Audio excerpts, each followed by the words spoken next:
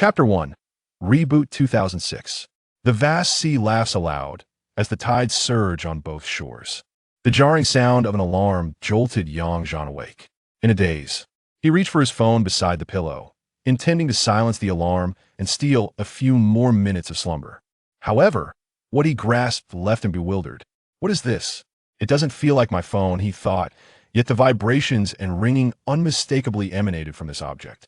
Struggling to open his eyes, Yang Zhan found himself even more confused. The old LG chocolate slide phone, stored in a rusty metal box, appeared surprisingly sleek and polished. Propping himself up, he surveyed his surroundings. Ah, isn't this the dormitory on the second floor of the operations department where I had my first job? The room featured simply painted white walls and yellow tiled floors, with a flower-patterned bedsheet covering the street-facing window. Inside the rectangular space were two iron-frame beds, each 1.5 meters wide, and against the wall opposite the bed sat two computer desks. On the table in front of his bed lay a silver-gray 15.4-inch Asus laptop, while the neighboring desk housed a clearly second-hand assembled desktop. Two simple fabric wardrobes separated the two workstations, preventing the two from peeking at each other's screens during gaming sessions. Slowly, he picked up the chocolate and slid open the screen, glancing at the date, Saturday, April 1st, 2006, 8:30 a.m. Half a minute later, the screen dimmed, and the piano-finished black screen reflected a youthful face, somewhat reminiscent of his younger self, but, at first glance, seemingly even more handsome. With effort, he steadied himself and pinched his thigh. The pinch, lacking in restraint, sent a jolt of pain through his nerves. Ouch! Damn! The pain almost propelled Yang Zhan off the bed. What the hell? What the hell? What the hell? Flustered, he rubbed his thigh while hastily getting out of bed, barefoot, and pulled the bedsheet curtain aside at the foot of the bed. Outside was the road, he remembered. On a Saturday morning, it was mostly deserted. Yet, the utility pole between the non-motorized lane and the motorized lane at the operations department's entrance was vividly etched in his memory. He recalled the first time he called the police on a stormy night, when the wires on that pole short-circuited and caught fire, and how he eagerly reported it.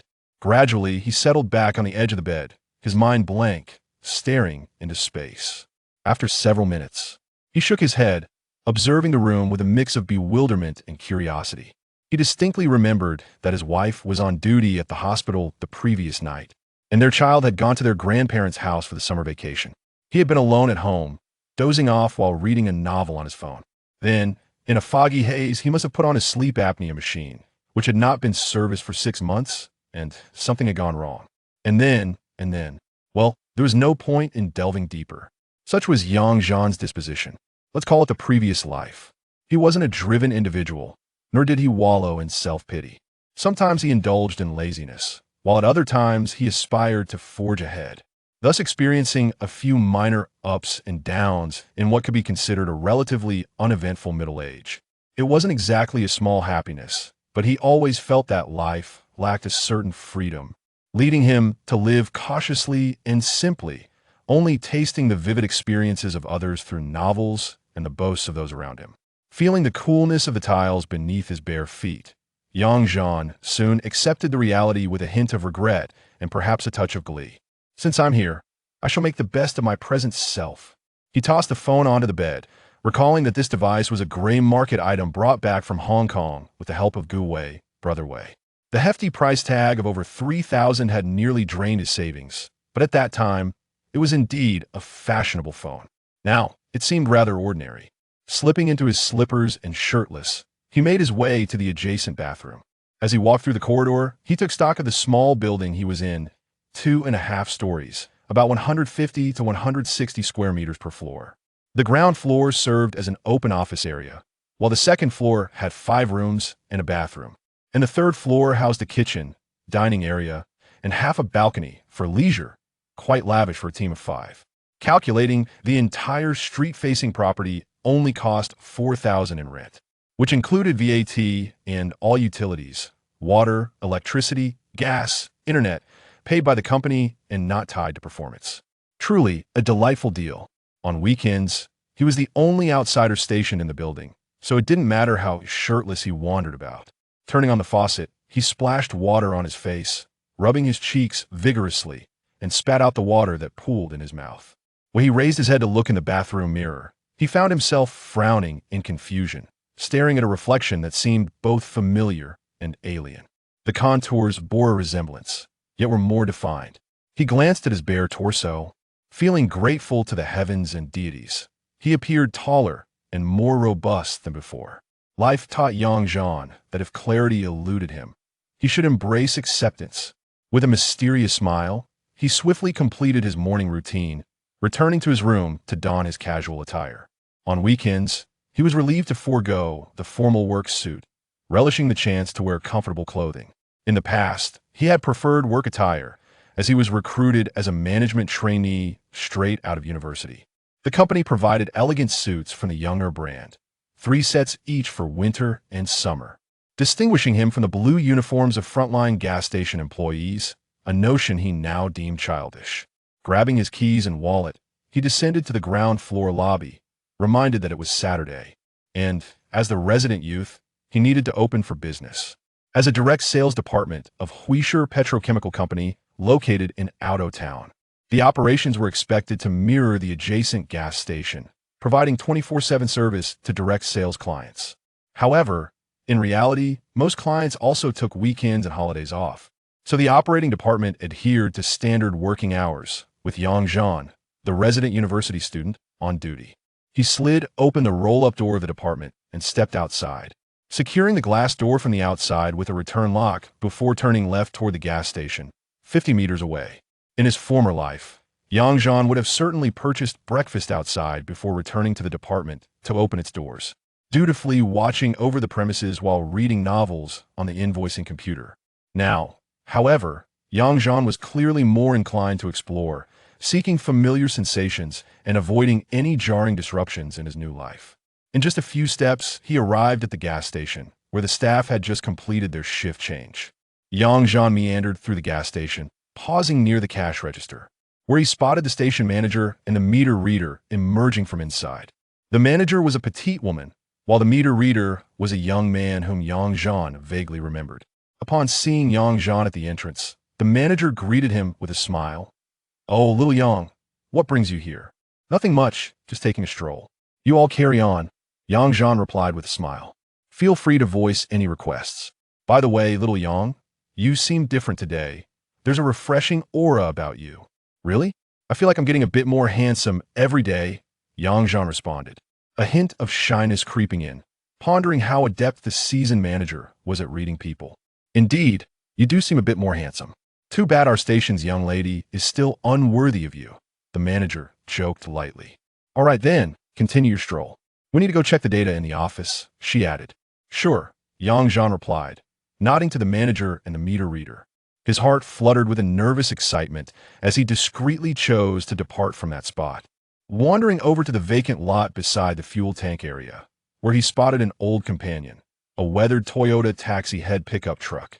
This vehicle was the assigned business vehicle for the operations department, registered 14 years ago, with a fuel consumption rate of 14 liters.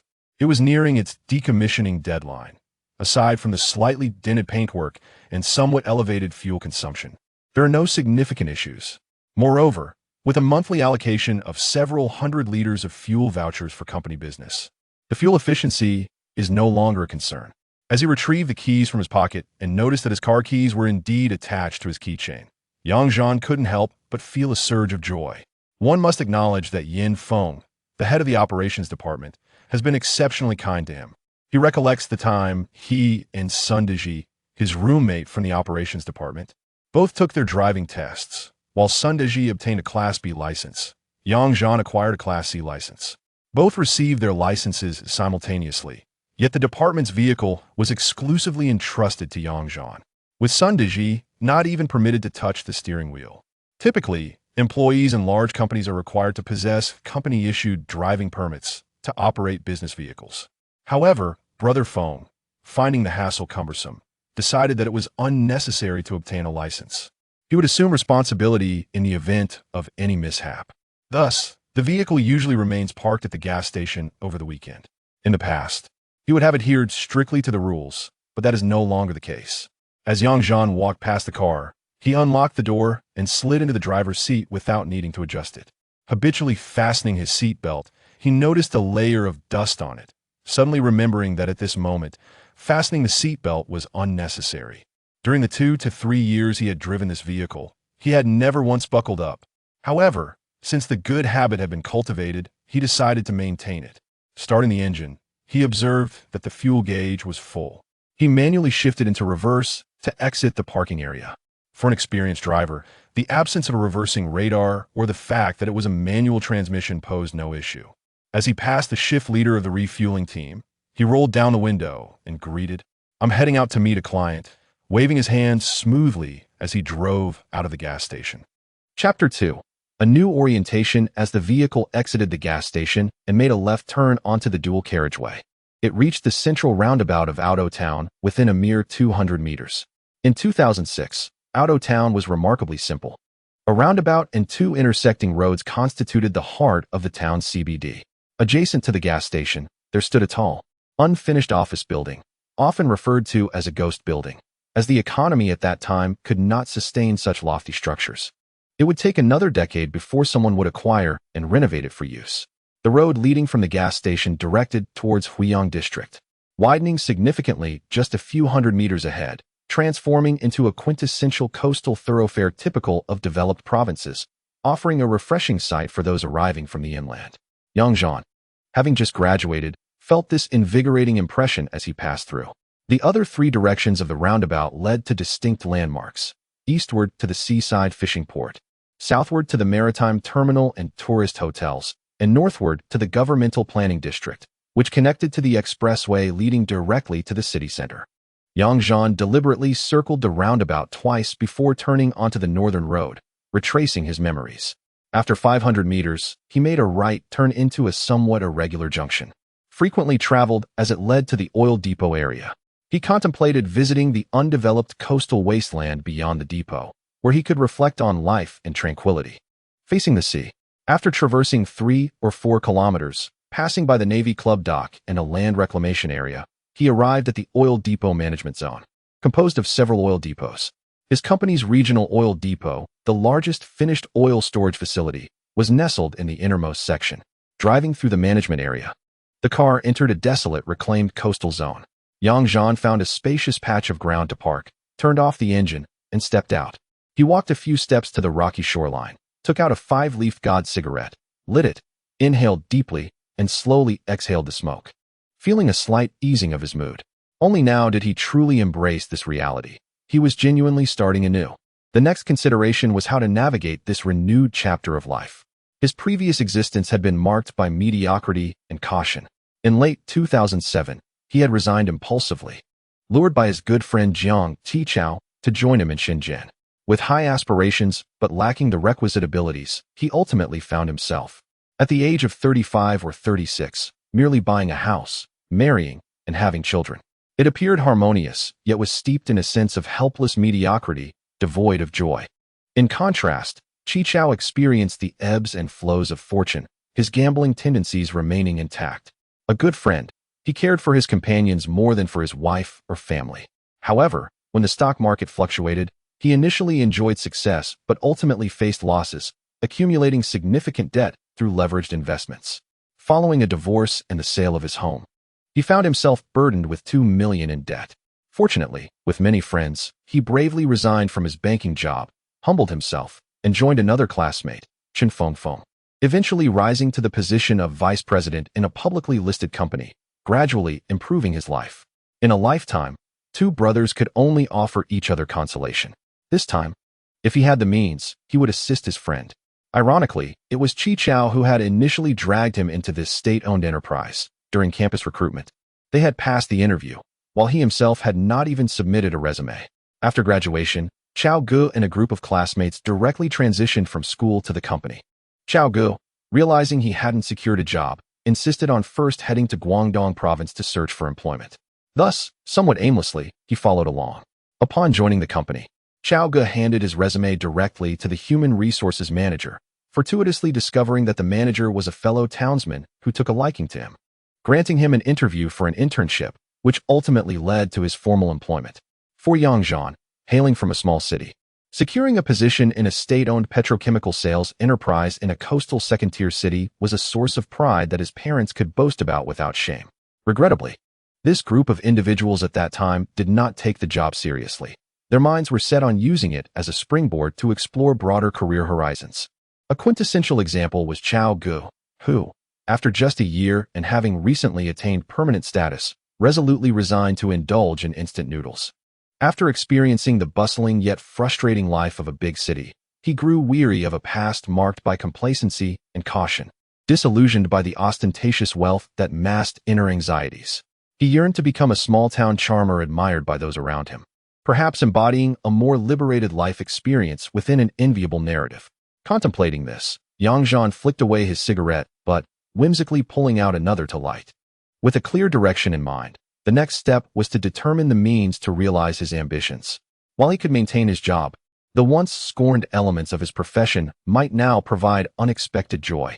Moreover, with a second chance and armed with experience, insights, and the accumulated knowledge from his previous life, he could at least secure a modest living in this industry. While he could not master the desires and bitterness of the wealthy, pursuing a foundation of financial freedom, whether small, medium, or large, remained essential. When it comes to earning money, one should avoid mentioning venture capital and the myriad of so-called trends. A rebirth without preparation would not guarantee seizing such opportunities even 10 times over. Yet often, fortune does not favor the unprepared. A balance between primary business income and unexpected financial gains is crucial. One must set aside moral scruples. When the time comes to gamble, one must be willing to abandon pride for potential gain. For instance, the upcoming FIFA World Cup betting in June 2006 or capitalizing on the fluctuations of the domestic stock market under prevailing circumstances. As a seasoned football fan with years of financial service experience in Shenzhen, Yang Zhan had witnessed the ups and downs of the industry and had tasted a bit of success. He did not seek riches but aimed to establish a solid financial foundation for a carefree life. With more than 2 months until the World Cup, he had previously made a few thousand through connections with Gu Weiwei's backers during the last tournament, but to achieve greater success, advanced preparations were necessary. He planned to bring along Wei Gu and Feng Gu, ensuring a reliable support network. Reflecting on his past, he realized that most of his friends and colleagues were friendly and harmonious, with only a handful of unpleasant individuals, who, regrettably, he had not valued before. Additionally, he felt the need to bring some vibrancy to his current work. The company, akin to a tranquil pond, provided a comfortable and secure environment to navigate. Yang Zhan, a graduate from Hunan province with a degree in marketing, entered the direct sales department, which, at the time, was deemed appropriate by the leadership. In reality, however, the majority were unaware that the field of marketing bore little relevance to direct sales. Conversely, those who had joined the retail management and business management departments were more evidently aligned with their professional expertise in marketing planning and promotional activities. Meanwhile, other classmates had secured positions in the human resources, general office, finance, and retail management departments.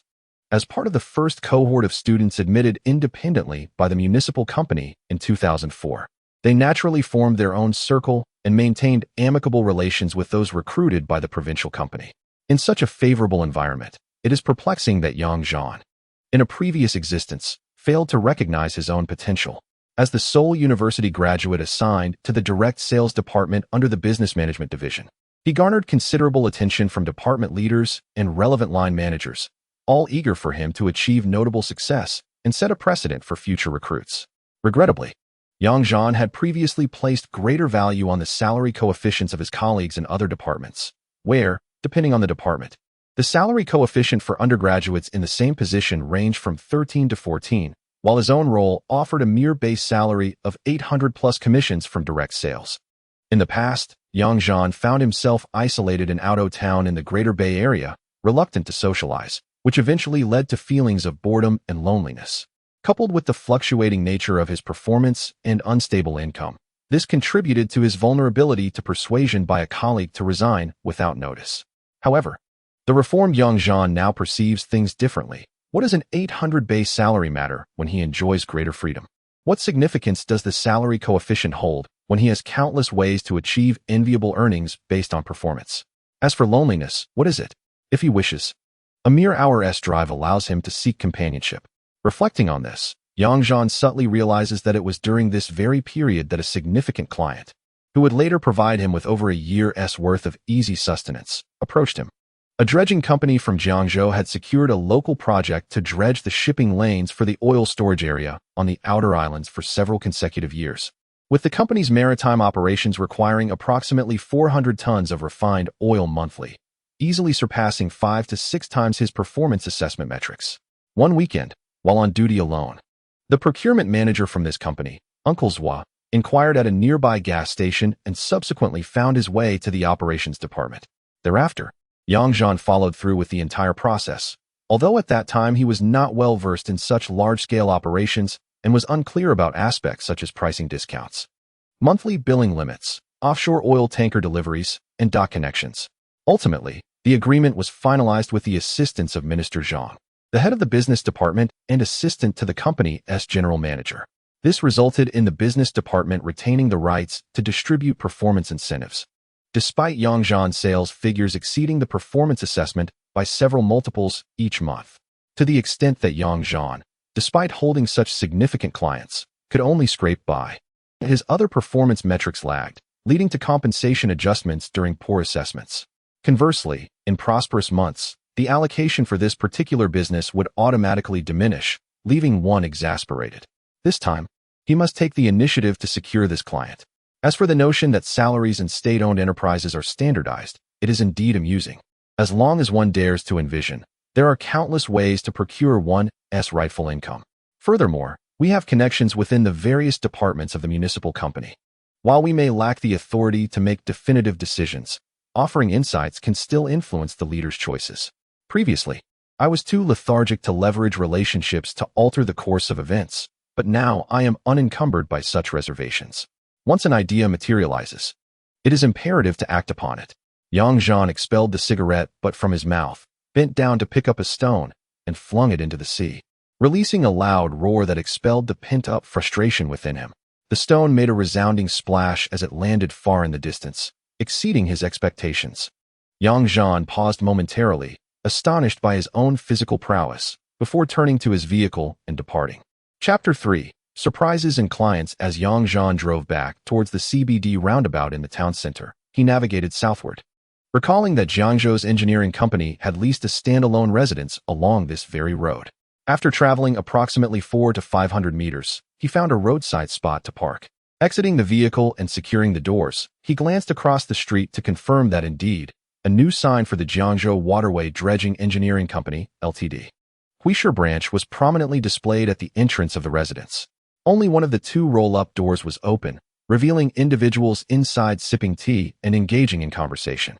On a concrete patch beside the residence, two people were playing basketball, with a hoop affixed to the side of the house, the backboard outlined in paint. Checking his phone, he noted the time was 9:55 a.m. He surveyed his surroundings and entered a nearby breakfast shop, ordering a bowl of pork offal rice noodles, nearly forgetting that he had yet to eat breakfast. As he savored his meal, he contemplated how to transition from a passive to an active approach in engaging the client. While approaching directly was an option, it seemed rather crude and would fail to deepen impressions or foster future emotional connections. After about 10 minutes, he finished his breakfast, retrieved a bottle of mineral water from the shop's refrigerator, and settled the bill before stepping outside. He observed that a basketball game was already underway across the street. Surprisingly, Uncle Zhua, the plump elder, had also been pulled into the game. It seemed that the engineering vessels had yet to arrive, leaving the technicians and young administrative staff, who had traveled overland, with idle time to alleviate their restlessness by engaging in basketball. Uncle Zhua, the administrative and procurement manager, played a pivotal role in their company, often showing concern for the younger staff when in unfamiliar territory. Yang Zhan casually strolled to the side of the basketball court, observing for about 10 minutes before discerning the situation. It turned out that the engineering and administrative departments were engaged in a friendly competition, with the losing side responsible for providing 2 cases of beer for the winners at lunch. The engineering department had a larger male contingent, allowing for easy participation in a half-court game, while the administrative team consisted of just 2 young male drivers, with the rest being young women, leaving Uncle Zhua to awkwardly fill in. Indeed, Uncle Zhua places little importance on winning or losing, should he lose. Purchasing a couple of cases of beer for everyone to enjoy brings him joy, especially since their company cafeteria provides 3 meals a day, catering to the standards of seafaring cuisine. The game is set with a 10-point lead determining the victor, and before the match commenced, Uncle Zhuo was already warming up in his leather shoes. Observing his movements, it was evident to Yang Zhan that he was indeed a man who had never touched a basketball in his life. Although he held the highest position at the scene, those around him shared jovial banter, reflecting a harmonious relationship. Before long, the match was about to begin. However, upon glancing at Uncle Zhuo, who was drenched in sweat with his shirt thoroughly soaked, it was clear that the respect for elders and affection for the young was in play. As both teams allowed him to take the first shot, representing the administrative department were 2 young men, Xiao and Xiao. Yang Zhan was acquainted with Xiao, who served as the dedicated driver for their branch's manager, cultured and reserved. Both he and Xiao possessed some basketball skills, though they were far from matching the prowess of Carey on the court. On the engineering department side, 3 young men displayed a noticeably better physical foundation. With similar levels of basketball skill, and considering Uncle's was presence equated to an extra player on the court, the engineering team maintained a steady lead over the administrative team. The game saw both sides exchanging points, with the engineering department consistently ahead by 2 points. Notably, whenever the ball reached Uncle Zhuo's hands, the engineering team would refrain from defending him, allowing him to shoot. Surprisingly, Uncle Zhuo managed to score a couple of shots, yet the number of missed attempts far outweighed the successful ones, resulting in a score of 6-4 after approximately 10 minutes. As 2 more minutes passed with no change in score, Yang Zhan could only shake his head and smile at the numerous missed shots. At this point, Uncle Zhuo was panting heavily, leaning on his knee while shaking his right hand, exclaiming that he could no longer continue. He glanced around and declared, "I need to find a substitute. I can't keep this up any longer."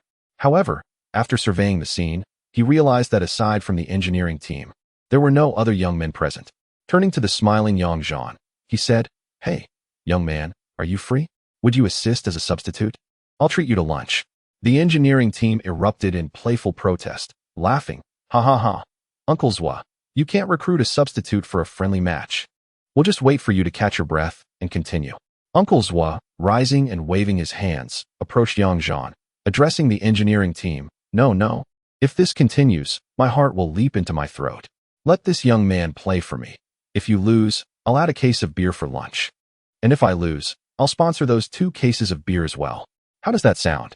Laughter ensued, as the primary goal was merriment, and no one insisted on pressing Uncle Zhuo further. He turned to Yang Zhan and said, "Young man, lend a hand. You seem to have a good physique and should be capable of playing. Winning or losing isn't important. After the game, we'll all enjoy some drinks and a meal together." At that moment, what could Yang Zhan say? With a natural smile, he replied, "No problem. I was just wondering what to have for lunch." He pulled up the sleeves of his shirt and sprinted to the basket to catch the bouncing basketball. As he received the ball in his right hand beneath the hoop, an inexplicable sense of familiarity surged within him, accompanied by an unexpected wave of exhilaration that coursed through his body. With a fluid dribble, he advanced 2 steps toward the 3-point line, suddenly halting to spin and execute a jump shot that swished effortlessly through the net. A faint gasp of admiration escaped from an onlooker. "Wow, what a skilled player." Yang Zhan rubbed his hands together, reveling in the exhilarating sensation. In the past, he had merely been competent at basketball, constrained by his physique and innate talent. But with this shot, he felt capable of holding his own against his university's team. After securing 2 rebounds under the basket, he dribbled back and forth to find his rhythm, attempting 2 more shots from the baseline and just beyond the 3-point arc, both of which swished through the hoop. Now, Yang Zhan was confident he had indeed acquired a newfound athletic prowess, and his spirits soared with uncontainable joy. As the game resumed, Uncle Zhuo, having taken a brief respite, observed Yang Zhan's impressive performance and urged everyone to continue playing. Winning or losing mattered little. Even the couch potatoes enjoyed watching skilled players dominate. The match proceeded according to the existing score, with Xiao and Xiao from the administration department humbly accepting their roles as support players. Yang Zhan initiated a play, passing the ball to Xiao, who returned it after engaging his defender. Yang Zhan then moved towards the right side of the basket, accelerating past his defender as he approached the free throw line for a sudden jump shot that effortlessly scored. 6-5. The scoring team maintained possession for their next offensive play, with Yang Zhan circling around the defense to receive a pass from Xiao. He swiftly turned and drove to the basket, executing 2 deft crossovers to elude a defender, before leaping gracefully for a delicate shot that soared into the hoop, seemingly without effort, the ball passing just above the lower rim. 6-6. Once again, Xiao initiated the play. After receiving the ball, Xiao positioned himself to find Yang Zhan. As Yang Zhan emerged from the backcourt, he passed by Xiao and, using his screen, stopped for another jump shot that found its mark. 6-7. 6-9. After nailing 5 consecutive shots, the engineering department found themselves at a loss. Defending against such skill was futile, as sometimes the disparity in ability necessitated a gentler approach. Once more, Yang Zhan received a pass from Xiao and, noticing the defenders had essentially conceded, he effortlessly dribbled to the basket, leaping to complete his task with ease. 6-10. The game concluded. Oh. The game is over, and we have triumphed. Uncle Zhuo exclaimed, embracing Xiao and Xiao. Everyone, keep playing. I'll arrange the lunch menu to ensure you all have a delightful time. Turning to Yang Zhan, he cheerfully inquired, young man, what is your name? Don't leave. We agreed to have lunch together. As Yang Zhan gathered the ball and prepared to dribble, he saw no reason to decline, smiling as he replied, sure. My surname is Yang, Mui Yang. You can call me Xiao. What is your surname? Did your company just open? I haven't seen you around in the past 2 years. Uncle Zhuo nodded in agreement and said, indeed, I am Zui. At your age, it is appropriate for you to address me as Uncle Zhuo. We have recently established a branch office, and the project team just arrived this year. Xiao, you entertain yourself with them for now. I will freshen up and make some arrangements. Let us gather at the cafeteria on the 3rd floor shortly for some drinks and conversation. He then turned to Xiao and instructed, Xiao, please ensure that Xiao accompanies you to the cafeteria for lunch. Do not let him stray. Understood, Xiao replied. Uncle Zhuo then turned and walked back into the building. Xiao encouraged the engineering department colleagues to form teams for another half-hour of play.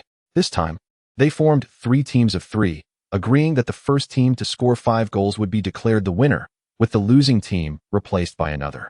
Thus, Yang Zhan, along with Xiao and Xiao, dominated their opponents from the engineering department for over half an hour. Yang Zhan became increasingly adept and spirited on the field. Even with Xiao and Xiao merely serving, passing, and positioning, they were thoroughly exhausted. In contrast, Yang Zhan seemed to glide effortlessly across the court, earning the admiration of those watching. Before they realized it, nearly noon had arrived. Uncle Zhuo personally descended to call everyone for a break and lunch, taking Yang Zhan alongside him as they ascended to the company cafeteria. In this 3rd-floor living room, 2 round tables were set up, laden with an array of homemade dishes, chicken, fish, seafood, and vegetables, with 5 or 6 generous servings. Chilled beer lined the edges of the table, and everyone opened their bottles and poured drinks in a relaxed atmosphere where drinking was neither forced nor encouraged. Once everyone had washed their hands and settled down, they began to eat and drink casually. Uncle Zhuo pulled Yang Zhan to a table closer in and started a conversation. Xiao, how old are you? And what do you do for a living? Yang Zhan poured himself a glass, clinked it with Uncle Zhuo's, and took a sip before replying, Uncle Zhuo, I am 24 this year, having graduated nearly 2 years ago. I currently work in the operations department of a petrochemical sales company in the Greater Bay Area, right next to the gas station on the west side of the roundabout. Uncle Zhuo's eyes lit up upon hearing this. What a coincidence. I was just thinking about our engineering project which is about to commence, and we have yet to secure a fuel supply. I was planning to visit your gas station in the next few days to inquire. Is your operations department capable of wholesale diesel distribution? Upon hearing this anticipated information, Yang Zhan swallowed a piece of vegetable, raised his glass to clink with Uncle Zhuo's, and said, Oh, Uncle Zhuo, that is precisely what we specialize in. We are a state-owned enterprise's finished oil direct sales department, specifically catering to projects and corporate clients like yours. I assure you, should you require diesel within this region, I can guarantee a smooth provision. Uncle Zhuo chuckled heartily and remarked, Hearing you say that is indeed like finding a pillow when one is sleepy. This matter will be straightforward. As we are newcomers in an unfamiliar place, the primary cost of our engineering project is fuel consumption. Typically, when we undertake projects in other locations, we hesitate to approach private oil companies. Firstly, we fear they may lack the capacity to meet our demands, both in terms of fuel supply and financial settlements. Secondly, we genuinely cannot trust the quality of fuel from private companies. Although we operate heavy machinery on our vessels, We take great pride in the equipment we procure for our dredging projects. Certainly, Uncle Zhua. To speak frankly, even if our oil quality were to present issues, you would still be able to reach us should there be any losses incurred, and I trust you would not fear our inability to compensate. Moreover, I can assert that in terms of product quality, no other company can match our resoluteness. As such, Xiao, let us conduct a thorough internal assessment of our monthly oil demand and financial settlement plans in the coming days. Do you have a business card? Or shall we exchange contact numbers so that I may reach out to you in a few days to discuss our collaboration? Our demand is likely substantial. Would you need to report this to your superiors, or can you devise a cooperation plan based on our requirements? Uncle Zhua inquired with a tone of negotiation. Today, Yang Zhan certainly did not bring any business cards. They might be in the car, but it would be inconvenient to return for them. Thus, he retrieved his phone and exchanged numbers with Uncle Zhua. After a moment of contemplation, he replied, Uncle Zhua, if the contract demand is significant, I will certainly need to request resource allocation from above. Furthermore, regarding the financial settlement conditions you require, such as monthly settlements, I will also need to coordinate the limits through my superiors. Nevertheless, it is not an issue. You provide the data and stipulate your requirements, and I will advocate for you throughout the process. While I do not wish to overstate my assurances, I am confident we can negotiate a plan that serves both our interests. Very well, Uncles were replied. Let us discuss the specifics further once I have gathered the data in a few days. It was indeed fortuitous and delightful to encounter you today. Come. Do not linger. Let us enjoy the meal. With a joyful demeanor, Uncle Zhua used his serving chopsticks to place food into Yang Zhan's bowl.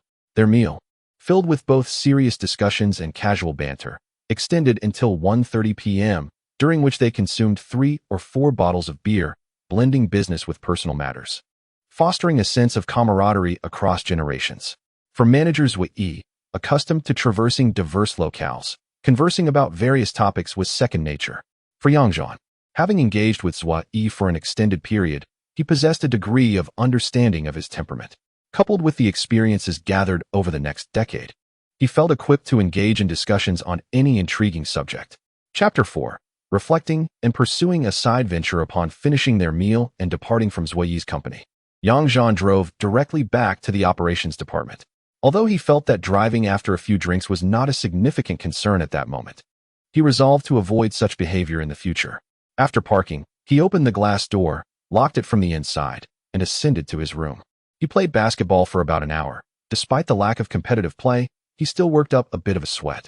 After changing into fresh clothes and taking a shower, he admired his reflection in the mirror before returning to his room. He unplugged the power and network cables from his Asus laptop, intertwined them, and carried them downstairs to the office, as he still needed to fulfill his duties and maintain appearances. Placing the laptop on his desk, he connected it to the specially designated network cable. In the entire office, there were only 2 invoicing computers situated behind the counter opposite the main entrance. In principle, the salespeople were not provided with office computers. He unlocked the glass door and pushed it open, signaling the commencement of normal business operations. For the majority of the time, the operations department remains open on weekends. Yet seldom does anyone step inside. Such is the company policy. The honest abide by the rules, while the more cunning pursue their own agendas, risking misfortune if caught. Yang Zhan was once considered a man of integrity, but the future remains uncertain. Today, however, he finds himself reeling from a profound mental impact, reluctant to confront an entire year's worth of chaotic thoughts in a single day. Thus, in the afternoon, he resolves to embrace his honest persona, attending to his duties to stabilize his emotions. Upon opening his computer, he discovers that no login password has been set. Surrounded by familiar faces, he realizes that the machine has merely served as a vessel for reading novels and playing games, rendering any precaution unnecessary. Yet, from this moment forward, secrets may emerge, prompting him to establish a login password for privacy before accessing the main interface. Beyond the essential applications, the most prominent feature is a game titled Sword Hero World, the login credentials of which he has forgotten and thus resolves to forego playing it in the future. There exists a stock trading software reminiscent of Tenghua Shan, which Brother Feng has utilized on his own computer just once or twice. Feng himself plays games on a second-hand desktop assembly purchased from Yang Zhan, at a price exceeding that which Yang originally paid for it, a testament to Feng's practicality. Reflecting on Brother Feng's performance in the stock market over the past 2 years, one cannot help but admire his accomplishments. Even amidst a booming market, he managed to incur a floating loss of 50 to 60, ultimately transforming himself into a shareholder of a public company. Consequently, by the end of next year, the two will find themselves lamenting over the analysis of the top 10 stocks of 2006 featured in the news. Upon returning, Yang Zhan feels compelled to assist his brother. But first, he must amass some capital. Currently, his bank balance barely exceeds 3,000. As this thought crosses his mind, he mentally notes it down. Despite the bull market being underway, a delay of 2 or 3 months poses no significant issue. He jots down reminders to open a stock account, acquire a travel permit for 3 regions, and assemble a set of basketball gear. Out of boredom, he opens a web page, and the first entry in his bookmarks is a site for online novels. Suddenly, a spark of inspiration ignites within him. After all, he possesses decades of reading experience in this genre. In this era, various formulaic novels are flourishing, and the monitoring is relatively effortless. Without boasting, he acknowledges that throughout his career, he has been adept at crafting reports, summaries, and plans. While he had not previously entertained such notions, nor had he the creativity to weave intricate tales, he now finds himself lacking for nothing. Contemplating a future that may not be as hectic, he wonders if he could adopt the persona of a cultured individual and write some novels. This could provide a supplemental income while enhancing his literary taste. Indeed, this seems feasible. With time on his hands, Yang Zhan decides to pause his whimsical musings and instead embark on a side venture to enrich his life. Regaining his focus, he ponders what genre of novel could be both engaging and widely appealing, his mind teeming with countless narrative tropes. Mundane existence, time travel, fantasy, and supernatural elements all appear viable. He settles on the title journey of a mortal on the celestial path. As a novice, he is in no rush to register as an author. Instead, he aims to write several 100,000 words, gauging his ability to control the narrative pace, and inviting the opinions of those around him, such as Sun Deji and Brother Feng, for their critique.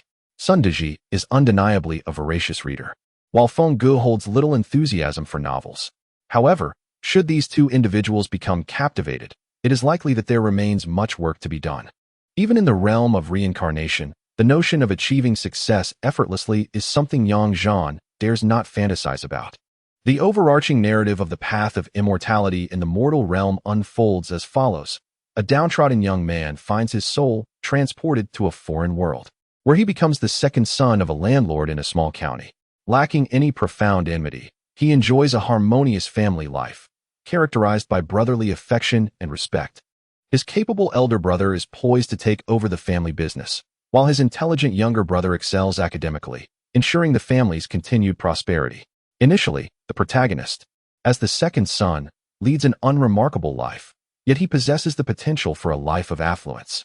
Upon his arrival in this new world, he discovers an innate talent for martial arts, igniting a desire to escape the monotony of a mundane existence. Through ancient texts and legends, he learns that this world thrives on martial prowess, with whispers of ascension to the realm of immortals through cultivation.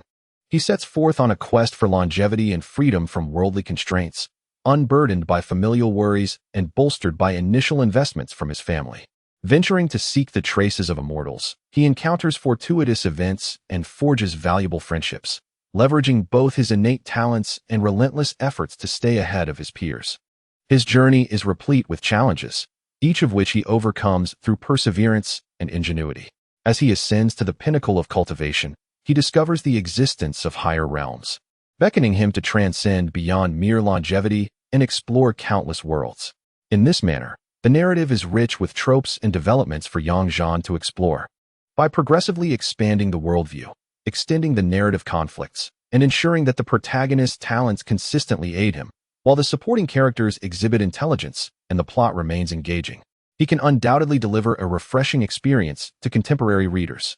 With a solid foundation in mind, Yang Zhan opened a new document on his computer, meticulously outlining the plot, characters, and conflicts.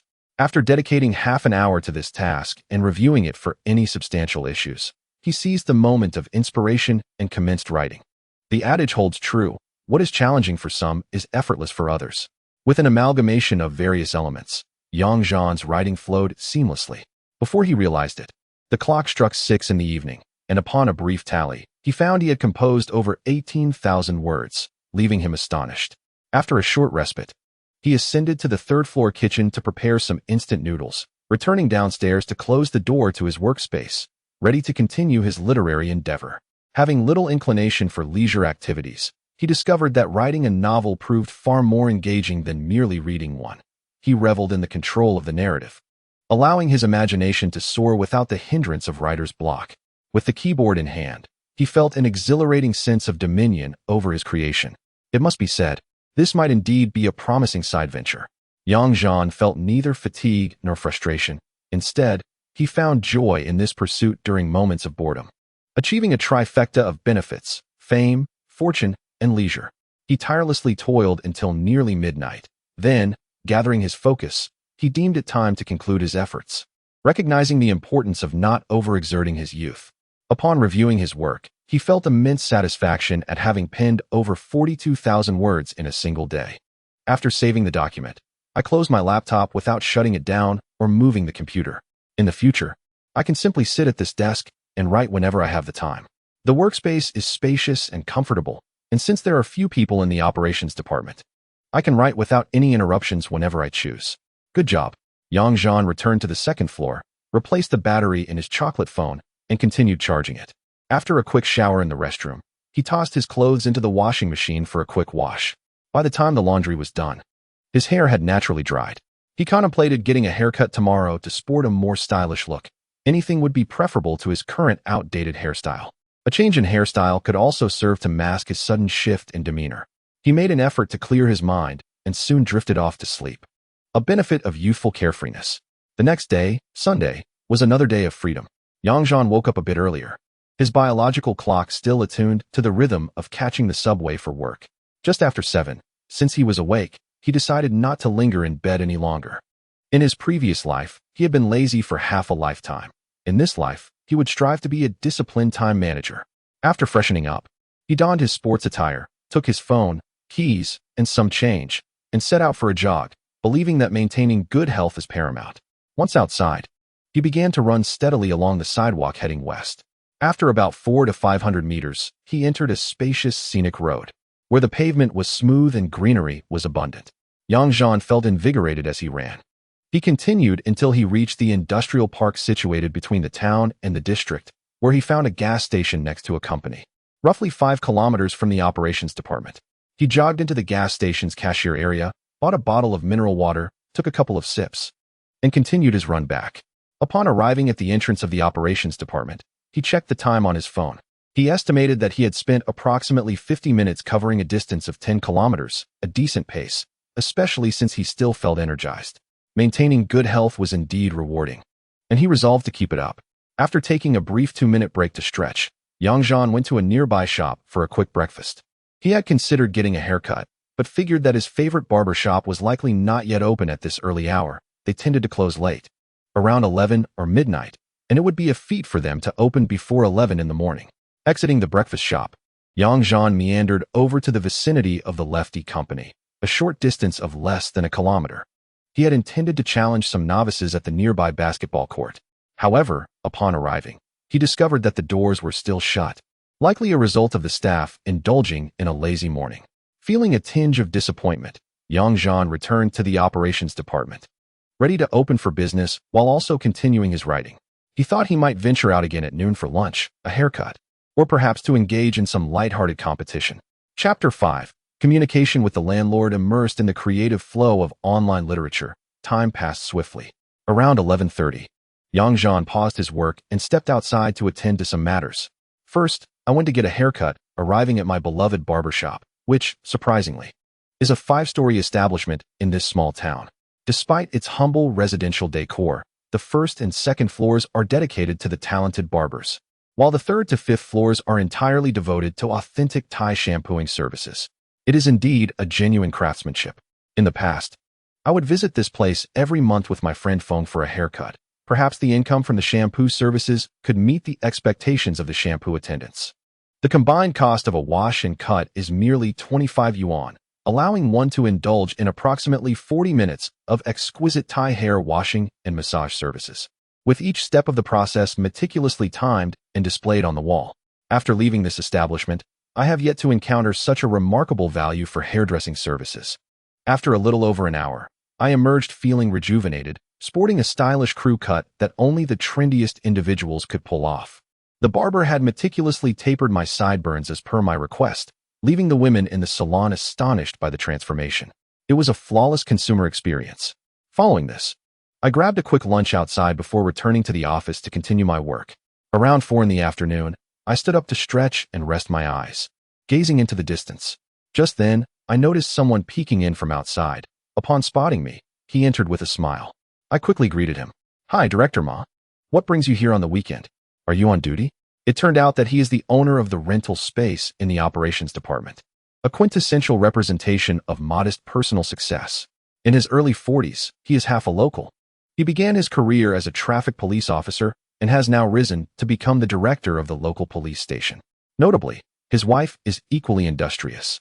She started her own factory providing processing services early on and now owns a factory in the city. The house they originally lived in was purchased by her long ago and is now rented out. "I'm not on duty. I just thought I'd drop by since I haven't picked up the rental invoices from last quarter to give to you. Almost forgot, it's been a few days late," he explained amicably as he walked inside.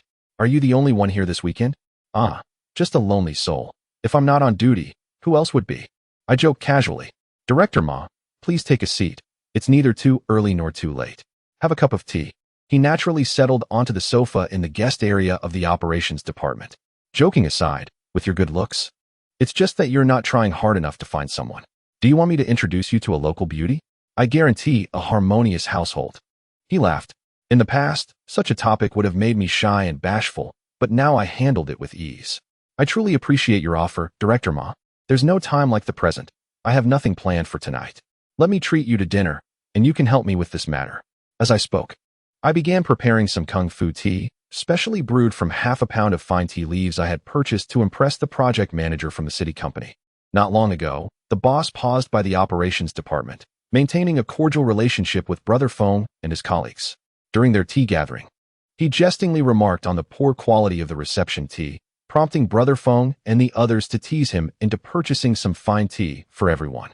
Generously, the boss handed 1,000 yuan in cash to Yang Zhan, instructing him to procure some superior tea from a nearby shop. Yang Zhan, not easily deceived, understood the glint in Brother Feng's eye and promptly spent the entire amount on half a pound of Tiguanyin tea, returning with a receipt for the boss. Among friends, such minor antics are harmless. After preparing the tea set, boiling water took a bit of time. Masu took out a rental invoice issued by the tax bureau and handed it to Yang Zhan. He casually accepted it, noting that the amounts and details were correct before placing it beside the tea table. "Well, since you mentioned it, I'll handle it directly. I have no plans for the evening," Masu remarked while scrolling through his phone. It is worth noting that in 2006, in a small town, college graduates still enjoyed a modicum of societal privilege. Masu had always held a favorable impression of Yang Zhan, a university student. This direct interaction today revealed that the young man not only possessed a commendable educational background and a good job, but was also quite attractive, especially striking today. Moreover, his ability to engage with others gracefully and with emotional intelligence made the task at hand seem effortless for him. As they conversed, the water reached a boil, prompting Yang Zhan to begin steeping the tea. In Guangnan province, anyone who had not learned the art of tea brewing within half a month would be deemed socially inept. Masu reclined on the sofa, continuing to browse his phone, and within the time it took to brew the tea, he managed to arrange 2 phone calls regarding the restaurant, menu, and personnel. Setting down his phone, he sipped the tea and exclaimed, "Ah, this tea is delightful. You see, brother, everything is already arranged." With a flick of his other hand, he showed Yang Zhan his phone, adding, "Later, just lock up and accompany me. This is my territory. With me, there's no need to worry about food and drink." What could Yang Zhan say? He simply acquiesced. Even a playful retort about the treat would seem unwarranted, as he had learned enough from his experiences. As their conversation flowed, there was no sense of awkwardness or abruptness. Yang Zhan effortlessly guided the topics, and Masu, who enjoyed chatting, shared anecdotes and life experiences with ease. Yang Zhan was an attentive listener, mastering the art of supportive engagement.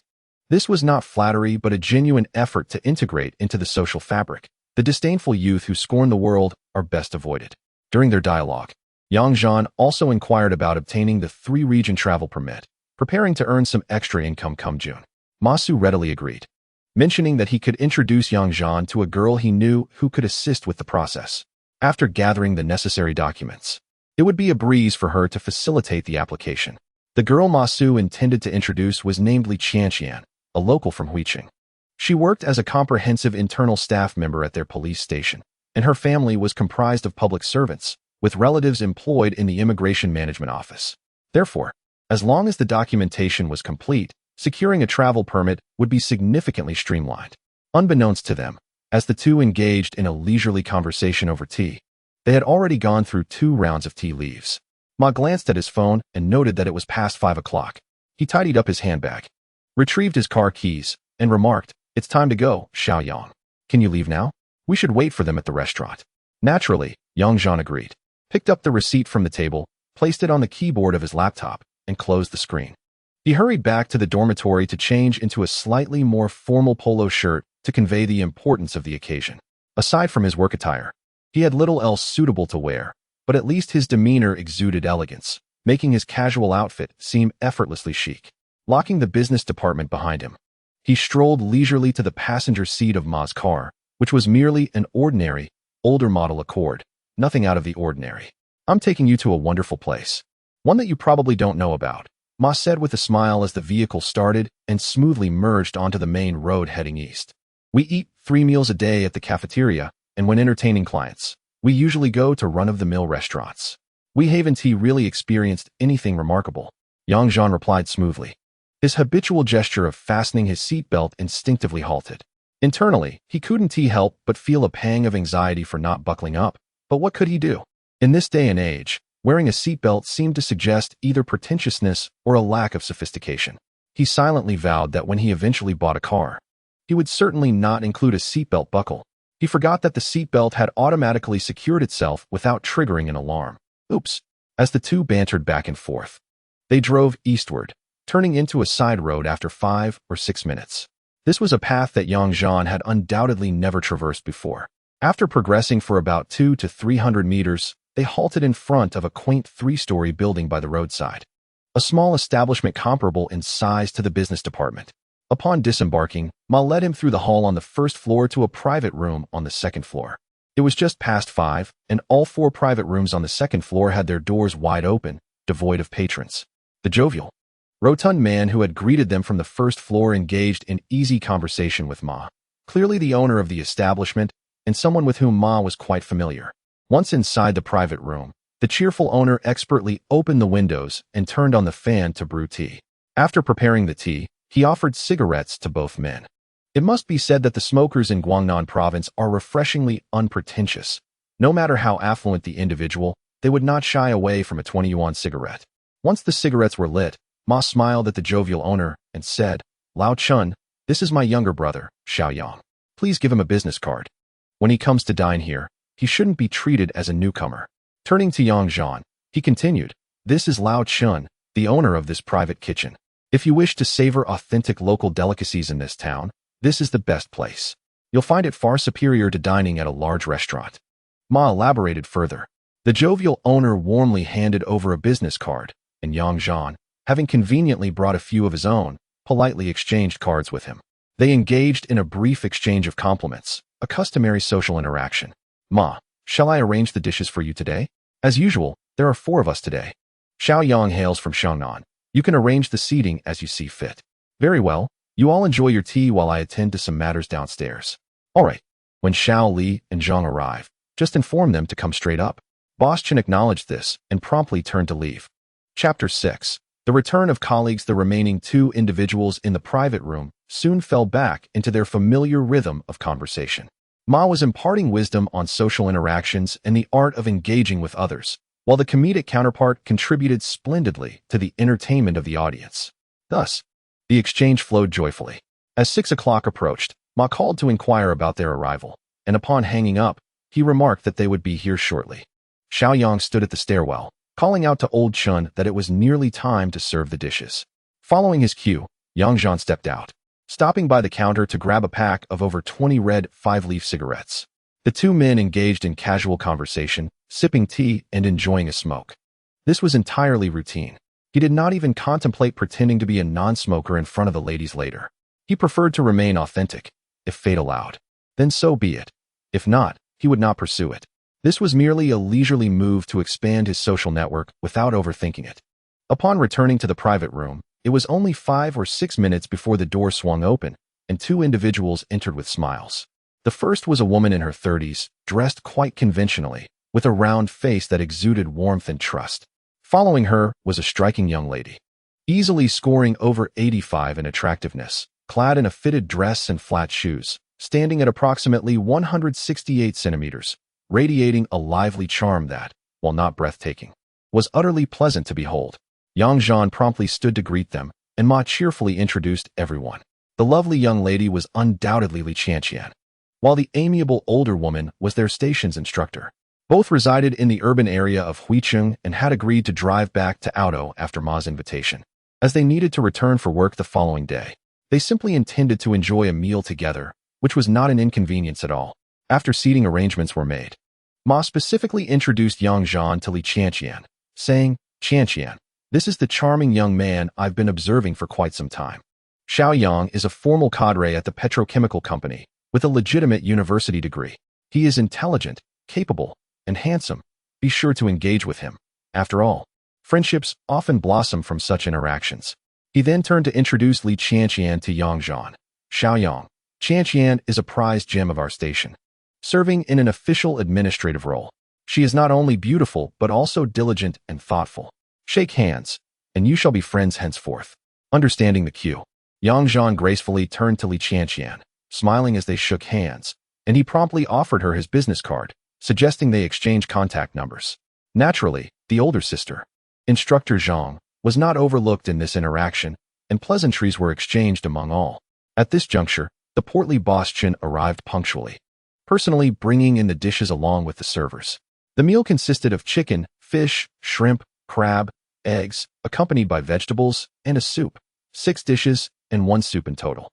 For 4 individuals, these selections were neither extravagant nor inadequate. They struck a perfect balance. Upon seeing the spread, Yang Zhan was confident in the culinary quality, as homestyle cooking relied on fresh ingredients and exceptional culinary skills, though there were also establishments that thrived on top-tier ingredients and service environments. In comparison, Yang Zhan, accustomed to the life of an ordinary citizen, finds greater joy in private dining establishments that craft exquisite flavors from simple ingredients. As long as the environment and service are satisfactory, he has yet to cultivate a taste for extravagant indulgence, and it is highly unlikely that wealth would alter this disposition in the future. The beverages are a matter of personal choice. It is amusing to note that Sister Zhang opted for a drink, while Li Qianqian preferred to share beer with the group. Typically, spirits and wines are not purchased at restaurants unless brought from home. After savoring a few dishes, Ma Su raised his glass, joining everyone in a toast. As the alcohol slid down, the atmosphere naturally became lively. An adept comic relief artist subtly adjusted the dynamics, transforming into a skilled purveyor of humor, skillfully navigating the rhythm and flow of conversation, thus enhancing the conviviality of the gathering. Laughter and merriment echoed from the private room, and the charming Li Qianqian shed any pretense, engaging in the discourse with Yang Zhan seamlessly, the initial awkwardness dissipating swiftly. Halfway through the meal, the two young individuals felt comfortable enough to initiate their own conversation. Yang Zhan seized the opportunity to discuss the process of obtaining a 3-region travel permit. Li Qianqian, likely having assisted several friends with this matter, was forthcoming, outlining the necessary documentation, processing times, and restrictions on the number of trips. They exchanged QQ numbers, agreeing that Yang Zhan would provide her with the required materials in a couple of days for her assistance. Their interaction was natural and measured, reflecting their respective composure and upbringing. Yet the mutual attraction was palpably evident. It remains uncertain how far this fondness might develop, but both were astute, understanding that impulsive behavior often belongs to the realm of inferior dramas. It is foreseeable that with increased interaction, their similar temperaments could lead them to become good friends. The convivial dinner progressed swiftly, and during a brief interlude to the restroom, Yang Zhan took the initiative to settle the bill with the portly owner, Chen. The cost of over 400 yuan was a worthy expenditure for his current character. Although he could have refrained from paying, as Ma Su had offered, he recognized that one's stature is built upon the accumulation of such seemingly trivial acts. Despite his current financial constraints, his elevated perspective and taste have diminished his regard for wealth. As 8 o'clock approached, Chen returned with a platter of post-meal fruits, subtly indicating to Ma Su that the bill had already been covered by Yang Zhan. Ma Su said nothing, yet he surely held a deeper appreciation for the comic relief artist. At precisely 8, the meal concluded, and the group descended the stairs together, with no subsequent activities planned. They lingered at the entrance for a brief conversation before parting ways. Li Qianqian shared a ride with Sister Zhang back to their work dormitory, while Ma Su drove Yang Zhan home before returning to the dormitory of the on-duty leader for some rest. Along the way, Yang Zhan emphasized that he would finalize the rental payment process in the coming days and personally deliver it to Ma Su, leading to a cheerful farewell between them. Upon returning to the operations department dormitory, Yang Zhan prepared to take a shower before heading downstairs to write, noticing that Lu Na from the opposite room had returned, prompting him to greet her before attending to his own matters. Lu Na serves as an order processor in the operations department. Residing in Pengcheng, she returns home every weekend. This 20-year-old maiden possesses a physique and appearance that could be rated above 80, yet she is not to Yang Zhan's taste. Moreover, she proudly flaunts her boyfriend, who happens to be her childhood companion and cousin. After completing her morning routine, she descended to continue her writing, simultaneously adding Li Qianqian on QQ and engaging in a chat, which further diminished any sense of unfamiliarity between them. Their conversation flowed harmoniously, serving as a delightful interlude for Yang Zhan amidst his writing endeavors. Around 10 o'clock, Yang Zhan stretched and took stock of his progress, having penned nearly 40,000 words that day, smoothly navigating through his creative process. During this time, his colleagues, Kong Pingyan and Sun Deji from the operations department, returned one after the other, exchanging greetings and brief conversations before retreating to their dormitories for rest. It must be noted that Kong Pingyan, affectionately referred to as Old Kong, is a stalwart of the operations department. Despite the countless leaders and employees who have come and gone, he has steadfastly remained. In his 30s, he possesses little formal education and is unmarried. Rising from a gas station employee to a direct sales representative, he has cultivated numerous local connections, allowing him to acquire a wealth of small clients, earning him the title of top seller in the direct sales division. He is a polarizing figure, with both admirers and detractors, yet he remains unfazed by others' opinions, focusing solely on his work. Beyond his sales income, Old Kong likely enjoys additional financial benefits, which makes him relatively generous towards his colleagues and positions him as a unique figure within the department. Sun Deji, known as Old Sun, is a long-standing employee of the company but has not been with the operations department as long as Yang Zhan. Previously a gas station manager, he found himself sidelined due to mistakes and later volunteered to become a direct sales representative. At 28, he holds a college diploma, is unmarried, and has a girlfriend who works as an accountant in the retail sector, having served as a station manager for several years. He is well-versed in the internal processes of gas stations. While he can manage handwritten invoices for side jobs without issue, handling larger volumes proves more challenging. His presence in the operations department has not been particularly welcomed, with Feng Gu and Old Kong generally excluding him from their social circles, leaving him to rely on Yang Zhan for a sense of belonging. Speaking of Feng Gu, he is Yang Zhan's fourth leader within the operations department. While Yang Zhan himself is known as a veteran of 4 leadership tenures, although he does not quite match Old Kong's experience, the operations department was originally a place for employees to settle in for the long term. When Yang Zhan joined, the first leader had been left there for 6 months before being transferred to another region. The second leader, formerly the director of the retail major area, suffered from a herniated disc and was assigned to the operations department for over 3 months of recuperation. Once recovered, he swiftly ascended to the position of director of the company's risk management department. He had once considered bringing Yang Zhan along, recognizing his articulate nature, but Yang Zhan dismissed this leader as overly calculating at the time. Ironically, this leader has since thrived in his career. The third leader, Fu Yu, is a genuine alumnus of Yang Zhan's school. All who joined the company in the same cohort refer to him as brother, and at 29, he has already attained a mid-level management position as the director of the retail area. Do not question it. Within the framework of state-owned enterprises, this individual is indeed considered exceptionally promising. Despite sharing the same rank as the director of the operations department, The scope of authority he wields over personnel and affairs is far superior. This gentleman ascended in rank, but must await a position to become available. Thus he lingered in the operations department for several months. He is currently serving as the retail director in the Huiyang district, overseeing the operations of numerous gas stations. When it came time for Brother Feng, the company's supervisory department realized that the operations department could no longer afford to languish, prompting them to transfer Brother Feng from the business department, effectively a promotion, with the mandate to rectify the department and enhance its performance. Naturally, Brother Feng willingly accepted this transition. Previously, he was responsible for management in the business department and had a number of clients, often conducting transactions under others' names. As a mere college graduate, he was not adept in reading, writing, or comprehension, and with an increasing number of university-educated individuals in the business department, he decided to descend to frontline sales, gaining both freedom and a promotion. However, to underestimate Brother Feng would lead to a sharp reprimand. It is crucial to recognize that serving as the director of the operations department represents a significant advancement to mid-level management within a state-owned enterprise. Many aspire to such a promotion as a springboard for a successful career. Brother Feng's arrival is partly attributable to his adept interpersonal skills, maintaining harmonious relations with various departments within the company. Additionally, his father is the CEO of a petrochemical company in Brother Feng's hometown, a small local stronghold where he has held considerable influence for many years, which undoubtedly facilitates certain connections. Moreover, the high-ranking official of the city company, who also serves as the union chairman, shares the surname Yan. Those in the know will understand the implications. Chapter 7. Deceiving Brother Feng. Initiating the process, just as I thought of Brother Feng, he pushed the door open and returned. The unassuming Brother Feng never drives between locations. On Fridays, he takes a bus home, and on Sundays, he typically rides back on a fuel truck traveling from the city to the oil depot. His longtime friend, Gu Weiwei, serves as the chief dispatcher for the entire company's land transportation, arranging his travels seamlessly each week. Since Brother Feng joined the operations department, he has viewed Yang Zhan favorably.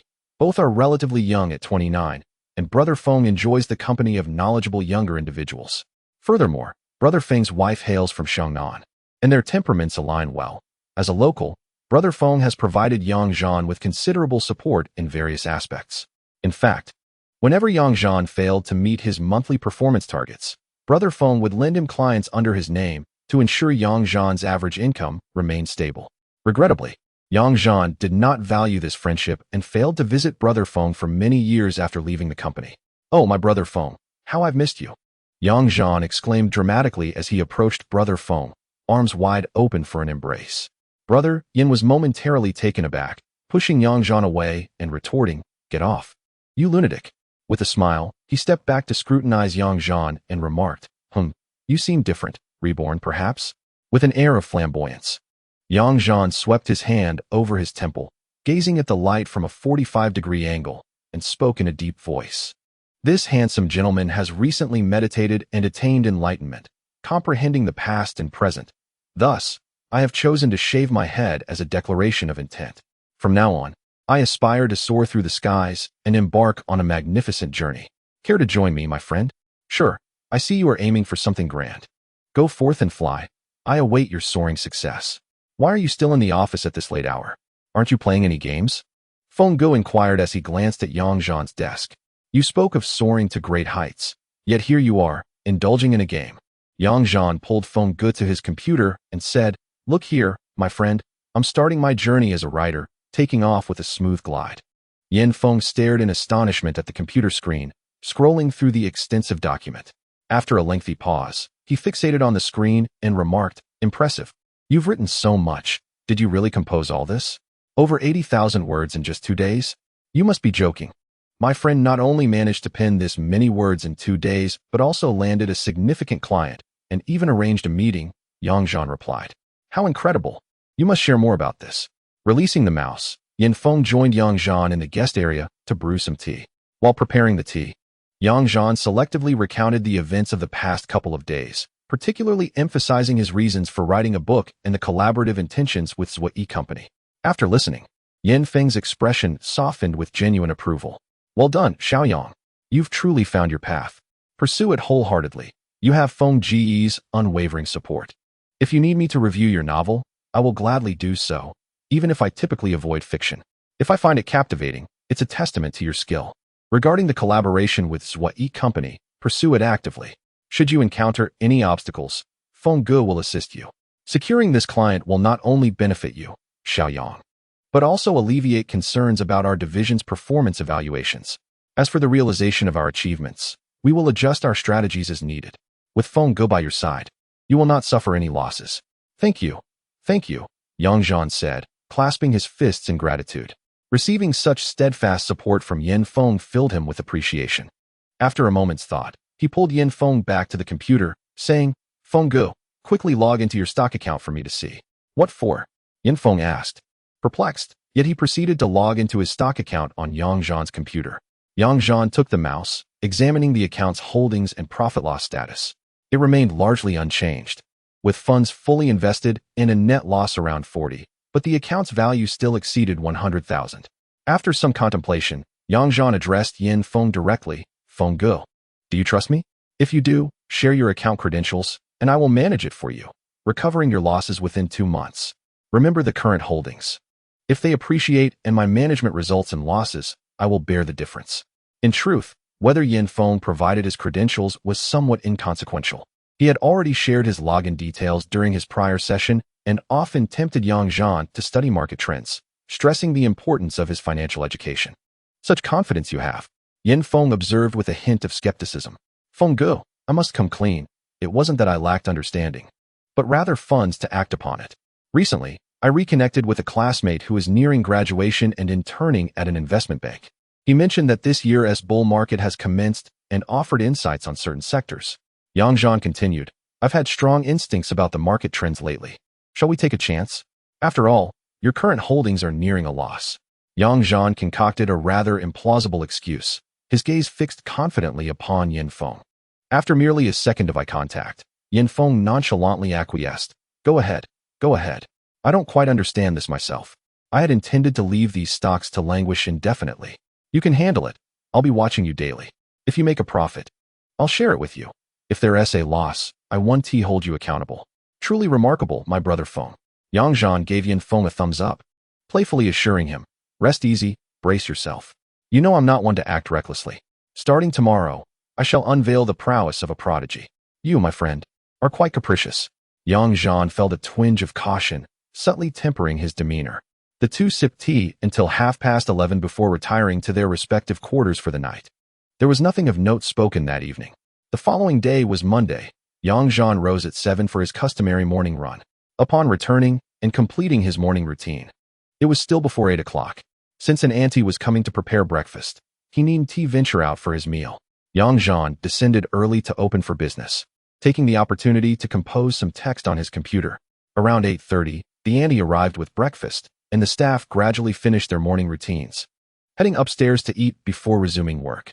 Without the usual morning meetings or convoluted corporate culture briefings, everyone habitually gathered in the reception area to sip tea and discuss the week ahead.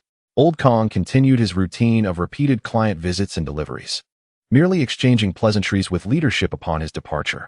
Old Sun had little to attend to this week, as his clientele was scant. Thus he planned to accompany Yang Zhan as usual.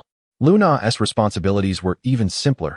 She would process orders as they came, liaising with the finance or business departments when necessary, while ensuring her presence in the office during working hours.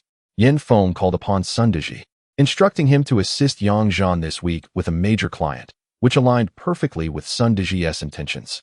Once this was conveyed, there were essentially no further constraints. Typically, clients with needs would contact suppliers directly, and savvy salespeople wouldn't disturb potential new clients on a Monday morning. Yang Zhan awaited news from Zhuai and had no minor client inquiries, happily continuing to type at his desk. Sun Deji stood outside the operations department, feigning a phone call. Around 9:20, Yang Zhan called out, Brother Feng, who promptly handed him the stock account and password, standing by to observe his maneuvers. Upon opening the account, Yang Zhan noted a slight increase in the collective bidding of his held stocks. Paying it no mind, he executed a one-click sell as soon as the market opened, swiftly completing the transaction for over 100,000 in holdings, which yielded an amount exceeding 11,000 compared to yesterday. Subsequently, Yang Zhan entered the code 600497, Qihong zinc and germanium, into the software. The current price hovered around 2080. Without hesitation, he executed a one-click purchase of 53 shares. Task accomplished. He had a vivid recollection of these particular stocks and had previously analyzed their K-line trends with Feng. This stock was projected to rise by approximately 40 points in April, followed by a brief correction in May, before soaring to new heights. Yang Zhan plans to capitalize on a market surge in April, during which he intends to execute 2 minor trades to mislead Yen Feng. By the end of the month, he aims to divest and subsequently invest mindlessly in stock 600143, Jinfa Technology. This particular stock is projected to appreciate by approximately 50 in May. And after a correction in June, July, and August, it is expected to soar once again.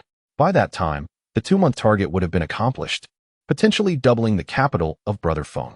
Of course, should Yen Feng decide to increase his stake midway, that would be his choice. In any case, Yang Zhan finds himself devoid of quick money-making avenues before the World Cup, and he believes that focusing on business and writing could yield some modest profits without significant risk. Observing the operations, Yen Feng, somewhat bewildered, inquires, "Is that all?" Yang Zhan confidently responds, "What else would you expect? Should I draft a 10,000-word report? Rest assured, if luck favors us, this stock will return your investment within the month." A touch of bravado can indeed bolster the audience's confidence. Left speechless, Yen Feng contemplates his position, aware that he is at the mercy of the situation, and decides to relax. Yang Zhan continues, "Brother Feng, I shall resume my writing. Once I surpass 200,000 words, I'll share it with you." Too few words hardly convey any essence. Yen Feng replies, "No worries, focus on your work. I'll just step out to the gas station." With that, he exits the business department. As Yang Zhan resumes typing, a thought crosses his mind. He must expedite the opening of a stock account. With a few hundred yuan in cash and over 2,000 in his account, and with his salary from last month due on the 5th, even the smallest sum is worthwhile. He could also call his elder sister, who has accumulated substantial savings over the years. Borrowing from her to enhance his investments would be prudent, with the understanding that any profits would go to her. Moreover, by next October, the market could easily multiply her investment several times. If she has her own account, he can simply guide her on how to invest, making things simpler. He also needs to take a photo for identification.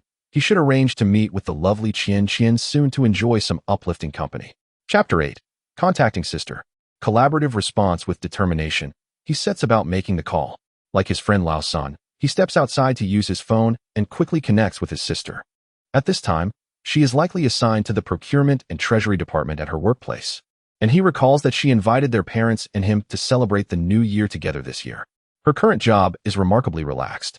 However, Yang Zhan contemplates persuading her to return to their hometown for further development once he earns some money, as she has become somewhat of a reluctant participant in relationships over the years, having adopted a philosophy of remaining unmarried, leading a solitary life at over 40, where one person's sustenance suffices for all. Leaving her current situation might bring about significant change. Furthermore, having ventured into the workforce at 17 or 18, she has not amassed a substantial fortune. Nevertheless, she has always been supportive of her brother whenever he needed help. For that reason alone, he is determined to ensure her happiness in this lifetime. During the call, he confirms that she has indeed opened her own stock account and currently possesses over 60,000 yuan in savings. With heartfelt sincerity, Yang Zhan advises her to invest all her funds in Qihong zinc and germanium stocks, promising to guide her on when to sell later. In order to convince his elder sister, Yang Zhan concocted a myriad of justifications, boasting about his capabilities and emphasizing his access to information channels. He solemnly advised her to keep this news confidential.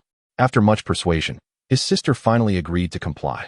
However, just half an hour later, she sent him a text containing her stock account details and password, followed by a phone call instructing him to manage her investments directly, assuring him she would review her account after the market closed each day. It was evident that their bond as siblings was genuine. After the call, Yang Zhan hurried back to his computer, logging into his sister's account. Fortunately, it was with the same brokerage, so there was no need to download the trading software anew. Upon inspecting the account, he discovered a balance of over 65,000 yuan, likely due to her infrequent trading activities, as the funds had just been transferred. With the price of Qihong Zen Gu hovering around 2,090, he swiftly executed a straightforward purchase of 31 lots without hesitation. Once he exited the software, Yang Zhan paused to retrieve his keys and opened his office desk drawer. In the second compartment, he indeed found a notebook resting atop an envelope, which he estimated contained over 5,000 yuan in cash. This was a small treasury accumulated by the business department, a collective fund sourced from various clients who provided easy money. Everyone felt awkward accepting this extra income personally, so it was pooled together for shared expenses, mainly to cover the salary of the cooking auntie and the monthly food allowances for staff meals. Some may question whether such a modest sum would suffice. To be frank, it was quite adequate. The cooking and cleaning staff hired by the department were actually skilled chefs who had chosen not to venture out, but instead stayed home to accompany their children through schooling. They were paid a monthly salary of 600 yuan, with additional costs for groceries. While the exact earnings from these arrangements were not scrutinized, the meals prepared for the department staff were always satisfactory, so details were overlooked. Yang Zhan was undoubtedly the most suitable custodian of these funds in the business department. The fluctuations in the treasury's monthly inflow and outflow generally left a balance of no less than 5,000 yuan. Previously, he would never have considered touching this money, but now, the thought of maneuvering a portion to earn a little extra pocket money seemed trivial. He promptly pocketed 5,000 yuan in cash, secured the drawer, and grabbed his car keys as he headed out. After a brief drive, Yang Zhan returned having completed the tasks of photographing and depositing funds for his new account. Initially intending to invest in Sheng Gu with his own stock account, he reconsidered and rifled through his wallet, discovering 2 credit cards within. He almost forgot that these cards were part of a strategic collaboration between banks and companies, specifically designed for employees of large corporations, offering a combined credit limit exceeding 80,000 yuan, previously untouched. Seizing the moment, Yang Zhan drove out again for over an hour, utilizing several gas station cashiers to withdraw the substantial sum available on his credit cards, transferring it directly into his stock account. The advantages of having connections were evident. He incurred no service fees and faced no lingering responsibilities. At this stage, obtaining such a significant amount of cash from anyone was virtually impossible, yet his quick thinking allowed him to recharge his own finances. An excellent strategy. Contemplating whether to apply for a few more credit cards, I ultimately relinquished the notion, realizing that excess often leads to folly, and becoming overly fixated on trivial matters would contradict the essence of a well-lived life. Upon returning to the office, I noted there was still time, so I logged into my stock account and purchased 43 lots of Sheng Gu at 2085. My aspirations are still in the formative stages, and even a modest profit brings me joy and satisfaction. I fear those wealthy individuals who, after acquiring planes, yachts, or sports teams, find no exhilaration beyond a single day. Such a state lacks meaning.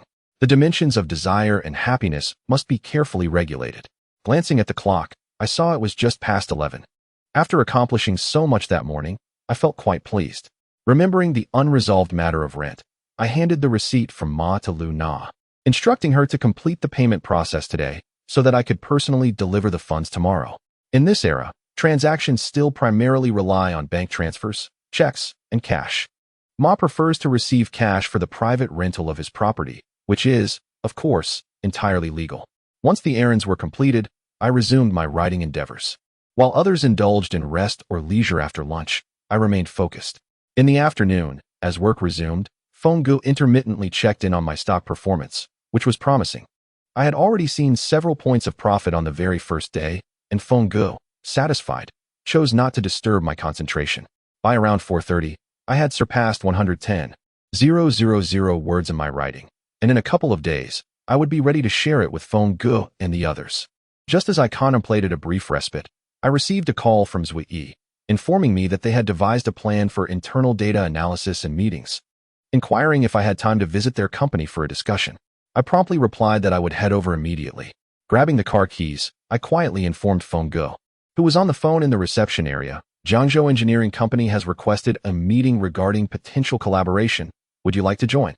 Feng Gu covered the phone's microphone with one hand and replied softly, "Can you handle it on your own? If so, go ahead and make the connection. I'm currently engaged with a client. If you need assistance, just call me later." He nodded affirmatively, giving me an encouraging glance. I acknowledged with an okay gesture, clenched my fist in a gesture of determination, and exited the business premises. Scanning the area, I did not see Sun Daji and decided against searching further, driving directly to Zuiyi's company. Upon arrival, I ascended to Zuiyi's office, where I was recognized by many of the staff, several of whom greeted me with nods. Inside, Zuiyi was seated on a simple wooden bench, sipping tea while perusing an A4 sheet with his left hand. Upon seeing me enter, he smiled and welcomed. "Ah, Xiao, you've arrived so quickly.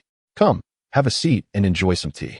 I made myself comfortable beside him, promptly preparing to wash the cups and brew tea, saying, "Given the proximity and your summons, how could I not hasten to your side?" Since our last meal together, any initial awkwardness had dissipated, and our conversation flowed with ease. "No rush, let us savor a cup of tea first. Rest assured, Uncle Zua, I won tea stand on ceremony." Zuiyi set the documents on the tea table and accepted the freshly brewed tea that Yang Zhan had poured for him. "We have just concluded our meeting, and the engineering vessel is expected to be towed over from the sea within this week. The client insists on expediting the commencement of the project. Therefore, we must ensure that the supply of fuel is in place this week, ideally dispatching a shipment of oil as soon as the vessel arrives over the weekend, as the crew on board will also require diesel for their daily needs. Given that we typically collaborate with state-owned petrochemical enterprises for fuel supply during our operations in remote locations. Since we have developed such a good rapport, I would like you, Xiao, to take on this responsibility," Zuiyi stated earnestly. Yang Zhan looked at Zuiyi with a serious expression. "Uncle Zua, you are indeed decisive in your actions.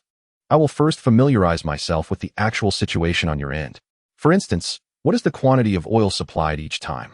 What is the average monthly consumption for each vessel? How much storage space is available in the ship's fuel tanks? Will refueling require a transfer from a midpoint oil tanker? And what is the approximate distance involved? Is there only this one engineering vessel? Additionally, what are your requirements regarding payment for the goods?" As he spoke, he counted on his fingers. Yang Zhan specifically inquired if there was only one engineering vessel, as he felt that the logistics personnel assigned to their office seemed somewhat excessive. Private companies would not typically employ so many idle staff. Zuiyi nodded in response, stating, "Xiao, you demonstrate quite a level of professionalism. Our meeting today was centered on estimating diesel requirements based on the actual project volume. The essential data is largely contained within this statistical sheet." He then slid the A4 paper across the tea table to Yang Zhan. He continued, "The current issues are as follows. Firstly, can you assist us in locating a transfer vessel for transporting diesel? We will cover the shipping costs ourselves. Secondly, once our project commences, it will not pause. The losses incurred from delays are substantial. Can you guarantee our consumption needs during this period? Furthermore, since the project will be consuming funds continuously, the financial pressure will be significant until we recover payments based on the completed work. Could you provide us with support for monthly payment settlements?" After a moment's contemplation, he added, "Xiao, given our good relationship, I will confide in you. When you asked if there was only one vessel, the truth is that there is currently only one, but another will join us after the project in Jiangzhou concludes this month. However, it will be in a neighboring maritime area, a tad farther from here. In principle, the company prefers to diversify its suppliers.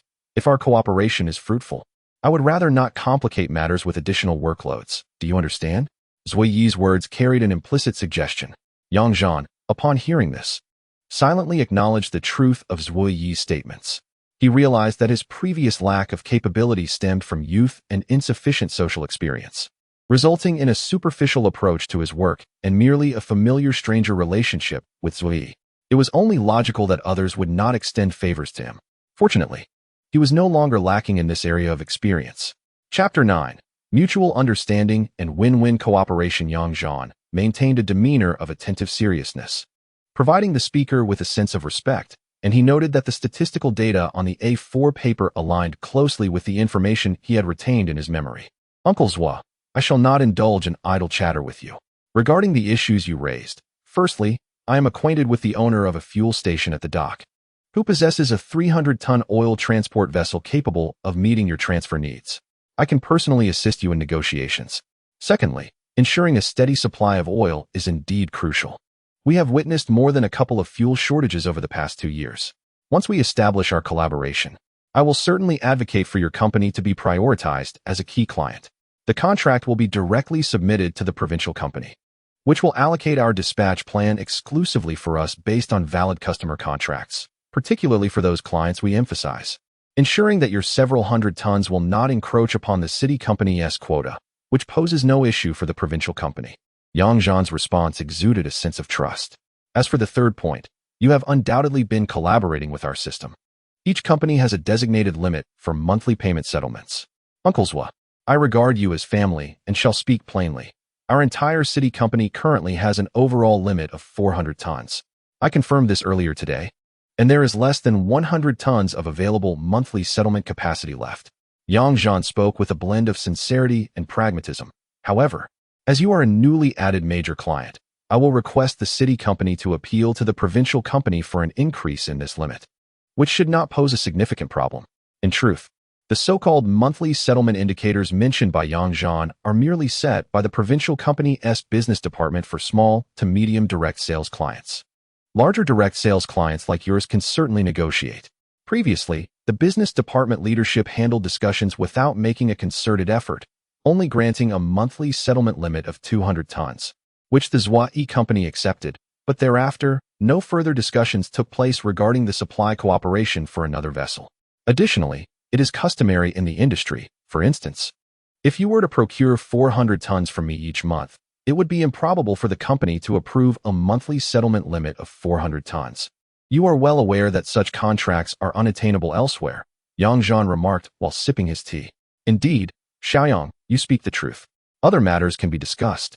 But if our demand relies solely on your supply, meaning our monthly procurement of 500, 600, or even 800 tons would be sourced exclusively from you, could you secure a preferential monthly settlement limit? Zhuai pondered slowly, posing the question. Yang Zhan chuckled lightly, his eyes sparkling with mirth as he replied, Uncle Zhua, to be candid, achieving a sales volume of 200 tons from you is already sufficient for me to exceed my performance targets. You should understand the nature of our enterprise. If I were to obtain sales of 500 or 600 tons from you, aside from receiving recognition at your end, it is highly unlikely that I would receive any commission on the excess. This subtly hinted to Zhuai that he had no desire for excessive performance, while also laying the groundwork for subsequent discussions. Of course, if viewed from the perspective of resolving issues for you, Uncle Zhua, I possess methods to secure at least a 50 monthly settlement limit for you. This means that even if you procure 800 tons of oil each month, you could enjoy a policy for 400 tons of monthly settlement payments, which should satisfy your financial requirements. Furthermore, if you wish to involve another supplier in your procurement, I can also assist you in finding a suitable candidate. You understand, do you not? Yang Zhan said tentatively. Indeed, the truth is remarkably apparent, yet it eludes Yang Zhan. As the administrative and procurement manager of an engineering project, does one solely rely on a salary for sustenance? Consider someone like Zhuai, who transitioned from the public sector to private enterprises, traversing the nation alongside various engineering projects, earning a monthly salary of less than 8,000. While this income is commendable in today's context, who wouldn't aspire to earn more? Upon hearing this, Zhuai smirked slightly, gesturing towards Yang Zhan, and remarked, not bad. Xiao, both understood each other's implications. Zhuai turned his head, glanced at his phone, and proposed, it's past 5. Tonight, Uncle Zhua invites you to dinner. Let us dine out and converse. As he spoke, he rose to tidy his desk. Yang Zhan, seizing the opportunity, pulled out his phone and replied, all right, Uncle Zhua, fortuitously. I discovered a delightful spot yesterday, authentic local home cuisine. I'll head downstairs to drive. You can join me once you're ready. Yang Zhan took the initiative, demonstrating considerable proactivity. After Zhuai acquiesced, Yang Zhan descended the stairs, simultaneously calling the chubby old proprietor, Sheng, to reserve a private room for their discussion. He also informed Brother Feng of his intent to have a private conversation with Zhuai, opting not to invite him to avoid raising suspicions with an unexpected guest, which could complicate their dialogue. Brother Feng understood and encouraged him, affirming his readiness to assist whenever needed. A truly commendable brother. Within moments, Zhuai appeared, carrying a black plastic bag. Yang Zhan immediately recognized it contained beverages and beckoned him to the car. Despite Yang Zhan's dilapidated pickup truck, Zhuai felt no discomfort. Arriving at the restaurant before 5:30, Sheng led them to a cozy private room, a small round table accommodating 5 or 6, ensuring an intimate dining experience. Sheng inquired about their culinary preferences and, based on the day's fresh ingredients, recommended 4 dishes and a soup. Upon Zhui's approval, Yang Zhan gestured for Chun to serve the meal promptly at 6. Chun, adhering to his routine, opened a window, turned on a fan, served tea, offered cigarettes, and presented his business card before departing. The two continued their afternoon discussion over tea and cigarettes. Xiao, we seem to have a good rapport. Uncle Zhua is open to speaking candidly with you. There will certainly be opportunities for collaboration with your company, though the quantity is largely independent of the monthly settlement ratio. Zhui pondered aloud. In previous collaborations with other companies from your region, I openly received commissions. Of course, even without these commissions, I would still seek cooperation with you, as it is evident that I require your partnership to justify and enhance my procurement rationale. For the remaining diesel purchases, I will source from other firms, ensuring my own profits are not compromised. Being in the industry, you should be aware of such practices, Zhui leaned towards Yang Zhan, speaking softly, as if further probing for understanding. Yang Zhan gazed at Zhui with unwavering determination, his lips pursed in a subtle nod. Yet, internally, he thought to himself, I previously knew nothing of this. I was once the epitome of naivety. However, the current Yang Zhan was indeed in a state of realization, effortlessly engaging with the topic Zhui had introduced. Yes, I understand, Uncle Zhui. This is entirely reasonable. My integrity speaks for itself. Please share the commission ratio, and I shall assess it. Zhui's eyes gleamed with appreciation as he flicked the ash from his cigarette, stating, for other companies, I receive at least 30 yuan per ton as commission, and for your petrochemical firm, it has traditionally been around 10 yuan per ton. This is standard practice. I ensure the accuracy of the data and manage all necessary processes. After the company disburses the payment each month, I receive my commission in cash. Yang Zhan calculated in his mind. With a monthly average of 800 tons, sourced from 2 to 3 suppliers, Zhui's earnings from this venture amounted to approximately 16,000 to 17,000 yuan, which was more than double his salary. Coupled with other income streams, this was undoubtedly considered a high income in this era. Reflecting on his former self, who envied a managerial position with a salary of 3,000 yuan, he felt a twinge of shame. At that time, the average property price in Huicheng was just over 3,000 yuan per square meter, with prime villa locations priced around 6,000 yuan. In Pengcheng, property prices hovered between 6,000 to just under 10,000 yuan. Admittedly, Zhui's commission rate was standard for oil supply companies, especially in the private sector, where various methods exist to augment profits. For state-owned petrochemical firms, the commissions earned could not simply be passed on to Zhui by sales representatives who only profited from sales figures. It was previously mentioned that regardless of the volume of data, sales personnel do not receive corresponding commissions. Ultimately, the costs must be borne by the source. It merely depends on how discreetly and judiciously one can extract those profits. The operational methods of private companies are notably more straightforward compared to the stringent regulations of formal petrochemical enterprises, which entail more complex procedures. The tactics of private firms are uncomplicated. For instance, if the market price for diesel is 3,500 yuan per ton, their cost is around 3,200 yuan. The wholesale price to Zhui's company is typically 3,400 yuan per ton, but Zhui proposes a price of 3,450 yuan, with the actual receipt being 3,420 yuan, allowing them to devise a method to provide him with the additional 30 yuan per ton in cash. Private companies are often more than willing to accommodate such arrangements, viewing the adjustments to procurement contracts, invoice data, and cash handling as trivial matters. The company is theirs.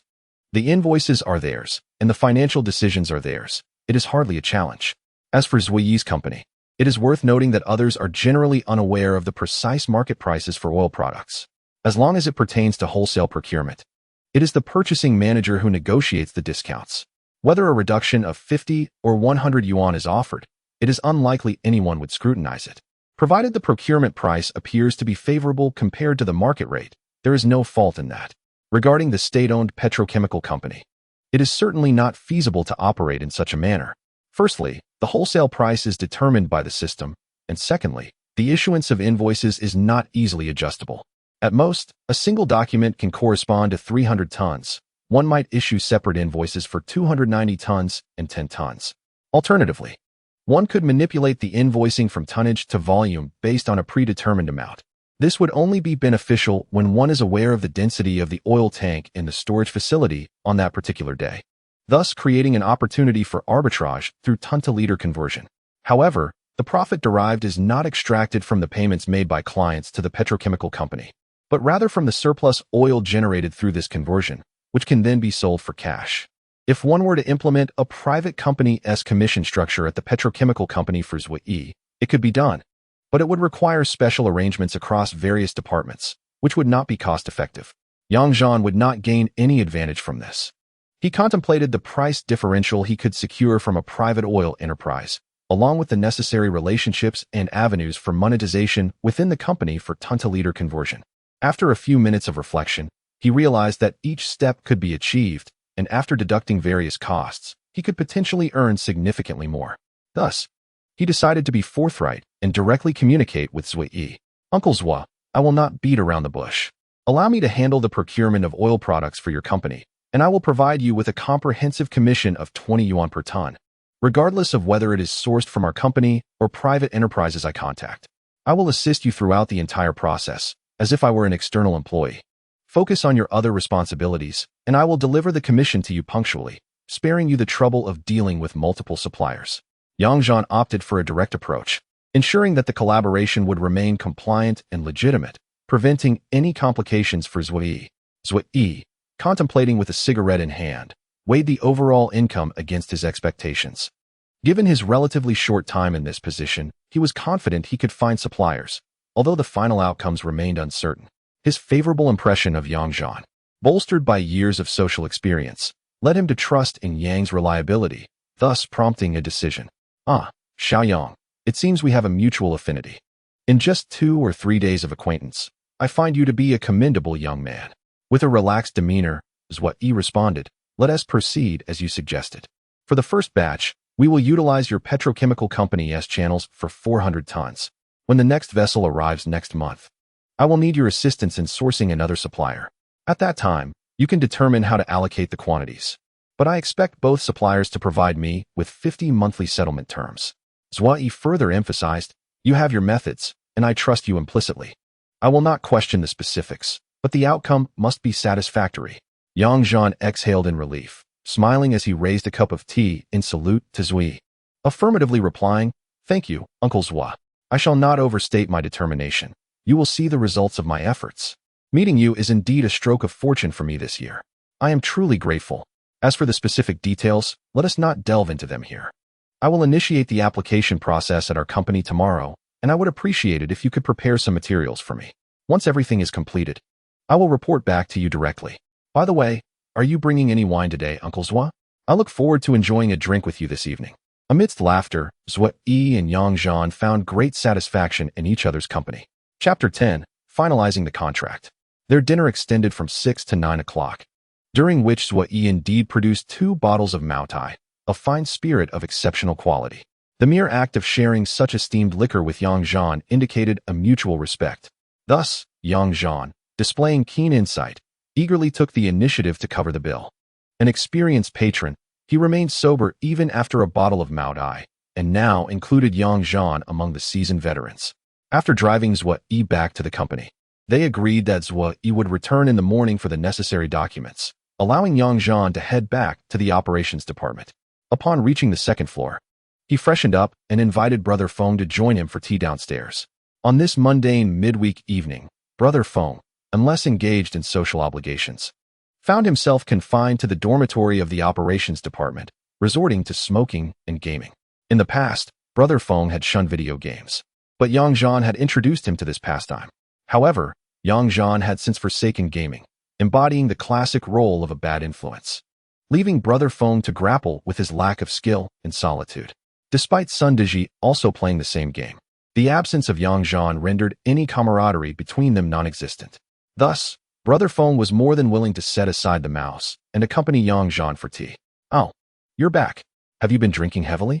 I can still smell the alcohol after your shower, Brother Feng remarked, sitting across from Yang Zhan on the sofa.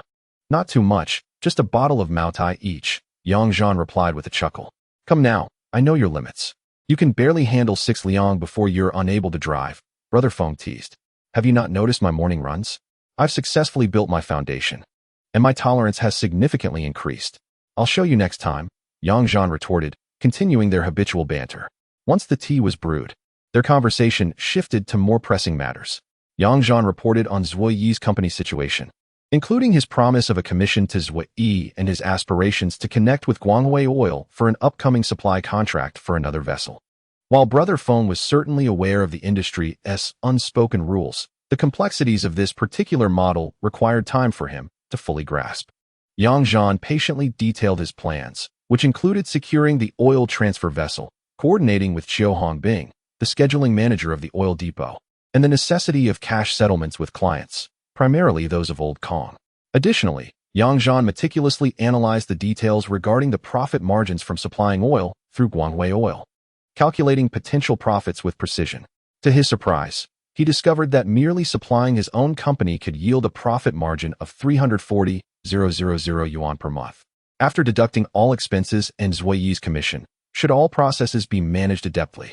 If they were to supply through Guanghui Oil, the profit difference could be even greater, though precise figures would require further discussion.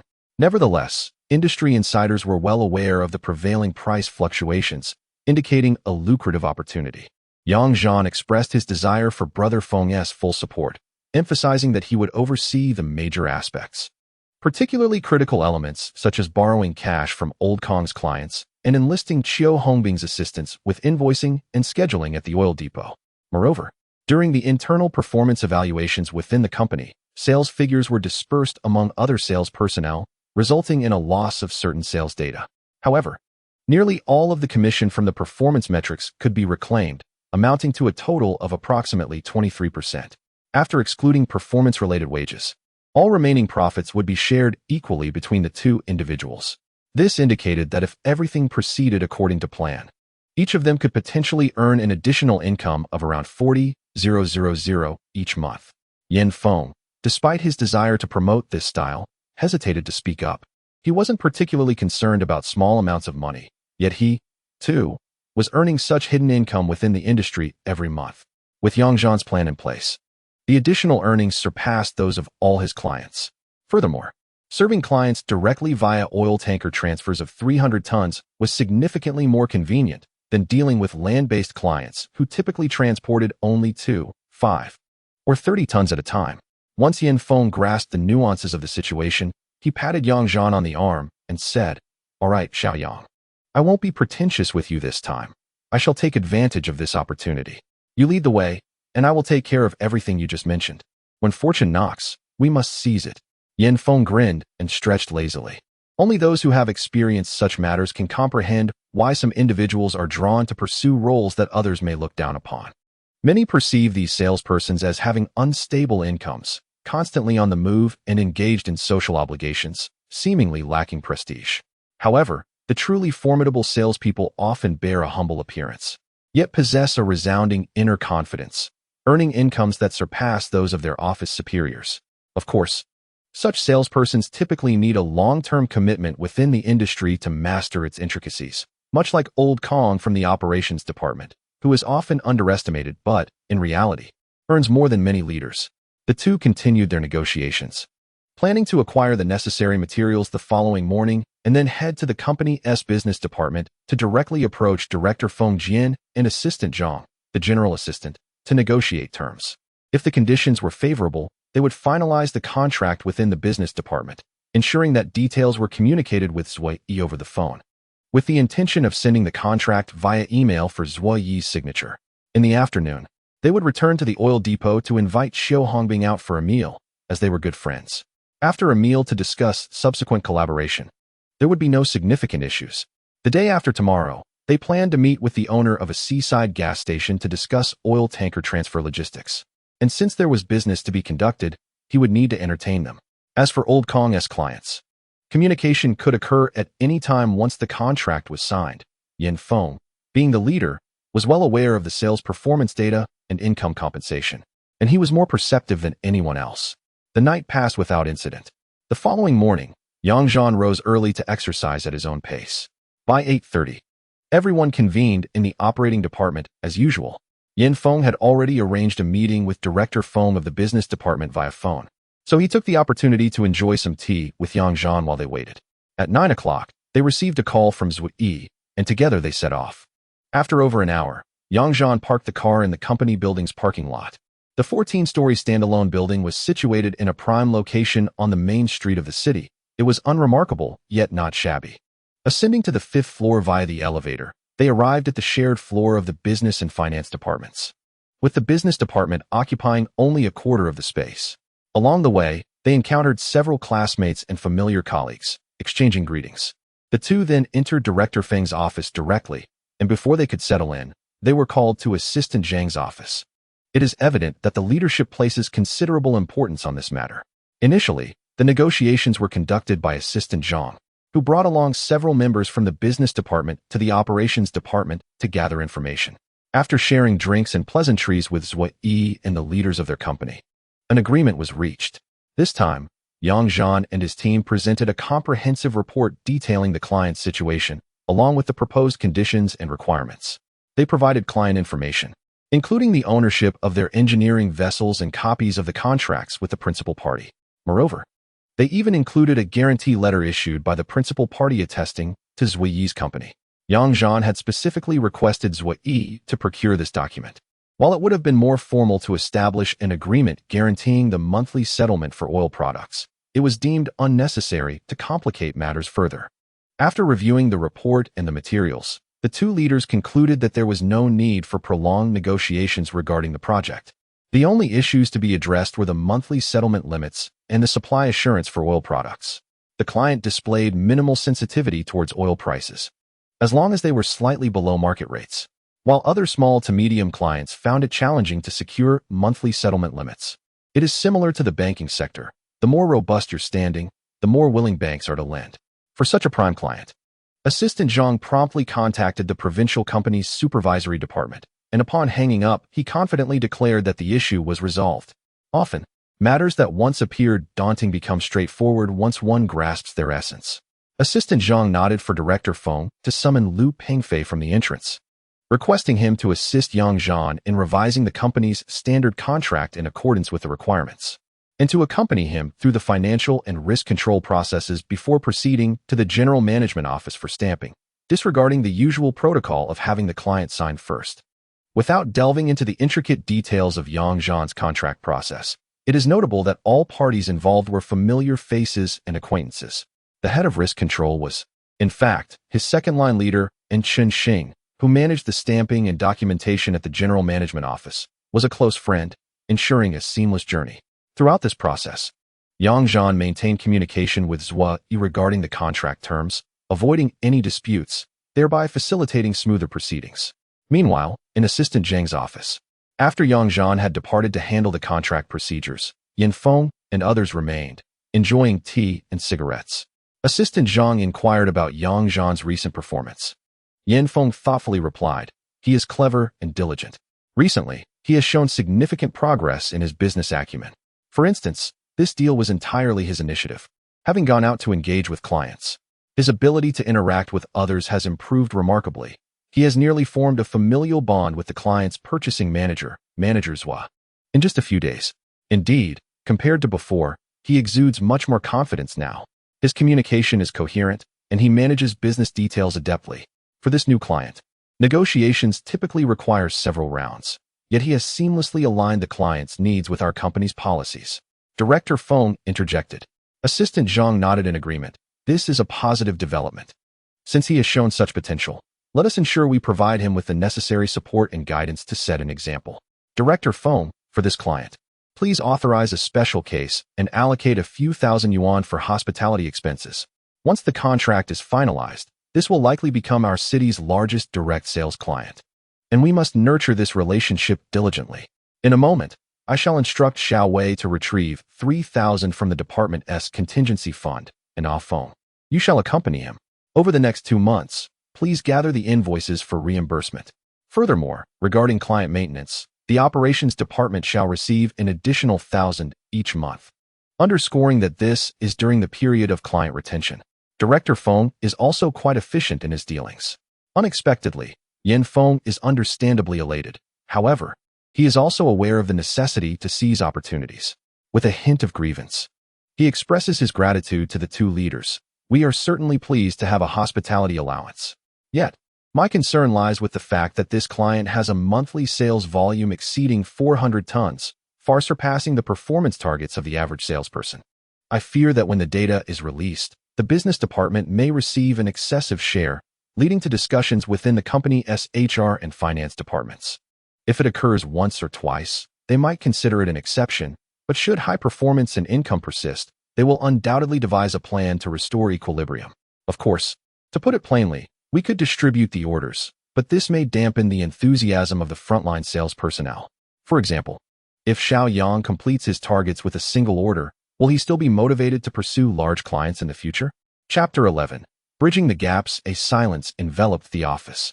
Given the current income levels, the management staff, seated in the office, earns less than $3,000 a month. Typically, proficient salespeople boast a reported salary ranging from $4,000 to $5,000, which is not a significant issue, considering they are in the minority. However, when someone suddenly exceeds $10,000 in monthly salary, it becomes challenging for a state-owned enterprise that values balance to overlook. Some suggest that salaries can be confidentially dispersed, yet such matters cannot remain concealed for long. In this era, the notion of dismissal for disclosing salaries is obsolete.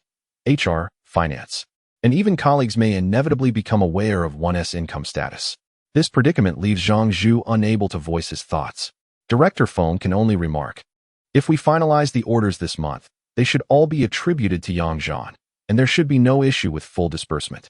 From next month onward, you shall manage it yourselves, he says, casting a subtle glance at Yin Feng. Yin Feng, perceiving the glance, nods in agreement. It seems we shall proceed in this manner for now. In truth, Yin Feng could have refrained from bringing up this matter. Yet he seizes the opportunity to mention it. Should he choose to implement this approach later, the leaders will have already set a precedent, thus avoiding any potential friction. As noon approaches, Yang Zhan and Lu Pengfei finalize the processes and return to the business department with 4 contracts.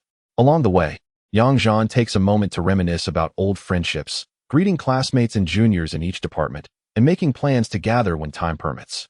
The juniors he refers to are university students who joined the company a year before and after him. Over the past 3 years, the company has welcomed numerous university graduates. With only sporadic recruitment in subsequent years, hence the closer bonds formed among those who began during this period. Lu Pengfei and Xiao Wei from the business department joined the company a year after Yang Zhan, but they were recruited and assigned from the provincial company, possessing slightly higher personnel status than Yang Zhan's cohort, which was exclusively hired by the municipal company. Consequently, most of these individuals are situated in the company's functional departments, while several from Yang Zhan's group have been allocated to frontline management positions. Upon entering the business department's office area, Yang Zhan notices Yin Feng engaged in conversation at Xiao Wei's desk, and he joins them. Here you go, take this. It's the hospitality fee specially approved for you by Manager Zhang. You've already indulged in Moutai with Manager Zhua, so be mindful of your spending. Yin Feng handed over a leather envelope, jokingly asking, have you finished the contract? Yang Zhan took the envelope, and, upon feeling its weight, replied with a slight lift of his document bag. All done. Thank you, leader. He tucked the money into his pocket without much thought. Perhaps it was time for a meal, or maybe it was the return of Yang Zhan and his companion that prompted Zhang to emerge from his office. He knocked on Director Feng's door and said to those present, let us go out for dinner, it's on me. With the leader treating, everyone eagerly agreed. The 6 of them descended to the restaurant behind the company for a typical working lunch. At the table, the leader happily praised Yang Zhan, encouraging him to set a good example for Lu Pengfei and Xiao Wei, and to keep up the good work. After the meal, the leaders returned to their offices for a brief rest. Yang Zhan intended to head back to the operations department, but Yin Feng had plans to visit his uncle, a senior executive in the company. Understanding the situation, Yang Zhan wisely chose not to intrude. With some money in hand, he decided to visit the nearby mall to acquire some sports gear. With a clear objective in mind, he quickly selected his preferred brands and styles. After trying them on, he completed his purchases in less than an hour, acquiring a full set of running and basketball equipment, including clothes, shoes, socks, slippers, a towel, and even a basketball. He spent nearly all of the 3,000 yuan he had just received. This shift in mindset was notable. Only a few days prior, Yang Zhan had invested all his savings and departmental funds in the stock market, driven by a sense of urgency to earn some extra money. Today, however, he spent what was nearly a month's salary in just an hour. There was no right or wrong in this. He felt liberated. At 2:30 p.m., he returned to the operations department, took a moment to enjoy some tea in the reception area, and glanced at the stock market's performance. Noticing the anticipated upward trend, Yan Feng cheerfully patted Yang Zhan on the shoulder, pleased with the nearly 10 increase over 2 days. Yang Zhan remained calm, confident in his investments. He would keep an eye on them when he had time, but otherwise, he preferred to let them be. Approaching 3 p.m., Yang Zhan delivered the contract to Zhuo Yi's company and engaged in a discussion about the usual processes of price inquiries, procurement, and invoicing, focusing particularly on the collaboration methods from Zhuo Yi's side. The two established mutual trust, making it easy to reach an agreement. As a private company, their contract signing and stamping processes were more efficient. Zhuo Yi personally handled the paperwork, completing the signing in just a few minutes. Both parties retained 2 copies of the contract, thus formalizing their cooperative agreement. Zhuo Yi proposed to issue a price inquiry and procurement order on Thursday, with the intention of sending a shipment of oil on Friday. Due to the capacity constraints of the oil barge, the first order was tentatively set at 300 tons. Once all relevant documents were signed, Yang Zhan would first provide an invoice for 50 tons to be settled with a bank transfer check, while the remaining 50 tons would be paid 30 days later. Zhuo Yi also mentioned that he anticipates procuring an additional 300 tons in about half a month to enhance the fuel storage capacity of the engineering vessels, effectively completing a total procurement of 600 tons within the month. The funds will be settled monthly, with a 15-day overlap, resulting in approximately 300 tons of idle capital during this period, thereby fully utilizing the provisions of the contract. Time is rather pressing, and Yang Zhan informs Zhuo Yi, "Uncle Zhuo, I comprehend your plan, and it should be feasible. As for the oil depot and the shuttle oil tankers, I will take care of that in the next couple of days. Please provide me with the operational sea area of the engineering vessels so that I can confirm the transportation distance when negotiating with the oil tanker. And then I will bring them directly to discuss prices and contracts with you." Zhuo Yi nodded in agreement, replying, "All right, Xiao, I appreciate your efforts." Yang Zhan, with a straightforward demeanor, responded, "Uncle Zhuo, when there's profit to be made, what's there to fear about hard work? I want to linger here. I have an appointment with the oil depot and will strive to complete all preparations in advance. I'll take my leave now. Yes, do take care of yourself. When we deliver the oil in a couple of days, I will take you aboard our vessel for a visit." Zhuo Yi said as he stood to see Yang Zhan off. "I must experience that. I haven't been on a large ship much." Yang Zhan replied as he walked away, gesturing for Zhuo Yi to stay, before heading downstairs. Upon returning to the unit, Yang Zhan parked his car directly in front of the operations department, alighted, and handed the contract to Luna. Yan Feng handed him a cup of tea and inquired, "Is it all settled?" "Indeed. We will proceed as planned, ideally issuing the order on Thursday and delivering the oil on Friday, starting with 300 tons. I will discuss the density of the oil tanks with Bingo later," Yang Zhan responded while sipping his tea. "There's still another 300 tons half a month later," he added with a smile towards Yan Feng. Yan Feng clapped his thigh, stood up, and said, "Then let us go. We should head over now."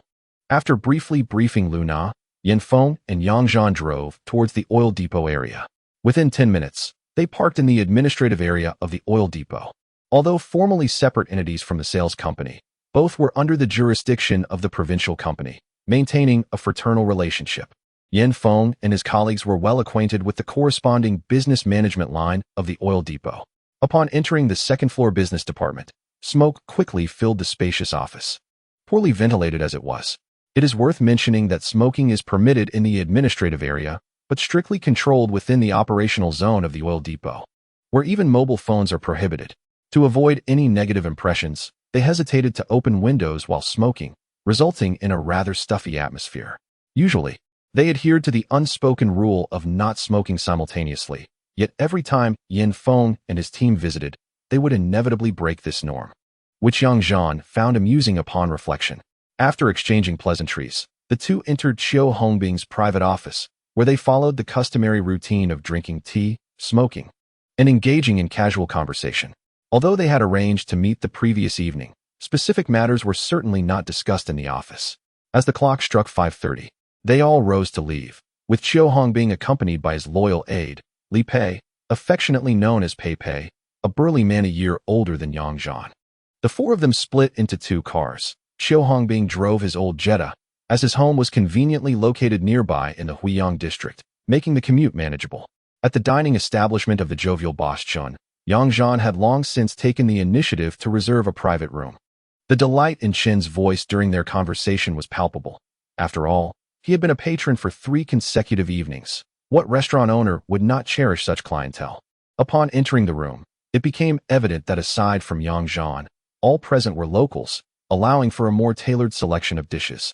In such gatherings, moderation is often overlooked. 4 individuals typically indulge in 8 dishes and a soup, a standard befitting their candid relationship. Soon, the table was laden with food and drinks, and among acquaintances, beer flowed freely. After 3 rounds of toasts, discussions shifted towards matters of collaboration. Xiao Hongbing's role was rather straightforward, encompassing a few minor tasks. Firstly, assisting in the timely monitoring of the density data for the oil tanks. Secondly, coordinating the dispatch of the oil tanks as per Yang Zhan's selections. And thirdly, managing the oil depot's loading berths. Lastly, an additional oil dispatch document would be generated, compliant with the requirements, to be submitted to Zhuyi. The first 3 tasks fell squarely within their purview, and leveraging friendship, Xiao ensured everything was executed flawlessly. The final task of fabricating a document posed no challenge either.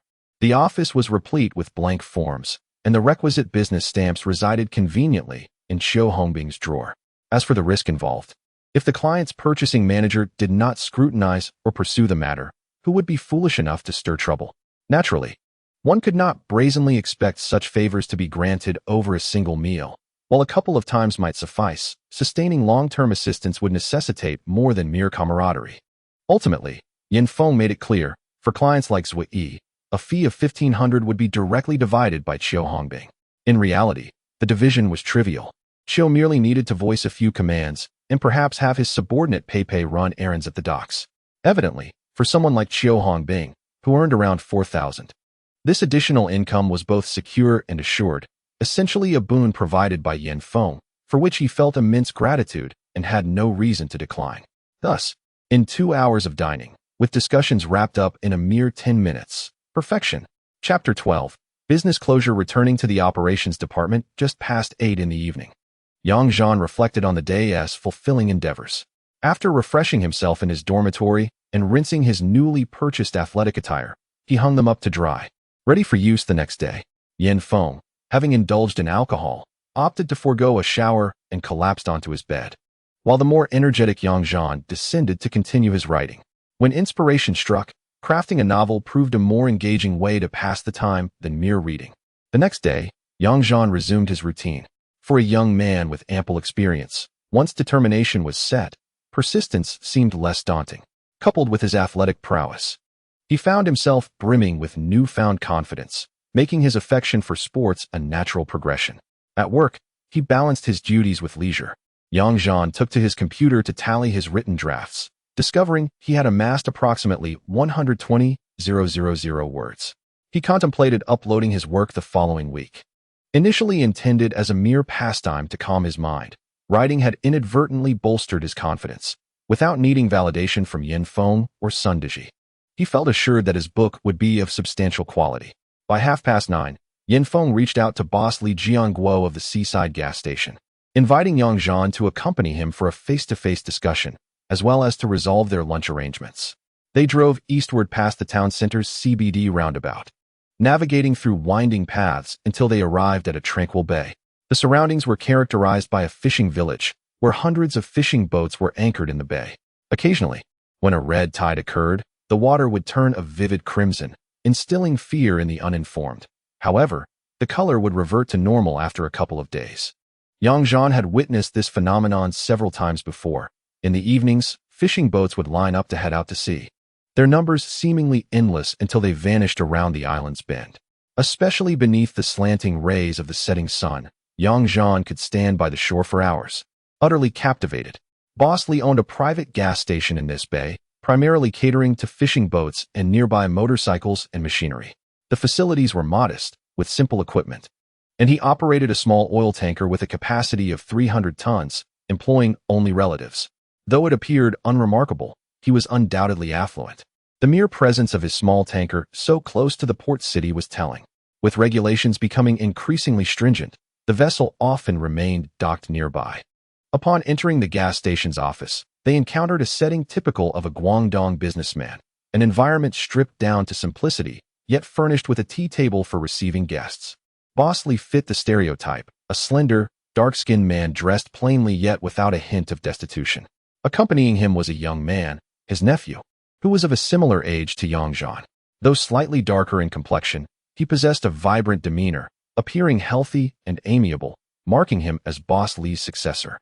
Having 2 daughters and numerous brothers, Boss Lee was not concerned about heirs, a rarity that kept him from having more children. Upon their arrival, Boss Lee graciously stood to invite them to sit and enjoy tea. Aware of Yang Zhan's intentions, he proceeded to discuss the details of their collaboration while sipping tea. As seasoned professionals entrenched in the industry, they were able to calculate the pricing and profit margins based on the delivery locations provided by Yang Zhan. Naturally, the minor intricacies of the delivery process were not scrutinized by outsiders. Boss Lee, devoid of any trickery, promptly expressed his willingness to cooperate fully. Since Yang Zhan and his team did not intend to be involved in the delivery aspect, he glanced at Yin Feng and rose to say, "Boss Lee, everything has been clarified.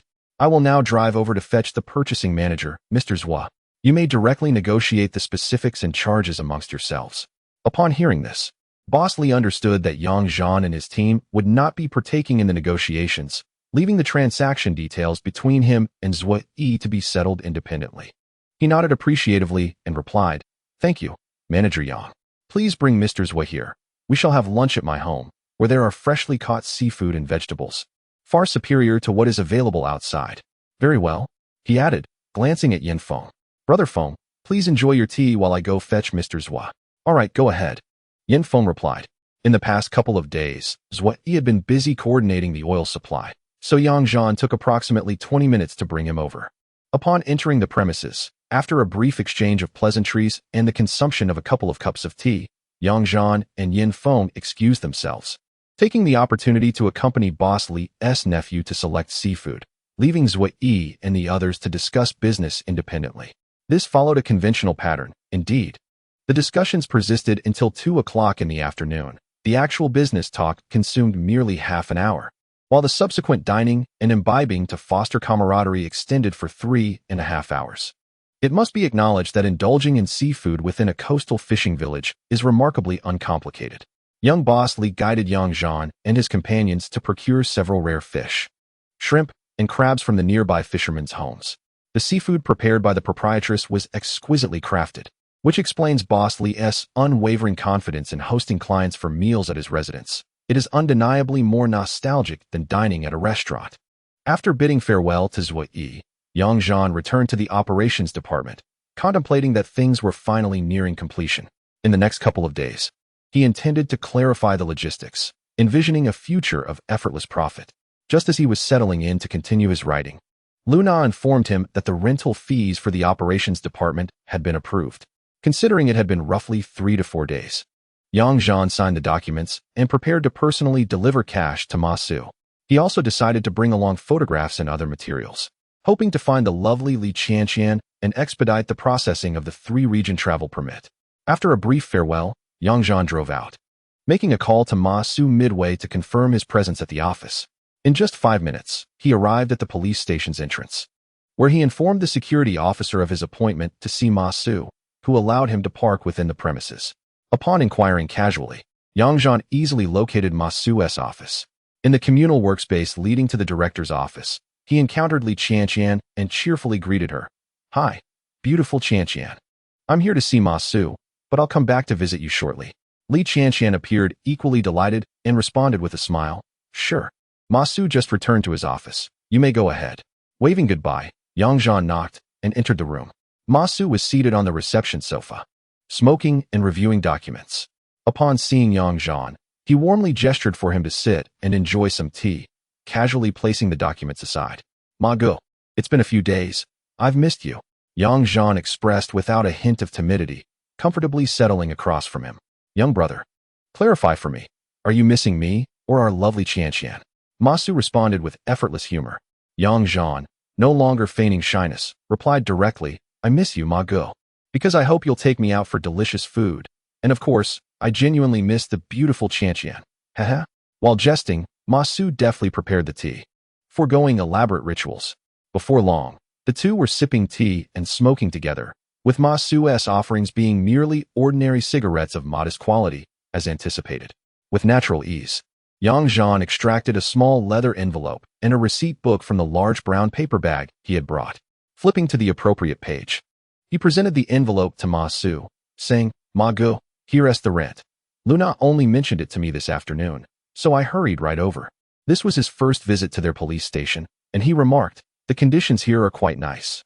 Ma Su accepted it, first signing the receipt and returning it to Yang Zhan, then opening the envelope to glance inside before casually tucking it beneath the documents.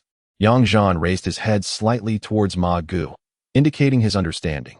"Our police station is quite satisfactory, with a broad management scope and ample resources. When you have time later, let Qian take you for a tour. If you ever need anything from me, feel free to come directly." Yang Zhan replied with a smile, "Thank you, Ma Gu. Your words make me feel as if I am enveloped in a protective aura. As a law-abiding younger brother, I only wish to share meals and experiences with you. It would be best if other matters did not arise in my presence." The two comedic actors enjoyed their light-hearted banter. After a little over 10 minutes, Yang Zhan, sensing the moment, rose to take his leave. "Ma Gu, I understand you are busy during work hours, so I won't impose any longer. I will go find Qian. I still need her assistance." Ma Gu also stood, placing a hand on Yang Zhan's shoulder as he opened the door to see him out. He turned to Qian, who was looking in their direction, and said, "Qian, when you have time, please show Yang around our station. It's beneficial for young people to converse more." After gently patting Yang Zhan's back, he closed the door and returned to his office. Yang Zhan, utilizing the sincerity in his gaze, approached Qian's desk with a smile. "Beautiful Qian. I hope I'm not disturbing you." "Disturbing me? What will you do to make amends?" Qian replied without hesitation, speaking to him as if they were old acquaintances. In truth, they had already become quite familiar online, both possessing straightforward personalities, which made their interaction direct and devoid of pretense. I shall accompany you. I will join you for dinner tonight, watch a movie, enjoy a seaside breeze, bask in the starlight, and embrace the morning glow," Yang Zhan playfully countered. Qian, holding a document, pretended to strike him, biting her lip mischievously as she said, "Dream on.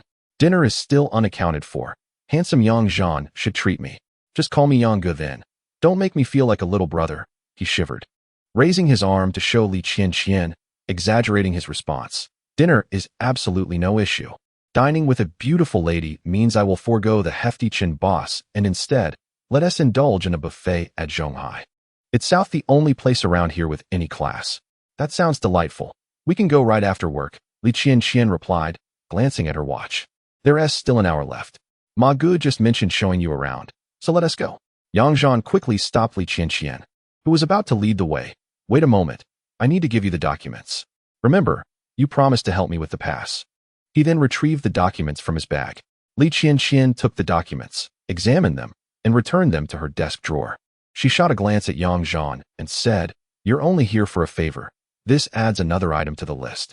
Yang Zhan immediately performed a playful bow, lowering his head with a mischievous grin. "Yes, my empress."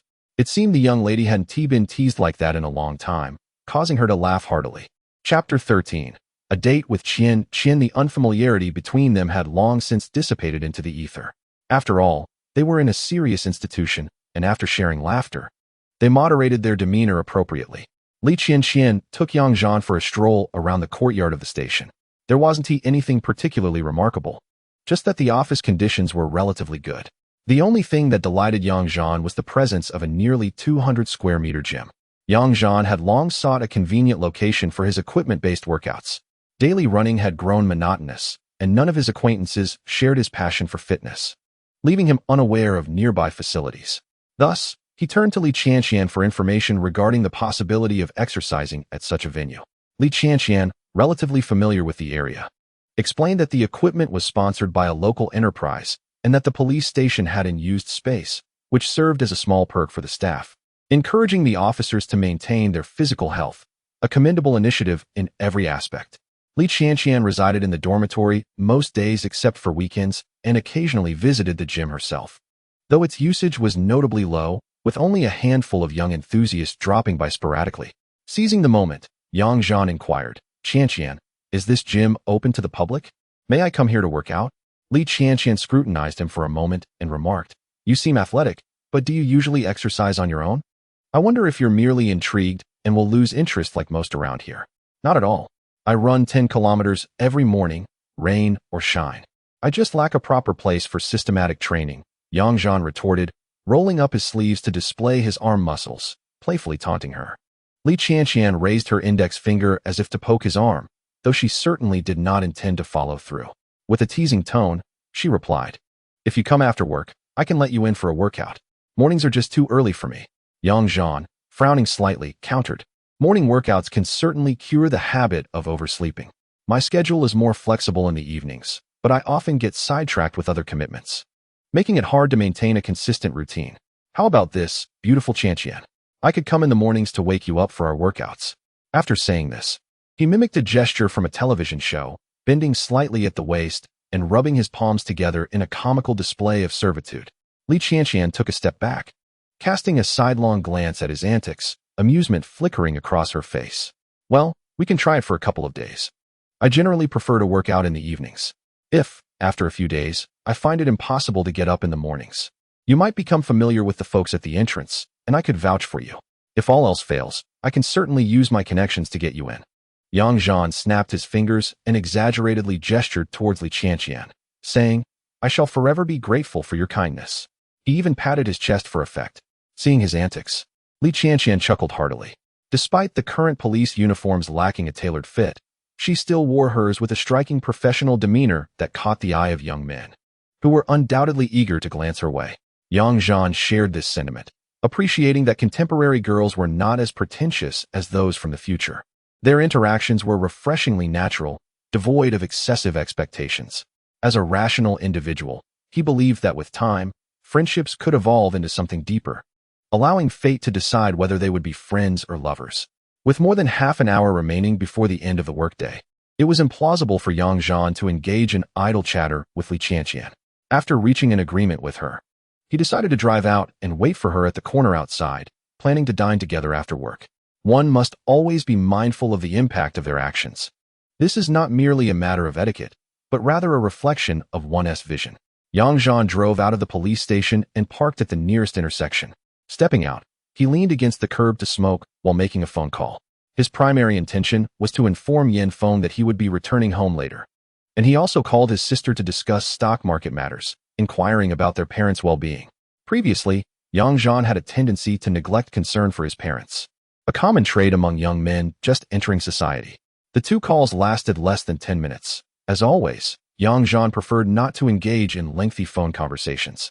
Once he conveyed the necessary information, he promptly ended the call, finding prolonged discussions exhausting even with headphones. After hanging up, he noticed a message on his phone revealing that today was payday, with a salary of 680 yuan. A moment of silent disbelief ensued. In the remaining time, Yang Zhan slipped his hands into his pockets, leaning against the side of the engine hood, one foot resting on the wheel, staring vacantly ahead. He was lost in thought until a hand waved in front of him, snapping him back to reality. "What are you thinking about? You've just been standing there in a daze," Li Qianqian asked, smirking with her lips pursed. Once he regained his composure, Yang Zhan chuckled and bantered, "Just contemplating life. You know? Thinking about how to indulge in my youth once I become successful." A glance at his phone revealed it was already past 5:40 p.m., and he boldly scrutinized Li Qianqian, noting that she had changed into a new outfit. She wore a light pink chiffon long-sleeve t-shirt paired with white jeans and complemented by flat shoes, a small handbag hanging from her wrist. It was quite a sight, neither ostentatious nor overly extravagant, but refreshingly lovely. Suppressing the urge to whistle, he found himself eager to engage in conversation, stifling the impulse. "Wow, you look stunning," he exclaimed, genuinely pleased to compliment her in person.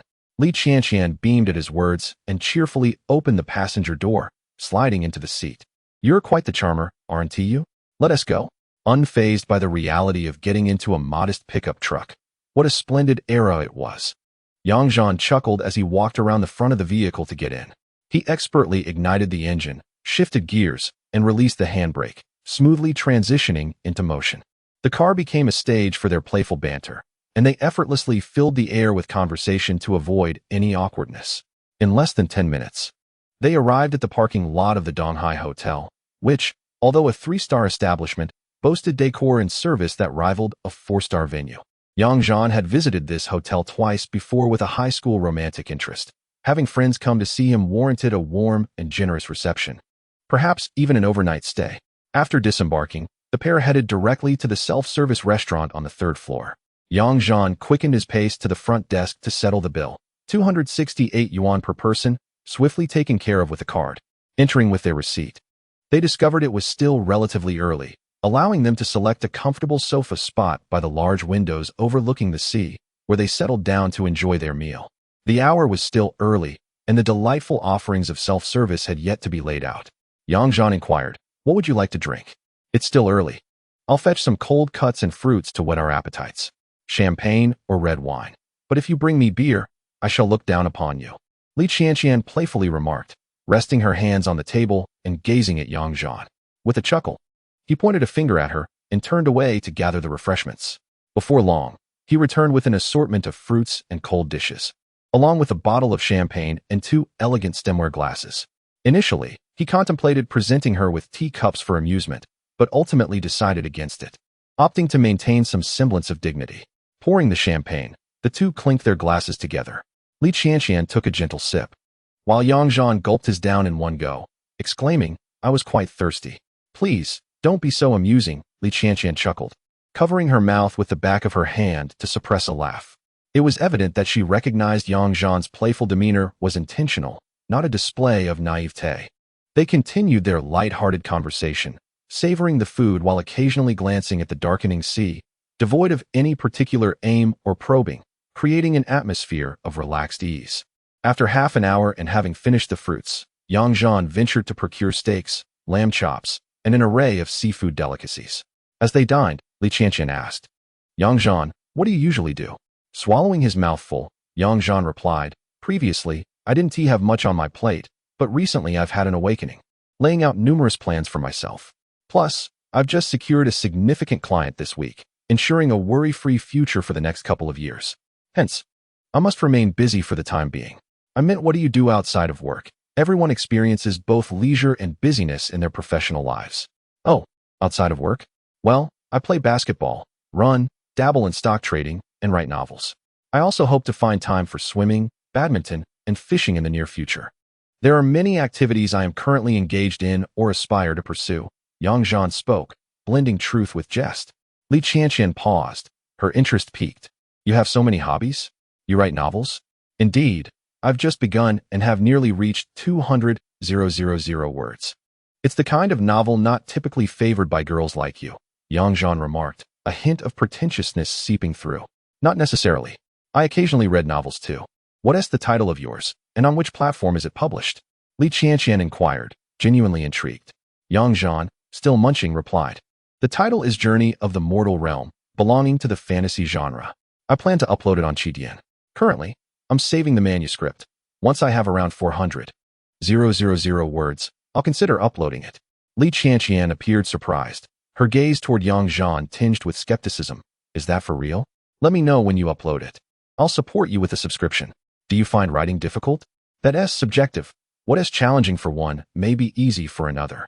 Regardless, I approach writing this novel as a hobby, and the process has been rather smooth. If it happens to become a bestseller, I promise to give back to my fans, including you." "Qianqian," Yang Zhan jested casually. Li Qianqian playfully waved her fork, feigning annoyance.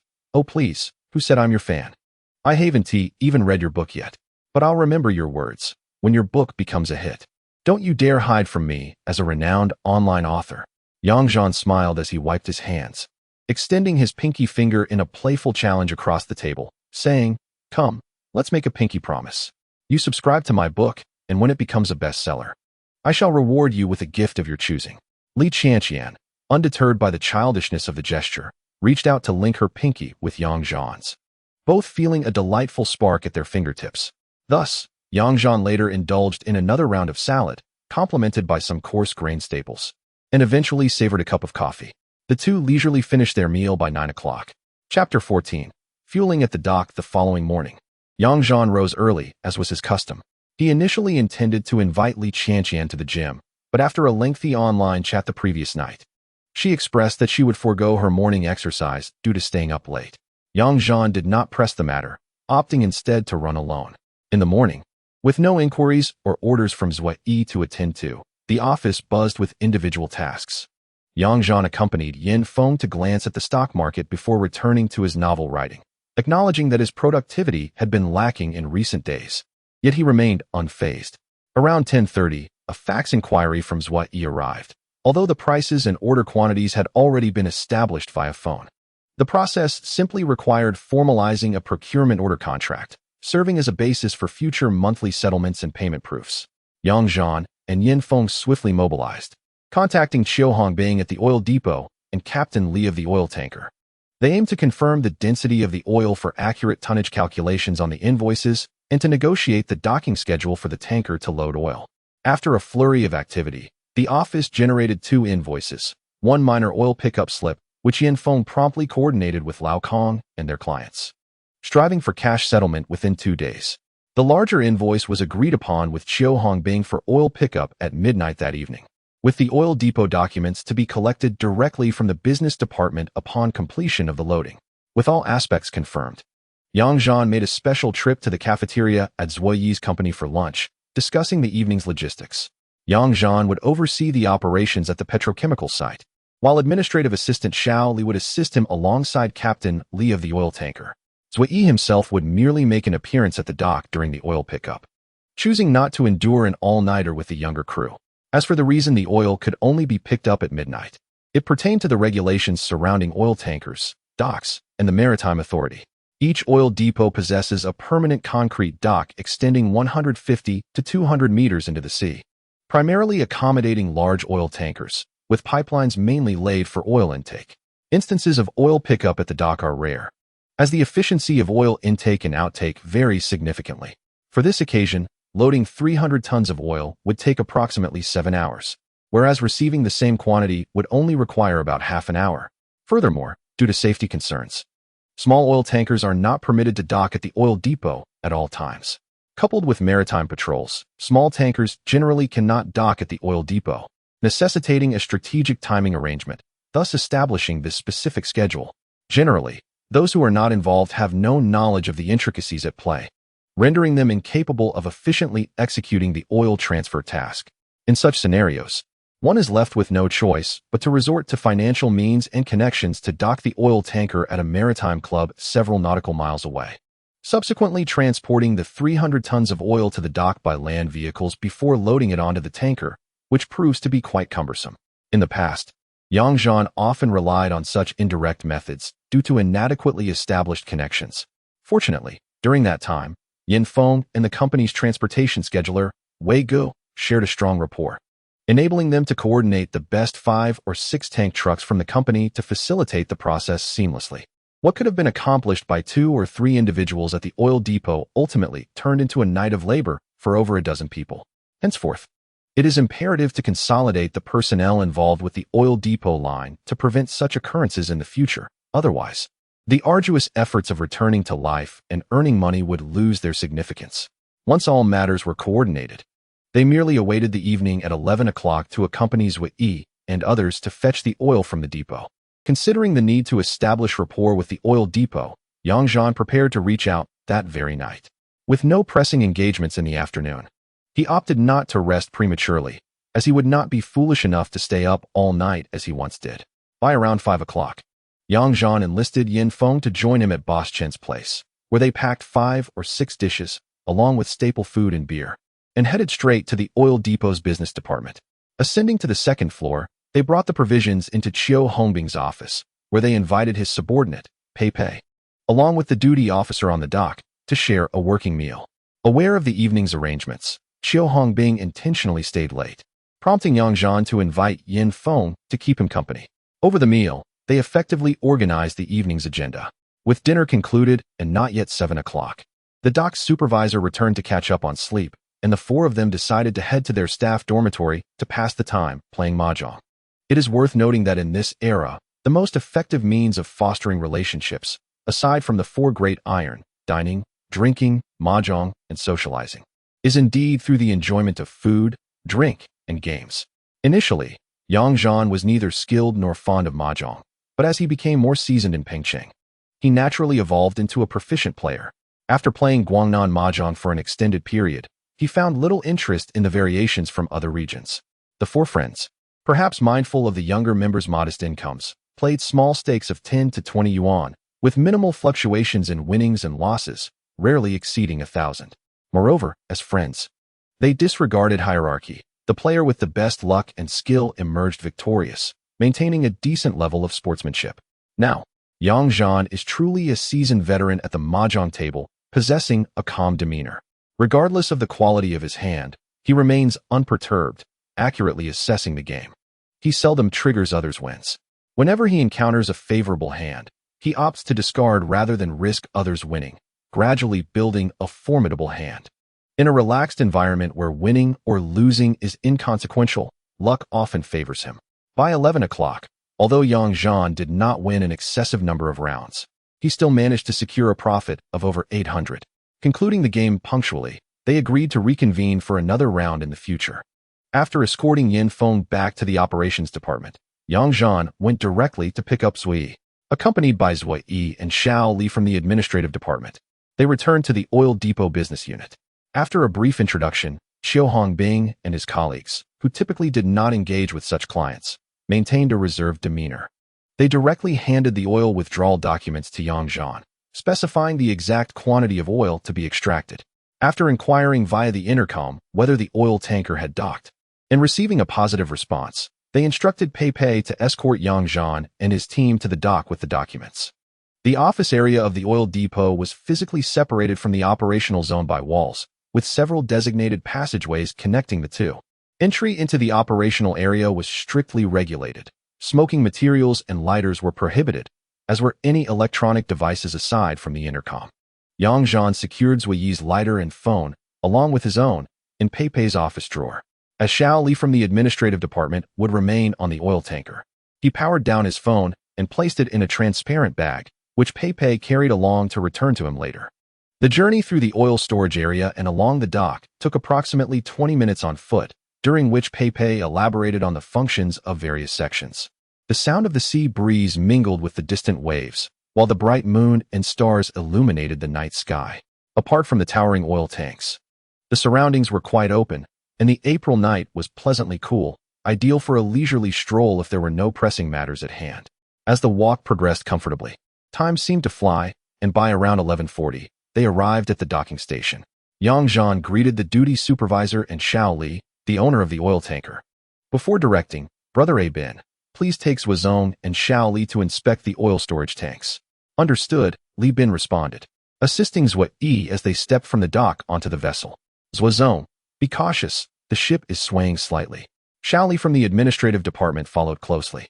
Li Bin opened several hatches to the oil tanks and illuminated the interiors with a sealed flashlight, allowing Zui and his team to assess the condition of the tanks, ensuring there were no foreign objects that could compromise the quality of the stored oil. In reality, only they knew whether there were any partitions. As long as the margin of error was controlled, no one would pursue it relentlessly. Once their inspection was complete, Yang Zhan assisted Zui back to the dock and called for Xiao Li and Li Bin to verify the oil meter readings of the discharge pipeline. Zhuozong, this is the main meter, which does not reset. Remember, the difference between this reading and the data after refueling tomorrow will indicate the actual quantity of oil pumped. Pei Pei chimed in, you need not worry about our meters. They are inspected monthly by the Quality Supervision Bureau, with an allowable margin of error of 3 thousandths. Our readings are well within this limit. Yes, I am not concerned about that, is what you replied. This pipeline isn't large. How long will it take to fill it up? He inquired. The duty supervisor at the dock responded, based on past experience, approximately 7 hours. Given that your vessel is small, we will rely on natural flow rates. For safety reasons, pressurization is not permitted, which makes the process slower. Zui nodded. I see. Then we have no choice but to proceed slowly. Xiaoyang, please instruct them to commence. Certainly, came the reply. Yang Zhan first called over 2 young Lis to record the fuel gauge readings, and after signing the relevant forms at the fuel station to confirm, he instructed the team leader to open the valve for refueling. As the oil flowed smoothly through the pipeline, A few of them jumped onto the oil tanker to inspect it with flashlights. After a brief period of time, everything appeared to be in order. Uncle Zhua, since all seems well, shall we not linger here any longer? Let the two young Lis bear the brunt, and we can head back? Yang Zhan suggested to Zhua Yi. Very well, I will give them a few instructions, Zhua Yi replied. While Zhua Yi was busy advising his subordinates, Yang Zhan quietly conversed with Li Bin. Brother Bin, did you remember to bring the fishing rod aboard? Tomorrow, when we deliver the oil, we'll have plenty of time on the sea to fish and enjoy ourselves. Li Bin nodded affirmatively, rest assured. I have more than enough fishing rods and bait. Tomorrow I will accompany you for some fishing. They exchanged a knowing glance, understanding each other perfectly. Having been aboard their engineering vessel last year, Yang Zhan recalled that refueling the tanker often took 5 to 6 hours, making it quite tedious to remain on board. Thus, he thought that fishing might be a delightful diversion. At that moment, Zhua Yi concluded his instructions and bid farewell to the two young Lis. Yang Zhan and his companions had effectively wrapped up their work for the evening. After returning to the business department to collect their belongings, Yang Zhan, accompanied by Pei Pei, took Zhua Yi back. As for last year when Yang Zhan foolishly stayed up all night with them, he chuckled to himself, thinking how much more pleasurable it would be to sleep at home. By 1 a.m., he had intended to invite Zhua Yi for a late-night snack. But the elder was truly uninterested in staying up late, and Yang Zhan was more than happy to drive him back to rest. Yang Zhan quickly returned to his dormitory to wash up and sleep, setting an alarm for 6 a.m. He also sent a message to Li Qianqian informing her that he would not be able to join her for morning exercises, not bothering to consider whether messaging her late at night might disturb her. Chapter 15. Delivering oil at sea on Friday morning at 6:40 a.m. Yang Zhan arrived punctually at the oil depot's business department, having stopped along the way to purchase several breakfasts. Upon entering, he called Pei Pei and the others to join him for breakfast, saving 3 portions to take to the oil tanker later. Pei Pei, is the loading nearly complete? He inquired. I just spoke with them, it's finished now. Let us head over immediately, Pei Pei responded while eating. Yang Zhan merely switched off his phone, having not brought a lighter, and he and Pei Pei walked together towards the oil tanker with the paperwork in hand. They quickly arrived at the side of the tanker, where the fuel pipeline had already been tidied up and the oil compartments were sealed with plastic seals. Yang Zhan distributed the breakfast to the 3 people on site and asked administrative Xiao Li. Xiao Li, you've worked hard. Were there any issues during the process? Xiao Li replied with a smile, no problems at all, Yang Gu. We just verified the data. Yang Zhan nodded in acknowledgement, proceeding to the gangway to confirm the data with the duty team leader and sign the necessary documents, thus completing all steps of loading oil onto the vessel. Jumping onto the oil tanker, Yang Zhan called out, Pei Pei, once we finish, we will set sail. Thank you. I'll come back another day with phone. Good to see you all. He also waved to the duty team leader, saying, thank you for your hard work. Let us share a meal next time. We're off now. After exchanging pleasantries, Yang Zhan made his way to the ship's cockpit. Bin, let us depart. The oil tanker, having commenced its engine, slowly withdrew from the dock area, turning its bow towards the open sea. After sailing for 5 to 6 minutes, it distanced itself from the oil depot. Yang Zhan, accompanied by 2 others, exited the cockpit, where the cacophony of the engine rendered the space unbearable. With a professional captain at the helm, the trio seized the opportunity to bask in the morning sun at the bow, enjoying the sea breeze. The vessel was modest in size, yet when laden with oil, it sat deeply in the water, with the gunnels only about 30 to 40 centimeters above the surface. Its speed was not brisk, so the wind at the bow was gentle. Having spent the night in the depot, Bin, feeling the pangs of nicotine craving, shared cigarettes with his companions, igniting them with a windproof lighter before casually passing the lighter to Yang Zhan. In reality, as long as the diesel was not confined within a closed space, even a tossed match would not ignite it, rendering the stringent safety protocols irrelevant once outside the regulated zone. Bin, how long do you reckon it will take us to get there at this pace? Yang Zhan inquired, exhaling smoke. Drawing from experience, Li Bin replied, when Xiao Li and the others usually take a speedboat, it takes about 30 to 40 minutes. At our current speed, it will take over an hour and a half. At that moment, administrative Xiao Li chimed in. Yes, it will take that long. Once we are further out to sea, the waves should be a bit more pronounced, and we may need to slow down further. Indeed, Yang Zhan remarked, having checked the weather forecast. Today's weather is splendid, the waves won't be too large. When we return with the empty ship, we should make it back in an hour. Puffing on his cigarette, Yang Zhan then asked administrative Xiao Li, "How many oil extraction machines does your engineering vessel have? How long will it take to pump out this entire cargo?" Xiao Li responded, "There's just one machine. I believe Ben has another on his ship. If both machines operate together, it should expedite the process significantly." Yang Zhan recalled, "Not necessarily. The height difference between the two vessels may be considerable, and the combined speed of the two machines might not surpass the loading speed at the depot." As the group conversed while smoking, Yang Zhan turned his gaze to the surroundings and suddenly noticed small fish leaping from the water, startled by the boat. Intrigued, he rushed over to see if any would leap aboard. To his delight, a few hapless fish indeed soared onto the deck. Li Bin, the small owner of the oil tanker, was surely aware of this phenomenon and showed little interest. However, Yang Zhan and administrative Xiao Li were captivated. Each taking a side of the gunwale, they retrieved 2 plastic basins from the cabin to collect the fish that had jumped aboard. During the hour-and-a-half voyage, the two managed to gather over a dozen small sea fish, weighing approximately 2 to 3 pounds in total. Xiao Li suggested they have the chef on board prepare them for lunch. After precisely 1.5 hours, the oil tanker arrived alongside the engineering vessel, a sizable craft extending over 100 meters in length, quietly anchored upon the sea. Nearby, islands dotted the horizon, indicating they were situated within the entrance and exit channel of a bay. As the wind picked up, the waves on the side of the oil tanker grew slightly more vigorous, becoming increasingly pronounced as they approached the hull. The ship's bulwark rose approximately 8 or 9 meters above the surface of the sea. As they approached, Yang Zhan felt as though the entire oil tanker was swaying with the undulating waves.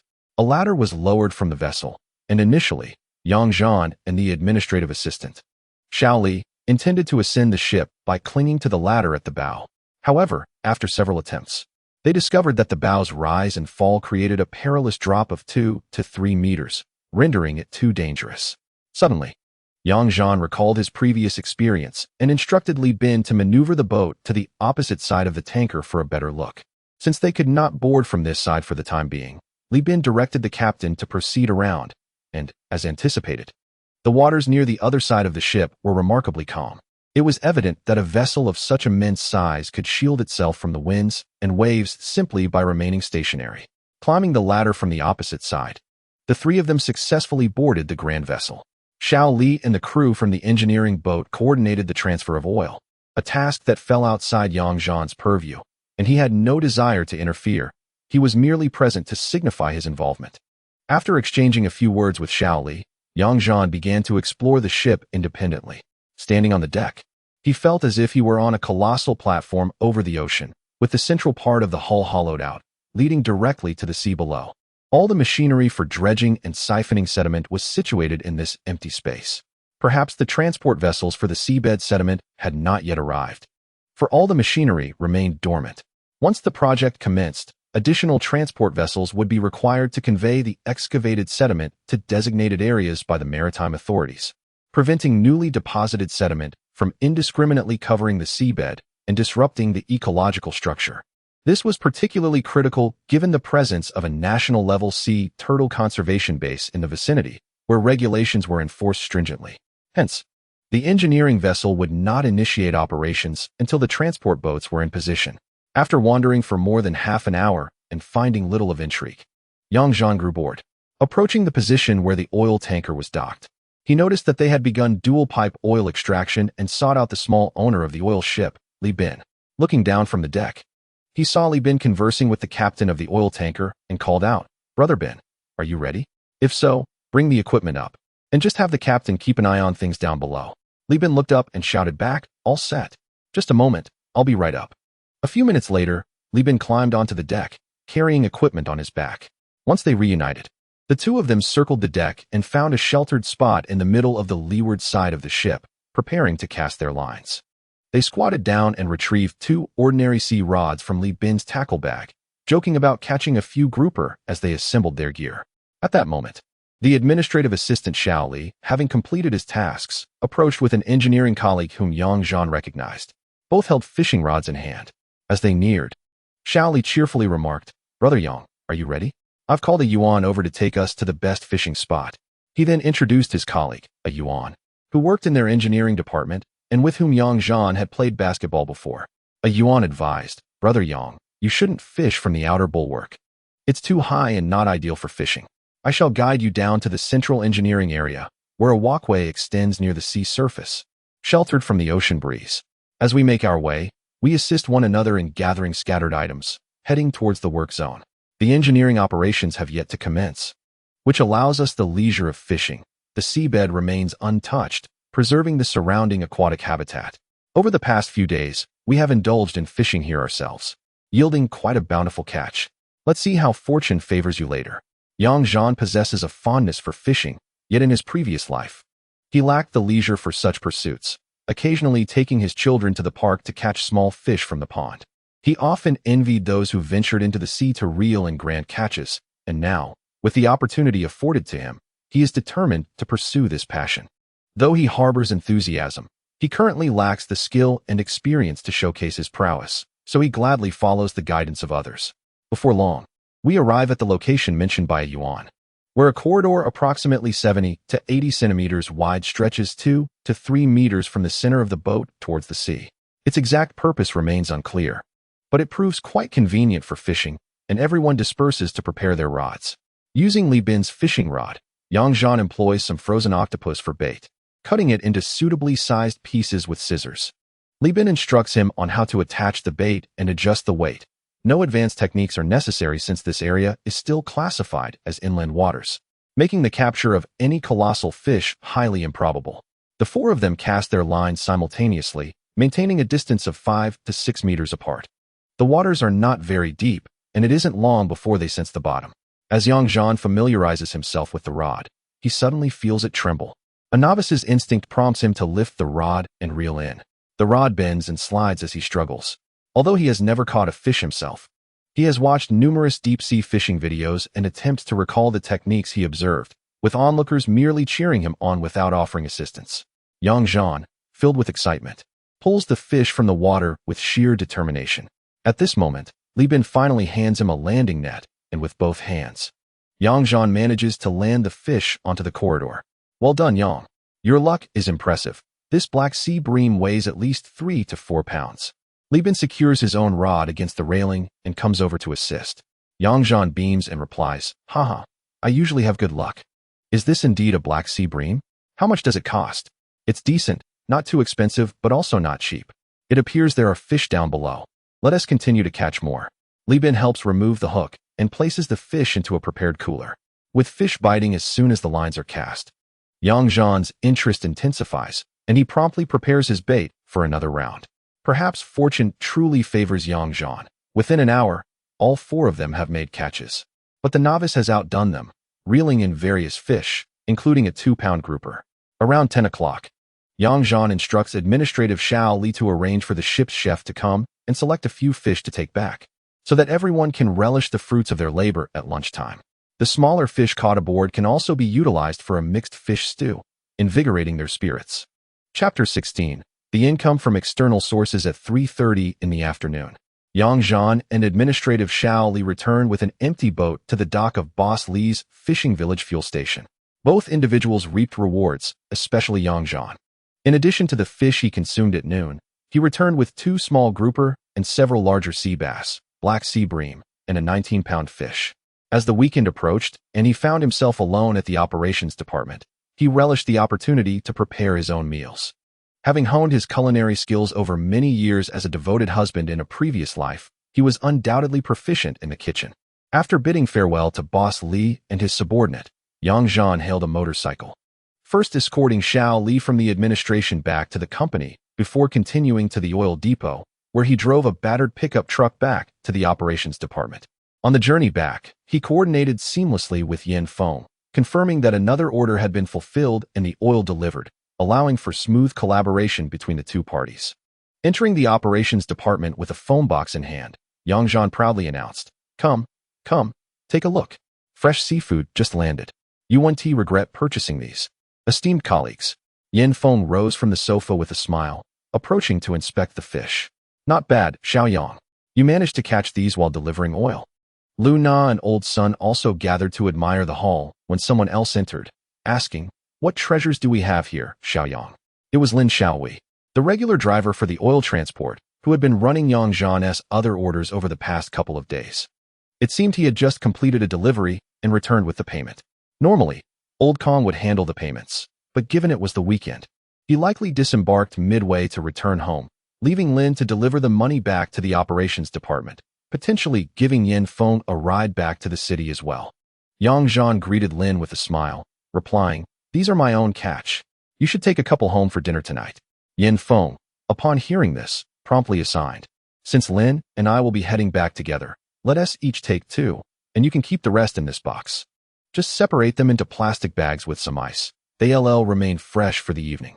Lu Na and Old Sun shook their heads, replying, "No need for us. It's inconvenient to carry on the bus." "Very well, let us head to the 3rd floor to divide them," Yang Zhan suggested, signaling to Yin Feng as they led the way upstairs. Yin Feng and Lin followed him to the 3rd floor, where Yang Zhan paired 2 grouper with 1 sea bass and 1 black sea bream in separate bags, placing the remaining fish in the freezer. He also grabbed some ice from the refrigerator to add to the phone box, stating, "2 portions, choose for yourselves when you get home." "Thank you, Xiao. I'll just put this in the car," Lin replied, retrieving a bundle of cash from his bag and handing it to Yin Feng before descending with the phone box. Yin Feng, clutching the money, playfully tapped Yang Zhan's arm, saying, "Come, Xiao, let us sit down and settle the accounts." The two took a seat at the dining table, calculating the earnings. After deducting the commission owed to Zui Yi and the benefits for Qiu Hongbing, they found that each would receive over 12,000. Yin Feng had already privately exchanged figures regarding old Cang's portion of the sales. And since Yang Zhan's commission from actual sales for the month belonged solely to him, while Yin Feng's income grew alongside the operations department's performance, they agreed to keep their respective shares without quibbling over the amounts. Half a month later, another transaction emerged.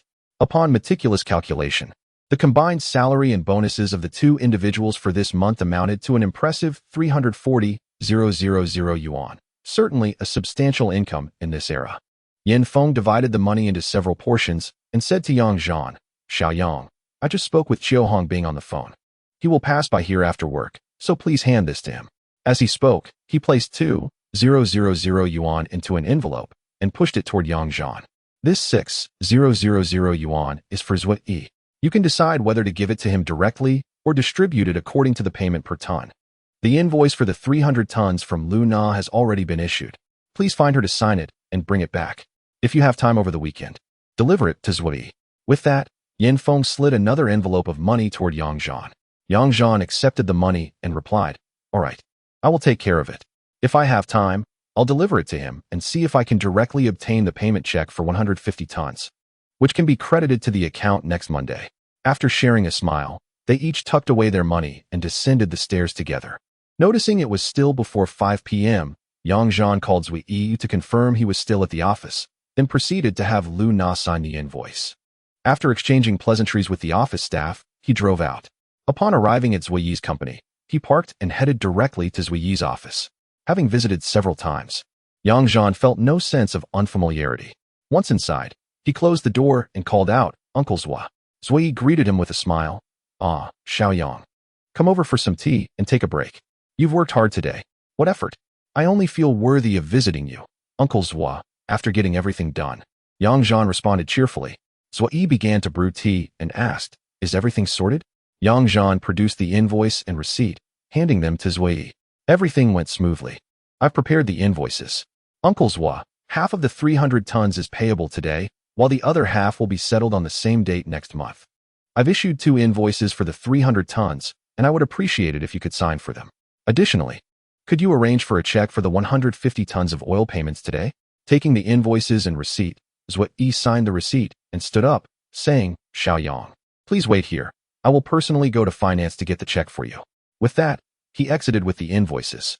In less than 10 minutes, Zui Yi returned with a check, closed the door as usual, and handed the check and receipt to Yang Zhan.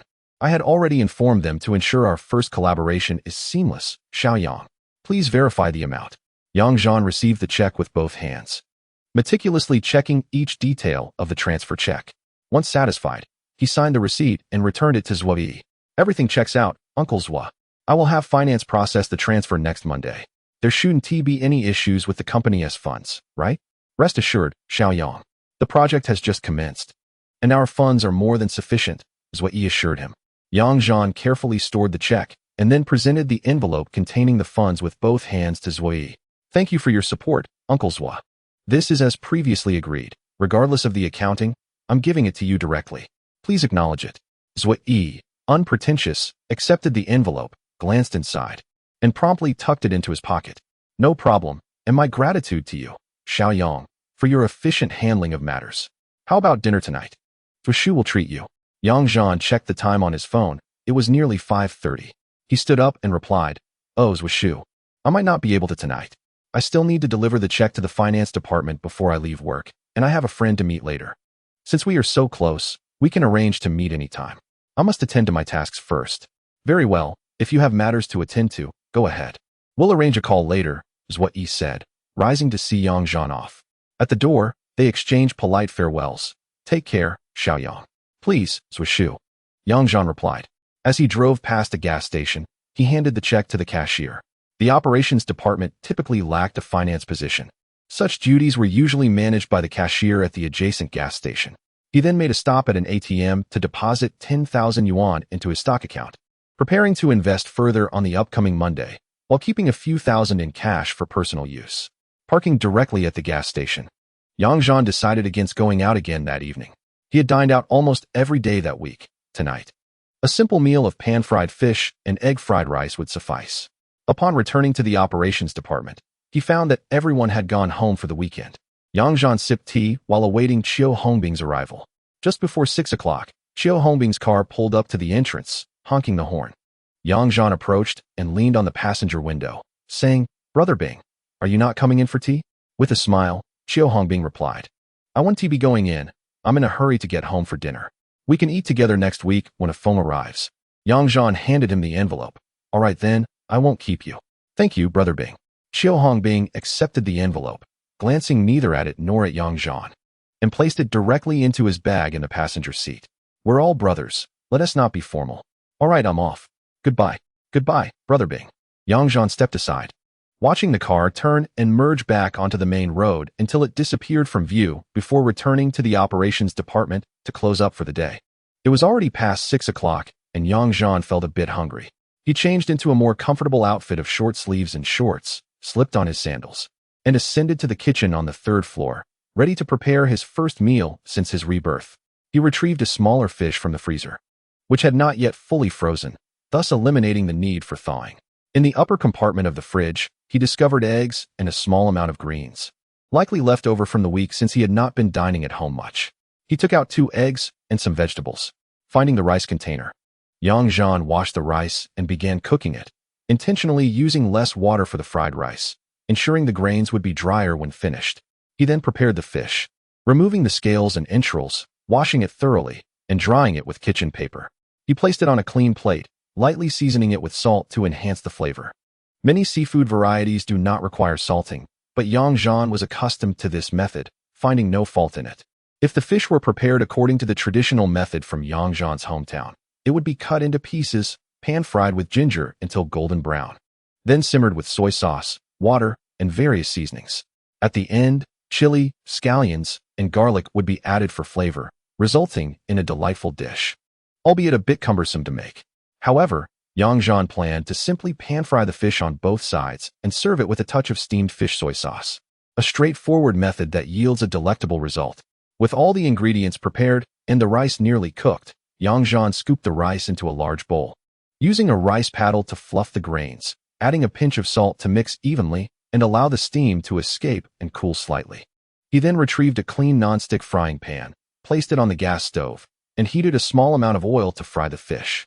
On the other hand, he cracked an egg into the slightly cooled rice, mixing it thoroughly to coat the grains with yolk. He placed another frying pan on a different burner, added a bit more cooking oil, and once heated, scrambled 2 eggs, setting them aside. Using the residual oil, he briefly sautéed some diced vegetables before adding the rice and scrambled eggs to the pan, tossing them together while occasionally checking on the fish in the other pan. Finally, he seasoned the mixture with salt and soy sauce, finishing with a sprinkle of chopped scallions before serving the simple yet satisfying Yang-style fried rice. If he had more ingredients, Yang Zhan could whip up a hearty fried rice medley, but he was content with the outcome. By this time, the fish was perfectly cooked and plated. Drizzled with a circle of steamed fish soy sauce, ready to be enjoyed. In just over 20 minutes, he had prepared a delightful meal. He then retrieved a can of beer from the refrigerator and leisurely began to savor his first homemade dinner. Chapter 17. Weekend Gatherings After Dinner. Boredom crept in as he found himself alone in the three-story house, the emptiness often amplifying feelings of solitude. Not wanting to seek companionship on a whim, he opted to head downstairs to chat and type on the computer instead. Upon reaching the lower level, he powered on the computer, brewed a cup of tea, and settled into the guest area, checking the stock market. The results were promising, with a rise of over 10 points throughout the week, aligning well within expectations. He engaged in an online conversation with Li Qianqian, who had also returned to her parents' home in the city for the weekend, bringing along documents for her relatives to assist with processing. She would return to work in a week, at which point she could bring the completed paperwork back to Yang Zhan. Subsequently, he flirted online with his classmate Wang Cheng, who had recently been assigned as the retail division manager in the Huiyang area, working under senior colleague Fu Yu. Wang Cheng was quite a character, resembling a lanky monkey. Yet he navigated the office dynamics with remarkable finesse. His penchant for socializing allowed him to bond with colleagues and superiors alike, whether through smoking, drinking, or playing cards. He was always game. Especially when it came to drinking and playing cards, he was known to drop everything, even leaving his girlfriend, to join colleagues in the middle of the night if they called. This camaraderie led to a close-knit relationship with most mid-level and lower management staff, aside from a few upright senior leaders in the company. However, their relationship was not merely one of hedonistic indulgence. Wang Cheng, despite his playful nature, demonstrated an average competency in his professional responsibilities, which earned him a promotion to the HR department a year later. When the company eventually split into 3 subsidiaries, several leaders expressed interest in retaining him. Yang Zhan maintained a fine rapport with his companion, both having traversed the same academic path at their institution. During their initial internship, they found themselves stationed at the same gas station and simultaneously courted 2 charming young ladies from there. However, upon their return to the company after completing their internships, Yang Zhan's girlfriend departed for her hometown within 6 months, severing all ties. In contrast, Wang Cheng's girlfriend was transferred to the Human Resources Department as a temporary clerk, indicating her adeptness in navigating professional relationships. In an online exchange with Wang Cheng, Yang Zhan playfully inquired, "How long have you been transferred? Why haven't you come to check in on me yet?" Wang Cheng replied, "That desolate place of yours is not my concern. I've only just arrived, and things are still in disarray. Perhaps I will visit when I accompany Brother Fu on an inspection." Yang Zhan continued to entice. "It's merely a 20-minute drive. Come on. I'll treat you to a seafood feast." Wang Cheng retorted, "No thanks, it's dull over there. What's enjoyable about dining with just us 2 solitary men? You should come here instead. Brother Fu is also present, and he has been your superior before. You ought to pay him a visit." Wang Cheng was not easily swayed. Yang Zhan, genuinely eager to join them, remarked, "Visiting Brother Fu is certainly agreeable. What will you offer to entertain me? If we settle this, I shall come to see you tomorrow afternoon." Wang Cheng replied, "What kind of entertainment do you desire? A full-service experience here is rather commonplace. Let us skip that. Come play basketball. Brother Fu is gathering the local players for practice tomorrow afternoon. Your skills are mediocre. Come and let me show you some real play." The mere mention of basketball ignited Yang Zhan's enthusiasm, although he was confident in his ability to outplay Wang Cheng. "Sure, my friend. I'm not boasting. Do you really think you can dominate me in basketball? Let us see if you can back up that talk." He playfully provoked Wang Cheng, who, despite his lean physique, possessed some athletic talent and was likely to retort, "All right then, tomorrow, if you lose, you must call me little brother during our next gathering in the city. Do you dare?" "Ha ha ha, little brother, I won't forget. Prepare for my arrival tomorrow afternoon," Yang Zhan joyfully responded. Wang Cheng, undeterred, replied, "I'll ensure everything is arranged for your visit. Basketball in the afternoon, dinner in the evening, and I've even set up a mahjong table for after dinner. Are you brave enough to join?" He was deliberately provoking Yang Zhan, recalling his previous lack of skill in card games. "If you wish for a challenge, I shall accompany you to the end," Yang Zhan asserted, emboldened by the prospect of camaraderie and competition. "Agreed. I'll come over tomorrow afternoon. A midday visit is also acceptable. I'm not concerned about that meal," Wang Cheng concluded. "Just wait for me," Yang Zhan replied, unperturbed by the impending challenge. The following Saturday, Yang Zhan rose early, having developed a habitual fondness for morning exercise over the allure of lingering in bed. After a series of activities and a hearty breakfast, he returned to the operations department just after 8 o'clock. With some free time on his hands, he resumed his writing endeavors, having penned nearly 170,000 words over the past week, a feat that left him quite satisfied with his efficiency.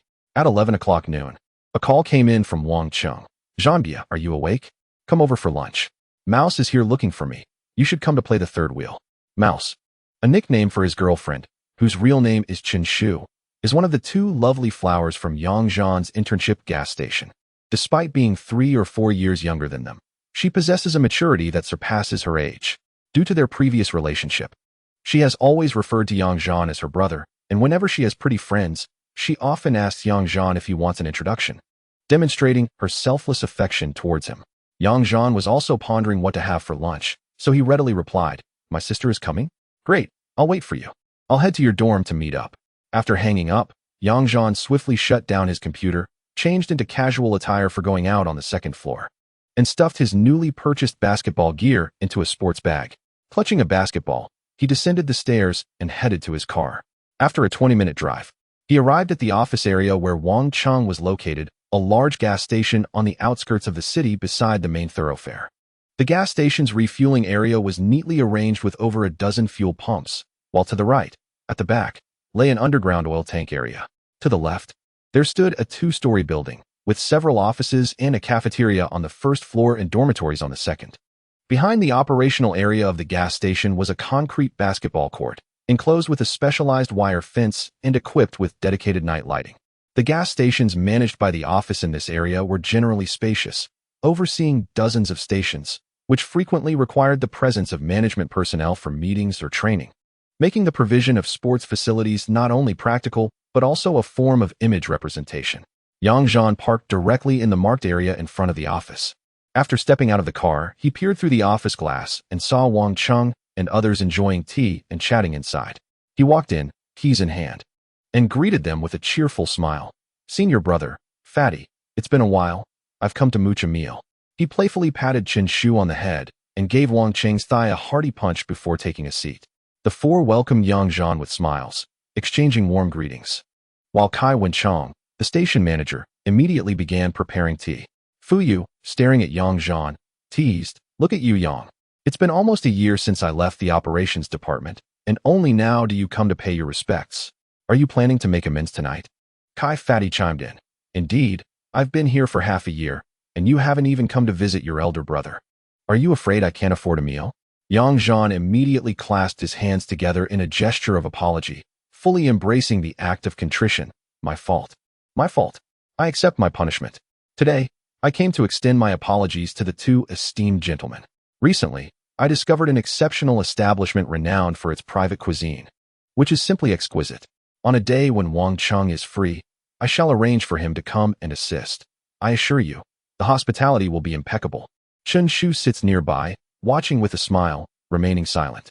Wang Cheng interjects, saying, "Your attitude in acknowledging your mistakes is commendable.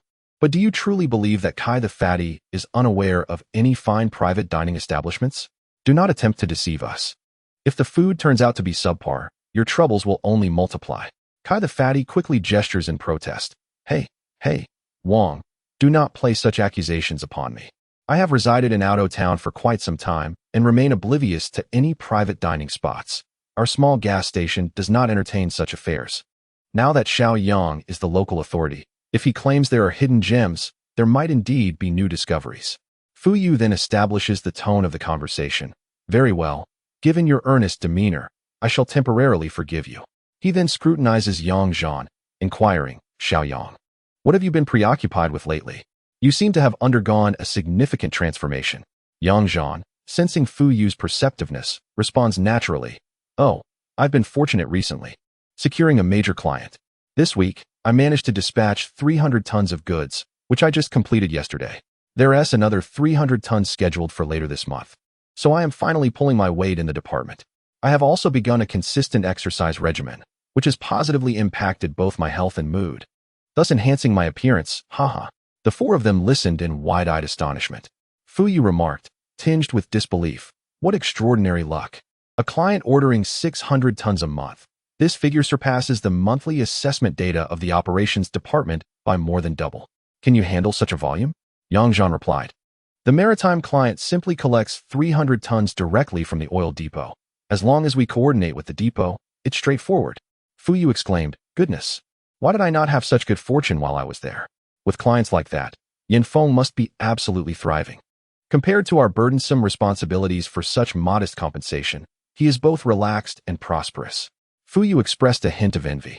Of course, while his words sounded pleasant, had he been offered to swap places with Yanfeng, he would have vehemently declined. Setting aside the time-sensitive nature of clients, his current position is one of upward mobility, while Yanfeng's is fraught with challenges for advancement.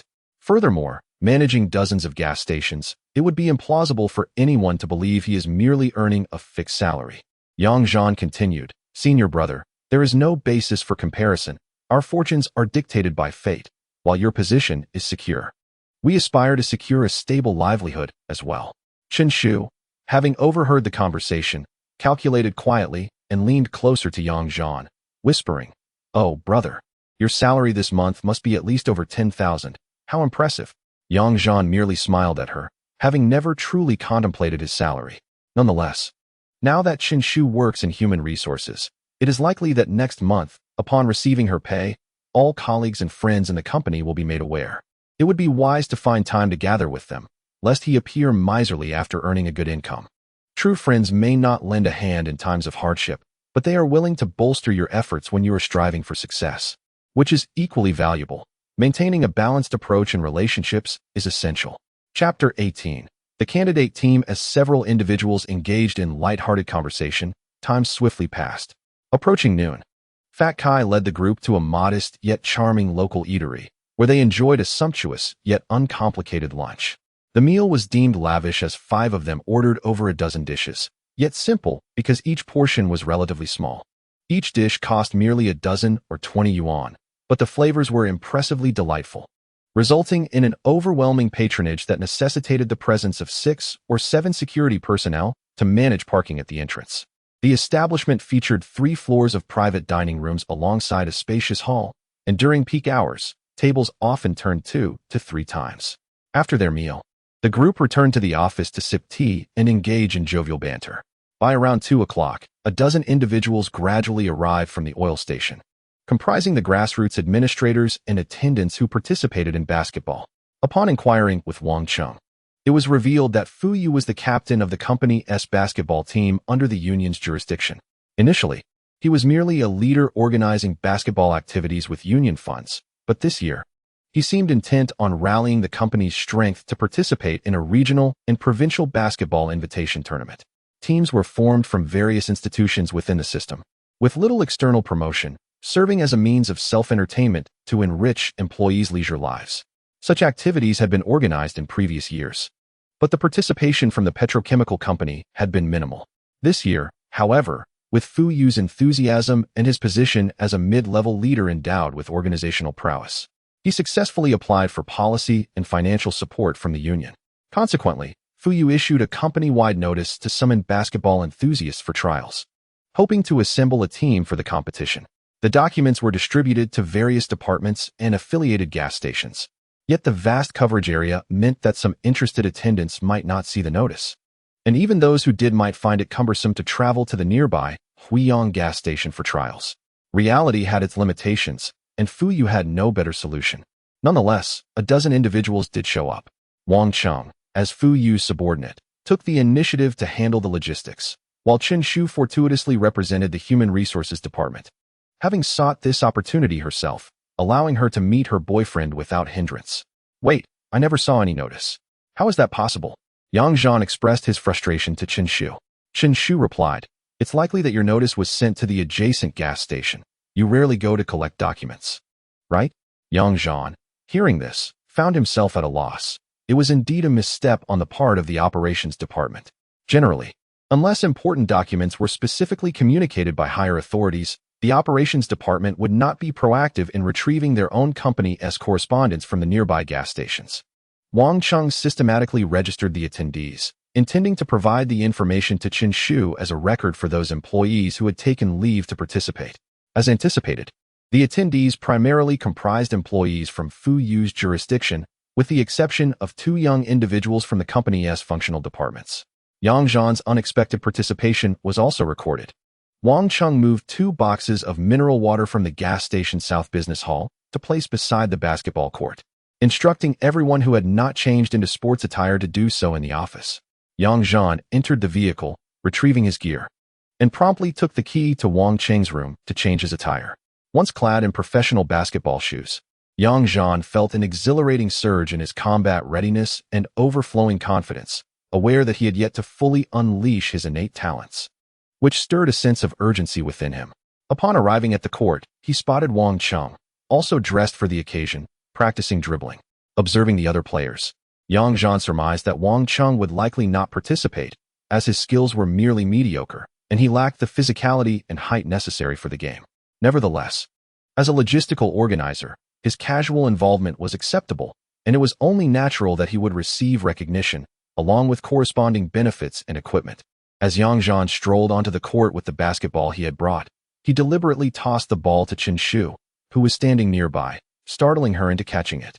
Seizing the moment, he performed some muscle and ligament stretches, approached Chen Shu, took a sip from a water bottle, and tore a piece of the label as a makeshift marker. He exchanged the basketball she held for the one in his hands and playfully tousled her hair before heading towards the basket for warm-up. Among the 2 individuals from the company's functional departments whom Yang Zhan recognized, he approached them to greet and exchange information. One was named Zhang Zichen from the risk department, and the other, Wu Yin from the retail operations department. Both were fresh graduates assigned from the provincial company this year and had been marginal figures on their school teams, both exceeding 6 feet in height. Yang Zhan estimated that these 2 would be quite competitive on the court. The other participants from various gas stations exhibited considerable diversity, yet most had not attended university, with ages ranging between 20 and 25, likely engaging in basketball merely as a pastime without dedicating substantial time to practice. However, those brave enough to come and give it a try still possessed a degree of confidence and skill. During warm-ups, Yang Zhan felt good while dribbling and shooting. At that moment, Wang Cheng stealthily approached from the side, attempting to steal the ball. Yang Zhan caught sight of him out of the corner of his eye, and as Wang Cheng reached for the ball, he executed a slight feint with his right hand, altering his rhythm just enough for Wang Cheng to slip past him. After evading Wang Cheng, Yang Zhan continued his dribbling path, performing a gentle crossover between his legs before launching a relaxed shot with his right hand, which swished effortlessly through the hoop. Wang Cheng retrieved the ball beneath the basket and dribbled back towards Yang Zhan. "Wow, nice gear you've got today. I reckon I won't stand a chance against you," Wang Cheng remarked with a hint of resignation. They had never played together before, but seeing Yang Zhan's impressive equipment and physique, coupled with his dribbling and shooting prowess, led Wang Cheng to concede gracefully, as he was not particularly strong himself and felt no shame in acknowledging defeat. Yang Zhan chuckled, "Have you come to terms with reality? I'll grant you a half-hearted surrender, and from now on, just call me bro in front of the others." Haha. Wang Cheng, now dribbling and shooting, feigned ignorance as he hustled under the basket for rebounds. Around 2:30 p.m., the prominent figure Fuyu entered the court, and Kai, the hefty fellow, changed into a jersey to follow suit. The over 200-pound behemoth still held a certain imposing presence, though Yang Zhan remained uncertain whether he was there merely to enjoy the perks. Wang Cheng, with keen insight, gathered everyone together and earnestly introduced, "Gentlemen, Director Fu is our team captain, and he will lead us in our future training and competitions. Let us applaud and welcome our captain." In such a setting, no one pretended to be aloof. The atmosphere was lively, and the applause was fervent. Fuyu, accustomed to such occasions, felt no embarrassment as he clasped his hands in acknowledgement and smiled, saying, "Thank you. Thank you. I sincerely appreciate all of you taking time out of your work or rest to join us. You must have seen the documents issued by the company. This year, I applied for some funding from the union. As your basketball captain, my role is far from nominal. The city's union organizes a basketball tournament annually, and in previous years, we lacked the enthusiasm to participate. This year, I've taken the initiative to rally everyone and register. While participation is the primary goal, we aspire for a commendable ranking to enhance our company's visibility. The competition begins next month, held on weekends, and follows a single elimination format. We aim to secure several victories. This month, we will form our team, and I will arrange a few friendly matches with local units for us to gel as a squad. If our team performs well, we might have the opportunity to represent the city company in the provincial tournament later this year. Fundamentally, we play because we enjoy it, and the company has provided certain incentives. For instance, our colleagues from the gas stations will be accommodated regarding shift adjustments for training and matches. New members will be outfitted with team uniforms, and we will reimburse a pair of basketball shoes, capped at 500 yuan, during training and competition. The company will cover commuting expenses, and for refreshments, our logistics officer, Wang Cheng, will handle it. If we achieve commendable results, I will apply to the company for rewards. Wang Cheng, an excellent support player, immediately led the applause, responding loudly, "Great." The surrounding crowd joined in the clapping and cheering. Fuyu continued, "I just reviewed the attendance statistics, and including myself and Wang Cheng, we have a total of 18 people present, not counting Chen Shu, who is our cheerleading captain assigned by the company. If we perform well, she will organize the cheer squad to support us at the company." After clarifying, Fuyu added, "Wang Cheng and I are not included in the selection numbers. As captain, my role is self-evident, and Wang Cheng, serving in logistics, will also be named. We will select 12 members from the remaining 16 today. Those not selected will serve as reserve players, and the selected members are not fixed. If other skilled colleagues see our team formalizing, they may also wish to join, and we will determine our roster based on merit. I want to emphasize that we currently lack a coach. I am serving as both captain and coach. Should we reach a level of proficiency, I will seek a professional coach to guide us. That is all for now. Wang Cheng, please proceed with our earlier plan." The applause resumed, accompanied by a chorus of responses. Wang Cheng, with unwavering confidence, spoke directly. "As the captain clearly outlined, we will proceed to select 12 members this afternoon." The selection method was straightforward, devoid of any unnecessary embellishments. 3 teams were formed to engage in a full-court scrimmage, using a 5-goal system. The victorious team would continue, while the losing side would substitute players. The captain and I observed from the sidelines, ready to interchange players as needed. With the clock still shy of 3 p.m., we would play for 2 hours, during which everyone would be able to discern their strengths and weaknesses on the court. A sense of intrigue began to ripple through the crowd as individuals whispered among themselves, contemplating with whom they would prefer to team up. Wang Cheng navigated through the throng, making his way to the center of the court.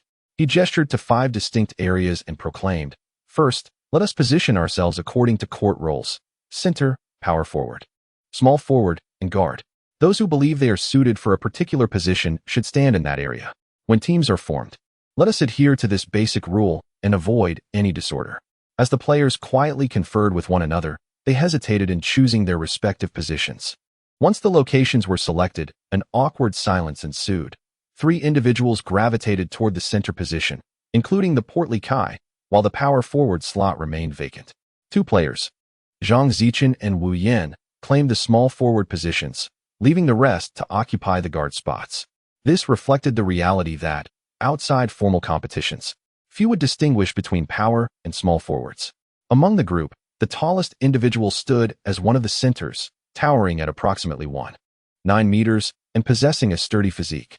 The other center was slightly shorter and somewhat stockier, while Kai, weighing around 125 to 130 kilograms, was just about 1.8 meters tall, constrained to that position by his weight. The remaining players ranged between 1.75 to 1.83 meters, with Wang Cheng being notably the shortest. Yang Zhan, measuring his height without shoes at 179 centimeters, reached approximately 183 to 184 centimeters when clad in basketball shoes, thus opting for the guard position. Given the circumstances, a somewhat blunt approach was taken.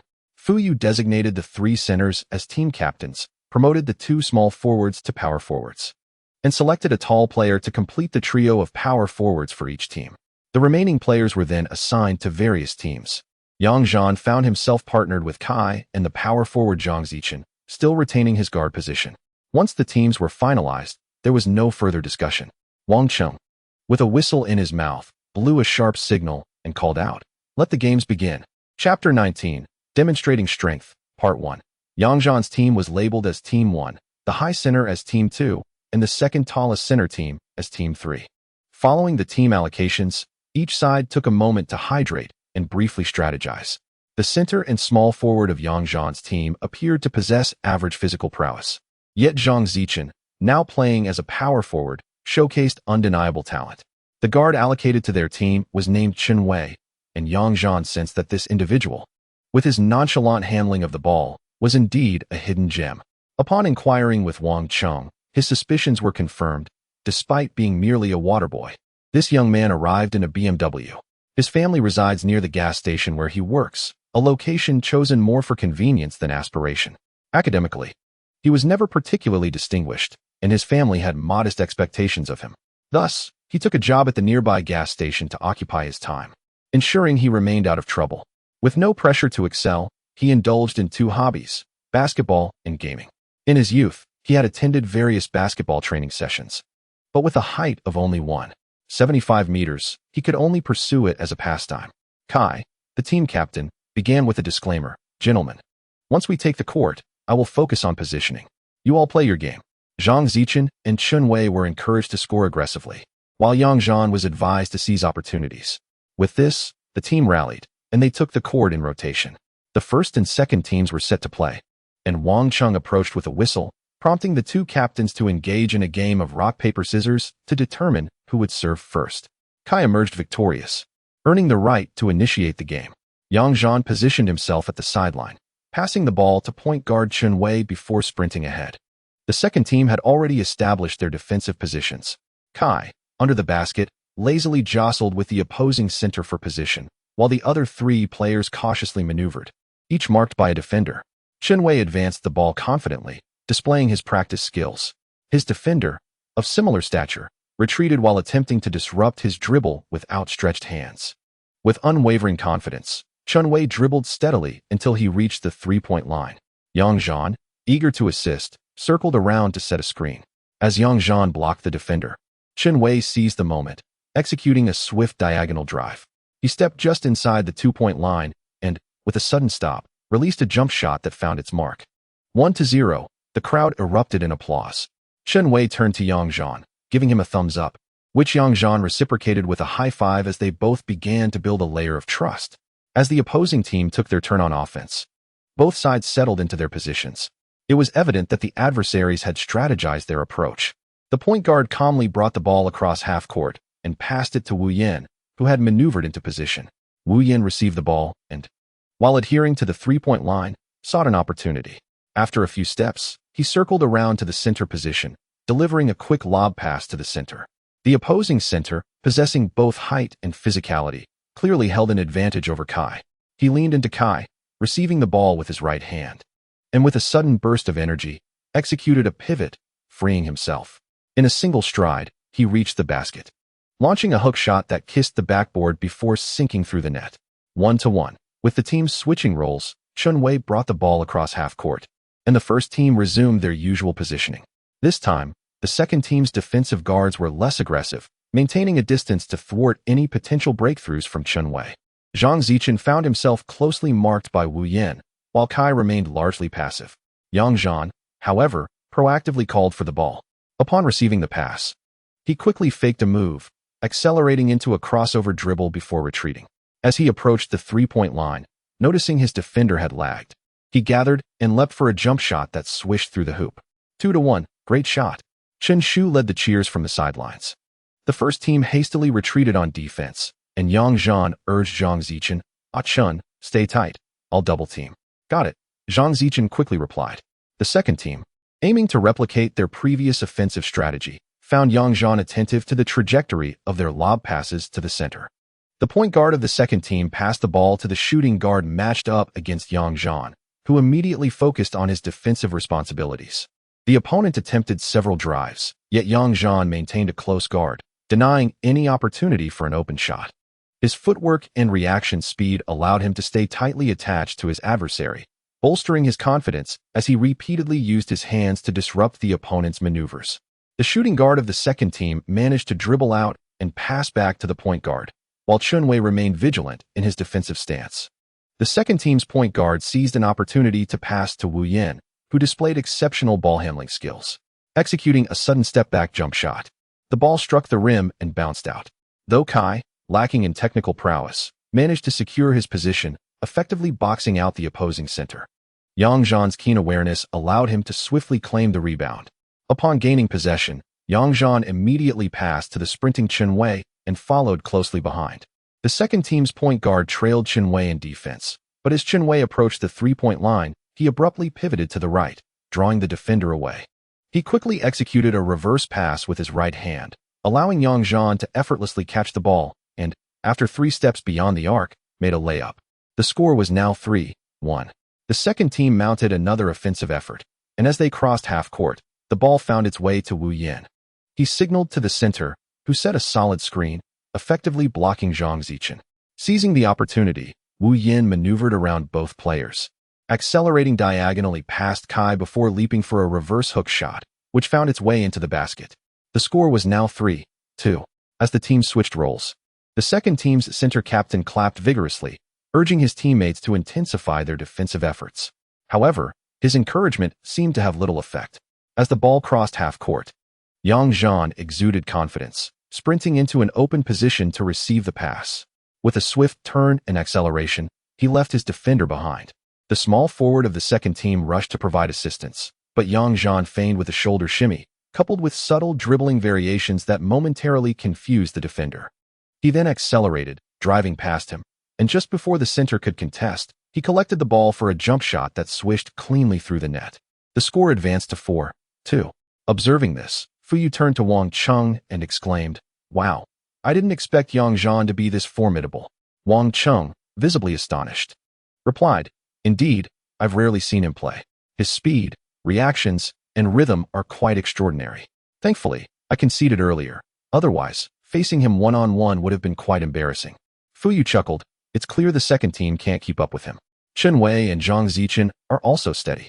Their teamwork on the court is impressive for a first game. I believe our team is quite strong.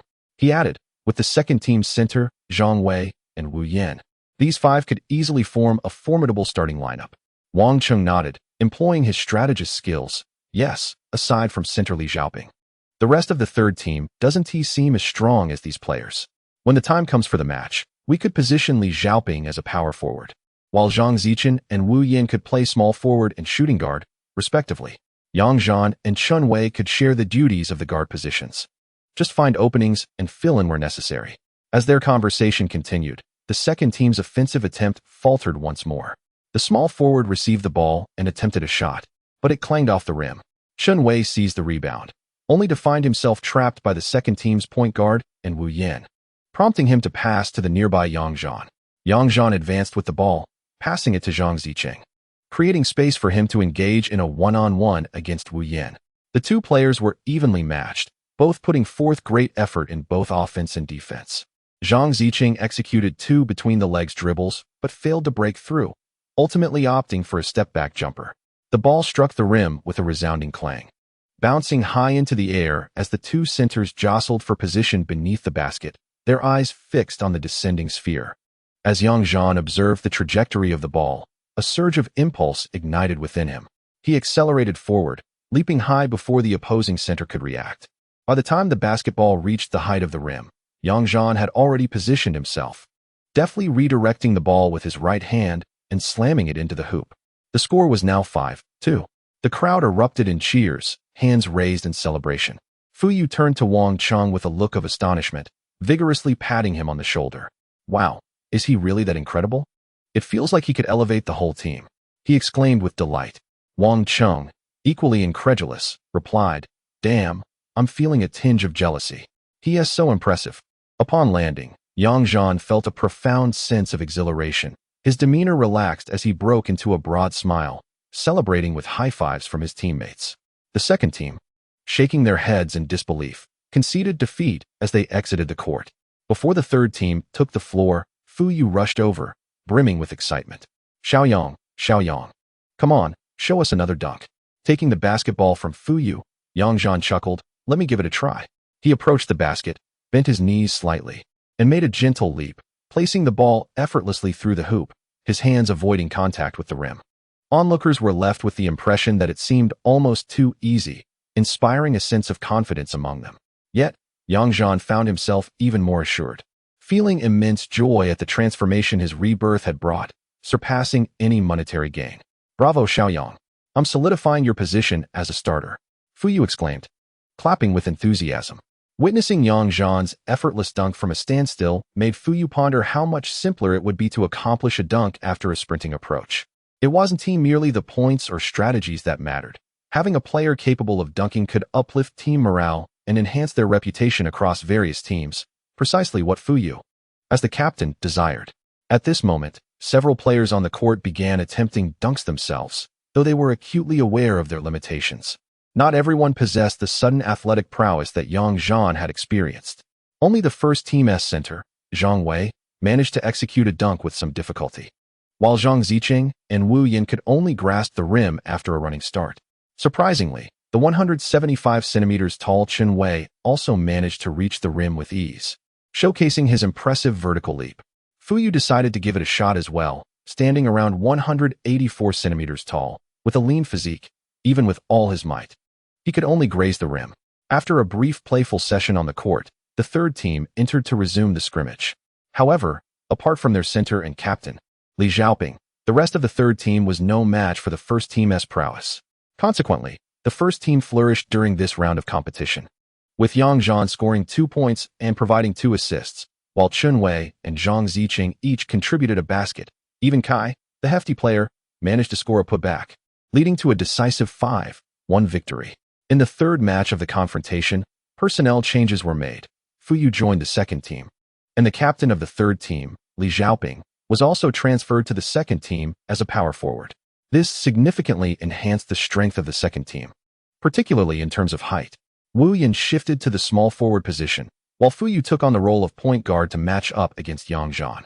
The first team had already played 2 rounds, establishing mutual trust in their coordination, and their stamina was not an issue, except for Kai, who was drenched in sweat.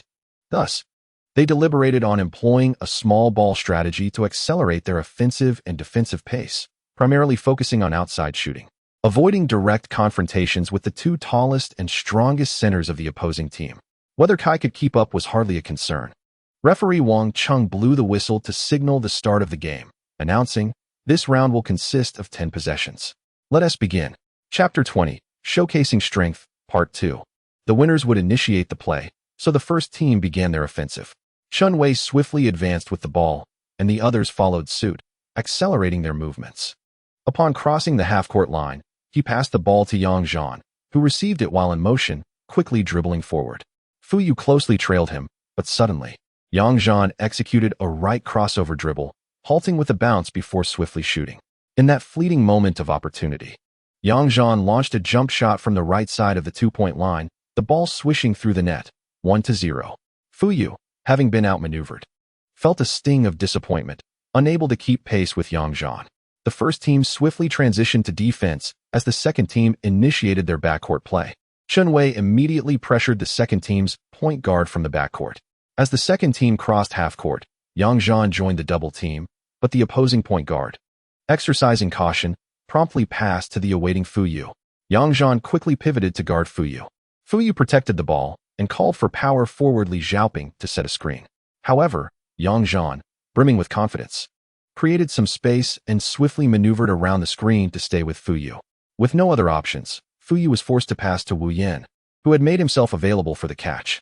Upon receiving the ball, Wu Yin demonstrated excellent vision, backing into the first team's small forward, and lofted the ball into the paint. Zhang Wei, receiving the pass with one hand, positioned himself against Kai, attempting to use traditional center tactics to force his way to the basket. As Yang Zhan and Zhang Ziqing crossed paths, they quickly positioned themselves to double team, aiming to disrupt Zhang Wei's rhythm. Zhang Wei, displaying his astuteness, pivoted sharply and leaped to shoot off the backboard, the basketball rebounding perfectly into the hoop, 1-1. With the change of possession, Yang Zhan inbound the ball and rapidly crossed half-court, while Chen Wei sought opportunities in motion. At that moment, Zhang Ziqing emerged from behind the baseline, creating a slight distance from Li Xiaoping, who was defending him, and the ball was immediately passed into his hands. Upon catching the ball, Zhang Ziqing angled his body to outmaneuver the pursuing Li Xiaoping, while Kai effectively boxed out Zhang Wei behind him. Seizing the opportunity, Zhang Ziqing drove to the basket and scored effortlessly. The first team's quick passing and fast break were executed with remarkable precision, 2-1. Both teams exchanged leads. One showcased its prowess from the perimeter, while the other relied on a solid inside game. presenting two distinct styles of play on the court. In this round, Yang Zhan once again initiated an offensive play, faced with Fu Yu, who was reluctant to let him showcase his skills through a breakthrough. It was evident that Fu could not withstand Yang's prowess. Yang opted to maneuver just beyond the three-point line, while Zhang Zichen feigned a run towards him to receive the ball, effectively obstructing Fu Yu's defense. Yang abruptly halted, executing a jump shot from 45 degrees outside the arcade. The basketball swished through the net effortlessly, his rhythm seemingly on fire, making Yang feel invincible. As they transitioned back on defense, Yang vocally reminded, Kai, ensure you weave in and out for positioning, Zichen, cut off any passing lanes, and let's tighten our interior defense. The two acknowledged his instructions. Previously, both teams played somewhat casually, lacking intensity in their defense. The second team genuinely struggled to contain the first team's perimeter offense, compounded by their own rhythm being on point, resulting in easy scores from open shots following drives. However, Yang believed that the first team could still create difficulties for the second through strategic defensive maneuvers. Indeed, as the first team enhanced their awareness of passing and stealing, contracting their defensive formation, the second team found it increasingly challenging to deliver passes into the paint.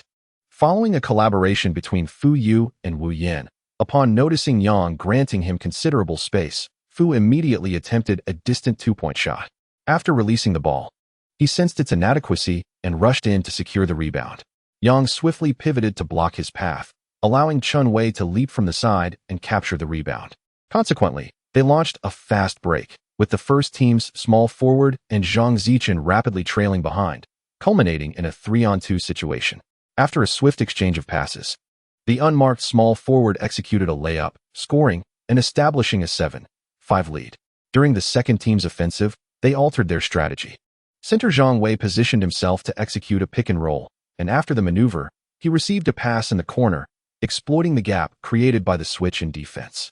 Zhang Wei capitalized on the opportunity and, with 3 strides from the free throw line, executed a jump shot that found the net. 7-6. The first team's offensive remained focused on rapid transitions. If the opposing defense faltered, they continued to employ this tactic. Chun Wei dribbled and passed to Yang Zhan, who quickly relayed the ball to the right corner, where Zhang Zichen, unguarded, launched a three-pointer that swished through the hoop. 8-6. As they fell back into defense, Yang again cautioned, away, stay close to your opponent. Be mindful of positioning during screens to draw fouls, and allow them to attempt outside shots. Aside from Kai, who was visibly fatigued and struggling to keep pace, the rest of the team signaled their understanding. Under Fu Yu's guidance, the second team adapted accordingly, with their small forward driving and distributing the ball, allowing Wu Yin to capitalize on a height advantage and successfully execute a jump shot. 8-7. Returning to the first team's offense, Chun Wei, as usual, crossed half court and passed to Yang Zhan. Observing the situation, Yang noted that Kai had effectively boxed Zhang Wei in beneath the left side of the basket, while the right side was also occupied by Zhang Zichen. Seizing the moment, he launched into a breakthrough, employing a series of deft dribbles to easily bypass Fu Yu, driving toward the free throw line before executing a 3-step jump for a dunk. The leap, the dunk, and the landing appeared effortlessly executed, prompting a roar of cheers from the crowd. 9-7. This play seemed to determine the outcome of the match. And after another back-and-forth exchange, the contest concluded with a score of 10-8. In a remarkable display of skill, Yang Zhan single-handedly scored 6 goals and provided 1 assist, while Zhang Zichen contributed 2 goals, and both Chun Wei and the small forward each netted 1. Although the heavier player merely participated without scoring, he managed to secure several advantageous positions, thereby contributing to the team's efforts. After the match, the players took a moment to hydrate and rest, particularly Kai, who after 3 consecutive games found himself unable to walk, collapsing onto a bench against the wall, reluctant to move. Wang Cheng offered a bottle of water to Fu Yu, seeking his input before gesturing for everyone to gather in a circle and distributing water to those without. Once everyone had caught their breath, he remarked, having already completed 3 rounds of competitive play, several of our teammates have displayed notable strength and skill advantages, which I believe everyone has recognized. Let us invite the captain to clarify our selections. Upon hearing this, Fu Yu set down his bottle of mineral water, took a moment to gather his thoughts, and stated, let us first establish a few key players. The first is Yang Zhan. I envision him as a core player for our team. as he possesses the versatility to play as a point guard, shooting guard, or small forward, adapting to the dynamics of the game. After several rounds of play, the consensus on Yang Zhan's abilities was unanimous, with no objections raised. Fu Yu continued. Next, we have center Zhang Wei and Li Xiaoping. Their physical presence is indispensable in the center position. Third, I would include Zhang Zichen and Wu Yan, both of whom possess the physicality and technical skills suitable for a forward role, adaptable to varying circumstances. Lastly, Chen Wei's proficiency as a point guard should be beyond question. Wang Cheng interjected. That gives us 6 players.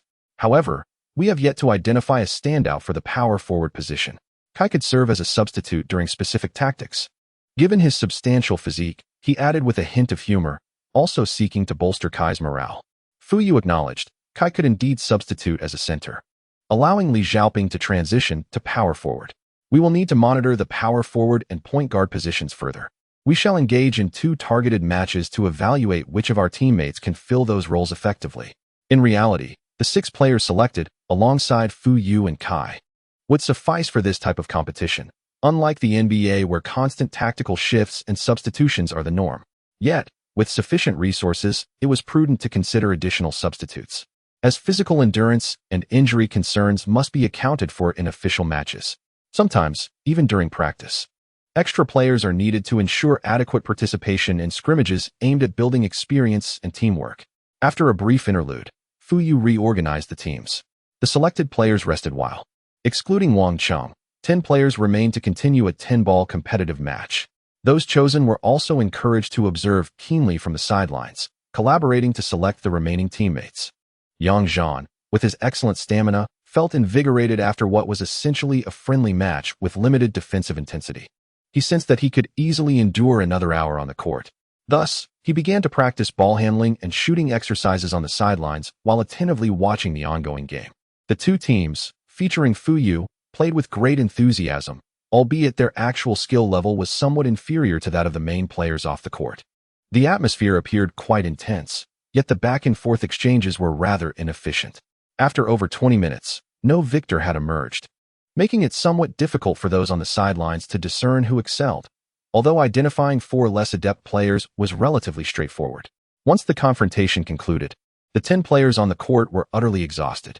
It is apparent that even on an NBA stage, no star player could sustain such prolonged exertion for over 20 minutes without respite, especially given the absence of timeouts or free throws for brief recovery.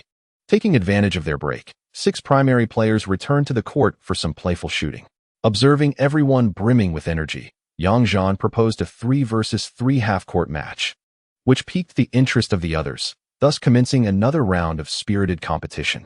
With teams formed, both sides showcased skill and prowess, resulting in a more captivating display. As the score was not being counted, the teams played with even greater freedom, flaunting their technical abilities and shooting prowess. Yang Zhan grew increasingly elated as he finally had the opportunity to unleash his talent.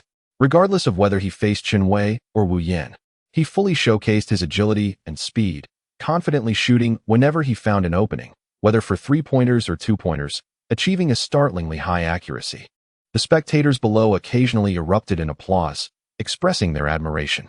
After more than 10 minutes of play, Fu Yu and Wang Cheng exchanged glances. Damn, I thought he was impressive before, but he is even more astonishing now, Fu Yu remarked incredulously. Indeed, he seems to possess a certain edge. In future matches, if we encounter difficulties, we can simply let him take the lead. With his efficiency, we need not fear anyone, Wang Cheng mused, also feeling a sense of bewilderment at Yang Zhan's prowess. Fu Yu's eyes lit up at this, nodding enthusiastically. This strategy is quite brilliant. It's as if we have a superstar bolstering our team. He began to envision himself leading the team to victories against numerous rival squads, basking in the glory within his company. He also contemplated having Chun Shu promote the basketball team back at the office, ensuring that during their city matches, she would rally more supporters to cheer them on. As they approached the half-hour mark of play, Fu Yu clapped his hands to gather everyone around. He and Wang Cheng had already deliberated on the 4 players to be eliminated, intending to announce the list while the others rested. After revealing the names, Fu Yu expressed gratitude to all the brothers present, assuring the remaining that their efforts would not go unrewarded. We will visit Qinshu to get our sizes measured for a set of company jerseys, he continued. Let us take a brief respite. Today marks the official establishment of our basketball team, and we shall celebrate with a dinner tonight. Chen Shu promptly produced a registration book, inviting the players. Gentlemen, please come here to provide your jersey sizes. We will have them ready for you by next week. As they completed the registration, Yang Zhan approached to do the same. Chen Shu softly addressed him. Brother, I see you have new basketball shoes. Do you need to purchase another pair? If not, I can arrange for an invoice to be issued for reimbursement. Yang Zhan playfully tapped her head in response, saying, well, if you have the receipt, just help me with the reimbursement. The money you get back can be used to buy some fruit for yourselves. As for the sneakers, I'll get a new pair to alternate with when I have the time. You can hardly find a decent pair for 500 yuan. Thank you, bro. You're the best. Chen Shu's eyes crinkled with laughter. Chapter 21. Team gathering. Though the game had seemingly lasted for quite some time, it was still not yet 5 o'clock. After registering their sizes, Yang Zhan sought out a few newly acquainted teammates to exchange phone numbers, particularly with Chen Wei, as they had just enjoyed a smooth collaboration on the court and agreed to meet privately for some street basketball later. Wang Cheng hurried over to Yang Zhan and whispered, Zhan, the team selection is done. Let us go. I'll find a couple of people, and we can head to play mahjong. Dinner 1 TB until after 6. Yang Zhan, holding the sports towel draped around his neck, glanced at Chen Shu and asked, with so many people here, is it appropriate for us to leave? Wang Cheng, unfazed, replied, it's fine, let them play for a bit. I'll just say hi to a few seniors, and then we can go to the restaurant to reserve a private room and order. Yang Zhan, feeling surprisingly energetic and initially wishing to play a bit longer, noticed Wang Cheng and Chen Shu looking somewhat bored, so he acquiesced. All right then, where are we dining? Should we change clothes and drive there? No need to drive. It's less than 500 meters on foot. Just change into a short-sleeved shirt, since your jersey is soaked. I'll go gather everyone, Wang Cheng said, and upon receiving Yang Zhan's approval, he dashed off. Once Yang Zhan emerged in a short-sleeved shirt, he saw Wang Cheng waving to him by a car. Approaching, he inquired, didn't you say we weren't driving? Wang Cheng responded, Chen Wei insisted on driving. After we're done, he plans to leave directly. No more chatter, let us get in. Reluctantly, Yang Zhan climbed into the back seat. Noting that Chen Wei was indeed the driver, with Kai Pengzi sitting in the front passenger seat, and Chen Shu also in the back. Zhang, Chen Wei greeted with a turn of his head. Ah Wei, Yang Zhan replied. The vehicle was a slightly modified BMW 3 Series, which Yang Zhan admired. For a young person with a modest background, driving this car was neither ostentatious nor embarrassing. Yang Zhan remarked, Ah Wei, your car is nice. You seem to be enjoying life. Chen Wei candidly replied, this is just how it is for me. Living a simple life. Not causing trouble is the greatest contribution I can make to my family. I envy you all for having dreams, goals, and pursuits. With a chuckle, Yang Zhan joked. A lofty pursuit, indeed. A simple life like yours is my aspiration. Wang Cheng chimed in, that's the truth. Back when I just graduated, I used to look down on guys like Ah Wei. I was all about making a name for myself and climbing the corporate ladder. But after 2 years in society, I've come to see the reality. A relaxed life like Ah Wei's is far more appealing. Chen Wei laughed. What is there to envy? I'm just a small gas station attendant, while you're all leaders. At that moment, Kai Pengzi exposed his background, saying, gas station attendant? The stations you work at belong to your family. They're contracted to be run by the company. Who do you think doesn't he know that? They're not mine. I'm just a small attendant earning a fixed salary, Chen Wei retorted with a smile, maintaining his facade. Kai Pengzi, fully aware of Chen Wei's background, continued to tease him. Yes, they belong to your family. Your 2 elder sisters have all married and you, the sole younger son, remain at home. Would you dare to tell your father that you wish to remain single? I would, but I am certainly not foolish. Haha, what a tedious life.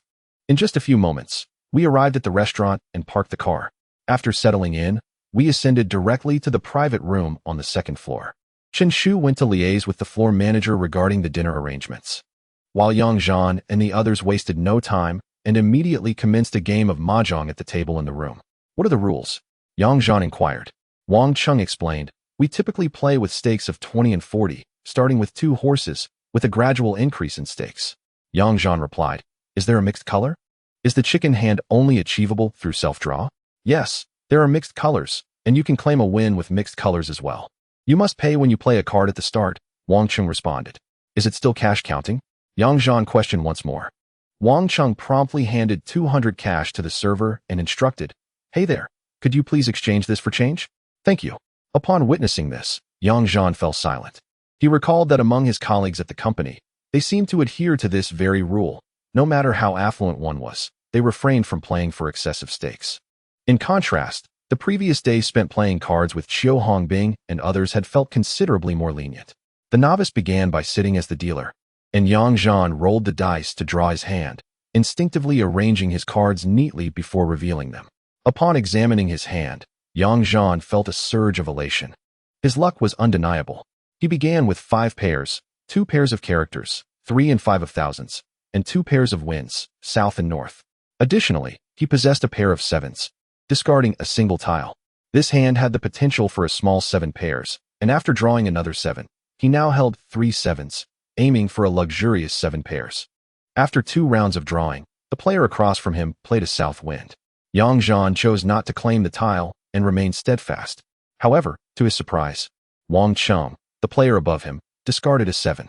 Yang Zhan opted to claim it, generating a monetary gain but disrupting his hand structure. Ignoring the chaos, he discarded one of his 7s. After another 2 turns, he drew a 3 of thousands, completing a set of 3.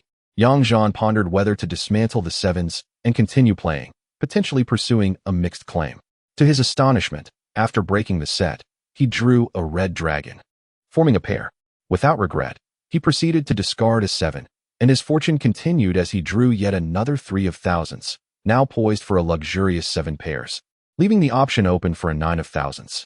His hand now resembled a mixed-color luxurious 7 pairs, while secretly delighting in his good fortune. Yang Zhan maintained a composed exterior. After a few more turns, Wang Cheng discarded a 9 of thousands. Instead of drawing, Yang Zhan chose to claim the win, knowing that sometimes the game unfolds in inexplicable ways. The player above him did not claim the tile, and fortune smiled upon him as he drew a 9 of thousands. With a self-drawn mixed-color luxurious 7 pairs, he secured a tenfold payout of 400 per share. Yang Zhan revealed his hand and, with a flourish, uncovered 2 horses from the remaining tiles, including a 9 of tubes. The losers, now with an additional share, faced a total of 800 each, allowing him to win back 2,400 in that round. Goodness, starting with such a large win, they exclaimed, lamenting their misfortune as they grudgingly paid their dues.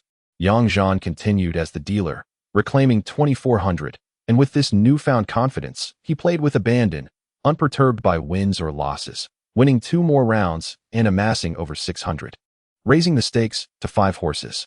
In the 4th round, Wang Cheng claimed a mixed-color small win, breaking Yang Zhan's streak. But Yang Zhan had won 4 of the 5 horses, ultimately coming out ahead of Wang Cheng. Haha. Yang Zhan, with a cheerful smile, shrugged and spread his hands, saying, "Brothers, there's nothing we can do. Tonight, luck is on my side, so take it easy." In Guangnan Mahjong, one often plays cautiously, with a stroke of good fortune. One can recover losses by the end of the game. Thus, they played around 7 or 8 rounds, and by 6 o'clock, everyone had gathered in the private room. With everyone present, it was inappropriate to continue at the mahjong table, so they agreed to resume after dinner, dividing into 2 tables to await the arrival of the dishes. Before the meal, Yang Zhan had estimated his winnings to be over 3,000, leading him to ponder whether he might possess some hidden talent for card games. However, he dismissed the thought, recognizing that it was merely an entertainment activity where winning or losing held little significance. The 2 large round tables in the private room were fully occupied. At Yang Zhan's table sat the 5 individuals who had arrived first for the game, along with Fu Yu, who brought his girlfriend and a cashier from their area. Otherwise, it would have been somewhat inconvenient for Qin Shu, the only female present. Adding to the group were Zhang Zichen, Wu Yin, and Zhang Wei and Li Xiaoping, who were considered management personnel from the gas station. With 11 people at the table, it was a typical arrangement for a company dinner. As they awaited the dishes, Fu Yu introduced his girlfriend to everyone. For those like Yang Zhan and Zhang Zichen, it was their first encounter with her, and they respectfully rose to greet her, calling her sister-in-law. Fu Yu, nearing 30, was a mystery to Yang Zhan regarding his past relationships. During the introduction, it was revealed that his girlfriend's name was Yang Yi, a local who was 3 years younger and had been in a relationship for over 6 months, working at the port customs, a commendable position indeed. Fu Yu took the time to introduce Yang Zhan to his girlfriend, saying, "This somewhat handsome fellow is Yang Zhan, my junior brother like Wang Cheng. He is currently our team's top player and works at Auto, the the same place where I was employed when we first met. Turning back to Yang Zhan, he added, Xiao, your sister-in-law works at the port customs, quite close to your place. I had just gotten to know her when I was transferred, which is why you are meeting her now. You should show more gratitude to your senior. And I can have your sister-in-law introduce you to some beautiful women from her workplace. Oh, sister-in-law, how unfortunate it is that we met so late. If you need anything at Auto in the future, do not hesitate to call upon me. I am at your service, Yang Zhan exclaimed, performing an exaggerated gesture of raising both hands above his head as if in theatrical display. This elicited laughter from several women present. Yang Yi, beaming with joy, responded, Well then, if you do not serve me well at Auto, I shall cause trouble for your senior brother, pitting your sect against each other, huh? Astounding, truly astounding, Yang Zhan declared, raising his thumbs in awe and mock dismay. Sister-in-law, that is a small matter. I am merely curious about the beauty of the women in exchange for my service. How many points of beauty might they possess? You can have as many points as you desire, but the beauties from our area are rather elusive. Ultimately, it depends on your own capabilities, Yang Yi replied, seemingly serious about her intention to introduce him. Yang Zhan, sensing the favorable moment, responded, All right then, I shall count on you. Just as they finished speaking, the dishes were served. While the offerings were not particularly novel, the portions were generous, indicating that Chen Shu had a keen eye for selection. Fu Yu raised his glass and stood, addressing both tables. Brothers, today marks the successful formation of our Huiqing Petrochemical Sales Company basketball team. Wishing for our future endeavors to reflect our capabilities, achievements, and reputation, thereby setting a precedent for the company's culture of employee fitness and relentless pursuit of excellence. Cheers. With that, the two tables clinked their glasses together, downing their beers in a single gulp. After finishing his drink, Fu Yu proclaimed, Let us dig in. Enjoy your meal and drinks. This gathering felt somewhat unfamiliar to everyone, as there were no prominent leaders present, allowing for a more relaxed dining experience without the customary toasts. However, Yang Zhan took the initiative to propose a few toasts at their table. Firstly, to apologize for not having visited everyone in a long time, and secondly, to forge a connection with Yang Yi, with whom he shared a surname, evoking a natural sense of camaraderie. Who knows? He might need her help in finding a girlfriend in the future. After all, it's better to be polite than to offend. He also clinked glasses with Chen Wei. Discussing vehicles, Yang Zhan genuinely admired Chen Wei's car, feeling that luxury sports cars like Lamborghinis, Ferraris, or Koenigsegg's held no allure for him. Perhaps it was the essence of a middle-aged man, believing that having a car like Chen Wei's sufficed for daily commuting, with a dream of someday acquiring a Wrangler for adventures, a tangible aspiration indeed. As they neared the end of their meal, Fu Yu announced, Tomorrow afternoon, I've scheduled a game with General Manager Li from Guanghui Petroleum. They have many players at their company, and I'll ask him to form a team to compete against us, but I won't invite too many people. The core players at this table will suffice. Can you all make it tomorrow? I can, responded those at the table who played. Fu Yu continued, For those who are unfamiliar with the location, we'll gather at the district office at 2 in the afternoon, then drive over together. Xiao, you should know the place, you can go on your own. Yes. It's near the fire brigade, right? Yang Zhan inquired. Exactly, that's the spot. Their facilities are larger than the district office's gas station, with 2 courts built by them. Sometimes, even the firefighters go there to play, Fu Yu replied. Yang Zhan chuckled, saying, Great. After we defeat them, we'll challenge the firefighters for a match. Those soldiers should have a competitive edge. We can tailor our practice accordingly. Fu Yu nodded and smirked. That's a possibility. Let us see if we can connect tomorrow. If not, I'll ask Xiao to assist us. Xiao, Li Qingshan, you should recognize him, right? I've seen him a couple of times, but we're not too familiar.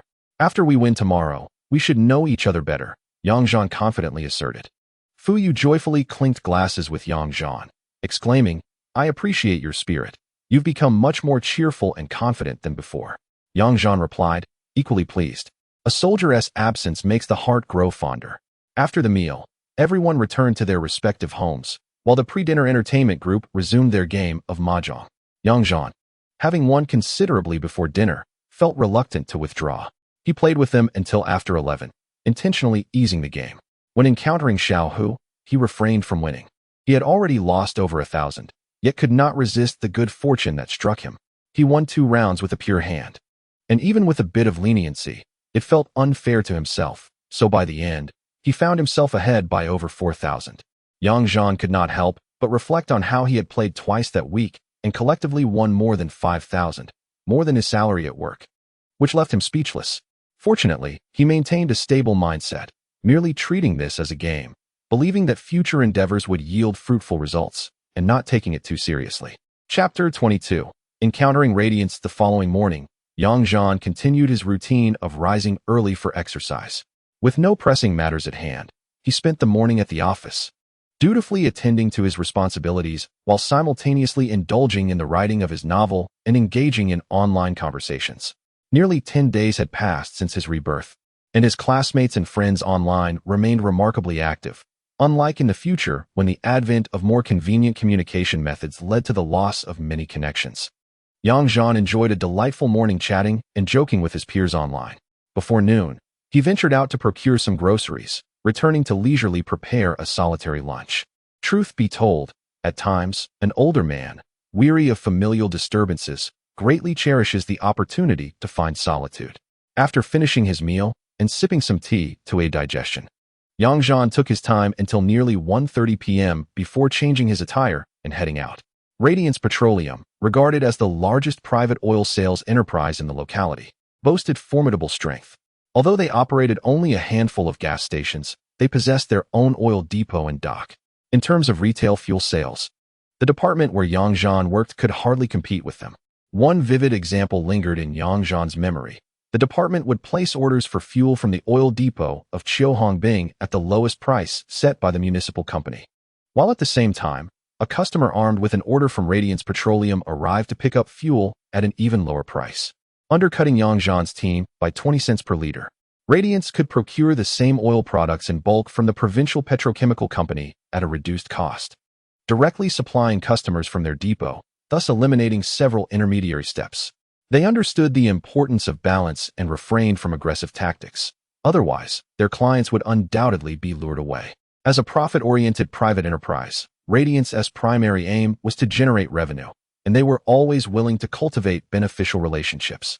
Their core business did not revolve around direct sales to clients.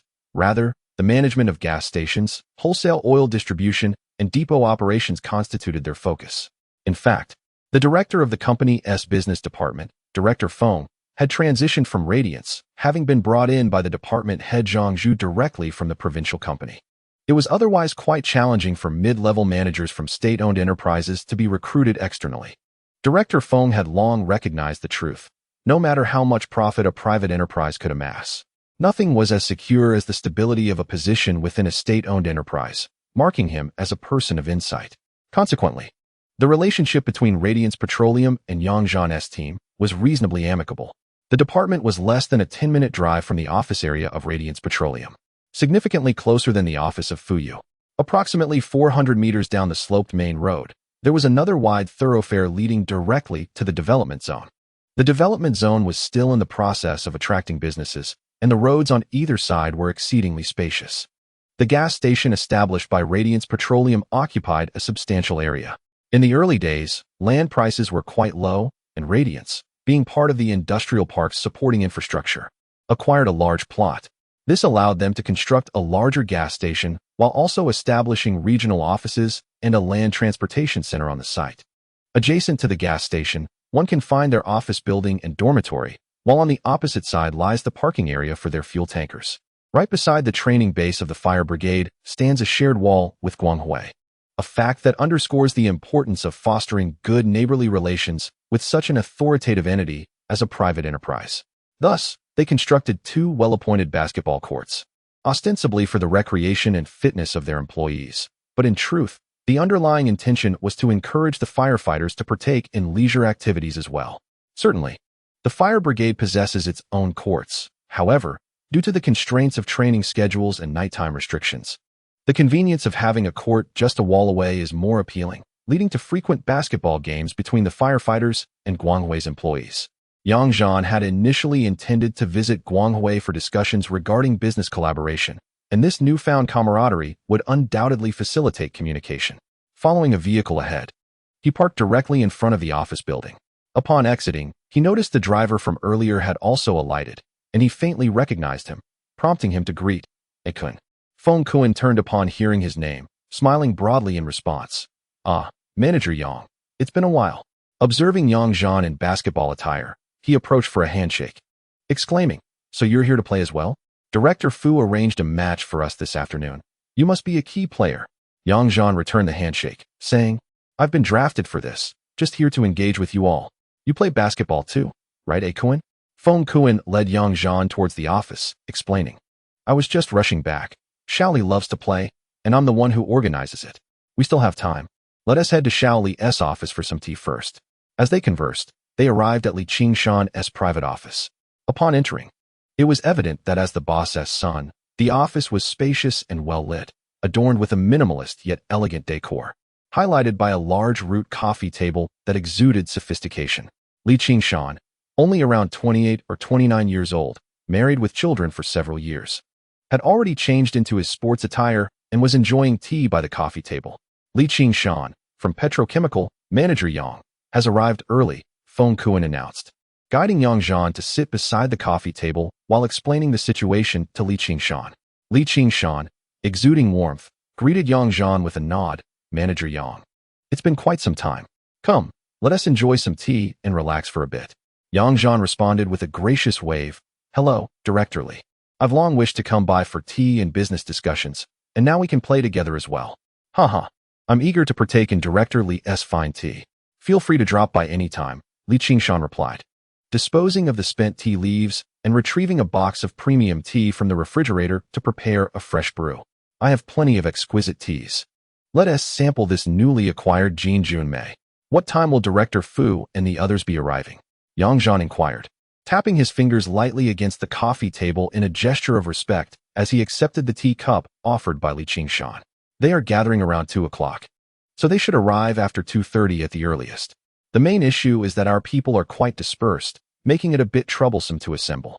We wouldn't dare take the court without your main players, Director Li," he chuckled. Li Qingshan, sipping his tea, responded with a jovial demeanor, "What a jest. Your large company, with thousands of employees, still requires your main players to compete against us? Our team has just been formed, consisting entirely of newcomers. We are set to participate in the unit basketball tournament organized by the Municipal Labor Union next month. Mr. Li, will you be joining as well?" Yang Zhan is certainly aware that enterprises like Guanghui are not eligible to participate, yet that does not prevent him from feigning ignorance. "We lack the qualifications. This event is meant for state-owned enterprises and institutions within the system. Perhaps I will visit the management committee another day and suggest they organize a basketball tournament for the development zones units. If we manage to secure sponsorship, we might have a chance to compete." It seems Li Qingshan genuinely enjoys playing basketball, as he is already contemplating ways to organize a match himself. Yang Zhan joked, "Once Mr. Li has organized it, we shall participate too. We have a gas station in the development zone as well, huh?" Li Qingshan chuckled in response. "Whether it will materialize remains uncertain. If it does, we will certainly extend an invitation to you." The two exchanged pleasantries over tea, discussing basketball, while Feng Kuan stepped out to change after finishing 2 cups. Li Qingshan shifted the conversation. "Manager Yang, how has your business been lately? If there are opportunities for collaboration, do not forget us. We can negotiate the terms."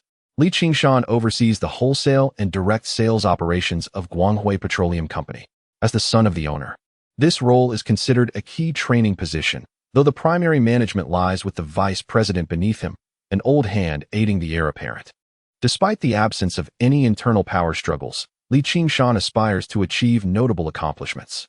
Being a wealthy second-generation individual is no easy task, especially since he is not a frivolous scion. Advancing his family's enterprise to greater heights is his principal ambition. Recognizing that the other party had extended an olive branch, Yang Zhan, though aware it might be mere formality, adeptly seized the opportunity. "Mr. Li, you may call me Xiao Yang, or simply Zhan. As for clients, I do have a significant one in mind. You are aware of our company's circumstances. We cannot handle excessive volume. Thus, sometimes, half-truths are more enticing." Intrigued, Li Qingshan inquired, "Zhan, being in the industry, I am well aware of your situation. How substantial is this client? If you seek my cooperation, I assure you, you will not suffer losses." Yang Zhan gradually revealed more details. "Mr. Li, as you know, our operations department has a monthly performance requirement of 300 tons. The demand from this major client could easily cover our assessment metrics. My uncle is responsible for this sector, and he manages the highest quality clients. What conditions can you offer from your side? With such discussions underway, no one would be foolish enough to dwell on irrelevant matters. Mutual benefit is always the optimal choice for reputable enterprises. A monthly throughput of 300 to 400 tons accumulates to nearly 5,000 tons annually. To put this in perspective, a large gas station achieving annual sales of 10,000 tons is considered a five-star establishment in the industry, but this necessitates considerable manpower, management, investment, and effort. Thus, such clients are highly sought after by Liqing Shan, who is also quite adept at acquiring client orders from salespeople of other companies. After some contemplation, Liqing Shan remarked, Zhan, here is my proposition. I am not an old hand at this. For monthly volumes exceeding 200 tons, I will allocate 60 tons to you. For over 300 tons, 80 tons, and for over 400 tons, 100 tons. This is the market situation. All back-end procedures, invoices, and documents will be handled on our end. You can choose to pay in cash or via bank transfer. Yang Zhan had already contemplated this matter and fixed his gaze on Li, stating, generally, I am confident that the terms you provided are devoid of any hidden pitfalls. However, your typical clients consume several hundred tons each month, and transporting via oil trucks would be a strenuous endeavor. My client can collect directly from the oil depot, managing the freight on their own, with a single haul of 300 tons, thus saving time, effort, and money. Furthermore, generally, I hope you won't find it amusing, but my uncle entrusted this task to me, and I am merely an intermediary. I have my ways of recouping the sums you mentioned through transactions at my company, albeit with some inconvenience. Liqing Shan silently calculated and bluntly replied, if that is the case, Zhan, as long as you ensure a monthly volume exceeding 300 tons, I will grant you 100 tons for every 300 tons, and for over 400 tons, 120 tons, treating it as wholesale. I assure you, this is a sincere offer. Yang Zhan recognized the potential for further negotiation, but remained modest. Compared to the previous generation, the profits from the same client had drastically improved. He feigned contemplation and nodded decisively. Very well, generally. Let us proceed according to this standard. However, I have two additional conditions. First, should the orders be picked up from our company's oil depot, I require your team's cooperation for splitting the orders, as I need to manage my affairs, which is customary in this industry. That is straightforward, Liqing Shan acknowledged, fully understanding the implications. What else? Yang Zhan continued. This client has a 50-month credit limit with our company, and I need you to extend the same terms to the quantities I bring. As finance departments invariably influence procurement decisions, wouldn't you agree? Observing Liqing Shan in thought, Yang Zhan added, the counterpart is an engineering firm, and the upper-tier clients are state-owned enterprises capable of providing guarantees. Generally, if our local company can extend such credit, surely your esteemed company can manage it as well, especially with just a 30-day time frame. He further emphasized, just last week, we completed an order, and I oversaw the entire process. The 300 tons were delivered on the same day, and the payment for 50 tons was settled immediately. After hearing Yang Zhan's extensive assurances, Liqing Shan felt no apprehension of deception. Many matters could be clarified with a little inquiry, leading him to respond readily, Zhan, there's no problem. As long as you bring the client over, we will proceed as you suggested. And let us drop the formalities. You can just call me brotherly. Any client you have can be directed to me, and I guarantee that with my involvement, your collaboration with Guanghui will be advantageous. Yang Zhan was elated by this. Raising his teacup in a toast to Liqing Shan, thank you, brotherly. I am confident in this, and who knows? Perhaps I will bring you even more clients in the future, and you might need to appoint me a managerial position at your company, haha. Liqing Shan drained his cup and joyfully replied, that, too, shall be no trouble at all. Appointing you as a director is certainly feasible. I will have Akuan prepare some business cards for you, which you can distribute as needed. He was not foolish enough to suggest that Yang Zhan switch jobs to their company. He understood that Yang Zhan would certainly not earn the same benefits from his current clientele. Moreover, being a university graduate in a state-owned enterprise, Yang Zhan had security, and collaboration between the two parties was what truly mattered. The two sides have essentially reached an agreement on the collaboration details, with the partnership expected to commence next month. Yang Zhan mentioned that he would bring the clients over for the signing towards the end of this month. Thus, the conversation shifted as they awaited Fu Yu and his associates. Chapter 23. The court's display of power at precisely 2:30, Fu Yu called. Upon answering, Yang Zhan inquired, "Senior brother, have you arrived yet?" Fu Yu replied, "We just parked and saw your car. Where are you?"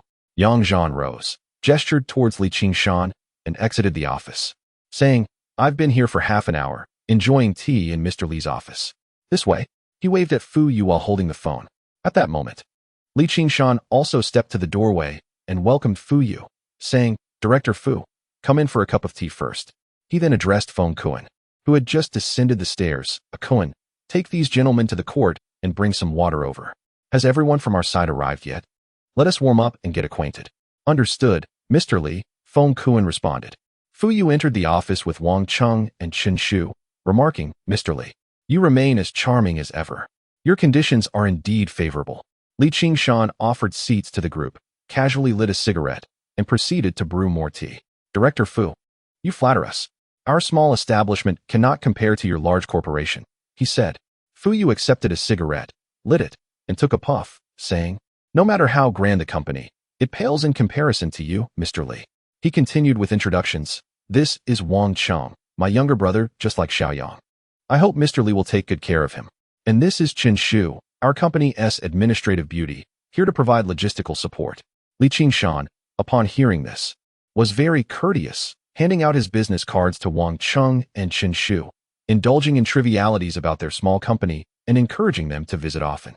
Fu Yu took the teacup, returned the gesture with a playful tone, having sipped tea with Mr. Li for so long. "Has Xiao revealed any secrets about our team?" Yang Zhan, also smoking, chuckled in response. "Mr. Li's team is formidable. I would love to employ some psychological tactics, but truthfully, we have little to boast about. Moreover, Mr. Li is also sponsoring the Industrial Park basketball tournament, and I have been flattering him, hoping to get our team registered to witness the event alongside Mr. Li."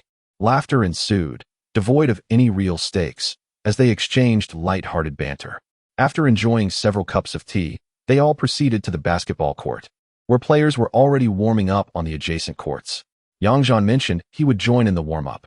Fu Yu and Li Qingshan discussed the format for their upcoming match, ultimately agreeing on the rules. Both teams would play according to standard basketball regulations, with 2 halves of 20 minutes each, and substitutions and timeouts would not count against the clock. They called over 2 firefighters from the nearby game to assist as referees, and the referee table, scoreboard, and timer were moved to the sidelines. After a few more minutes of warm-up, Fu Yu gathered the players and, with Chen Shu and Wang Qing diligently fulfilling their logistical roles, distributed bottled water to everyone. After quenching their thirst, Yang Zhan casually handed his water bottle and towel to Chen Shu. Once the team was assembled, Fu Yu remarked, "In our first warm-up match after forming teams, let us strive to establish good cooperation. If we encounter impenetrable defense, can you handle it, Yang Zhan?" Yang Zhan is currently well-informed and confident, saying, "Just give me the ball, and everything will be fine." Well said, Fu Yu replied, "As the captain, I will definitely start the game. Zhang Wei will play center.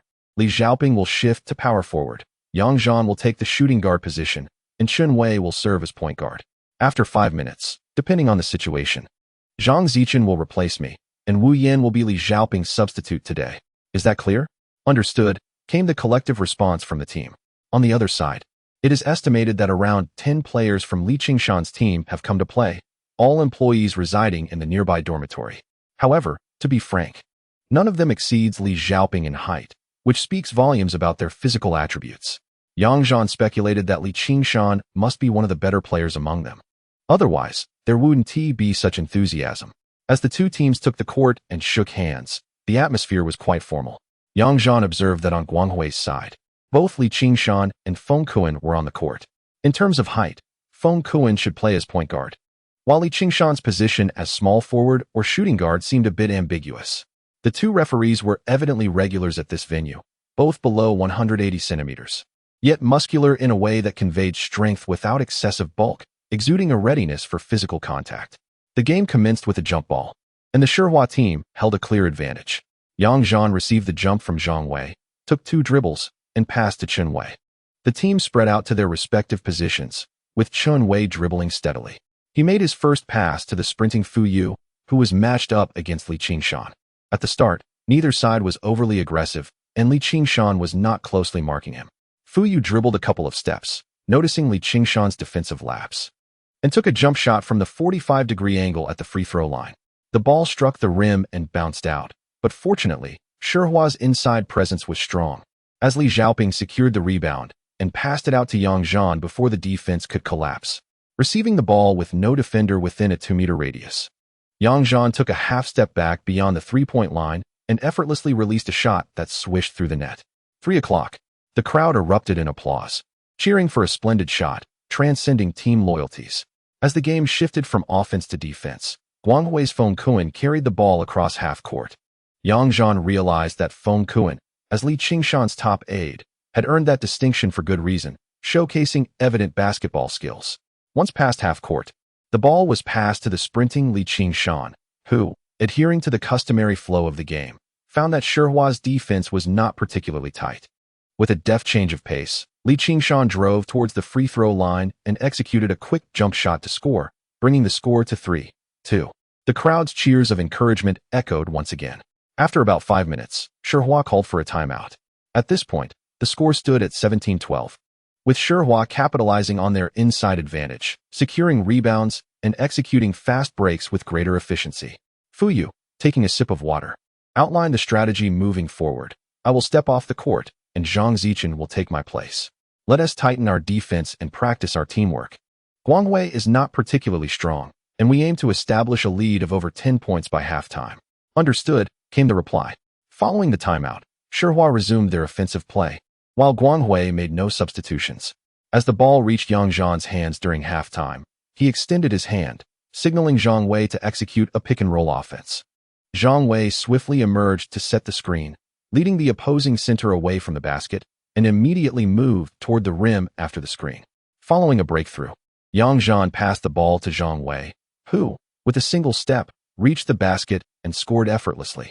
The score stood at 19-12. In truth, given the intensity of the confrontation, Yang Zhan hardly required a screen. He was already in a favorable position to pass, and he could have easily made the shot himself. However, it was essential to engage in cooperative practice during warm-up matches, as he embraced the essence of team basketball, finding joy in it. The Guanghui team initiated their offensive play, but the Shihua team suddenly intensified their defense. The newly substituted Zhang Zichen was matched against Li Qingshan, the young player.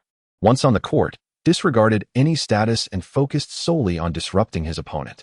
With the sudden shift in tempo, Feng Kuan struggled to find a passing route and resorted to attempting a strong play against Chen Wei. Yet, Chen Wei displayed remarkable skill, despite his height disadvantage. His physicality was commendable. Feng Kuan's forced shot missed, and Zhang Wei secured the rebound, pivoting to pass to Yang Zhan. Observing the missed shot, Chen Wei promptly retreated, and upon receiving the ball, Yang Zhan quickly dribbled a couple of steps before delivering a pass to Chen Wei, who executed a 3-step layup, scoring effortlessly. The score now read 21-12. The rapid changes left Guanghui somewhat disoriented, prompting Feng Kuan, a keen strategist, to call a timeout. On the sidelines, the Guanghui team gathered as Feng Kuan spoke to Li Qingshan, saying, "Captain, the Shihua team employs various tactics. We must adapt as well. Yang Zhan has already scored 9 points and assisted several times. Containing him is no easy task, and we lack an advantage in the paint. Let us implement a 3-2 zone defense and have Li Chang closely guard Yang Zhan." Wiping his sweat with his sleeve, Li Qingshan nodded seriously. Indeed, they've begun to play earnestly, and we must fortify our defense. Chang, once on the court, use your physicality to disrupt Yang Zhan. I didn't anticipate this young man would be so formidable. Clapping to boost morale, Feng Kuan urged, let us get serious, employ more zone pressure, and disrupt their rhythm. However, upon returning to the court, their strategy proved ineffective. The offense struggled against the Shihua team's defense, lacking a strong point to penetrate. Li Qingshan, typically skilled, found himself challenged by the tenacious Zhang Zichen, whose youth and physicality hindered his effectiveness. As the Shihua team attacked against Guanghui's zone defense, it became evident that their own defensive formation was not particularly tight either. Nevertheless, Chen Wei swiftly adapted, spreading the floor for 3-point shooting opportunities. After several exchanges, the score escalated to 34-18, with all 3 perimeter players contributing to the score, especially Yang Zhan, who managed to score 7 points even under the close marking of Li Chang. One particularly exquisite play saw him break toward the basket, elude the baseline defense, and then pivot for a 3-pointer, prompting applause from Fu Yu on the sidelines. After scoring, Yang Zhan intentionally approached Zhang Zichen, subtly advising him, ease up on the defense. Being overly aggressive could dampen their morale, making the second half less engaging. Zhang Zichen, not oblivious, immediately nodded in agreement. Yang Zhan then exchanged a knowing glance with Chun Wei, who reciprocated with an understanding expression. Subsequently, the Guanghui team's offense flowed much more smoothly, with Li Qingshan's layup attempts becoming significantly less arduous. The teams exchanged points back and forth, causing the score to steadily rise. The Radiant team has relaxed its defensive vigilance, allowing Yang Zhan to seize the opportunity to drive into the paint. He effortlessly executed a soaring dunk as Zhang Wei and Li Xiaoping left the interior unguarded, eliciting a chorus of oohs and ahs from the audience. The score of 45-28 revealed a conspicuous gap. The efficiency of the Shihua team was indeed formidable, even for an amateur basketball court. The halftime score likely reflected Yang Zhan and his teammates playing conservatively, as Fu Yu felt a tinge of regret about deploying the main players in the second half. Li Qingshan and his teammates recognized the significant disparity in skill, leading them to adopt a more casual attitude, treating the game as a typical outing. After halftime, Fu Yu, Kaipanzai, and Wu Yin took to the court as the primary players. Even Wang Cheng managed to earn over 10 minutes of playtime, while Yang Zhan remained on the sidelines, sipping water and observing the game, even taking on the role of a coach during timeouts, relishing the experience. The referee's final whistle blew, signaling the end of the match with a score of 72-58. The Radiant team had managed to avoid a crushing defeat. They were acutely aware that the Shihua team had softened their approach, allowing Yang Zhan, who had scored nearly 20 points in the first half, to enjoy the game from the bench for half the duration. After all, mutual respect is an essential part of the sport. As the teams departed the court, Li Qingshan, having played the entire game, was visibly fatigued. He approached with a towel draped over his shoulders and a bottle of water, exclaiming, "Wow, Director Fu, that was ruthless. Your team was so dominant. We were utterly overwhelmed." Fu Yu chuckled, suppressing his delight, and humbly replied, "You're too kind. We simply had a good shooting day. As the esteemed owner, your scoring was impressive. I must concede defeat to you." Li Qingshan was content with his performance, having emerged as the leading scorer for the Radiant team, although he was aware that the Shihua team had intentionally eased off on their defense. Meanwhile, Yang Zhan took the opportunity to engage in conversation while playing, purposefully approaching two referees and asking one, "Are you guys from the fire department?" This was due to the firefighting insignia emblazoned on their jerseys. "Yes, we often play here. You're quite the skilled player," responded a robust young man with enthusiasm. Yang Zhan smiled and replied, "Not too shabby. I assume your unit has a team, given your uniforms?" The young man casually responded, "Our entire unit is composed of men. It would be unreasonable not to burn off some energy by playing. Haha. We just form teams for fun." Yang Zhan then introduced himself. "I'm Yang Zhan, part of the newly formed basketball team from the Shihua company. Could we arrange to play a couple of matches with your unit for some friendly exchange?" The young man feigned a look of apprehension and chuckled. "I'm Wu Guosheng, a small team leader from the fire brigade. I'll discuss it with our captain. Given your prowess, we might end up on the losing side. Typically, our games against Radiant are quite evenly matched." Yang Zhan did not press further and exchanged contact information, agreeing to reach out if any arrangements could be made.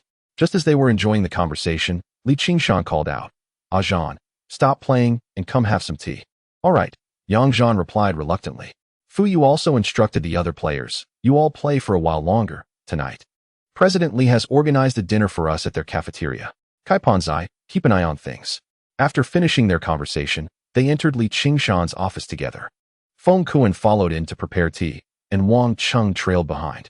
Once seated, they all had cigarettes and tea in hand. Li Qingshan smiled and remarked, "Ah Zhan, I was thinking that you might as well refrain from participating in the development zone's basketball game. It would be rather pointless for your NBA caliber team to engage in a CBA match. When the time comes, I could invite a few of you to serve as foreign aid. After all, we all belong to the petrochemical sales industry. Haha, doesn't that sound reasonable?"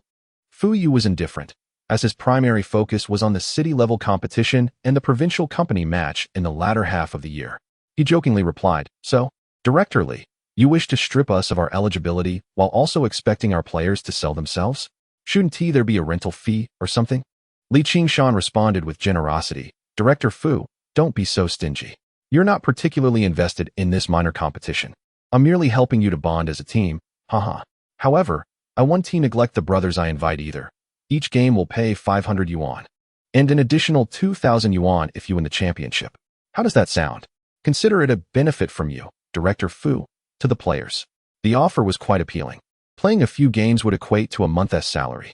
Fu Yu could not bear to obstruct the financial prospects of his team members, thus he readily agreed. He not only saved face for Li Qingshan, but also provided the team with an additional source of income, an opportunity too good to pass up. Director Fu was indeed magnanimous. Li Qingshan poured tea and suggested, Zhan, you must come to assist us. Since you live nearby, I will contact you directly when we need someone. Can you help facilitate the connections? Yang Zhan was nonchalant. Having a hobby while earning some pocket money during his ample free time was a reasonable proposition, so he replied, No problem, Director Li. Just prepare a space for the trophy, haha. Chapter 24. A routine week after a busy week, Yang Zhan settled into a regular clock-in routine. Each morning, he advanced his exercise time by half an hour, finally reaching the police station's gym to work out with Li Qianqian. Of course, Li Qianqian only maintained her commitment for 2 days before she began to slack off. Yang Zhan utilized his persuasive skills to charm the gatekeeper, allowing him free access to the gym. During the day, he spent his time at the office, boasting about stocks with Yen Feng, and he successfully amassed 400,000 words for his novel, although he hadn't yet asked Sun Diji and Yen Feng to read it. Yang Zhan reviewed his work and felt that its quality surpassed the average, considering the creativity and plot to be the inception of a new genre. With confidence, Yang Zhan created an author account, whimsically naming himself One Night in the City. Each chapter, approximately 4,000 words, was uploaded in a batch of 30, establishing the novel's universe and propelling the early plot towards a minor climax to gauge the response. He then shared the book title and upload site with Li Qianqian and Sun Diji, encouraging them to read, save, and support it online. After that, there was no further action. Yang Zhan regarded this as a hobby. Writing was far more enjoyable than merely reading others' works. In his moments of boredom, he found inspiration and allowed the market to provide feedback without imposing any expectations. Li Qianqian finally believed that Yang Zhan was genuinely writing a novel. Regardless of her personal preference for the genre, she honored her promise to support him by saving the work and contributing clicks and comments daily. Unlike Li Qianqian, Sun Diji genuinely adored the novel after reading it. The originality of its themes and plot was something he had never encountered before. For an avid reader, the substantial content spanning dozens of chapters could be consumed in a single day. Yang Zhan refrained from disclosing that he had additional manuscripts, opting instead to provide daily updates of 8,000 words, promising to release more chapters once a contract was secured. This led Sun Diji to incessantly urge Yang Zhan for updates, even suggesting how the subsequent narrative should unfold and how the characters' personalities might evolve. Yang Zhan, finding amusement in Sun's ramblings during moments of boredom, merely entertained his whims. Controlling the tempo of his own narrative, he internally scoffed at the notion of taking advice from someone who struggled to articulate a mere 300-word essay. However, witnessing Sun's enthusiastic support for his work, Yang Zhan reciprocated by delegating a task to him when an order from a longtime client came in. Given that Yang Zhan's performance for the month was already assured to exceed expectations, a slight variation would have minimal impact. And Sun Diji was still grappling with the challenges of meeting his monthly performance targets. Speaking of this client, Yang Zhan held vivid memories. It took him an entire day to fulfill the order and receive the payment. He refrained from passing the delivery task directly to Sun Diji due to the fact that this client was the sole source of additional income for Yang Zhan in the past. This client belonged to a profoundly declining industry, a veteran enterprise wholly owned by Hong Kong Capital, primarily dealing in cassette tapes. Yes, the kind used for listening to music.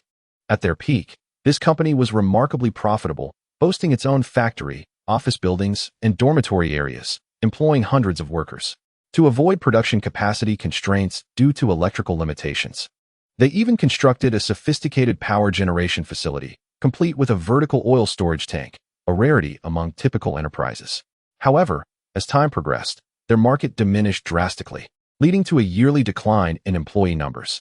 Previously, they would place orders of around 20 tons every 6 months at Yang Zhan's premises, adhering to very stringent receipt standards and processes, making profit difficult.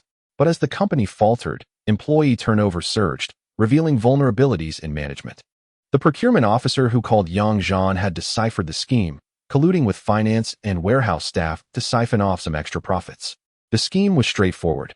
Yang Zhan quoted a price of 31 yuan per liter, approximately 20 cents cheaper than the retail fuel price at gas stations.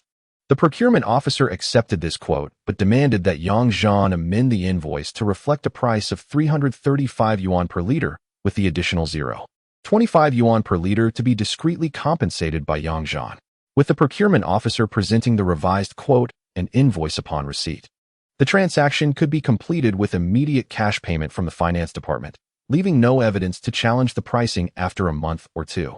Such a troublesome client had once represented a lucrative opportunity for Yang Zhan, as the client measured the receipt by volumetric liters.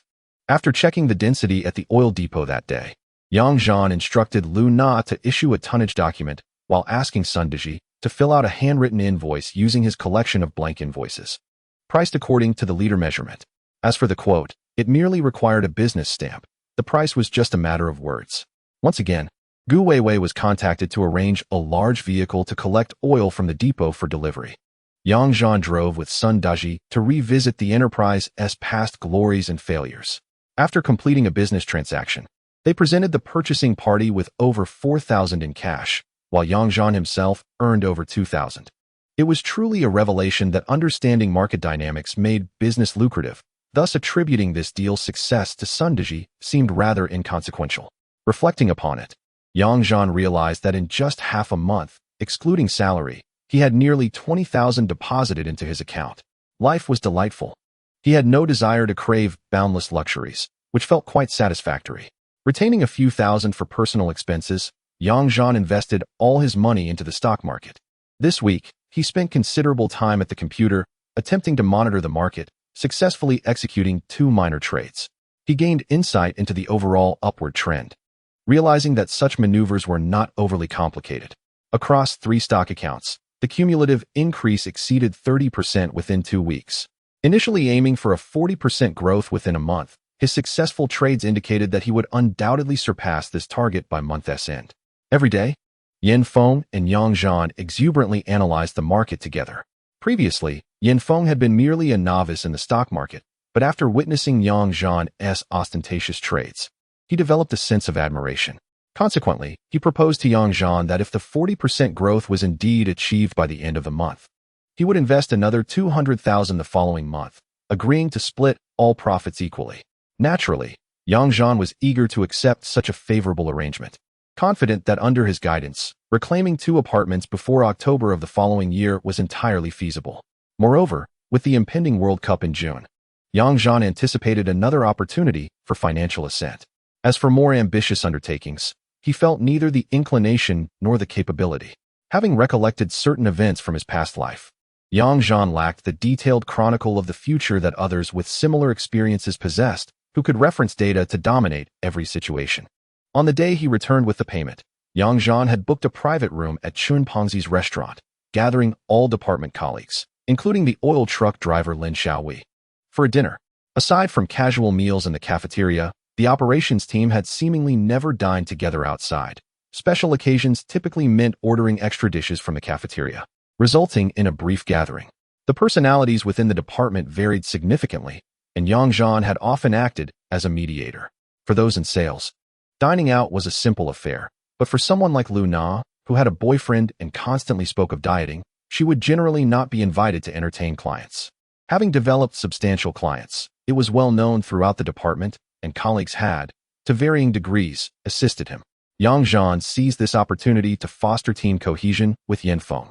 After the meal, Yanfeng took the initiative to book a karaoke room, and they proceeded to sing, treating it purely as a team-building activity since female colleagues were present, avoiding any inappropriate undertones.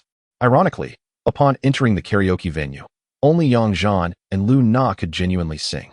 Despite their youth, the others typically refrained from touching the microphone in such settings, preferring to drink and socialize instead.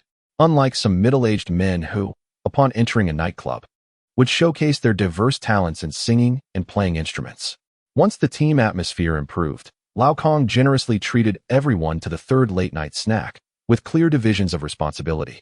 as those in the operations department who had earned profits willingly shared the expenses. This demonstrated that it was not a matter of frugality, but rather a lack of leadership to organize such gatherings in the past. On Thursday afternoon, Li Qingshan summoned me to accompany him for a basketball match. The motivation behind this was the arrival of several skilled players in the nearby fire brigade, who had recently inflicted a crushing defeat on Guanghui's team during a nighttime competition. Consequently, Yang Zhan was called upon to bolster the team.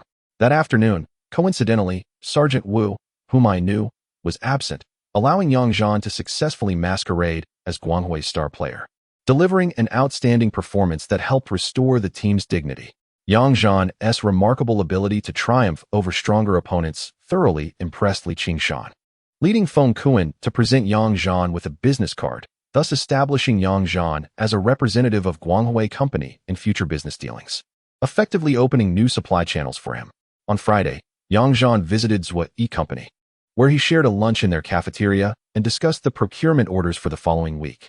After the oil products were delivered last week, the engineering vessel had commenced operations, and everything had been running smoothly for about a week.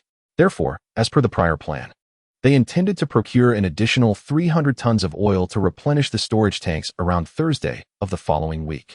Zhuyi also revealed that another engineering vessel from their company was in the process of arranging towing, and if all went as expected, it should reach the construction site by the end of the month. The procurement demand plan for the next month included 2 orders of 600 tons for vessel No. 2 and an additional order of 300 tons for vessel number 1, totaling 900 tons. Yang Zhan assured Zhuyi that there would be no issues regarding the supply of oil products, presenting the business card given to him by Li Qingshan, detailing the specifics of Guanghui Petroleum. He clarified that they had finalized the cooperation terms with Guanghui, ensuring supply security and monthly settlement ratios that matched those of the petrochemical company's contracts. If there were concerns about oil quality, arrangements could be made to source from the petrochemical company's storage facilities. Zhuyi was exceedingly satisfied with Yang Zhan's efficiency. For him, the procurement commission for oil products met his expectations, as the process was straightforward and secure, alleviating him from any burdens while fully complying with the company's procurement regulations. He genuinely felt that meeting Yang Zhan was a stroke of good fortune. The two agreed that the remaining 300 tons of procurement for this month would still be routed through the petrochemical company, while the 900 tons needed next month would be split between 2 suppliers, with 300 tons from the petrochemical company and 600 tons from Guanghui Company. This arrangement would satisfy Zhuyi Company's requirement for having 2 suppliers for oil product procurement. Yang Zhan planned to share any profits from orders placed at the petrochemical company or from sourcing oil from their storage with Yanfeng, as it was necessary to leverage his connections to monetize any surplus oil, an agreement they had previously reached that he intended to honor. However, the commission earned from orders placed with Guanghui did not require sharing with Yanfeng, as this constituted a separate matter, dividing that would transform cooperation into mere handouts, which contradicted the principles of their relationship. According to the prior agreement with Li Qingshan, a monthly order exceeding 400 tons would yield a commission of 120 yuan per ton, with 20 yuan per ton allocated to Zhuyi, allowing Yang Zhan to directly earn a commission of 60,000 yuan from a planned order of 600 tons at Guanghui next month. In addition to the earnings from other ventures, a monthly income of 100,000 is assured. In this era, such revenue from a primary business is something Yang Zhan could hardly have imagined before. Chapter 25, Gathering in the City Friday afternoon at 4 o'clock.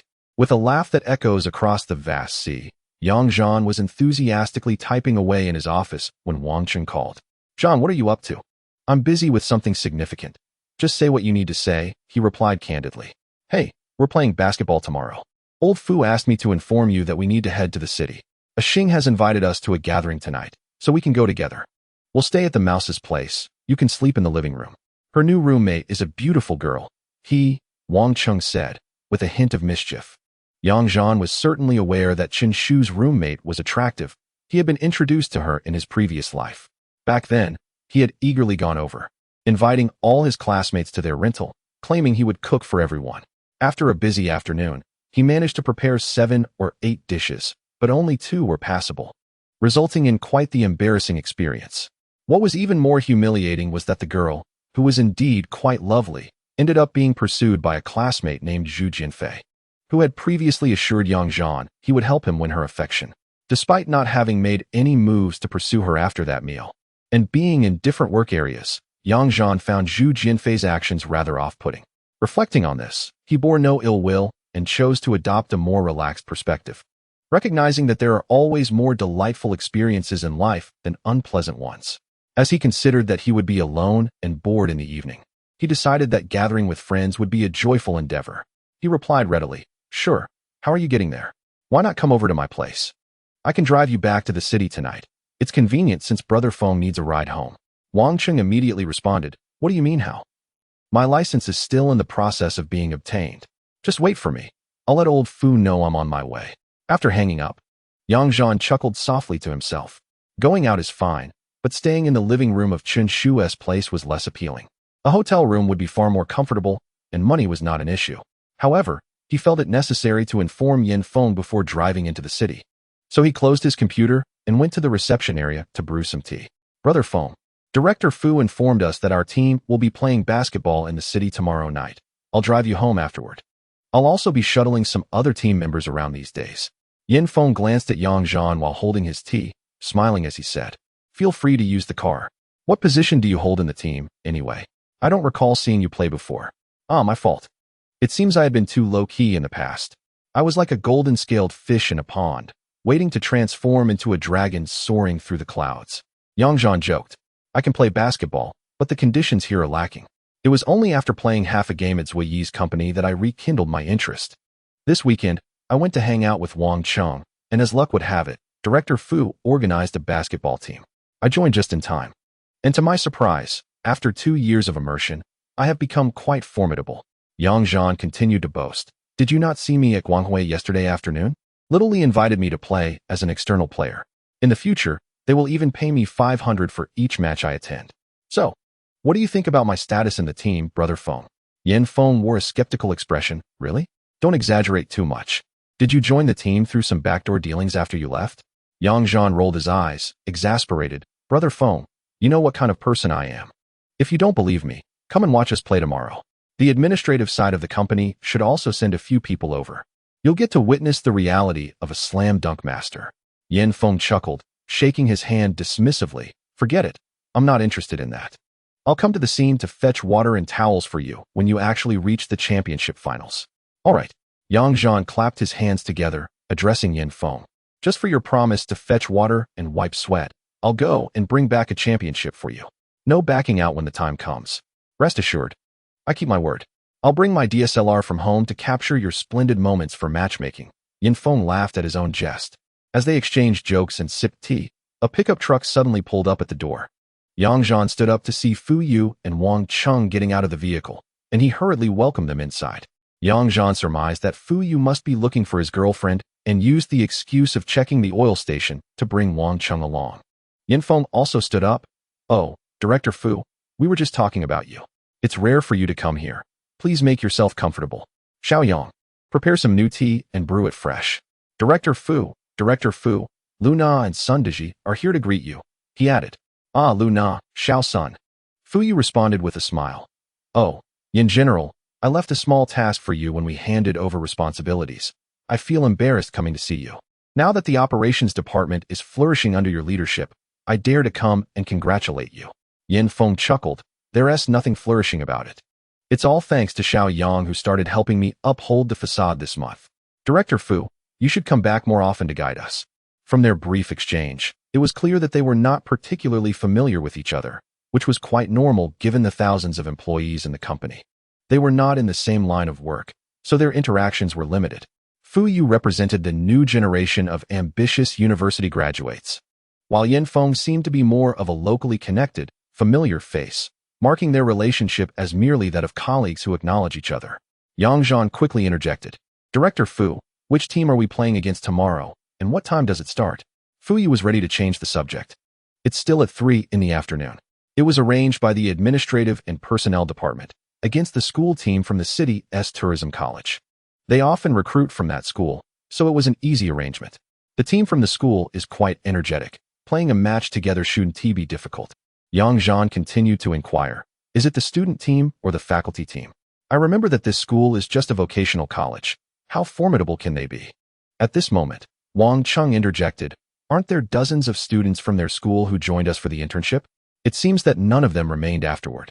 I suspect that if it were a student competition, their capabilities would be rather unimpressive. Not necessarily, another replied. The more leisure time these schools have, the more likely it is that a few hidden talents are nestled within.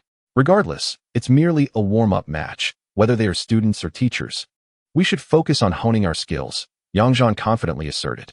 The group engaged in casual conversation until it was 5 o'clock. Yang Zhan casually suggested to Yin Feng, Brother Feng, it's already 5. Shall we slip out of class? The traffic in the city is dreadful at this hour. Yin Feng nodded in agreement. Sure. Let us grab a few things from the dormitory and head out. All right, I'll attend to my own matters as well. Director Yin, feel free to visit me when you have the time, Fuyu remarked as he stood to leave. He then reminded Xiao Yang and Cheng, make sure to be punctual tomorrow. Let us see if Zhang Zichen and Wu Yin can join us. Understood. See you tomorrow afternoon, Senior, the others replied in unison. After Fuyu departed, driving off in his own car, Yang Zhan turned to Sun Deji and said, Old son, Brother Feng and I are leaving now. Please be sure to lock up when you finish. Sun Deji nodded. No problem, I'll take care of it. Yang Zhan returned to the dormitory to change into his own clothes, casually gathering some clean garments and sports gear before descending to leave with Yin Feng. The three of them got into the car and soon entered the expressway leading to the city center. If driving skills were adequate, they could reach the company's premises in just over 40 minutes. However, the route from the company to Yin Feng's residential area traversed a bustling segment of the city. Typically a 10-minute drive during off-peak hours, but extending to at least half an hour during rush hour. Yin Feng, aware of the traffic conditions, inquired, Xiao Wang, where are you all dining tonight? Wang Cheng, seated in the back, replied, we'll be at the nearby Furong building. Most of the classmates rent places close to the company, so our options are limited. Ah, Yang Zhan, Yin Feng said, when we arrive. Just park the car in the company parking lot. There's south no need to drive me back. I can take a taxi or bus myself. It's unnecessary to spend an hour round trip at this time. Yang Zhan readily agreed, responding, thank you for your consideration, Brother Feng. Before 6 o'clock, they arrived at the company parking lot. Yin Feng exchanged farewells and departed on his own, while Yang Zhan gathered his belongings and said to Wang Cheng, it's unsafe to leave things in the back seat. I'll find a nearby hotel to drop them off. Wang Cheng, slightly puzzled, asked, why are you getting a room? Are you planning to stay? Aren't you going to the Rada's place tonight? Yang Zhan, leading the way with his belongings, replied, am I out of my mind? With a hotel bed available, why would I sleep on a sofa in someone else's living room? I'm not worried about the cost. Let us go. Wang Cheng followed, saying, all right, you're impressive. The rat mentioned creating opportunities for you. Don't overlook his goodwill. Yang Zhan, conceding, replied, brother, the girl you mentioned, is it Li and I met her last week when I was here on business. Don't fret. She's decent looking, but not to the point of stirring my heart. Just be cautious with the rat. Don't lead things into awkwardness. With this exchange, Wang Cheng decided to refrain from further worrying. Upon walking less than 100 meters, the two encountered a chain-budget hotel. Yang Zhan entered and promptly booked a deluxe room, placing his belongings inside. Wang Cheng, carrying only a small backpack, had no need to store anything, having cohabited with his girlfriend in the city for some time. The apartment had previously been rented by him. He simply returned for the weekend after his transfer to Huiyang. After leaving the hotel, they turned down another street and arrived at the Furong building for their evening gathering. The time was approximately 6:10 p.m. Employees of state-owned enterprises typically concluded work on weekends with relative punctuality. Unless it was the end of the month or quarter when departments like finance and human resources might need to work overtime to finalize accounts and payroll. Yang Zhan surmised that the attendees for the gathering had likely already arrived. Upon reporting the private room name at the reception, a staff member guided them upstairs to the second floor. As Yang Zhan pushed open the door marked Qingsong Pavilion, he was greeted by a large round table nearly filled with people. A chorus of playful shouts erupted. Oh, you're late. A Sheng, the initiator of the evening, took the lead in maintaining order. All right, our friends from afar, your tardiness is excusable, but a penalty drink is unavoidable. He then addressed the waitress. Hey, lovely lady, please bring us the dishes. Thank you. Wang Cheng, ever lively in such gatherings, promptly sat beside Chen Shu, his face alight with excitement as he exclaimed, it's just drinking. I can handle as much as you pour. A Sheng rallied. We've come here on our day off. so let us get the drinks flowing. Chen Shu helped Wang Cheng settle his bag and playfully patted him on the back, urging him to temper his enthusiasm. Yang Zhan exchanged glances and greetings with each person present and noticed there was only one seat left next to Li and I. Uncertain if this was intentional, he nonchalantly took a seat and joked with her, "Wow, such a prime spot reserved for me." Did the lovely Li and I foresee that a handsome fellow would be sitting beside her? Li and I blushed slightly and smiled without responding, while Wang Hongyan chimed in, "Of course. Now that our handsome Zhan is here, we've ensured a beauty sits beside you. You better be ready to pick up the tab later." Yang Zhan, undeterred, replied, Hongyan knows me well. I'm most susceptible to the charms of beautiful women. However, I want to compete with a Sheng over the bill. If there's interest in a second venue after dinner, I'll cover that. What do you think, Comrade Hongyan? Am I hitting the mark? Cheers erupted from the group. Oh wow, Zhang Gu is so suave. Let us all cheer for the second venue. Chapter 26. A wealth of memories before the dishes were served. Lively conversation filled the table, a reminder that it had been quite some time since such a gathering took place. Yang Zhan gazed around the room at the faces both unfamiliar and familiar, a flurry of memories swirling in his mind. Seated beside him, Li and I had been temporarily assigned from the administrative department, having been borrowed from a gas station. It must be noted that the company's HR department had a penchant for recruiting young women for administrative roles. After 6 months of temporary work, if they performed well, they would typically be retained, though their positions were often limited in terms of advancement due to their educational backgrounds and skill sets. This scenario mirrored Yang Zhan's own experience when he first joined the company, as he had been assisted throughout the onboarding, training, and internship processes by Li Xiao from the HR department. In the eyes of her youthful colleagues upon entering the company, Li Xiao was perceived as a beautiful and intellectually charming young lady. However, her nature was akin to that of Chen Shu and her peers, relegated to a clerical position until she eventually resigned after getting married. Li and I, who possessed a beauty that slightly surpassed Li Xiao's, perhaps lacked the finesse in her interpersonal dealings. In a previous life, after Yang Zhan personally hosted a dinner, he merely observed her without taking further action. Subsequently, she was pursued by Zhu Jianfei, who was conveniently close, yet their relationship did not last even a year. The reasons for their breakup remain unknown to Yang Zhan, and after parting ways, she left the company and was never seen again. Seated beside Li and I was Wang Hongyan, a classmate from the same university as Yang Zhan, albeit from a different class. To be candid, her appearance was that of a rural girl, and her character was rather reserved and introverted, only exhibiting a livelier demeanor among classmates and acquaintances. Nevertheless, she was diligent in her work, projecting an image of earnestness and reliability, which earned her the favor of her superior, Chen Ku, in the Human Resources Department. Wang Hongyan remained steadfast in her role, yet due to Chen Ku's relatively young age of just over 30, her position did not elevate. Eventually, she became the right hand of the department head, attaining a status akin to that of a senior member. Interestingly, she later married her senior, Huang Haiyan, who was her polar opposite in character, a flamboyant gentleman in Yang Zhan's eyes. Yet, perhaps they complemented each other well, as their lives stabilized, and they found contentment in their careers, forming a relatively happy couple. Next to her sat Luo Yuan, one of the only 2 women from Yang Zhan's cohort, the others having been eliminated. She was considerably more attractive than Wang Hongyan, possessing a voluptuous figure and a beauty that exceeded the average. Luo Yuan graduated from a different university in the same locale as Yang Zhan, and as she was the sole representative from her institution to join Huicheng Petrochemical Company, she made a conscious effort to integrate herself. Luo Yuan also entered the Human Resources Department, primarily focusing on administrative tasks. With a tranquil disposition and a lack of overwhelming ambition, she was regarded as a likable presence within the organization. Upon her arrival, Luo Yuan developed a close rapport with Yang Zhan's good friend, Xiao Gu, to the point of flirtation. Their prior acquaintance before entering the company naturally drew them closer in this unfamiliar environment. However, they never transcended the boundary of mere acquaintances, as Xiao Gu, after securing his position, left the company within a year to pursue other ventures, leading to an unresolved relationship. Later, through the introduction of a certain leader, Luo Yuan married a local man, whose family owned a small business and possessed considerable wealth. He treated her exceedingly well, and she proudly bore him 2 sons before resigning to become a full-time homemaker, also assisting in managing his business, leading a fulfilling life. Beside Luo Yuan sat Bai Dongdong, a refined young man with glasses who shared a close bond with Yang Zhan, to the extent of lending money to one another.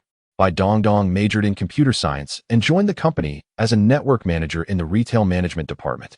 In his professional endeavors, he diligently fulfilled his responsibilities, leading the petrochemical company to undertake considerable advancements in the digital realm.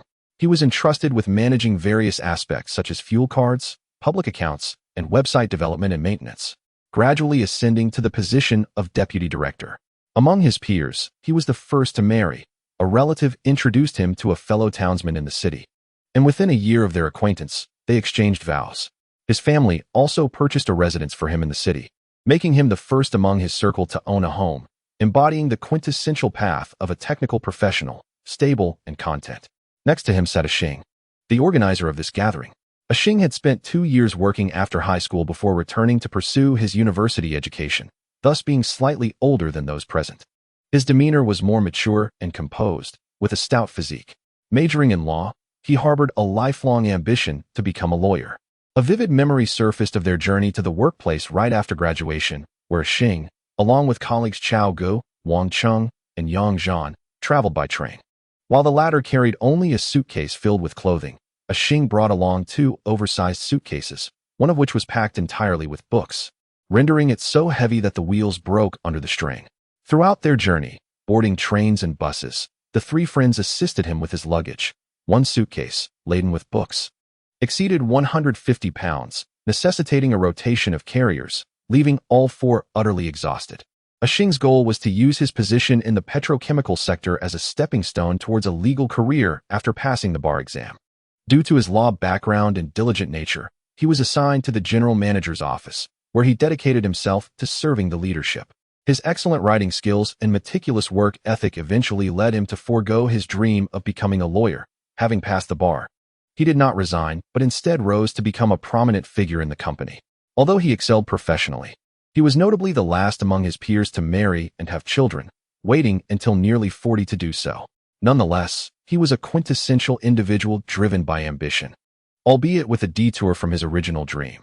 At the very least, he held significant influence in the realm of corporate legal affairs, thereby indirectly realizing his professional aspirations.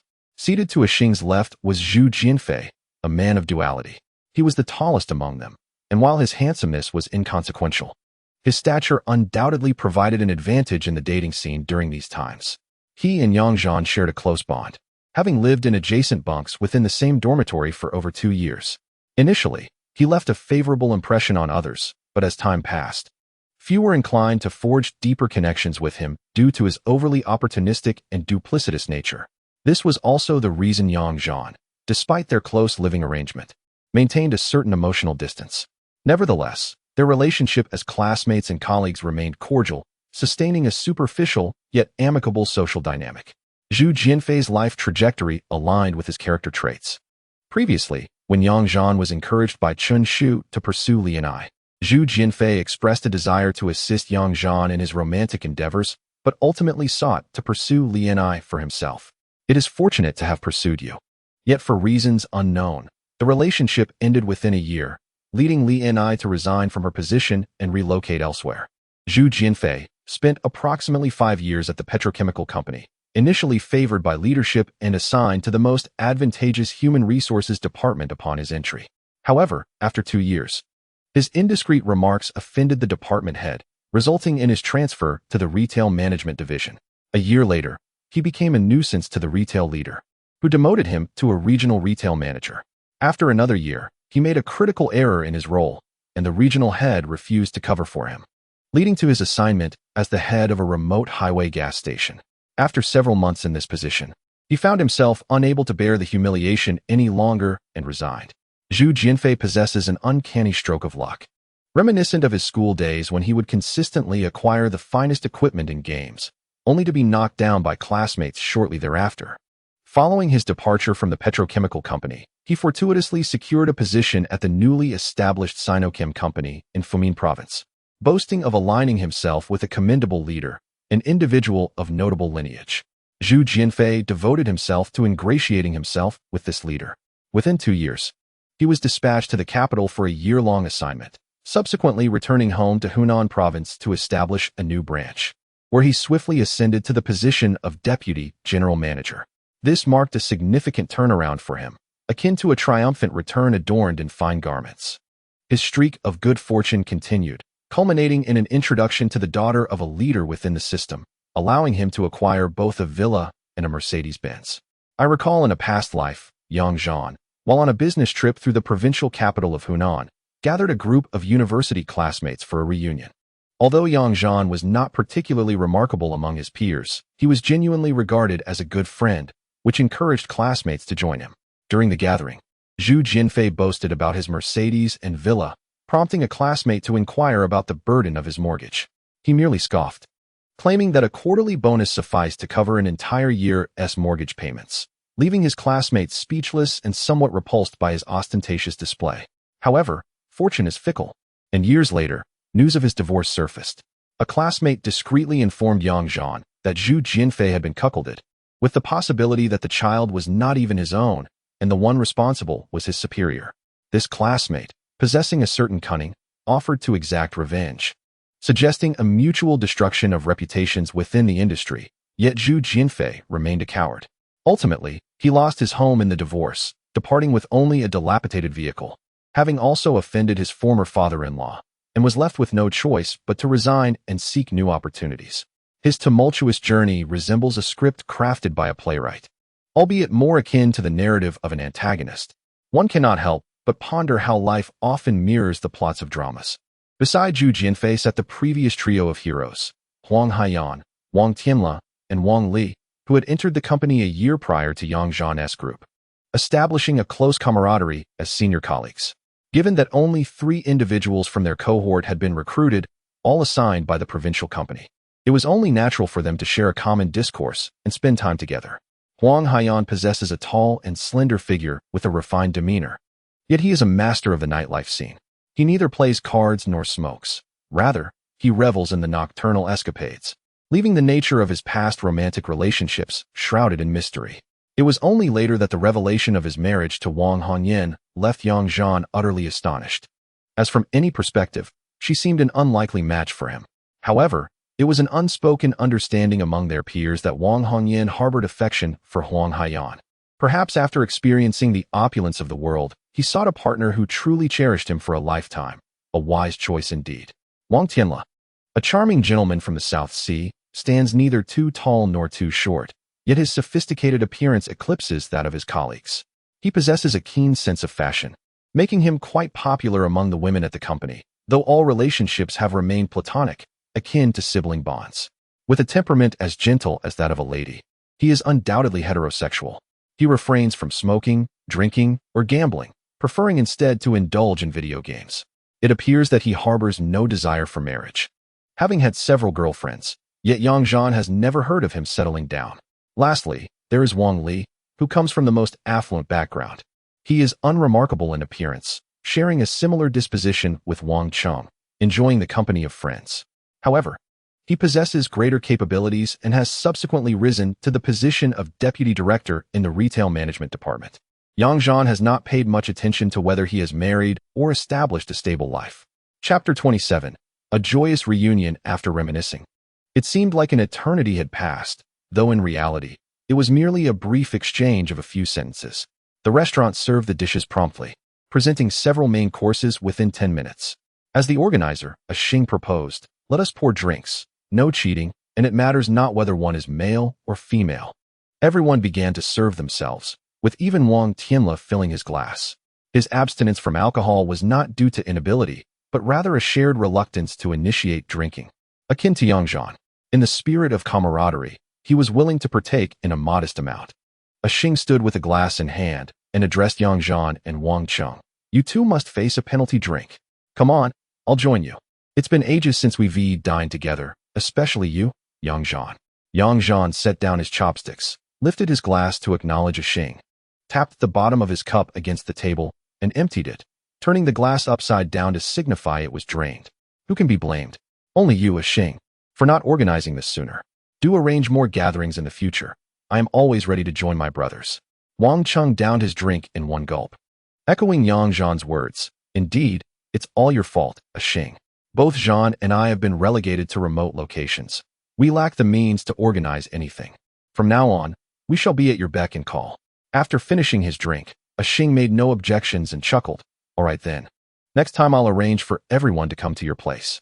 Especially since Zhan's area is by the sea. How about we have a barbecue and spend the night by the beach? Yang Zhan, showing no resistance, readily replied, that sounds great. However, I need to scout out a suitable venue. I'm not sure where we can find a place that can be rented for such an occasion. Once I find it, I'll let you know. Just make sure to bring along those lovely ladies at the table, and I'll cover all the expenses. How does that sound? The others at the table cheered at Yang Zhan's words, quickly shifting the conversation to plans for seaside fun. As they chatted, Luo Yuan redirected the topic back to Yang Zhan, saying, have you all noticed the significant change in Yang Zhan during his recent visits to the company? Yang Zhan, do confess, have you encountered some good fortune? You seem to have become even more handsome. Have you perhaps caught the attention of a wealthy woman? Wang Hongyan chimed in. Yes, indeed. Yang Zhan, your transformation is remarkable. Do spill the beans. Yang Zhan, having already prepared a witty response in his mind, raised his glass and said, if two lovely ladies wish to drink with me, they need only say so. My charm has always been present. I simply choose not to conceal it anymore. After all, spring has arrived, and if I don't flaunt my appeal now, I may miss the chance to find a girlfriend. At that moment, Zhu Jianfei interjected. It seems that Zhan has come here with a purpose today. Surrounded by beautiful women, why not show your charm? Chen Shu joined in the playful banter. Yes, yes. Zhan, go ahead and share a drink with our lovely and I. Wang Cheng, sitting nearby, had already dismissed Yang Zhan's earlier remarks and made no effort to remind Chen Shu. Yang Zhan, no longer feeling awkward in such situations, beamed and raised his glass, saying, of course, we must drink. But please don't frighten our lovely and I. I wouldn't want it to seem like I'm here to draw attention to myself. Let us toast first with Luo Yuan and Han Yan. You've finally noticed my charm. I must honor you with a drink. With that, Wang Hongyan lifted her glass, ready to drink. Luo Yuan, being more astute, quickly pulled her back, insisting, you can't have one person toast two people. 1 cup each. Zhan and Hongyan, you drink first. Yang Zhan didn't argue and directly clinked glasses with Wang Hongyan before pouring another drink to share with Luo Yuan. As classmates, Luo Yuan didn't play tricks anymore, and they enjoyed a drink together. Just as they set their glasses down, Wang Hongyan exclaimed, don't put your glasses down yet. You just said you'd drink with our lovely and I. Hurry up. The group urged him on. Yang Zhan, undeterred, poured another glass and jokingly turned to Li and I, saying, Li and I, you see, everyone's watching. A handsome man cannot refuse a drink with a beautiful lady, otherwise it would be quite embarrassing. Let us share a drink. Being younger, Li and I had come to dinner with Chen Shu and Wang Hongyan, recognized everyone at the table, but hadn't yet reached the level of familiarity for private gatherings. Yet, the man, undoubtedly clever, raised his glass with a hint of restraint and smiled, saying, thank you, Brother Zhan, I shall toast to you. Opposite him, Zhu Jianfei interjected provocatively, toasting back and forth amounts to 2 drinks, you know.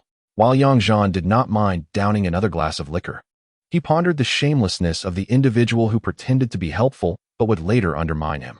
He contemplated whether to sever this person's disgraceful path. Even if he himself did not pursue Li and I, he must ensure that this man did not succeed. Lest Li and I ultimately find herself in the same predicament of breaking up with him again. This notion did not require deliberate effort. By merely presenting himself well, his friends and peers would assist in maintaining the facade, at the very least preventing this individual from achieving success as easily as before. Having come to this realization, Yang Zhan dismissed the matter and declared, 2 drinks it is then. I shall have 2, and Xiao and I, just 1 will suffice. He feigned a protective demeanor toward Li and I, clinking glasses with her and downing the drink in one go, then poured another to share with her. Chen Shu, the sycophant, cheered them on from behind, and fearing further antics from her, Yang Zhan quickly raised his glass to drink with her as well, effectively putting an end to the topic. The atmosphere at the dining table remained harmonious, with everyone engaged in conversation and drinking, and Yang Zhan managed to toast and converse with each person present. As the meal neared its conclusion, Bai Dongdong inquired, Zhan, you're not heading back tonight, are you? Where will you stay? Why not come to my place? Seizing the opportunity, Chen Shu chimed in, Brother Zhan, come stay at our place tonight. We've prepared the sofa for you, and we can play cards together later. Yang Zhan quickly waved his hand, saying, "No, no, I've already booked a room nearby. It's a spacious one with a mahjong table. Anyone who wishes to play can come to my place, but let us not stay up too late. I have to meet Cheng Bi for a game of basketball tomorrow afternoon, and I need my rest." Wang Hongyan suddenly recalled something. "Oh right, you're playing basketball against the tourism school tomorrow afternoon, aren't you? I was the one who arranged it. I heard you're the main player, Yang Zhan. Quite the surprise. You've become so formidable all of a sudden. I also heard your direct sales performance is the highest in the company this month." Luo Yuan joined in, stating, "Yang Zhan's performance this month must surely be the best in the company." Zhang Zhu and Director Feng from their department specifically spoke to Chen Ku to ensure we support his business work, and when it comes to payroll, they want Yang Zhan's performance commission to be accurately reflected. One can only imagine how much he will earn this month, enough to worry us about potential discrepancies. Yang Zhan felt no need for concealment and relished the moment. "My luck has turned. I landed a major client. Remember the meeting last week? That was for contract negotiations. This week, I've already secured an order for 300 tons, with another approximately 300 tons expected next week." Upon hearing this, the entire table was taken aback. They were somewhat aware of the sales targets for the month, and Yang Zhan's figures far exceeded those of the entire operations department. For someone like Luo Yuan, who worked in administration, it was clear that Yang Zhan's earnings this month could surpass her salary for several months. "Wow, impressive, Brother Zhan. You've truly made a remarkable leap," they exclaimed. In comparison to his salary, they paid little heed to Yang Zhan's basketball endeavors. However, it is indeed rather peculiar that among this group of friends, there is not a single soul with a penchant for sports. Perhaps only Huang Haiyan and Wang Tianla occasionally engage in a game of table tennis at the company's activity room. As for Zhu Jianfei, standing tall at over 185 centimeters, he seems to possess no athletic prowess beyond gaming. Oh wait, it appears he is somewhat proficient in swimming. At this moment, a Sheng remarked, "No wonder Zhan Bi intends to treat us to a barbecue by the seaside. He has the confidence to do so. Now we can partake without any reservations." This statement from a Sheng raises some eyebrows, as it implies that one's performance must dictate the ability to treat others, somewhat wounding my delicate sensibilities. "Hongyan, please add another hearty dish to compensate," Yang Zhan playfully responded. Wang Hongyan indeed rose to add to the feast, and laughter filled the air as everyone enjoyed the light-hearted banter. A Sheng, unfazed, procured 2 bottles of beer to share with Yang Zhan. Naturally, Yang Zhan was not one to dampen the spirits, and he included Wang Cheng in their small gathering. The 3 of them convened, each clutching a bottle of beer, opting for a more civilized approach to drinking, as is common among Southerners. Pouring 1 bottle yielded about 4 glasses, and they engaged in conversation and clinking glasses, finishing their drinks in mere minutes. As the clock approached 8, having dined for about an hour and a half, Yang Zhan fulfilled his pre-dinner promise. Addressing Huang Haiyan and Wang Li, "We've eaten quite enough. Hai Gu and Li Gu, could you arrange the KTV room? Once it's booked, we shall head over together." This task was a breeze for them. After a brief discussion, they settled on a location. Wang Li promptly took out his phone and made the arrangements with just a few words. After confirming the booking, Huang Haiyan raised his glass and tapped the table. "A Sheng, it's time to move on. Let us finish our drinks and change venues." Everyone at the table quickly downed their remaining beverages and stood up, laughing as they made their way outside.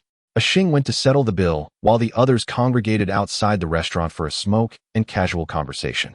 Among the group, only 4 individuals smoked: Huang Haiyan, Wang Li, along with Wang Cheng and Yang Zhan, who stood together sharing stories. Wang Li inquired, Zhan, "We've booked a medium room. The 880 package should suffice, right?" Yang Zhan exhaled a puff of smoke, responding, "No worries, but will the drinks included be enough?" Huang Haiyan chuckled, "We're all friends here. How much can we possibly drink during a casual gathering? If it's not enough, our esteemed Wang will take care of it. He has a stockpile of drinks, so we need not fret." The group shared knowing smiles, a camaraderie evident among them. Before finishing a single cigarette, a Sheng returned from settling the bill, and the group followed the 2 gentlemen towards the next venue, a mere 5-minute walk away. Upon entering a karaoke establishment, they noticed several barbecue stalls outside. Wang Tianla and Dong Dong decided to stay behind to procure some skewers to bring along. Accompanied by Huang Haiyan and Wang Li, they navigated the familiar surroundings with ease. Once inside the private room, the youthful exuberance was unleashed. Microphones were seized in a playful frenzy, with everyone eagerly queuing to sing, regardless of their vocal abilities. The atmosphere was markedly different from the singing gatherings in Yang Zhan's department, filled with spirited singing, drinking, and dice games, as they reveled in the moment, establishing a hierarchy of talent with each round of performances. In the vibrant nightlife, seasoned performers Huang Haiyan and Wang Li showcased their exceptional singing prowess, while others like Wang Tianle and Li and I also impressed with their vocal talents. Yang Zhan, benefiting from enhanced physical fitness, exhibited a commendable level of skill, his breath control and innate sense of rhythm drawing the attention of listeners whenever he sang. Those with exceptional vocal abilities enjoyed certain privileges, and during group performances, the girls eagerly invited him to join. Particularly, when Yang Zhan sang alongside Li and I, the atmosphere was filled with encouragement from the others, and while Yang Zhan remained unfazed, the young Li and I blushed charmingly, stirring a sense of affection within him. The gathering continued joyously until midnight, interrupted only by a couple of excursions for barbecue, and thus, the third round of singing was abandoned. As everyone returned to their respective homes, plans for future meetups were made. Chapter 28, Pre-match hustle. The following morning, Yang Zhan awoke early and gazed through the hotel window, noticing early risers already engaging in their morning exercises along the scenic riverside path. Inspired by the picturesque surroundings, he decided to join in for a run. Clad in sportswear, his basketball shoes proving unsuitable for running, he opted for a pair of athletic sneakers he had worn upon arrival. After a brief refreshment and a visit to the restroom, he set off for his morning jog. The riverside path was imbued with the freshness of dawn, with towering buildings on one side and the gentle flow of the river on the other. The newly renovated path was spacious and elegant, featuring tiers that delineated different levels. Such urban planning might still be a distant aspiration for many inland cities. Yang Zhan completed 2 laps, relying on his own sense of timing rather than modern athletic gear. After a leisurely stroll along the river, observing morning exercisers gracefully dancing with fans, practicing martial arts, and flying kites, he reluctantly departed as the clock approached 8. Guided by memory, he discovered a quaint breakfast spot where he savored a leisurely meal, as the hotel's buffet breakfast was only an option when no other choices were available. On a weekend morning, it was rare for young professionals not to indulge in a bit of extra sleep. Respecting their need for rest, Yang Zhan dallied until 9 before returning to the hotel for a quick wash-up, only to find himself with little to occupy his time. He decided to venture out to the mall to update his wardrobe with some casual attire. Yang Zhan had grown weary of the daily routine of dress pants and shirts, especially since many company employees lacked issued suits and opted to purchase similar outfits for work. As he was not required to adhere to a strict dress code outside the office, he resolved to bid farewell to formal attire unless attending company meetings. At the large shopping mall he had frequented before, he browsed with personal preference in mind. He noted that having improved his physique made choosing clothing significantly easier. Embracing a style that favored casual workwear and outdoor aesthetics, he discovered that, while many renowned brands had yet to establish a presence, Hui City was relatively progressive. After visiting 3 stores, Yang Zhan purchased 2 pairs of fitted work pants, finding them comfortable and well-fitting. He opted for 2 different colors, favoring khaki while also selecting a black pair for variety, accompanied by 2 polo shirts adorned with collars, 2 outdoor multi-pocket quick-dry shirts, a pair of brownish-yellow mid-cut work boots, and a pair of summer hiking shoes. I also selected a deep gray newsboy cap. Passing by Levi's, I chose 2 pairs of jeans and, in the sports brand section, picked out an oversized crossbody sports storage bag. I unwrapped all my purchases and stuffed them inside, discovering that they fit perfectly. The selection process was quite exhilarating. However, upon settling the bill, I realized I had spent around 5,000 to 6,000. With a slight grimace, I thought it wise to exercise restraint, as my income for the month had yet to materialize, planning to indulge in shopping again next month when I earned more. Upon exiting the mall, I noticed the time was not yet 11 o'clock.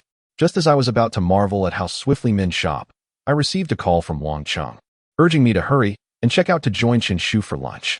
He intentionally boistered that Li and I was the chef, almost transforming into a brothel keeper with his enthusiasm. Accepting the invitation, I had no reason to decline. Thus, I returned to the hotel to check out, shouldering 2 bags and making my way to the company parking lot to stow my belongings in the car. Handing 2 cigarettes to the security guards downstairs, I requested their vigilance, feeling reassured that my items were safe under their watchful eyes during daylight. Following my memory, I sought Chen Shu's rental near the company, stopping by a small shop to buy some fruits and beverages, adhering to the courtesy of not arriving empty-handed, regardless of whether it was a friend's home. Ascending to the third floor, I knocked and entered. It was a modest two-bedroom apartment, with rent under $1,000, making the shared burden manageable. Chen Shu opened the door, greeted me as bro, and took the items from my hands, casting a glance towards the kitchen, indicating that Li and I was already busy there. I rolled my eyes, lightly patting her head as I stepped into the living room, where I found Wang Cheng playing on the computer in Chen Shu's room. I greeted Li and I at the kitchen door before retreating to join Wang Cheng for a smoke and a moment of respite. Noticing my arrival, Wang Cheng turned with a sly grin, and I realized he had disregarded my instructions from yesterday. There was no point in reiterating them. Wang Cheng remarked, "We'll head over after lunch, around 1 p.m. Zhang Zichen and Wu Yin will join us, and Wang Hongyan has gathered several interns from the company to bolster our numbers. Sheng and Wang Tianlo will also come to enjoy themselves. There are plenty of girls at school, so they treat it as a weekend leisure outing. Well, we must play seriously. Losing in front of such a crowd would be embarrassing," I replied. Wang Qing took a drag from his cigarette, assuring me, "You needn't worry about that. The team jerseys custom ordered from the mice have already been delivered. Sheng will arrange a minibus to transport both people and equipment. So we won't even have to concern ourselves with refreshments. It's advantageous to have connections, my friend." Chuckling, I could only respond in agreement. Such is the advantage of a company with strength, particularly state-owned enterprises, where Sheng's general office even includes drivers. Private enterprises would hardly dare to dream of such luxuries. Reflecting on my earlier days when I interned at the oil station, I recalled how a company driver had transported us there in a grand vehicle, leading the station manager to mistakenly believe a high-ranking official had arrived, resulting in quite the comical misunderstanding. Dinner was served. As the conversation unfolded, Chen Shu and Li and I had already prepared the meal. Yang Zhan and Wang Cheng arrived at the dining table in the living room, where 3 meat dishes and 1 vegetable dish were artfully arranged, resembling a home-cooked feast. The simple yet comforting meal was enjoyed with ease, and afterward, the group relaxed in the living room, sipping tea and engaging in light-hearted conversation. Around 1:30 p.m., they rose to depart, discovering Zhang Zichen and Wu Yin waiting for them downstairs.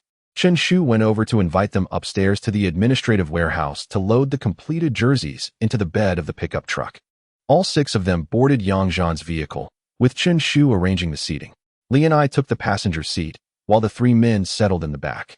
Chen Shu comfortably perched on Wang Cheng's lap, untroubled by any concerns about traffic violations, as it was a leisurely Saturday afternoon, unlikely to attract any police scrutiny.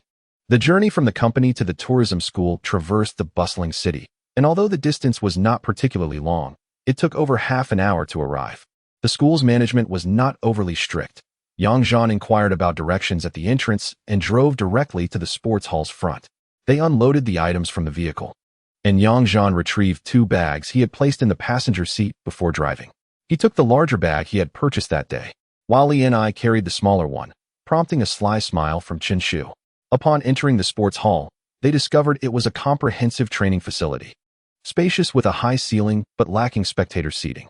In the front section, there were 2 basketball courts and 1 volleyball court, while several badminton courts occupied the inner area, and a corner was divided into about 10 table tennis tables. This was a typical school sports facility, with a surrounding corridor on the 2nd floor, likely the best vantage point for watching events. Yang Zhan recalled similar facilities from his university days, though they had since built a new specialized sports hall that this group had not experienced. It was only around 2 p.m., and the venue was relatively empty. The group found a corner to set down their belongings. Unwrapping the jerseys, the men quickly selected their team uniforms, 2 sets in different colors each, with light blue shorts trimmed in white and basic white and red jerseys. The quality of the materials was commendable, a testament to the company's willingness to invest in such details.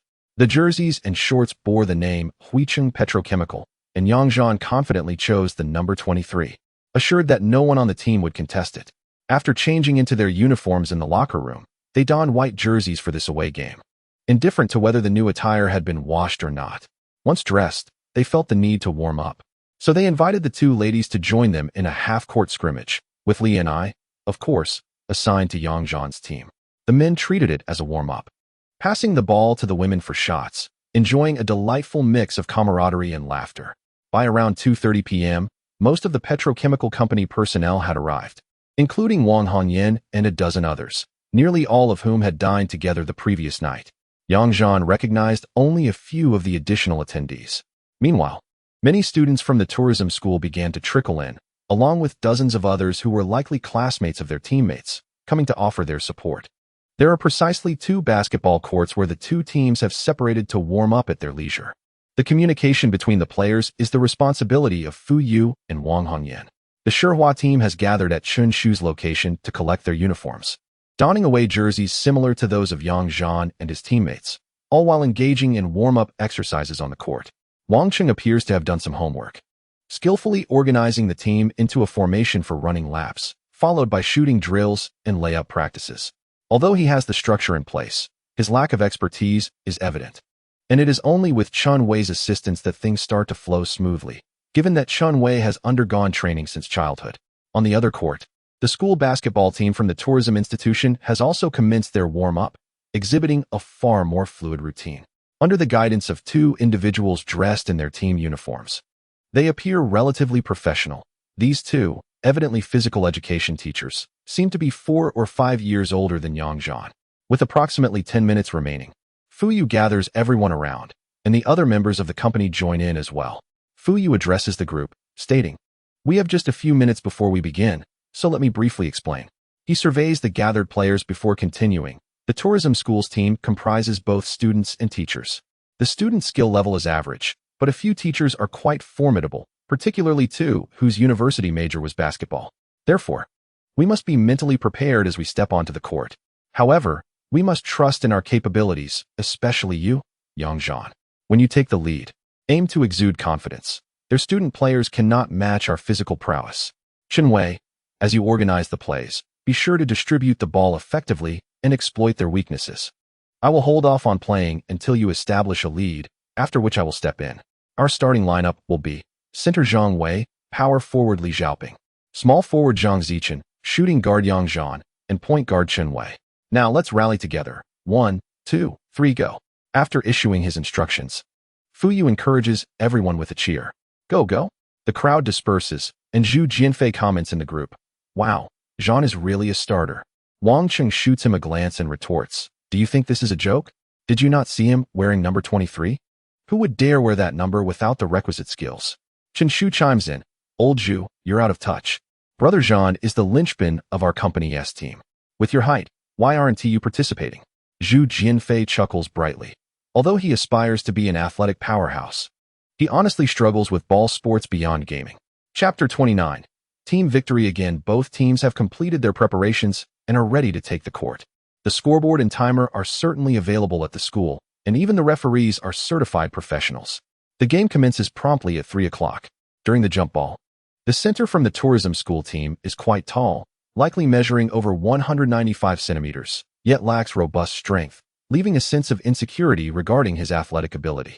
As anticipated, the slightly shorter Zhang Wei triumphs in the jump ball, and Chen Wei initiates the offensive play. The opposing team's 2 teachers occupy the guard positions and exhibit considerable physicality, yet the Shihua team, represented by Chen Wei and Yang Zhan, remains undeterred. Yang Zhan coordinates his teammates to create space, and after a series of swift passes, Chen Wei penetrates the lane, skillfully assisting Zhang Wei, who receives the ball and elegantly executes a bank shot for the first points of the game. The score stood at 2 o'clock as the student-teacher team initiated their offensive play. The point guard, a seasoned teacher, skillfully maneuvered the ball while Chen Wei and Yang Zhan allowed the opposing team to cross half-court.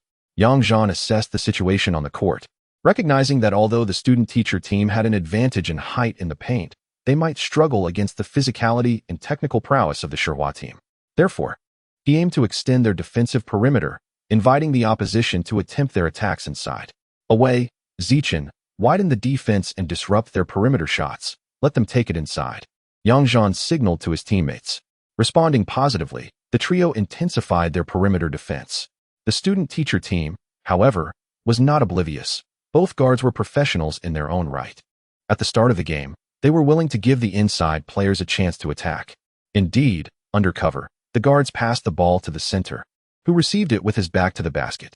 With a couple of dribbles, he realized he couldn't make progress. opting instead for a step-back jumper. Remarkably, his technique and form were commendable, as the ball kissed the backboard, circled the rim, and ultimately fell through. The score was now 2-2. The support for the student-teacher team was evidently more spirited than that of the Shihua team. Both teams were wary of each other as perimeter threats, initially granting opportunities in the paint. Yang Zhan, confident in his judgment, orchestrated the outside players to create dual opportunities for the inside game. The next two possessions confirmed his strategy. The Shihua team displayed superior physicality and agility in the paint, executing plays with high efficiency under the basket. In contrast, the student-teacher team's attempts were lofty but ultimately distant from the hoop, resulting in missed shots. With the score at 6-4, the Shihua team seized a rebound and initiated a fast break. Their defensive rotations were proactive, emphasizing their strength in attacking the paint. They swiftly adjusted, with two perimeter players collapsing back to monitor and double-team the Shihua inside players. Zhang Wei and Chen Xiaoping, experienced players, seized the moment to distribute the ball to the perimeter. Upon receiving a pass from Zhang Zichen, Yang Zhan, positioned at the corner, took a quick three-point shot. Swish, nothing but net. The score was now 9-4. Beautiful, beautiful. The crowd cheered, led by Wang Chong, as a palpable momentum began to build. The student-teacher team altered their tactics on the next offensive possession. The point guard, the teacher, directed the play by calling for a screen from the center. After creating space from Chen Wei, he opted not to pass back, but instead took a jump shot from the sidelines. The ball sailed through the air and found its mark. The score tightened to 9-7.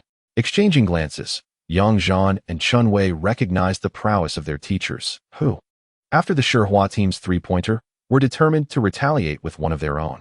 With many eyes watching from the sidelines, maintaining their dignity was paramount. As the Shihua team advanced past half-court, Chen Wei directed his teammates to expand their spacing, with Zhang Wei and Li Xiaoping moving away from the basket. Yang Zhan and Zhang Zichen executed a cross-court play to manipulate the defensive alignment.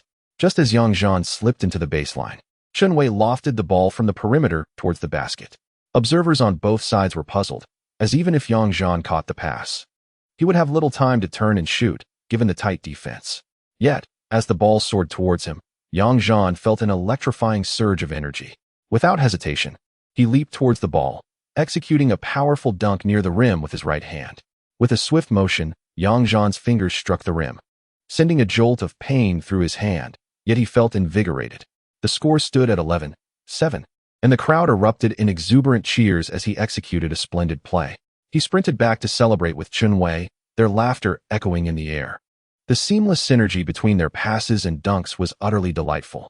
On the sidelines, the support for the Shihua team comprised merely 5 or 6 girls, markedly more reserved compared to the boisterous student cheerleaders of the faculty student team. However, this remarkable play loosened their inhibitions, and they cupped their hands around their mouths, passionately shouting encouragements for Shihua and Yang Zhan.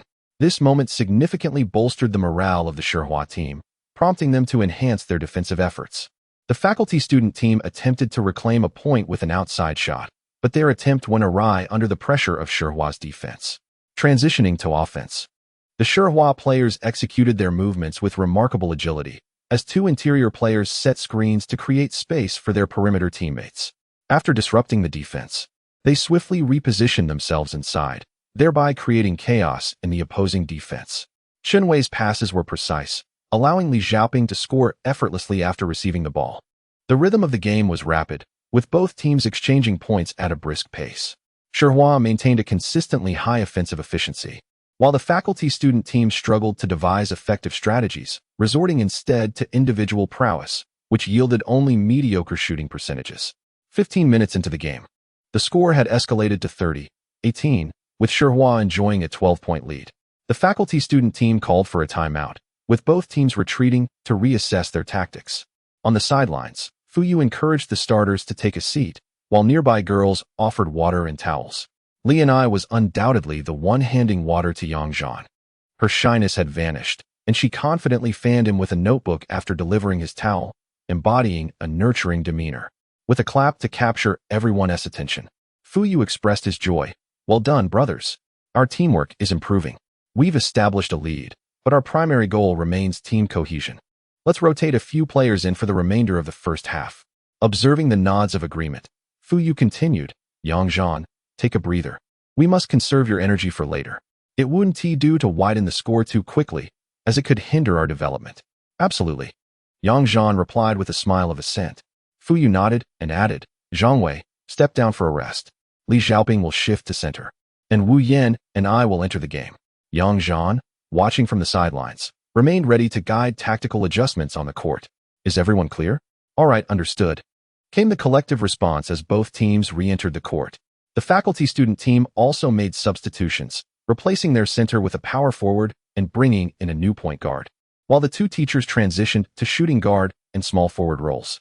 The internal contest between the two teams intensified due to the faculty-student team's improved post capabilities and a slight decline in Shihua's strength in those positions.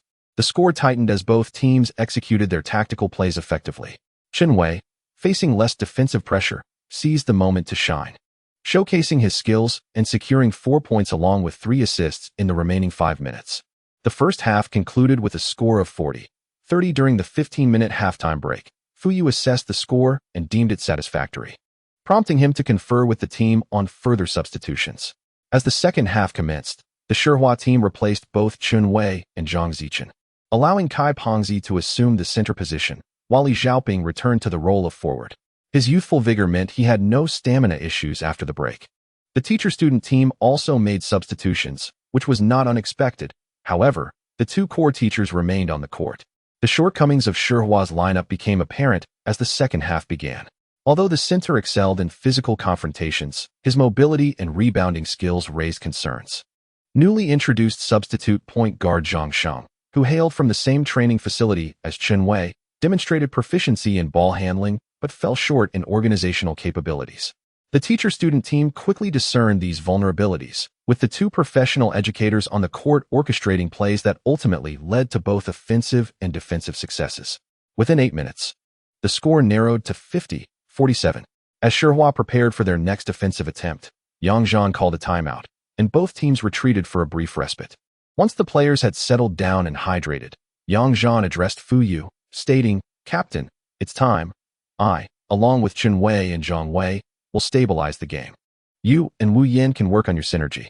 Fu Yu wholeheartedly supported Yang Zhan's strategy. After taking a couple of sips of water, Fu Yu added, Once we return to the court, let us play freely, treating the defense as we would in an official match, to gauge our true potential. Haha, Zhan.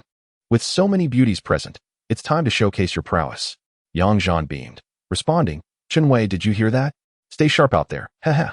Chen Wei, with a mischievous grin, draped an arm over Yang Zhan's shoulder, stating, If we play well, we should plan some activities for the evening, haha.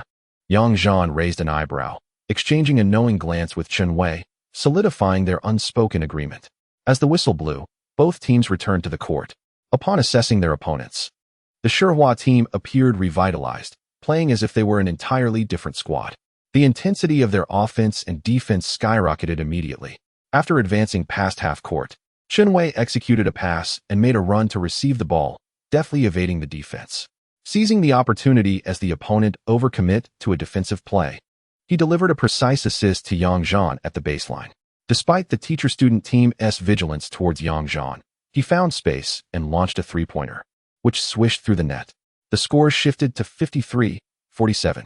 As the teacher-student team initiated their offensive play, Yang Zhan and Chen Wei aggressively pressured the opposing ball handler, causing hesitation that led to a double-team steal. Chen Wei swiftly retrieved the loose ball, while Yang Zhan sprinted towards the basket. Just as he reached the hoop, Chen Wei's pass soared toward the rim. Yang Zhan realized the ball was aimed directly at the basket, compelling him to leap and perform a challenging alley-oop dunk. With a satisfying thud, he successfully completed the dunk, though he inwardly acknowledged the near miss that had startled him. The two shared a joyful fist bump in celebration before returning to the half-court to await the opponent's inbound pass. The score now stood at 55-47. The cheers from the crowd had barely subsided when another wave of applause erupted. The teacher-student team clearly sensed that their opponents were now taking the game seriously, prompting them to approach their inbound pass with caution as they advanced the ball across half-court. Yang Zhan and Chen Wei, mindful of the situation, promptly returned to defend at mid-court. It seemed as if they had reverted to the initial moments of the game, where the student-teacher team struggled to coordinate against the opponent's tighter defense, resorting instead to individual prowess to score. Meanwhile, the Shihua team intensified their supplementary positioning and double-teaming efficiency, leaving the student-teacher team in a state of discomfort, hastily shooting and missing their attempts to attack. As the ball transitioned, the Shihua team swiftly crossed half-court. The ball found its way into Yang Zhan's hands. Confronted by the defense of the teacher from the student-teacher team, Yang Zhan signaled for isolation, eager to undermine their confidence. He bent slightly, dribbling forward in a series of quick steps, while the teacher opposite him earnestly adopted a crab-like defensive stance. Just past the three-point line, Yang Zhan executed a shoulder feint to the left, but then decisively stepped right to break through. In that fleeting moment of hesitation from the defender, Yang Zhan left him trailing behind. Upon entering the paint, the opposing power forward moved in to assist, and Yang Zhan, in motion, feigned a jump shot. The defender instinctively leapt to contest the shot, yet Yang Zhan completed his upper body motion and continued driving, maneuvering around the opposing center. He leaped from beneath the basket, executing a reverse layup that found its mark. The score was now 57-47, and cheers erupted from the sidelines, particularly from the girls on the Shihua team, who jumped up in applause. The young girl, Lianai, appeared particularly thrilled, her face aglow with a smile. In the opening moments, Yang Zhan had shone brightly, racking up 7 points, which underscored the disparity in skill between the two teams. The subsequent minutes unfolded as though it were a showcase for the Shihua team.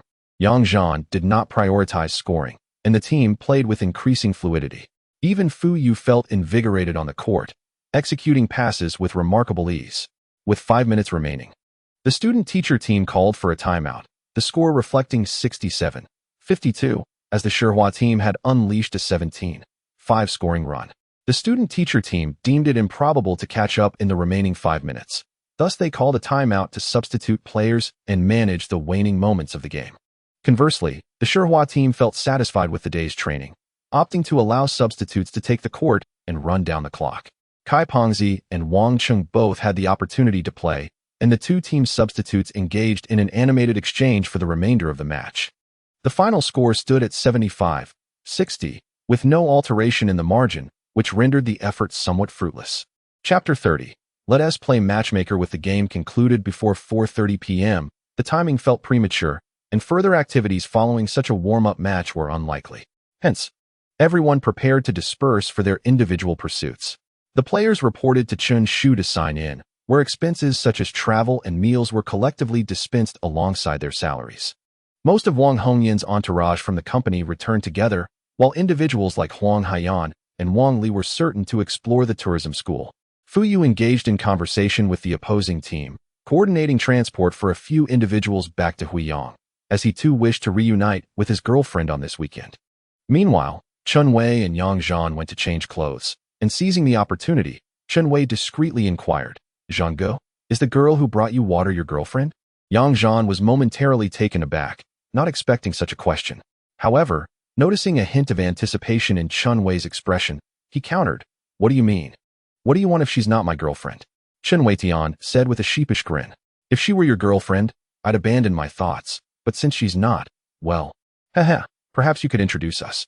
Yang Zhan was taken aback by this fellow's shameless audacity and curiously inquired, "Really? You just met her, didn't you? Don't tell me it's love at first sight.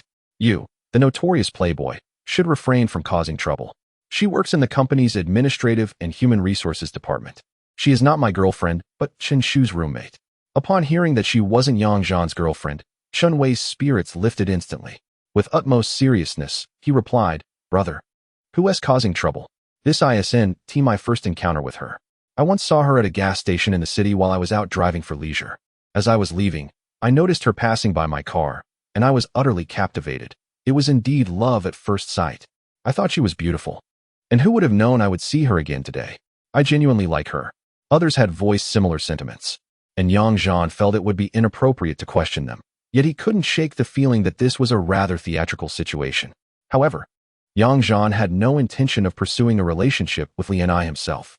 His original aim was merely to present a better image so that Zhu Jinfei would find it difficult to win her over.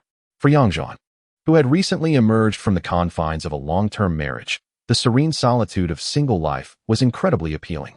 Unless he encountered a girl who profoundly moved him, like Chun Wei had, He preferred to cultivate friendships rather than engage in romantic pursuits. Now that Chun Wei had professed his affection for Li Yanai, Yang Zhan scrutinized him and realized that when this young man was earnest, he was quite commendable. At least, as a second-generation villager, he possessed wealth without arrogance and exhibited no detrimental habits. After a few interactions, Yang Zhan found him to be quite agreeable. Furthermore, Li Yanai was a local girl. And for someone like Chun Wei, marrying someone from another province might raise familial concerns, but marrying a girl from their province would face little opposition. Yang Zhan contemplated that this goodwill could be beneficial and decided to lend a hand in facilitating their acquaintance. Thus, he playfully embraced Chun Wei and said, "Brother, have you thought this through? If you're merely jesting, I shall pretend I never heard you. Introducing you two is no trouble, but if you genuinely wish to pursue her, don't treat it lightly. I can have Chen Shu and the others assist you. Afterward, it will be up to your own capabilities." Upon hearing this, Chun Wei's face lit up with joy. "Zhang, you are like a brother to me. Here I am, a villager, while my peers are already parents. My parents keep arranging blind dates for me, and now that I've encountered someone I like, I must pursue her as a potential wife." Yang Zhan pondered Chun Wei's words and found them somewhat sensible. Villagers who didn't venture into the professional realm typically married young, and at his age, it was rare for someone from the village to remain unmarried. "All right, I believe you, brother," Yang Zhan chuckled. "Aren't you organizing an event this evening? Let's take it step by step. Invite Wang Cheng. I will privately discuss this with him and Chen Shu, and we'll have dinner together tonight." He encouraged, "Get to know her first before diving deeper. You are not lacking in charm, and with your sincerity and wealth, success is within reach." Chun Wei immediately clasped his hands together in gratitude. "Thank you, brother. Please go find Wang Cheng and see what arrangements he has. I will cover all expenses." Yang Zhan gave him an affirming nod, patted his shoulder, and left the dressing room. Outside, Wang Cheng had not changed his clothes and was still playing ball on the court. Kai Fatty was also present, having just mentioned that he would ride back with Yang Zhan, thus joining Wang Cheng for the game. Chen Shu and Li Yanai sat outside, engaged in conversation, undoubtedly waiting for Yang Zhan to drive them home. Yang Zhan intentionally waved at Wang Cheng from the doorway of the changing room, beckoning him over to avoid the awkwardness of Chen Shu and the others joining their conversation. Wang Cheng, somewhat perplexed, ran over and accepted the cigarette Yang Zhan offered, asking, "What is up? Are you leaving right after changing? Why not have dinner first?" Yang Zhan put his arm around Wang Cheng's neck and conveyed Chun Wei's intentions, saying earnestly, "You fool, I asked you to speak to Mouse beforehand. I have no feelings for Li Yanai, and you just brushed it off. Luckily, I'm wise to these matters. Otherwise, it would have led to an awkward situation. Let me break it down for you. Chun Wei is a good guy. Since someone genuinely likes him, why not help him out? Just have a discreet word with Mouse. It's a kindness to enable love. In the future, you can have Chun Wei drive you around the city without issue." Wang Cheng, indifferent, replied that a forced affection is never sweet, and if this arrangement didn't work, he could still facilitate a good deed. Nodding, he said, "All right, you might not see his worth, but he is cherished by others. I'll talk to Mouse, thankfully. I haven't pushed for anything deeper yet, otherwise, it would have been truly embarrassing." Yang Zhan recognized his good intentions and tightened his embrace, saying, "All right, my friend. I appreciate your effort. What is the plan for tonight?" Chun Wei insists on covering the expenses. Wang Cheng pondered for a moment and replied, "What else can we do? It's their first meeting, so let's start with dinner to introduce them. After that, it's up to him how bold he feels." Noticing that Kai Fatty had not left, he suggested they go eat and play cards, perhaps with a couple of ladies serving them, chuckling. Yang Zhan, at a loss as he had no experience with such matters, agreed to proceed as proposed. Thus, he instructed Wang Cheng, "You go call Kai Fatty. You can choose the place. Later, you'll take Mouse and the others in Chun Wei's car, and I'll follow with Fatty." Wang Cheng gave an okay gesture and dashed towards Chen Shu, while Yang Zhan returned to the changing room to summon Chun Wei, informing him to follow Wang Cheng's arrangements. Without much ado, the group got into their vehicles and headed toward the city center. En route, Yang Zhan received a call from Zhu Jianfei, inquiring if he had returned. If not, he suggested gathering a few classmates for a reunion. Yang Zhan was puzzled by this unusual initiative from Zhu Jianfei, who typically did not organize such gatherings, and he dismissed the invitation, citing prior commitments. He then called Wang Cheng, advising him to choose a location that would not coincide with Zhu Jianfei's group, to prevent overshadowing Chun Wei's moment. Half an hour later, the two cars stopped in front of an elegant, traditional tea house. Yang Zhan and Kai Fatty disembarked, retrieving their bags from the car and placing them in the trunk of Chun Wei's vehicle before entering the tea house together. Wang Cheng, likely familiar with this establishment from previous visits with his superiors over the past 2 years, led the way to a private room on the second floor.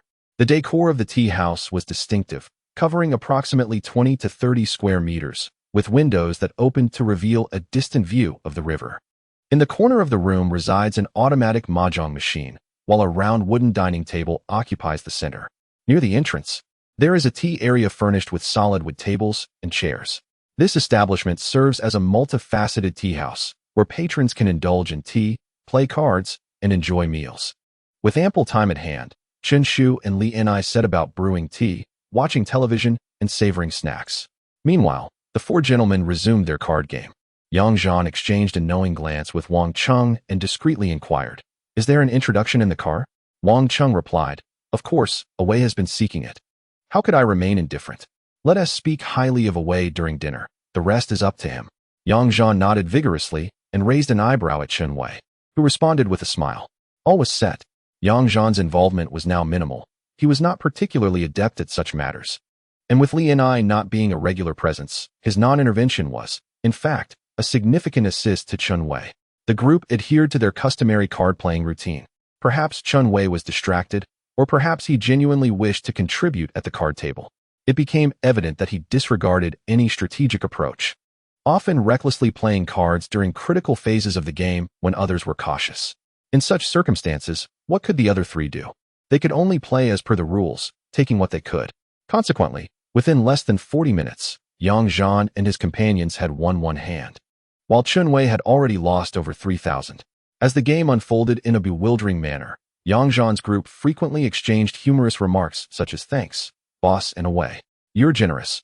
Meanwhile, Li Ni and Chen Shu were drawn over to observe the game, with Chen Shu naturally positioning herself behind Wang Cheng, while Li Ni instinctively gravitated towards Yang Zhan's side. Yang Zhan felt this was inappropriate and asked Li Ni, "Do you know how to play cards?" Li Ni nodded softly and replied, "Yes, we play at home during festivals. It's not much different from your rules." Seizing the moment, Yang Zhan jested, "Away. Your luck seems to be lacking today. Let us send the lovely Li Ni over to assist you. Don't claim we ganged up on you later." Chen Wei, quick-witted as ever, eagerly beckoned Li Ni with both hands, grinning, "Yes, yes. Li Ni, come help me play. If we win, we'll split the winnings. If we lose, it's on me." Li Ni, displaying little hesitation, took Chen Wei's seat and gently cautioned him, "My skills are average. I usually play small stakes at home, so don't blame me if I lose." Observing her readiness to join the table, Yang Zhan surmised that she likely enjoyed playing cards. In response to her words, Chen Wei assured her, "No worries, just play confidently. If you win, we'll share the spoils, and if you lose, I'll treat you to dinner." As Li Ni picked up her cards, she glanced back at Chen Wei, offering a smile. "How generous.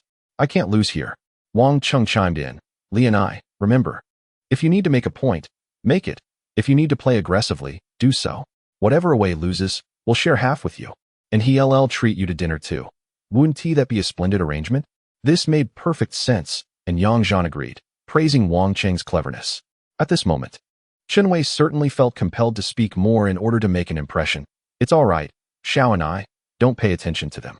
Regardless of the outcome, Brother Wei will treat you to a grand feast, Japanese cuisine or Western fare. The choice is yours."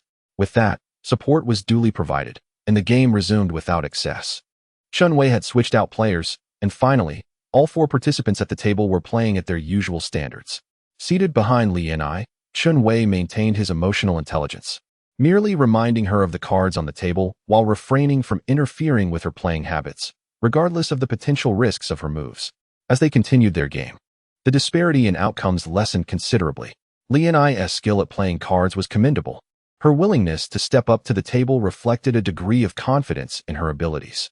Yang Zhan initially contemplated easing up on the competition to allow Li Ni to secure a few wins, which would provide Chen Wei with an excuse to pursue her later. However, upon reflection, he realized that allowing her to lose more to Chen Wei would afford him an even better pretext. Thus, Yang Zhan concluded that the latter scenario was far more plausible. Of course, Yang Zhan lacked the ability to dictate who would win or lose. He merely extinguished his intention to ease up and focused on playing his hand robustly. After all, he had previously amassed the most victories and was indifferent to any losses. Interestingly, Yang Zhan discerned a pattern. The less he cared about losing, the luckier he became. Perhaps this principle applied to others as well.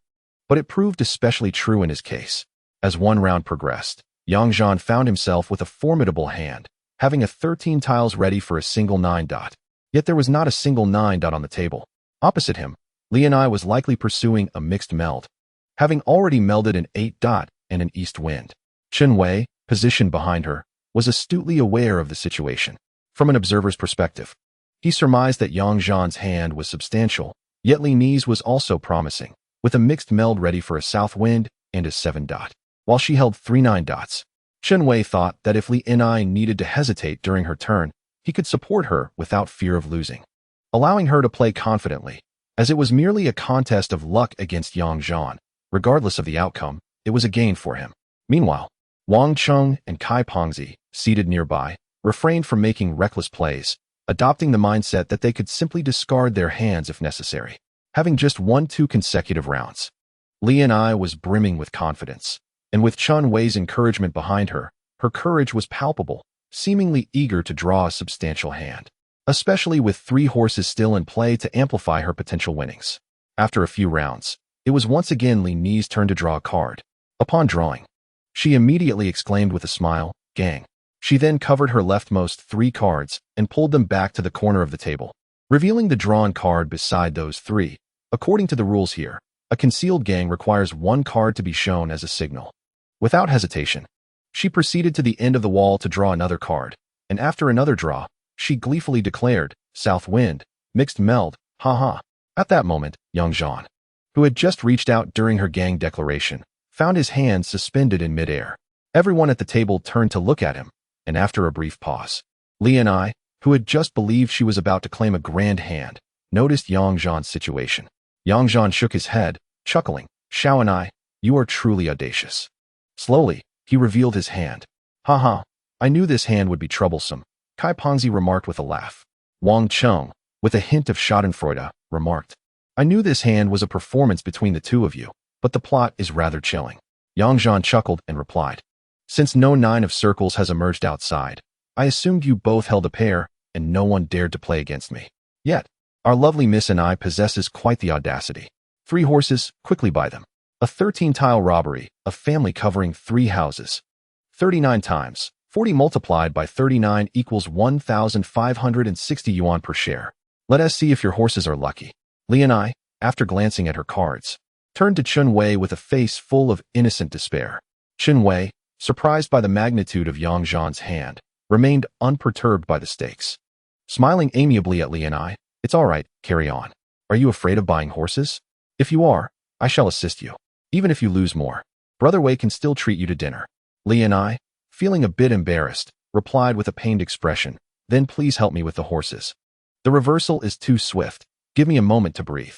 Chen Wei responded with a comforting smile, casually selecting 3 horses from the center of the table. His fortune was neither splendid nor dismal, as he managed to secure one for himself, which indicated that Li and I lost 3,120 yuan this round.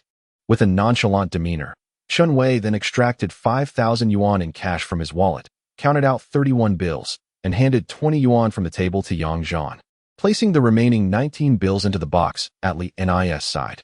Yang Zhan couldn't help but admire him. Truly, as a second-generation villager, he carried nearly 10,000 yuan with him. It was evident that his monthly salary was insufficient to cover his fuel expenses. Chen Wei maintained his carefree tone, "Fear not. Miss and I, continue playing. Your luck was splendid just now. There's no need to worry about unexpected circumstances. I believe in your capabilities." Thus, the game progressed.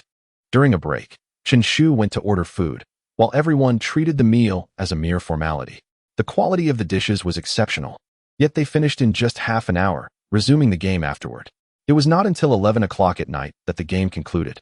Yang Zhan genuinely eased the pressure in the latter half, and Li and I's luck remained decent. In the end, when settling accounts, Yang Zhan emerged victorious by over 3,000, effectively returning a little over 1,000. Wang Cheng and Kai Pengzi each won a few hundred, while Li and I Apart from the one round where she lost to Yang Zhan with the 13-tile robbery, regained nearly 2,000 yuan. Of course, the fact that the other three players had also eased the pressure was a significant factor. For Chen Wei, Li and I's assistance in the game ultimately resulted in a loss of just over 1,000 yuan, aligning with his psychological expectations, and he remained cheerful despite the loss. They split into two groups. Chen Wei continued to escort his companions while Yang Zhan and Kai Pengzi drove home. Chapter 31. Solitude as a form of enjoyment. On Sunday morning at precisely 7 o'clock, Yang Zhan rose half an hour later than usual. Yet he still managed to complete a jog and took the opportunity to have breakfast outside. Another day of solitude lay ahead. For Yang Zhan, however, this was a delight.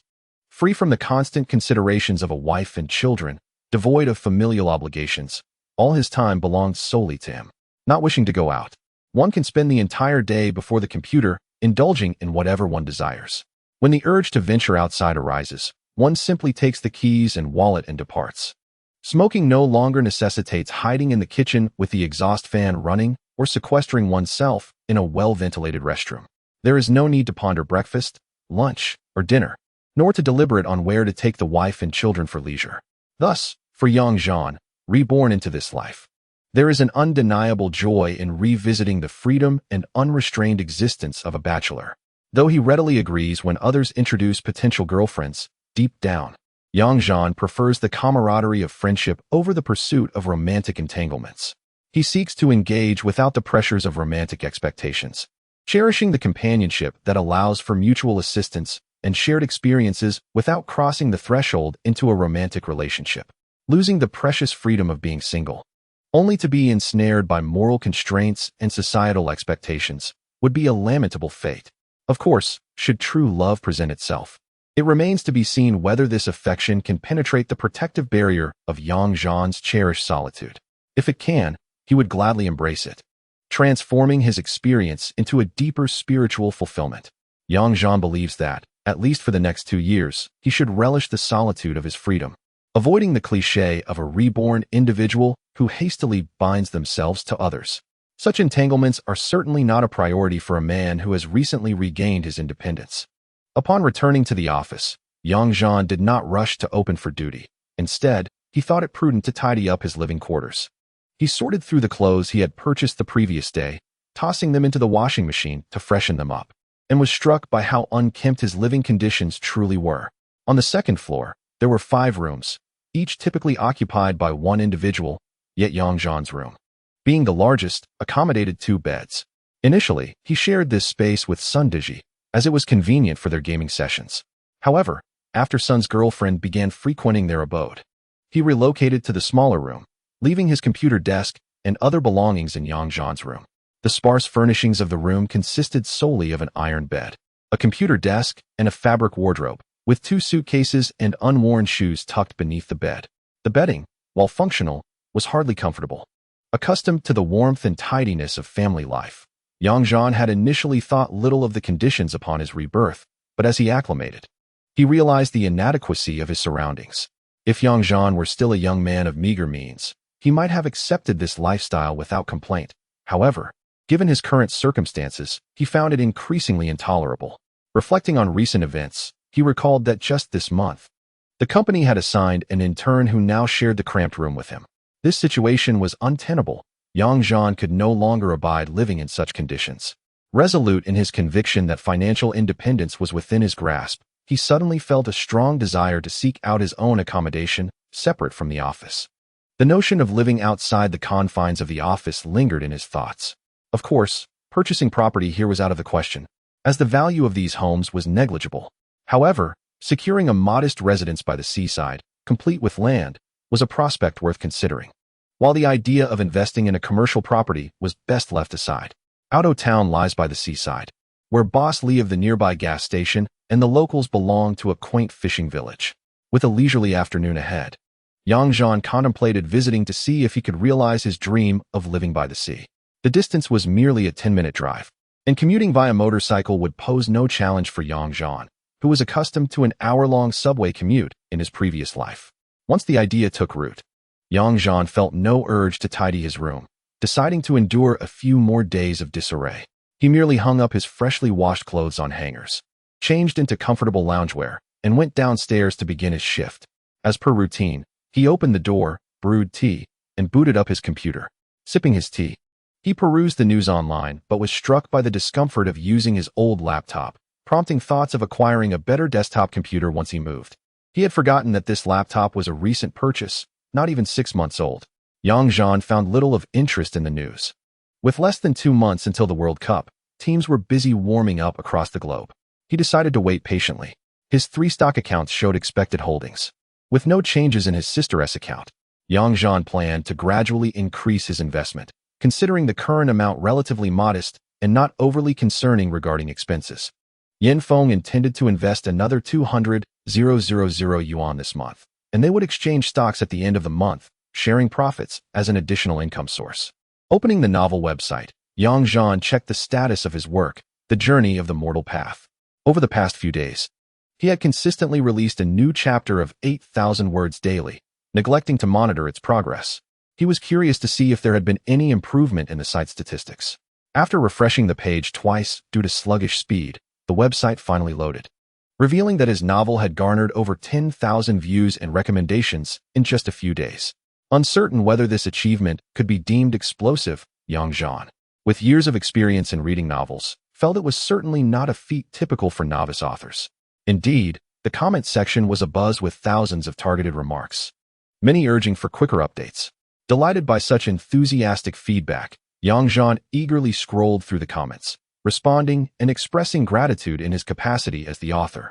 In a moment of exhilaration, he broke his usual restraint and uploaded 2 additional chapters. This sense of accomplishment far surpassed the enjoyment of merely reading. Ultimately, in his private messages on the website's backend, Yang Zhan discovered a message from the site administrator, suggesting that he supplement relevant information and extending a formal invitation to discuss a potential contract. Noticing the time had surpassed 9 o'clock, he disregarded whether the website's backend was operational on weekends and called the contact number provided. While multiple methods of communication were offered, Yang Zhan preferred the efficiency of a direct conversation over emails. The liaison from the novel website was diligent and did not mind engaging with the author even while resting at home.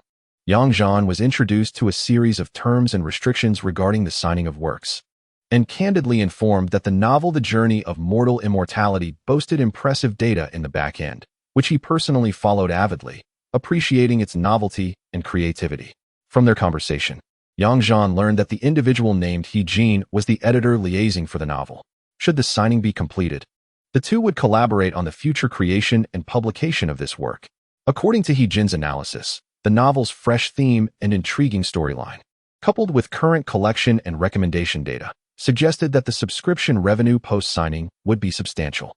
If the current style was maintained with timely daily updates, it held great potential to become a sensational hit, warranting a deeper investment in its creation. Yang Zhan felt elated by this news. However, in response to Jin's suggestion to devote more effort to the endeavor, he merely offered verbal assurances, as it remained a mere hobby for him, not something he wished to be bound to. Following their mutual understanding, Jin guided Yang Zhan on how to proceed with the signing on the website, sending a template contract via email. Yang Zhan printed it in his office, signed, and affixed his seal, planning to mail it to Jin during his lunch break.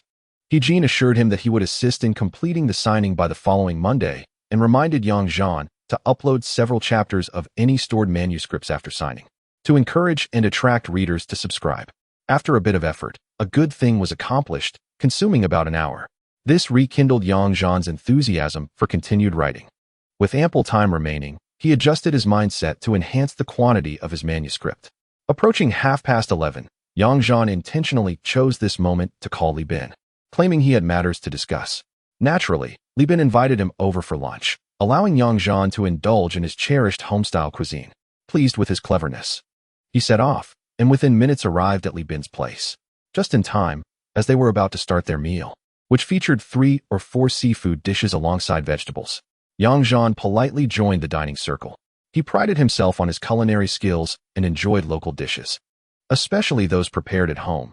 Yet, whenever he attempted to recreate the same dishes, he could never quite match the flavors produced by others with such ease. Thus, when presented with the opportunity to savor home-cooked meals, Yang Zhan was resolutely disinclined to indulge in the high-end dishes offered at restaurants. During the meal, he discussed the transportation of oil products for the Left E Company with the two Li bosses, agreeing to load oil at the depot on Thursday evening, with Yang Zhan coordinating the dock matters. He also revealed next month's oil transportation plans and mentioned the possibility of retrieving oil from the Guanghui Company depot. The two Li bosses, being practical men, expressed their gratitude for the business Yang Zhan brought them. Recognizing his connections within the petrochemical and Guanghui companies, they felt that when they had regular oil supply needs, he might be able to assist them, resulting in an increasingly warm reception towards Yang Zhan. After a meal, Li boss habitually retreated to the adjacent room for his afternoon nap, leaving Yang Zhan to amuse himself, occasionally inviting him home for dinner. With just the two of them remaining in the office, sipping tea and engaging in light conversation, Yang Zhan inquired, "Brother Bin, does your village have a fishing tackle shop? I'd like to acquire a set of sea rods." Li Bin rolled his eyes while sipping his tea and replied, "Zhan, you must understand. We are a fishing village. How could we possibly lack a fishing tackle shop?" He set down his teacup and stood up, saying, "Come on. I'll take you to a friend's shop. They can assemble a set for you. Given your novice status, a few simple items will suffice. I have plenty of rods at home, but if you enjoy fishing, it's best to have your own set to learn and experiment." Yang Zhan nodded and followed him. They wandered to the other end of the harbor, which was still a bustling seafood wholesale street, with houses along the street operating as shops. Yang Zhan recalled that this area would later transform into a vibrant fishing village attraction, with the wholesale seafood street evolving into a culinary destination, and the wholesale operations relocating further away or squeezing into alley storefronts. As they walked, Yang Zhan asked, "Brother Bin, your village is by the sea, but the water quality in this bay is poor. Are there any nearby beaches or rocky areas suitable for swimming and exploring the tide pools?" Upon hearing this, Li Bin realized that Yang Zhan had not yet explored the entire village, so he pointed behind them, saying, "Of course there are. Just a few hundred meters back along the route we came." He then gestured towards the area ahead, explaining, "This section is the fishing port, where boats dock and trade occurs. Look at the houses here. They are quite densely packed, resembling a village within a city. The truly pleasant environment in the village is in the area I just mentioned." Li Bin continued, pointing to the other side of the harbor's cove. "Beyond there, across the shore slope, lies another stretch of sea. I'll take you there later to find a good spot for fishing. This bay can be considered the village's private territory, with many villagers having built two-story houses along the coast, each with a yard. If there were opportunities for development in the future, establishing some tourist accommodations would be absolutely perfect." Yang Zhan felt a stir of excitement. Was this not the idyllic place he had longed for, facing the sea? He urged, "Let us hurry and buy our gear. Then we can see if it's as wonderful as you say." Upon arriving at the shop, Li Bin handled the browsing, selection, and haggling, as Yang Zhan had difficulty discerning quality and simply chose items he liked. After spending over 1,000 yuan on a few items, Li Bin assured him that it constituted good equipment for beginners, and within half an hour, they were ready to head back. Chapter 32. Facing the sea, Yang Zhan carried the fishing tackle bag as he walked back with Li Bin. Li Bin offered him a cigarette, saying, "These items in your bag should suffice for now. Once your skills improve, you can consider other options. That shop we visited is owned by a friend of mine. He won't overcharge you, so feel free to return if you need anything else." Yang Zhan accepted the cigarette and lit it, replying, "Yes. I'll practice for a while before deciding." "Brother Bin, do you know which spot along the nearby coast is best for fishing?" Li Bin responded, "I can take you there. In this fishing village, we deal with fish every day, so many don't bother fishing nearby." Li Bin responded, "Once your skills improve, I will take you to the petrochemical area. There lies a hill that has not been reclaimed, a promontory of protruding reefs where one can often catch splendid fish." The two conversed as they walked to the coastal embankment. Yang Zhan gazed in awe, exclaiming, "No wonder." It was evident why he marveled. It seemed that just beyond a slope, one side was a bustling fishing and commercial zone, while the other epitomized a serene residential area. This coastal embankment was a natural formation, dividing the sea into two distinct sections. To the left, a naturally splendid fishing village bay emerged, while to the right, it faced an island across the water, creating an expansive sea that resembled a grand inland lake. The fishing village, by its very nature, was shielded from the harsh winds and waves of the open sea. In the distance, numerous islands rose like mountains, effectively blocking the tumultuous ocean, leaving the village to confront only a relatively calm inner sea. Beyond the coastal embankment lay a village-level concrete coastal road, extending several hundred meters until it was halted by another small hill that obstructed the sea and the road. The left side of the road was bordered by the sea, where rocky shores spanned both ends, while a stretch of unrefined sandy beach, devoid of human interference, lay in between. Unlike the overcrowded beaches Yang Zhan had previously visited, this one was tranquil, with only a few elderly individuals playing with small children. The waves were gentle, their sounds soft, accompanied by a refreshing breeze. To the right of the road, clusters of pine and coconut trees flourished, and along the path stood a series of modest 2- to 3-story houses. Particularly in the section closest to the road, many buildings resembled rental offices, with 2.5 stories and spacious courtyards in front. Yang Zhan surveyed the scene and thought, should tourism develop here in the future, every house along this road could be transformed into vacation villas or quaint guest houses, far surpassing the so-called trendy fishing villages along the coastline of his time. Yang Zhan immediately took a liking to this place and asked Li Bin, "Brother Bin, are there any of these houses available for rent?" Li Bin pondered for a moment and replied, "I'm not entirely sure. I will inquire for you later." "Why? Are you interested in renting here? Auto hasn't developed much yet, and there aren't many outsiders. Unless one intends to retire here. Who would choose to live in such a corner for work?" "I would," Yang Zhan responded with a smile. "As someone from the inland, I yearn to reside by the sea. Living in the office all day has become tiresome. I've longed to find a place of my own." He pointed to a cluster of houses ahead and tentatively inquired, "Are these houses available for purchase? Do they belong to the village's collective land?" Li Bin looked at Yang Zhan with surprise. "You city dwellers have such different aspirations, while we in the village dream of moving to high-rise apartments. You wish to buy a house in our village? Planning for early retirement, are we?" He continued, "Buying and selling village houses is indeed possible. One just needs to sign an agreement with the village committee. There are no formal land certificates like the red or green books. Such transactions have historically occurred among villagers. If you find something suitable, arranging it with the village committee shouldn't be too difficult. We've grown accustomed to our way of living and don't think much of it. But if you truly fancy it, I'll help you inquire over the next few days. I'll let you know when I have news." The two continued their conversation as they walked. "All right," Yang Zhan agreed. "I speak earnestly. Brother Bin, please lend me your attention." Yang Zhan sincerely expresses his desire to acquire a residence in this splendid locale, not for the sake of profit or appreciation, but rather for the enchanting environment and the deep affection he harbors within. Currently, lacking the necessary funds, he contemplates renting for the time being, with the intention of purchasing it in a couple of months when his finances allow. He envisions personalizing the decoration to fulfill a long-held yearning for tranquility and a connection to nature. In April, when the weather is still temperate, Yang Zhan finds great pleasure in strolling along the seaside, embraced by the shade of trees and the gentle caress of the ocean breeze, despite it being midday. At this moment, they pass by a relatively new house and notice a tattered piece of paper affixed to the side wall of the entrance. It appears to have been there for some time, with the lower half flapping in the wind, leaving only a portion still dangling. Yang Zhan's immediate impression is that it is a rental notice.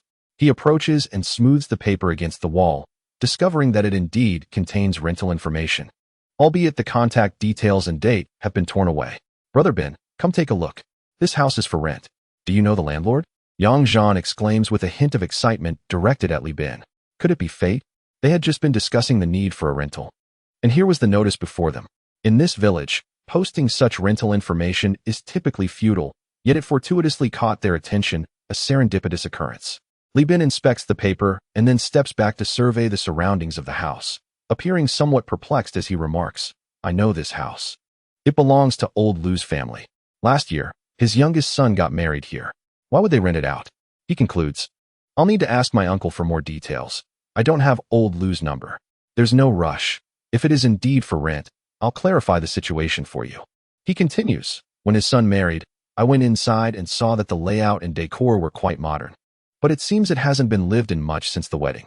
His youngest son is quite accomplished and has reportedly gone abroad.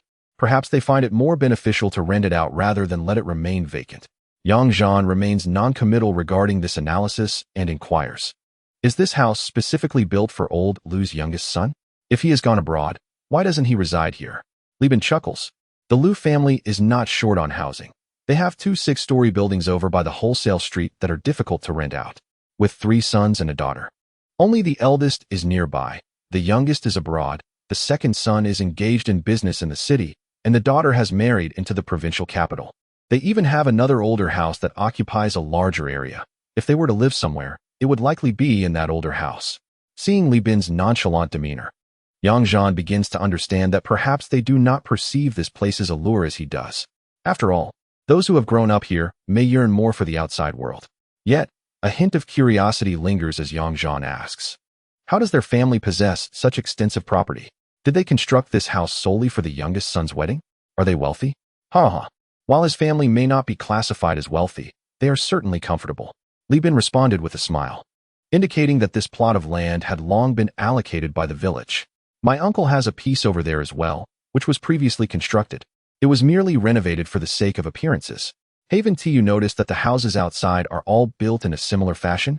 Initially, everyone just took a blueprint, made some modifications, and built accordingly. Upon hearing this, Yang Zhan began to comprehend the situation. If this house were to be sold, how much would it fetch? Would the Liu family be willing to sell it? I'm not sure if they would sell. I do need to inquire to find out. Li Bin retrieved a cigarette, offering one to Yang Zhan while lighting one for himself.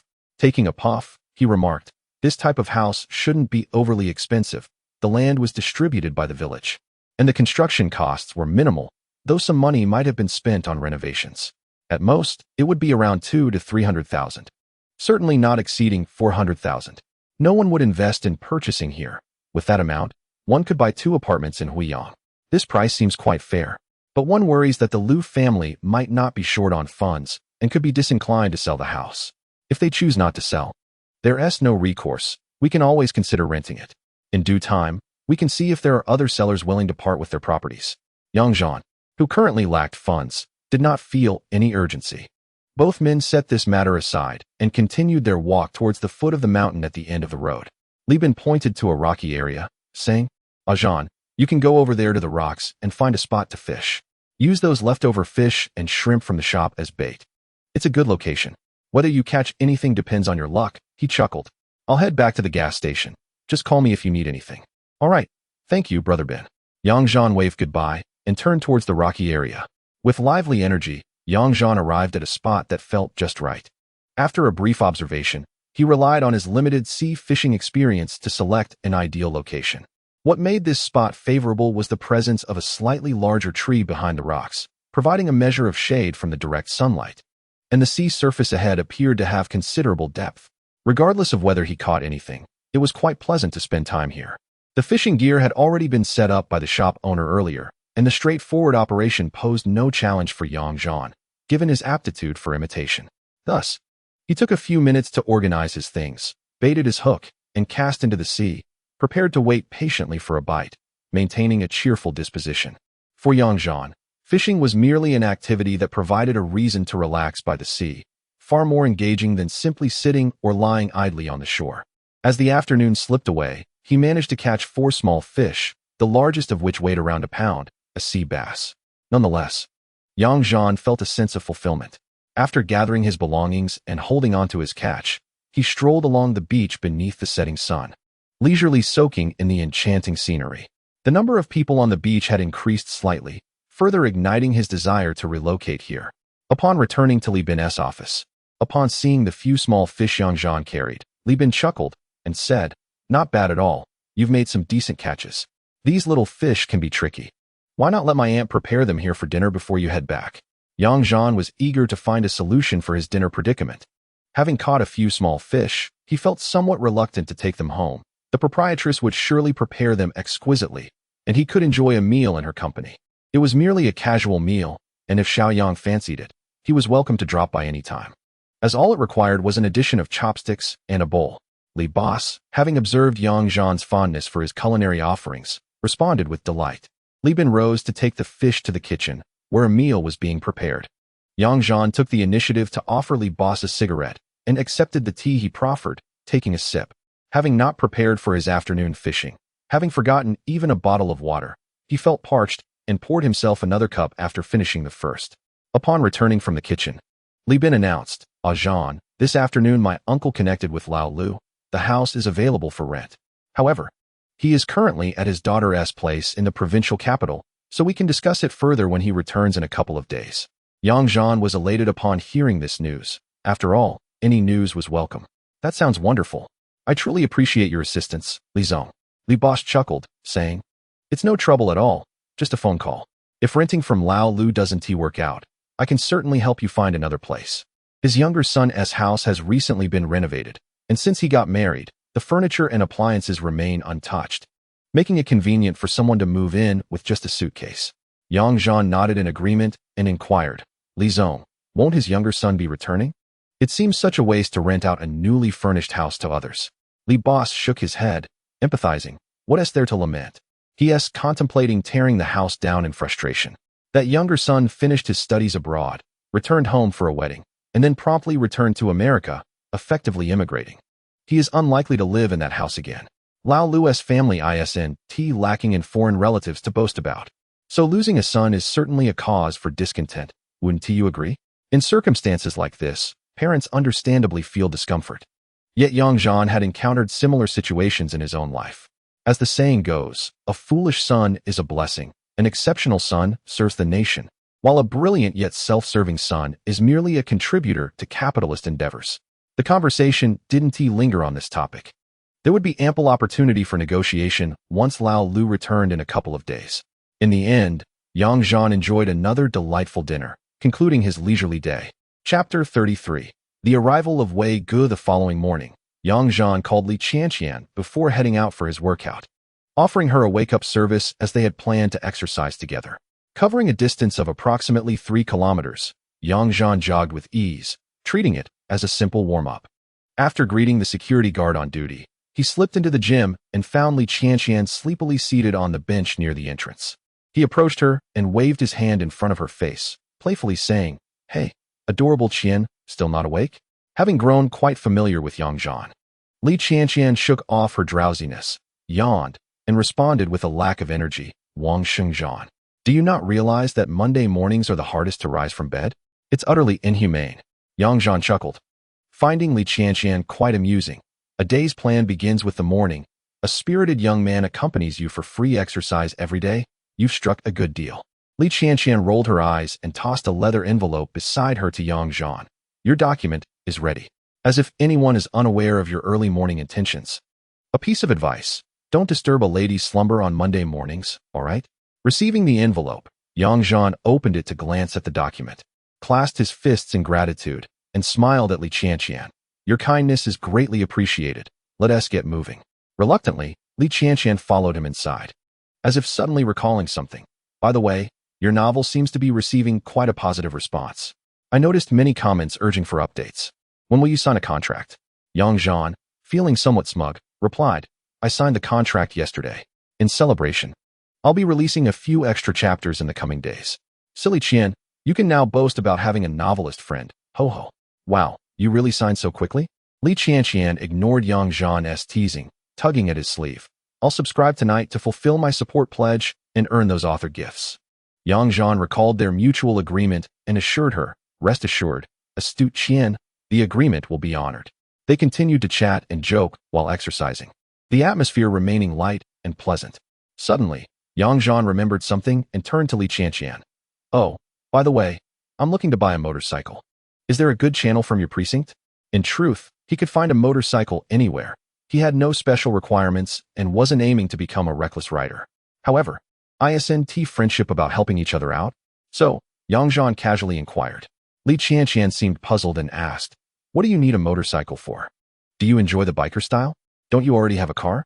Yang Zhan explained his need for a means of transport since he would be renting a place in a fishing village. Li Qianqian seized upon the mention of the seaside cottage, facing the ocean, with sandy beaches and rocky shores, and said enthusiastically, there is such a wonderful place. I've been here for over a year and haven't visited the beach yet. Handsome Zhan, once your house is ready, do invite me over to play. Yang Zhan readily agreed and shifted the topic back to the motorcycle. About that, do you have any leads? If I were still at the office, driving the company car wouldn't be an issue. But now that I'm living outside, it seems a bit awkward to commute that way. If my novel earns well in a couple of months, I might consider buying a car. Not questioning whether Yang Zhan was boasting, Li Qianqian pondered and replied, I surely don't have any connections. I'm just a newcomer in administration. Don't you have a good relationship with Officer Ma? He used to be a traffic cop and is now a chief. You could ask him for help. Well, discussing such trivial matters with Li Qianqian was harmless. But seeking Officer Ma's assistance specifically for this seemed like squandering resources on a minor issue, so he decided against it. As Yang Zhan hurried back to his dormitory, it was still before 8 o'clock, and he was eager to take a shower while others remained asleep. Clutching a set of fresh clothes, he stepped outside only to encounter Lu Na, who had just opened her door. After more than half a month of fitness training, Yang Zhan's muscular physique was now quite pronounced. The quick-dry, form-fitting t-shirt he wore clung to him due to perspiration, and Lu Na, upon catching sight of him, couldn't help but exhibit a hint of astonishment. It must be said that the appreciation for physical allure is a universal trait. However, no melodrama ensued, as Lu Na remained steadfastly devoted to her childhood sweetheart, her cousin. Having known each other for quite some time, she playfully remarked, "Wow, Zhang, rising early for workouts every day has truly sculpted your physique. You're looking quite charming." With a smile, Yang Zhan playfully tugged at his snug shirt, showcasing his shoulder muscles. "Indeed, the aim is to be captivating," he chuckled, "but I must dash to the restroom first." With that, he slipped into the bathroom, leaving Lu Na at the door with a look of thwarted scheming. Once he was ready, the monotonous rhythm of work resumed. In the operations department, most clients were small-scale accounts. For instance, a serious direct sales manager like Kong Pingyan had a monthly performance target of around 100 tons, while Yang Zhan and his colleague Sun Deji had a modest goal of about 60 tons. Although Yang Zhan had occasionally secured a contract for 300 tons, that was an exceptional case. Typically, clients placed orders of 2 to 5 tons, and landing a client that ordered 20 tons at once was considered a significant achievement.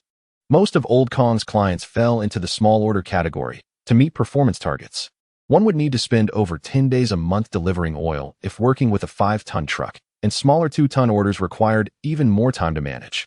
However, small orders had their advantages. For instance, Lin Xiaohui, allocated to the operations department, primarily handled these accounts, while large orders had their own lucrative methods. Smaller ones offered a steady flow of income. Yang Zhan had previously dealt with few clients of this nature and had not explored them thoroughly. But observing Old Kong's prosperous lifestyle suggested he had his own successful strategies. Sun Deji, who used to be a station manager, had a few clients, but was merely striving to meet performance targets, still in the early stages and needing to explore some longer routes. Yang Zhan was confident in his ability to grow and strengthen his position, yet the major client, Zui Yi, had yet to be fully developed, so he was not in a rush to expand into other projects. Moreover, he had other interests and hobbies. Relentless pursuit of work was not a requisite for a joyful life. Thus, throughout the morning, everyone in the operations department busied themselves. While Yang Zhan spent his time leisurely at his computer, he noticed that the website had finalized the contract for his novel, and he had uploaded 5 consecutive chapters for subscription. Occasionally refreshing the back-end data, he was pleased to see a steady stream of subscriptions and rewards, indicating a very promising situation. Around 11 o'clock, Yin Feng stood behind Yang Zhan, and the two exchanged hushed whispers, discussing the favorable upward trend of their stock portfolio while sharing lighthearted banter. Suddenly, a figure entered through the door, donning sunglasses and carrying a briefcase, hands tucked into his pockets, exuding an air of arrogance. Upon noticing the absence of anyone in the reception area, he bellowed, "Hey, where are you all? Come greet me." Yang Zhan and Yin Feng raised their heads from behind the partition and, upon recognizing the newcomer, stood with smiles and approached him. "Ah, Wei Gu. It is a shame not to have welcomed your esteemed presence," said Yin Feng. "Hello, Wei Gu. You're simply amazing. I've missed you dearly," Yang Zhan added. To speak candidly, Wei Gu was indeed an intriguing individual. It had been over a decade since Yang Zhan last saw him, and his sentiment of longing was genuine. "Haha, at least you two know your manners. It's midday, and here I am. Aren't you going to treat me to something delicious?" Gu Wei responded cheerfully. Yin Feng glanced at the clock, which read 11 a.m., and replied, "It's only 11. Let us have some tea first. What's the rush for a meal? Can we really let you go hungry, Wei Gu?" "Xiao, prepare some tea for Wei Gu," he added. Gu Wei, indeed, did not regard himself as an outsider. He removed his sunglasses, tossed his bag onto the sofa, and found the most comfortable spot to recline, crossing his legs and exhaling a sigh of relief.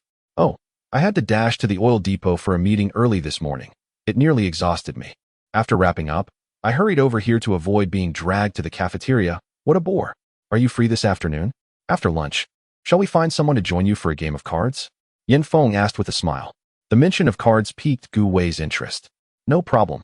The scheduling plan has long been prepared in the computer. I just need to send it back. I don't wish to return home. You take care of the arrangements. Gu Wei was quite a character. Despite his modest position, he held considerable importance. He was neither part of the petrochemical sales company nor the oil depot storage company, but rather an independently established oil transportation firm. At 33 or 34, he was a well-connected veteran, despite being merely a scheduling supervisor. His connections within these three companies were exceptionally strong. He showed no ambition for promotion, seemingly content to remain in his role for years to come.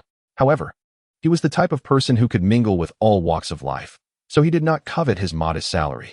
It was merely a reflection of his status in a state-owned enterprise, a semblance of purpose. Yang Zhan understood Gu Wei's reluctance to return home.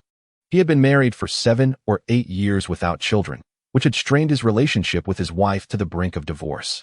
Ironically, just as their marriage seemed destined to collapse, they discovered she was pregnant, resolving all their conflicts, and soon they welcomed a son, bringing him immense joy. Of course, such dramatic twists are rare in everyday life, and there was no doubt the child was his biological offspring. Yang Zhan's nostalgia for Gu Wei was not unfounded. With the World Cup commencing in June, Yang Zhan was counting on him to make some money.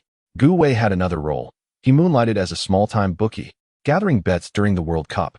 Thanks to his connections, he could rake in hundreds of thousands in wins or losses from a single match. Admittedly, he was not particularly knowledgeable about the sport. He primarily assisted his bookmaker friends in collecting bets, earning a commission in the process. This way, his friends had a reliable channel to engage in World Cup football betting. If Yang Zhan aspires to expand his endeavors, he cannot place excessively large bets at his location. The risk of consistently winning matches may overwhelm him, making it easy for others to discern and follow suit, ultimately leading to detrimental outcomes. Yang Zhan intends to initially persuade Gu Wei and Yin Feng with the winning rates from several preliminary matches, encouraging them to accompany him to ouching, thereby increasing potential profits. With their collaboration, Gu Wei can efficiently manage the financial transactions, alleviating concerns regarding safety. Once their mutually beneficial relationship solidifies, Gu Wei and his companions will undoubtedly consider Yang Zhan when opportunities arise, as shared joy fosters sustainable happiness. Yin Feng picked up his phone, contemplating whom to invite for a meal and a game. He casually asked Yang Zhan, "Little Yang, do you want to join us for a game later?" In the past, he would not have included Yang Zhan in such considerations, merely allowing him to accompany them during meals and games. However, now, Yin Feng willingly inquired about Yang Zhan's interest in participating, acknowledging his newfound gaming prowess. The transformation of Yang Zhan from a younger brother in need of care to a companion in leisure was indeed a delightful change for Yin Feng. Upon hearing Yin Feng's question, Yang Zhan recognized his elevated status. Moreover, over the past 2 weeks, he had won every game he played, seemingly developing a fondness for the activity. He responded naturally, "Of course, I'm ready to serve you tea and water." Yin Feng chuckled, then called Xiao Hongbing from the oil depot. Since others were unavailable at the moment, if Xiao Hongbing was busy, he could always seek out someone else later.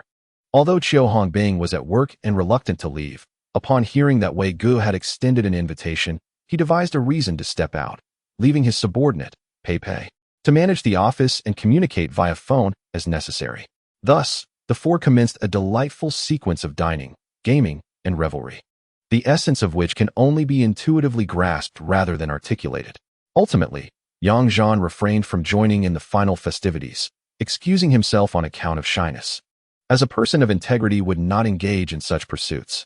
After a day of mahjong, Yang Zhan had won over 5,000, leaving him to ponder whether he possessed the makings of a gambling prodigy. If only he could earn a fraction of what he used to make. He would prefer the comfort of daily games over the mundane grind of work. Yet, this remained merely a fleeting thought. He couldn't help but recall a colleague from the district management department named Guang, who seemed to earn several times his salary from playing cards each year, a testament to his proven skill over time. Chapter 34. Time flies. The free time, like water, swiftly passes, and before long, it was already June. Yang Zhan had become increasingly accustomed to the carefree lifestyle of youth, unburdened, untroubled, with work and friends. He engaged in daily fitness routines, occasionally gathered for games, and enjoyed fishing trips, all while witnessing a steady increase in his income. In late April, the intern assigned by the company arrived at the management department. A chubby and tall young man named Lu Xiaohua, the quintessential naive graduate stepping into the world. Yan Feng initially intended to arrange for him to reside in the ground floor storage room, to avoid having him share a room with Yang Zhan. However, Yang Zhan graciously declined this offer and took the opportunity to move out of the operations department, settling into the coastal villa he had long desired. This seaside residence fortuitously bore the number 168, leading those who later learned of it to refer to Yang Zhan's dwelling as 168. Through the introduction of Boss Li from the gas station, Yang Zhan swiftly reached a leasing agreement with the landlord, Old Lu, at a monthly rent of 500 yuan.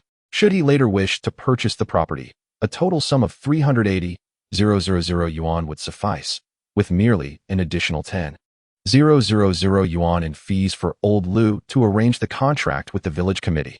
Old Lu, somewhat weary of the property, was indifferent to its condition, generously including the original furnishings and appliances. Although Yang Zhan perceived these items to be somewhat outdated, they remained quite practical given current standards. Thus, in truth, Yang Zhan found himself at an advantageous bargain, though some regarded him as foolish. Opinions varied, and he chose not to comment. Yang Zhan enlisted the services of the cook from the operations department to thoroughly clean the interior and exterior of the house, additionally hiring her for 300 yuan monthly to come weekly for maintenance. Consequently, 168 was nearly ready for him to move in with just his luggage. Of course, procuring daily necessities, bedding, and various household items required considerable effort on Yang Zhan's part. Establishing utilities such as water, gas, electricity, sanitation, and internet was not a simple task. This, along with airing out the space, consumed over a week to finalize. Choosing a midweek day, Yang Zhan packed his belongings and, in the presence of his colleagues from the operations department, officially moved into 168. That evening, he invited the cook to assist in preparing a meal for everyone, marking a more formal housewarming gathering. Relationships among colleagues in the operations department were generally amicable, though only Yan Feng had the audacity to request a room from Yang Zhan, bringing along some household items to move in. He intended for the operations department and 168 to coexist freely, and Yang Zhan welcomed this wholeheartedly. Yan Feng was adept at fostering relationships. He did not pay rent but, under the guise of a housewarming gift, brought back 2 new computers from the city, one for each person to place in the study, thus sparing Yang Zhan the need to purchase computers himself. To facilitate commuting, Yang Zhan planned to buy a scooter in Huiyang. However, before he could organize his new home, he received a call from Ma Suo, who had learned of Yang Zhan's needs while dining with Li Qianqian. Consequently, Ma Suo utilized his connections to procure a Yamaha R6 motorcycle at the price of 8,000 yuan, which had only been driven for a little over 1,000 kilometers, essentially a near-new vehicle. Yang Zhan, unfamiliar with the specifications, did not inquire further. He simply found the motorcycle to be strikingly handsome. Naturally, all necessary documentation was handled without issue, and Ma Suo even arranged for Yang Zhan to obtain a motorcycle license, which deeply touched him. He invited Ma Suo and Li Qianqian to visit 168, inciting a tinge of envy in them for his newfound, leisurely lifestyle. The commuting dilemma was resolved when Yan Feng, having occupied a room at 168, decided to utilize his seldom-driven Honda Accord for his daily travels. In a bid for discretion, he typically parked the vehicle within the confines of 168, thus alleviating any concerns about commuting in inclement weather. In terms of primary income, Yang Zhan earned a salary of approximately 15,000 to 16,000 yuan in April, and after splitting additional business revenue with Yan Feng, his total earnings surpassed 40,000 yuan. In May, upon joining Guanghui Company, Yang Zhan reaped substantial rewards. The commission for merely 600 tons of business generated a profit of 60,000 yuan. Furthermore, with 300 tons from the petrochemical company, the total allocation from the oil depot amounted to around 20,000 yuan, leading to an impressive total income exceeding 100,000 yuan for that month. Interestingly, Yang Zhang's foray into mahjong over the past 2 months yielded over 20,000 yuan, boasting an impeccable winning streak. Even in a less focused game, he managed to secure a profit of over 500 yuan, which made him hesitant to engage casually, fearing others would perceive him as merely a player seeking profit. Additionally, Yang Zhan pursued his passion for writing novels during his ample free time at work, producing over 10,000 words daily for more than a month. His subscriptions and donations were quite substantial, with his genre of fiction consistently ranking within the top 3. However, the prospect of publishing and adapting such works remains challenging, as even grandiose fantasy epics struggle to attract significant financial backing, requiring time to mature. Yang Zhan initially had modest expectations, hoping only to earn some pocket money for indulgences such as tobacco, alcohol, and embellishments for 168. To his astonishment, positive feedback translated into considerable earnings, with his total income from the novel reaching around 20,000 yuan shortly after signing in April. By May, propelled by various recommendations and rankings, the revenue from his literary endeavors exceeded 70,000 yuan, delivering a delightful surprise. This newfound income brought Yang Zhan immense joy. With plenty of leisure time, he amassed a wealth of manuscript material. Even if he refrained from writing in the latter half of the month, he had ample chapters ready for upload, ensuring even greater earnings in June. The satisfaction derived from this income was far more gratifying than the profits garnered through manipulation in his main business or speculative ventures in the stock market. Speaking of the stock market, Yang Zhan also enjoyed substantial gains over the past 2 months. In early April, he simultaneously purchased Qihang Xiangu shares across 3 accounts, with average prices ranging between 2,080 and 2,090 yuan. After a month of strategic maneuvering, largely for Yin Feng's benefit, the share price surged by over 50. In May, Yin Feng invested an additional 200,000 yuan, with all profits to be shared equally. To honor this commission, Yang Zhan liquidated all his Qihang shares, reinvesting at approximately 1,425 yuan into Jinfa technology. With extended hours at the office in May, he closely monitored market fluctuations and prudently executed a few minor trades to enhance his technical standing. By the end of the month, the stocks in his possession had risen by an average of over 60, leaving Yin Feng utterly impressed. However, being a prudent individual, he refrained from hastily reinvesting the capital he had at home, opting instead to observe the market for a couple more months before making a decision. Consequently, the principal amount in his elder sister's 3 stock accounts remained unchanged, while the value of her holdings surged from 650,000 to over 1 million. Yin Feng's initial investment was over 110,000, to which he added an additional 200,000 in May. Now, the total value of his holdings approached 590,000. Of course, he had to pay Yang Zhan over 110,000, leaving his own holdings around 480,000. In just 2 months, through Yang Zhan's management, he had accrued nearly 170,000 in profits. For Yin Feng, these past 2 months had been immensely profitable, both in terms of stock investment and business sales, with Yang Zhan contributing to a gain of over 200,000. As he observed Yang Zhan's increasingly adept maneuvers in trading, Yin Feng nearly felt inclined to elevate Yang Zhan to a position of reverence, which in turn facilitated many of Yang Zhan's endeavors, making him feel increasingly liberated at work. In Yang Zhan's own accounts, aside from the initial cash out from a credit card amounting to over 80,000, he subsequently invested over 200,000 in several installments, bringing his total stock investment to over 500,000. Additionally, factoring in the 110,000 he could receive from Yin Feng, Yang Zhan's assets had surpassed 500,000 within just 2 months, excluding the portion derived from the credit card, all of which represented a sustainable income projected to grow over the next 12 years. His life had become markedly more secure. Turning to the basketball team, the situation became somewhat amusing. The Union Cup basketball tournament, originally slated for mid to late May, was unexpectedly influenced by the World Cup. A certain leader deemed it inappropriate to hold a basketball competition prior to the World Cup and insisted on organizing a football match for the public's enjoyment instead. Consequently, the basketball tournament was postponed until after the World Cup, turning May's event into a football match.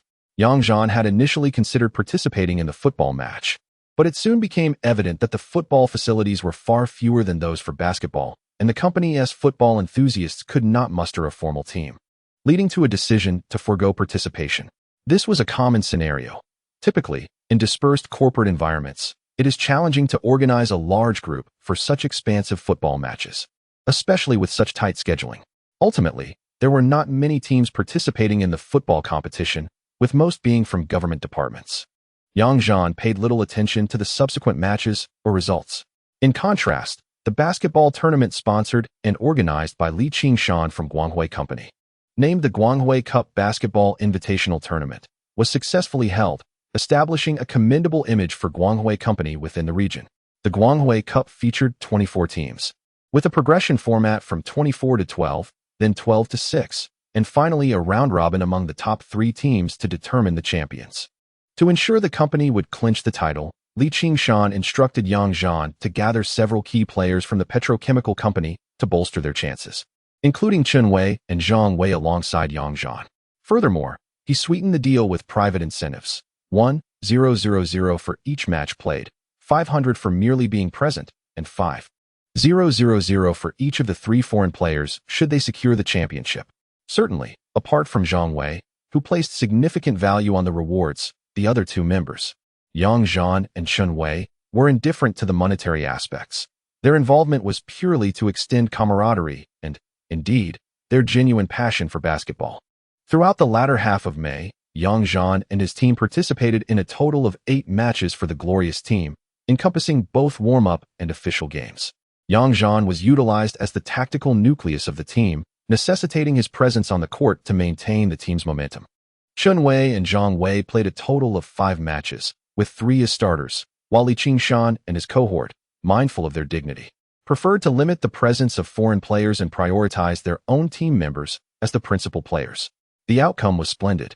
The Glorious Oil team achieved an impressive streak of 8 consecutive victories in both warm-up and official matches, thereby securing the Glorious Cup they sponsored themselves, allowing the benefits to remain within their own ranks. Despite the relatively average capabilities of the competing teams, the intensity of the final 3 matches escalated significantly as the other 2 teams noticeably enhanced their cohesion. Li Qingshan felt fortunate for having prepared 2 additional foreign players, as the mainstay of the formidable petrochemical team fulfilled their expectations and clinched the championship. More importantly, Li Qingshan's role as a pivotal player in the championship brought him greater joy than merely winning the title. Yang Zhan, too, was elated, having played several matches. He earned a sum of 13,000 yuan, fulfilling his passion for basketball while also monetizing his hobby, disregarding any ethical dilemmas regarding sportsmanship. It was merely an enjoyable amateur competition. There was no need to overthink it. Chapter 35. Accumulation of credibility through the sport. The bond between Yang Zhan, the Glorious Company team, and Chen Wei deepened significantly, particularly with Chen Wei, who had seemingly won over Li and I. It was evident that the second-generation villager possessed considerable charm. Since that evening of dining and card-playing, Chen Wei had effectively dismantled any sense of unfamiliarity with Li and I, frequently driving to invite her for meals, shopping, and movies. Chen Wei himself was not lacking in favorable qualities, while Li and I, though attractive and possessing a pleasant demeanor, had no grounds for arrogance. Neither of them boasted impressive academic credentials. Perhaps Li and I sought someone with a higher educational background, yet Chen Wei's family circumstances leveled the playing field. Consequently, the 2 tacitly acknowledged their relationship as boyfriend and girlfriend, with Chen Wei inviting Li and I to watch him play in 2 weekend matches. Initially, Li and I felt a tad shy upon encountering Yang Zhan, but after a few playful jests from him, she readily adopted the role of Chen Wei's supporter, cheerfully calling him brother and offering encouragement for both Yang Zhan and Chen Wei from the sidelines. Chen Wei was profoundly grateful to Yang Zhan. They had shared a mutual affinity, and, with Yang Zhan's assistance in winning over his dream girl, he sought an opportunity to express his gratitude. Later, as they discussed the World Cup, Yang Zhan inquired about reliable avenues for placing bets, which sparked Chen Wei's enthusiasm.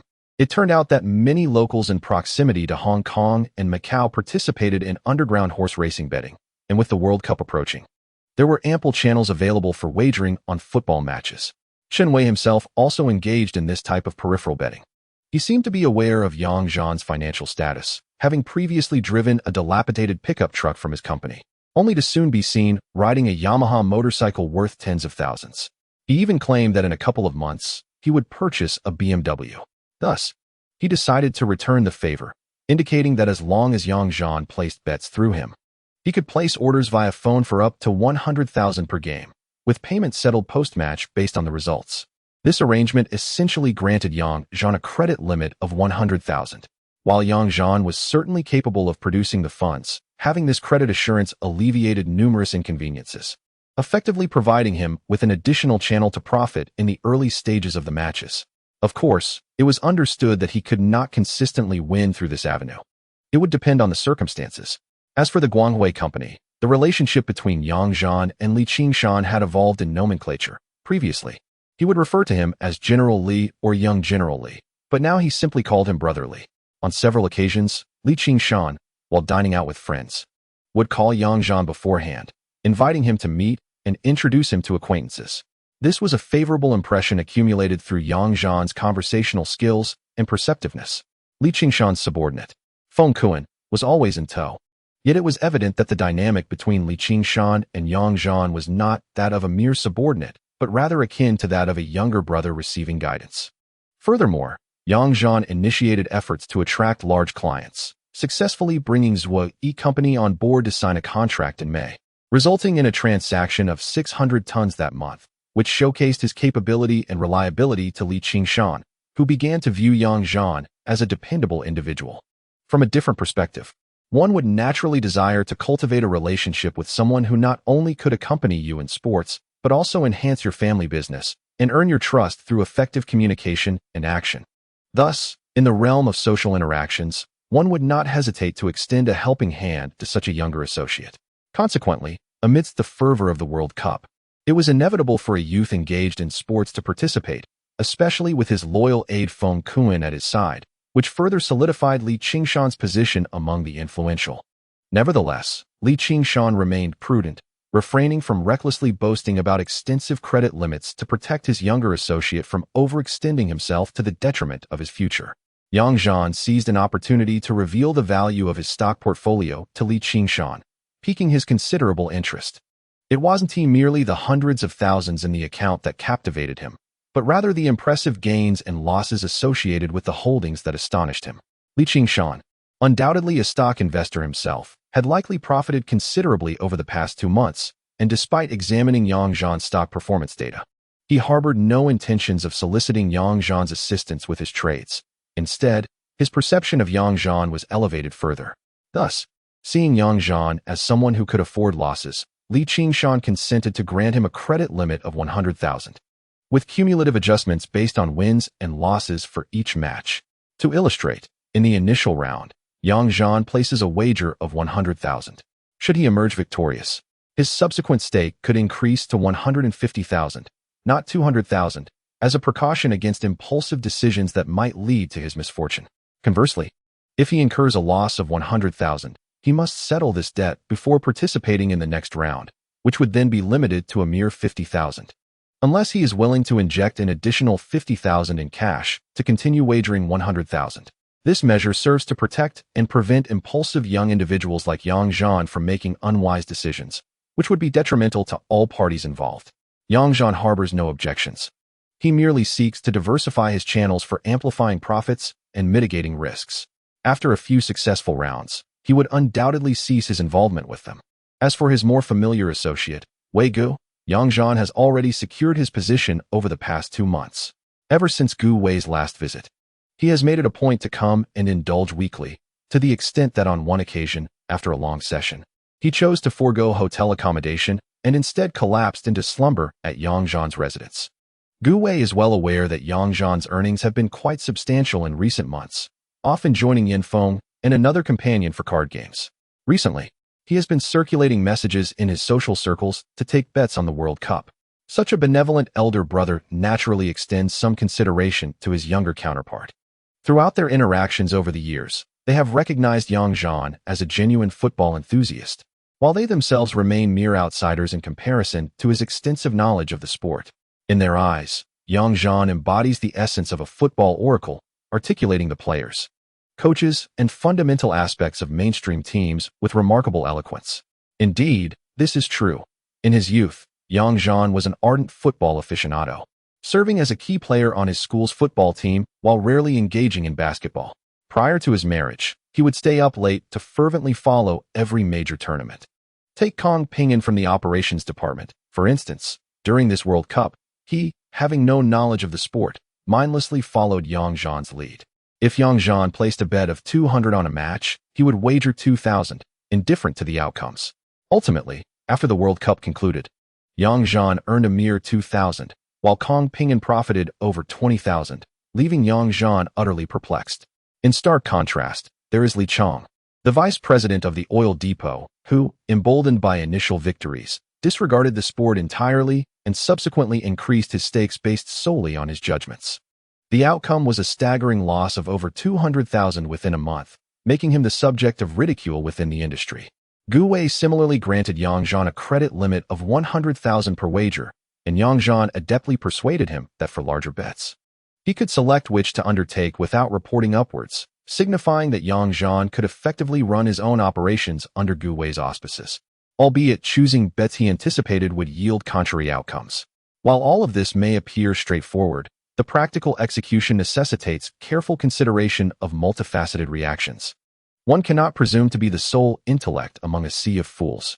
It is imperative to remain vigilant, recognizing when to gracefully withdraw, lest one drain the pond dry. Furthermore, Yang Zhan's engagement with these three individuals is not motivated by a desire to extract significant profits from them. Rather, it serves merely as a means to cultivate a favorable reputation. After all, with the sudden escalation of his net worth, there must be a source and explanation for such wealth. It doesn't require an excessive amount. A few million can be attributed to several groups, and once it spreads, embellishments are inevitable. Although this may not be a legitimate source of wealth, circulating it as a rumor among acquaintances poses little risk. To others, these assets may merely be perceived as Yang Zhan's fortunate windfall, his initial foray into wealth, while the reality is that once he relocates to Australia, his income will undoubtedly increase. It is preferable that such financial matters remain discreet, ideally bound by confidentiality with Yin Feng, as true wealth should remain hidden while minor gains incite envy, serving as the best form of self-preservation. As Yang Zhan organized his thoughts, he jotted down key ideas on his computer. Suddenly, a sports portal website popped up with a window titled 2006 World Cup Viewing Guide, Navigating Sports Betting. He smacked his forehead, feeling somewhat foolish for not having encountered official information on sports betting despite perusing extensive football data online. He immediately set his mind to studying it, predicting match outcomes, guessing goals, and speculating on the top 8 and 4 teams during the World Cup. The National Sports Lottery Administration will issue a total of 22 betting rounds encompassing 6 types of plays, including 8 rounds of win-loss betting, 4 rounds of halftime full-time betting, 5 rounds of goal betting, and 1 round each for the top 8 and 4 teams. Aside from the latter two, the win-loss and goal betting styles closely resemble those of previous European leagues. After meticulously reviewing the rules, Yang Zhan recalled that the prize money for a single bet is not particularly substantial. However, irrespective of the amount, when considering the cost of merely $2 per bet, it represents a lucrative opportunity. At this stage, sports betting does not yet offer the plethora of options available in later years, and many individuals successfully win from these official bets. He recalled that for the 8-match win-loss betting, some draws yielded thousands of first-place winners, each receiving only a few $100s. Yet, the primary advantage lies in the volume. If one bet feels insufficient, why not place several thousand? Additionally, utilizing multiple bets could deflect suspicion from others. If managed well, spending tens of thousands on several rounds could yield returns of hundreds of times. This form of income is legitimate and taxable, and Yang Zhan was elated to have discovered a promising avenue. It was Thursday, and he contemplated asking Yin Feng for several $1,000s to prepare for the weekend's endeavors, intending to disperse his purchases of sports bets. He preferred not to draw funds from his stock account due to the hassle involved. Moreover, currently, asking Yin Feng for cash required no persuasion. A mere request sufficed, a privilege only enjoyed among friends with a certain level of rapport. Yet, in the midst of his musings, he reminded himself not to become complacent. Just as he considered casually requesting a few thousand from Yin Feng for emergencies, his phone rang. Yang Zhan glanced at the caller ID, smiled, and stood up. He pushed open the glass door of his study and stepped out onto the half-level terrace on the 3rd floor. Embracing the gentle breeze, he gazed at the distant, dark expanse of the sea as he answered the call. "Zhan, what mischief are you up to? It took you ages to pick up," came the voice of Jiang Qichao from the other end. Hearing his brother's voice brought joy to Yang Zhan. Such camaraderie was rare. What trouble could I possibly be causing? Just enjoying the breeze, admiring the sea, and appreciating the sight of beautiful women in swimsuits. Haha. Get lost. You don't even live by the sea. What swimsuit beauties are you looking at this hour? You wouldn't understand. Here, let me share the sound of the waves with you, Yang Zhan teased, directing his phone toward the ocean. Hello? Hello? Xiao's voice echoed through the phone. Yang Zhan returned the phone to his ear. Did you hear that? The authentic sound of the sea waves. Haha. My friend, I've already moved to the coast. You should come over. Let me show you the joys of the affluent life. Haha. At this point, Xiao had no choice but to steer the conversation back. Enough of that. I've just landed in Pengcheng. Come visit me when you can. But first, send me 2,000 yuan. I'm in a bit of a bind. Just 2 days in, and I'm suffering from kidney stones, in need of hospitalization. I'll pay you back next month when I get my salary. Hurry up. Consider this karma, Yang Zhan mused, having just thought he could easily obtain money from Yin Feng, only to find a friend asking him for cash. He remembered Xiao's kidney stone ordeal.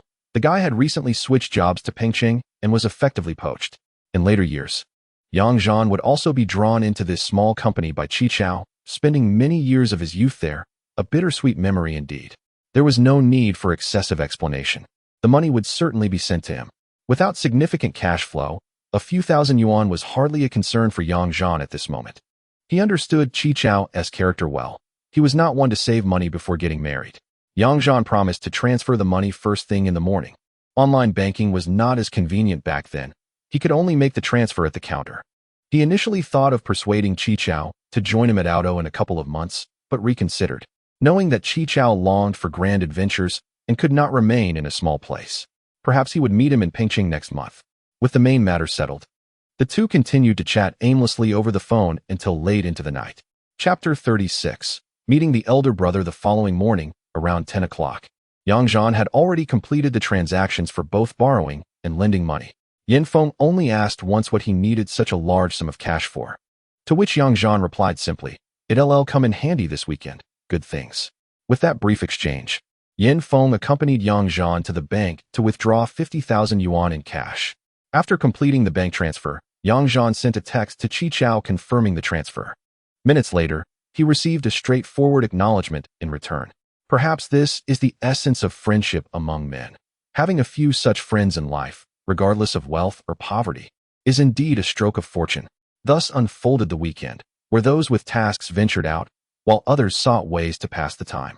In the afternoon, Yin Feng took advantage of an opportunity to deliver oil to a client in the city and returned home. While Lao Kong and Lao Sun busied themselves with their own affairs, only 3 individuals remained in the office. Luna had already bid farewell, indicating that she would leave early to return to her home in Pengcheng for the weekend. The intern Lu Xiaohua had become a steadfast companion, succeeding Yang Zhan as a permanent guest in the operations department. During his internship, he faced no evaluative metrics in business. However, based on Yang Zhan's previous experiences, it would be a considerable challenge for him to achieve notable accomplishments in this domain. Nevertheless, Yang Zhan, recalling their long-standing acquaintance, promised to mentor Lu Xiaohua whenever he expressed a desire to learn, as even modestly increasing client sales could elevate his income beyond that of his peers in management. Serving as a junior assistant would also greatly aid in managing peripheral tasks, representing a favorable direction for both. With no pressing matters at hand, Yang Zhan busied himself with his work at the computer, carrying several thousand in cash and preferring not to seek other forms of entertainment. He relished the solitude of the weekend. As he contemplated his evening meal, the phone rang. Upon seeing that it was Fu Yu, he promptly answered, saying, "Senior brother calling. What are your instructions?" Fu Yu chuckled on the line. "Instructions? Nonsense. You have nothing to do at the moment, do you? If there is, your senior brother's orders take precedence. Haha." Yang Zhan laughed. "Your words have me floating, haha." After the jest, Fu Yu continued, "Today, Yi's workplace unexpectedly sent 2 boxes of frozen seafood, and I was supposed to pick her up. However, I am currently inspecting a remote gas station and won't be back until after 7. Could you do me a favor and deliver Yi and the seafood to my house? We'll have dinner together."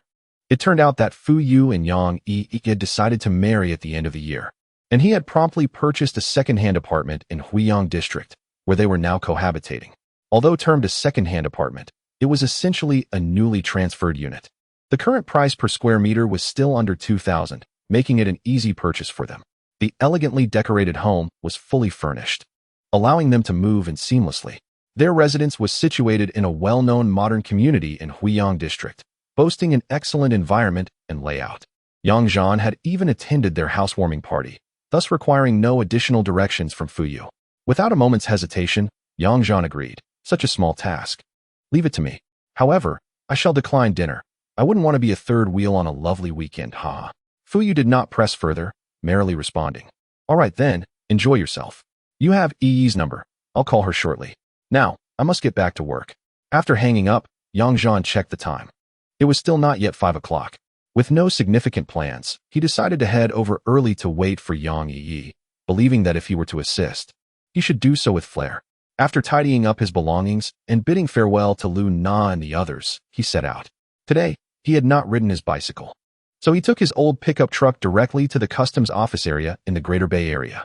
The drive was brief, taking less than 10 minutes, and soon he parked in front of the customs office building. This is also an independent courtyard, surrounded by intricately carved stone pillars forming a wall. A 4-story office building stands prominently, accompanied by a dormitory at the rear. Between these two structures lies a basketball and badminton court, serving as a recreational area for the employees. In front of the office building, a spacious and well-maintained area combines greenery with parking spaces. Yang Zhan's vehicle is parked in a vacant spot beside the office building, with a Buick Excel occupying the adjacent empty space to its left, devoid of occupants but with its trunk ajar. As Yang Zhan turned off the engine and stepped out of the car, he felt no urgency to call Yang Yi, choosing instead to lean against the car door and light a cigarette while surveying the surroundings. Midway through his smoke, he noticed a middle-aged man approaching from the side of the office building, his head tilted as he awkwardly conversed on his mobile phone, clutching 2 stacked white foam insulation boxes that appeared quite heavy.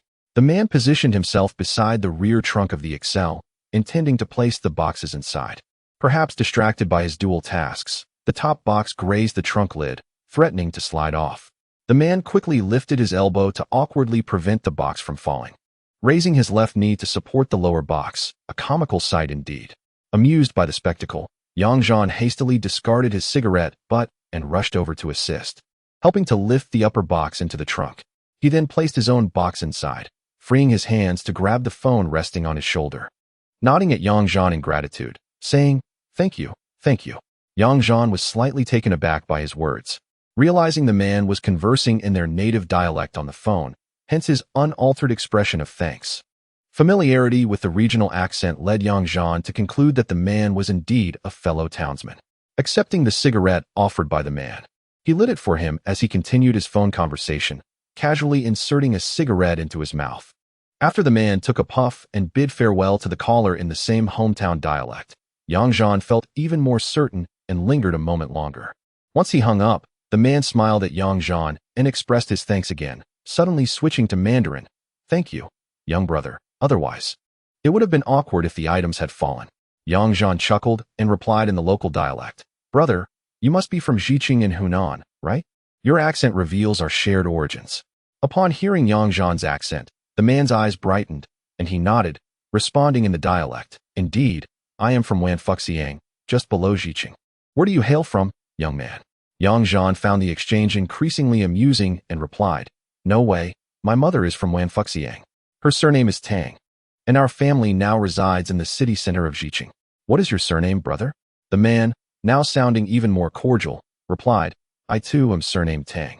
My name is Tang Jihua. The person I was just on the phone with is my comrade from the neighboring village, Tang Jisheng. Perhaps he knows your mother as well. What is your name, young brother? Yang Zhan, upon hearing the man's name, thought it too coincidental and replied, I am surnamed Yang, named Yang Zhan. My father's village consists entirely of Yangs, while my mother's side bears the surname Tang. My friend, you mentioned Tang Jisheng, and I too know someone by that name, who is of similar age to you. Could it be the same person? Tang Jihua found this increasingly intriguing and pulled out his phone to retrieve the number from earlier, saying, take a look and see if this number belongs to the person you know. Yang Zhan also took out his phone, locating Tang Jisheng's number in his contacts. And upon comparison, it was indeed the same individual. What a remarkable coincidence. Tang Jisheng is from the village next to mine. We are of the same generation and served together in the military, true brothers. How is he related to you? Tang Jihua exclaimed joyfully. Haha, he is my brother. He and my mother hail from the same village, so by kinship, he is my cousin. Our families share a close bond. And he currently resides less than 200 meters from my home. What a coincidence. Yang Zhan replied with equal enthusiasm. Tang Zhihua promptly dialed the number again. And once connected, he put the call on speakerphone. A voice came through. What is up, old buddy? A colloquial term of endearment. Tang Zhihua held the phone close and said, Old buddy, let me tell you something quite amusing. Guess who is standing next to me? You would never guess how serendipitous this is, haha. Without waiting for a response, he directed the microphone towards Yang Zhan, signaling him to speak. Yang Zhan recognized his cousin's voice and said into the phone, Brother, it's me, Yang Zhan. Haha, I ran into Zhihua in the parking lot. And upon hearing him speak our hometown dialect, I discovered he is your old buddy. On the other end, Tang Zhisheng found this coincidence rather remarkable. What an extraordinary twist of fate. Haha, little brother, why are you working in town? Aren't you in the city? Yang Zhan explained, saying, I came to the customs today to pick up a friend and just happened to bump into Zhihua. Our cars parked right next to each other. What a stroke of luck. Speaking of Tang Zhisheng, he is quite a legendary figure. His personality is that of a lifelong soldier, very open-hearted and generous. His family background is exceedingly complex. His mother and father came together through their third marriage, having children from the previous 2 marriages as well, which means he has 3 biological brothers and 4 or 5 half-siblings. The next generation is even larger. Despite being the second youngest among his siblings, he manages to unite all of them. Every new year, he organizes gatherings for everyone, insisting that relatives and friends support one another, making him the most respected figure in his family. Professionally, he is a model of hard work for the farming community. After serving in the military, he was assigned as a court bailiff in the regional court and diligently educated himself to become a judge. By the time of his retirement, he had risen to the rank of chief judge at the departmental level, which is quite commendable for a small locality. However, in recent years, he has faced considerable challenges. While his position has been stable, the main issue arose from his wife and some friends who developed several buildings back home. Though the construction was completed, the management of rentals has been poor, leading to significant debts for his family. Fortunately, they eventually persevered, selling their property and instantly elevating their status, enabling them to purchase a home in Pengcheng for their daughter in full cash after several years, leading a remarkably carefree retirement. On the phone, Tang Zhisheng remarked, Zhihua, my dear brother Zhang is under your care now. You are well acquainted with the area, so please look out for him. He is also your brother, understand? Tang Zhihua nodded in response, assuring, rest easy, our bond is profound. Zhang shall indeed be my brother from now on. You need not worry. I will take care of him in my territory. After concluding the call and exchanging a few more pleasantries, they hung up. Tang Zhihua promptly exchanged contact numbers with Yang Zhan and handed him a business card from his car. Upon glancing at the card, which indicated his position as deputy director, Yang Zhan found it unsurprising for someone of his age to hold such a title. After a brief exchange of pleasantries, Tang Zhihua checked his watch and said to Yang Zhan, Well, my brother, it seems our connection has been established. I had intended to leave earlier for another commitment, and now the time is upon me. I want to keep you with false politeness. I must attend to my business. I shall reach out to you in a few days, all right? Yang Zhan, of course, had no objections and playfully urged him towards his car, stating, No problem, brother. I am also awaiting someone. I reside in Auto, so feel free to call me directly. You go ahead with your matters, don't mind me. Tang Zhihua started the car, extended his right hand for a handshake with Yang Zhan, exchanged a knowing glance, and then drove away. As he watched the vehicle depart, Yang Zhan smiled, returned to the car, lit a cigarette, and continued to wait.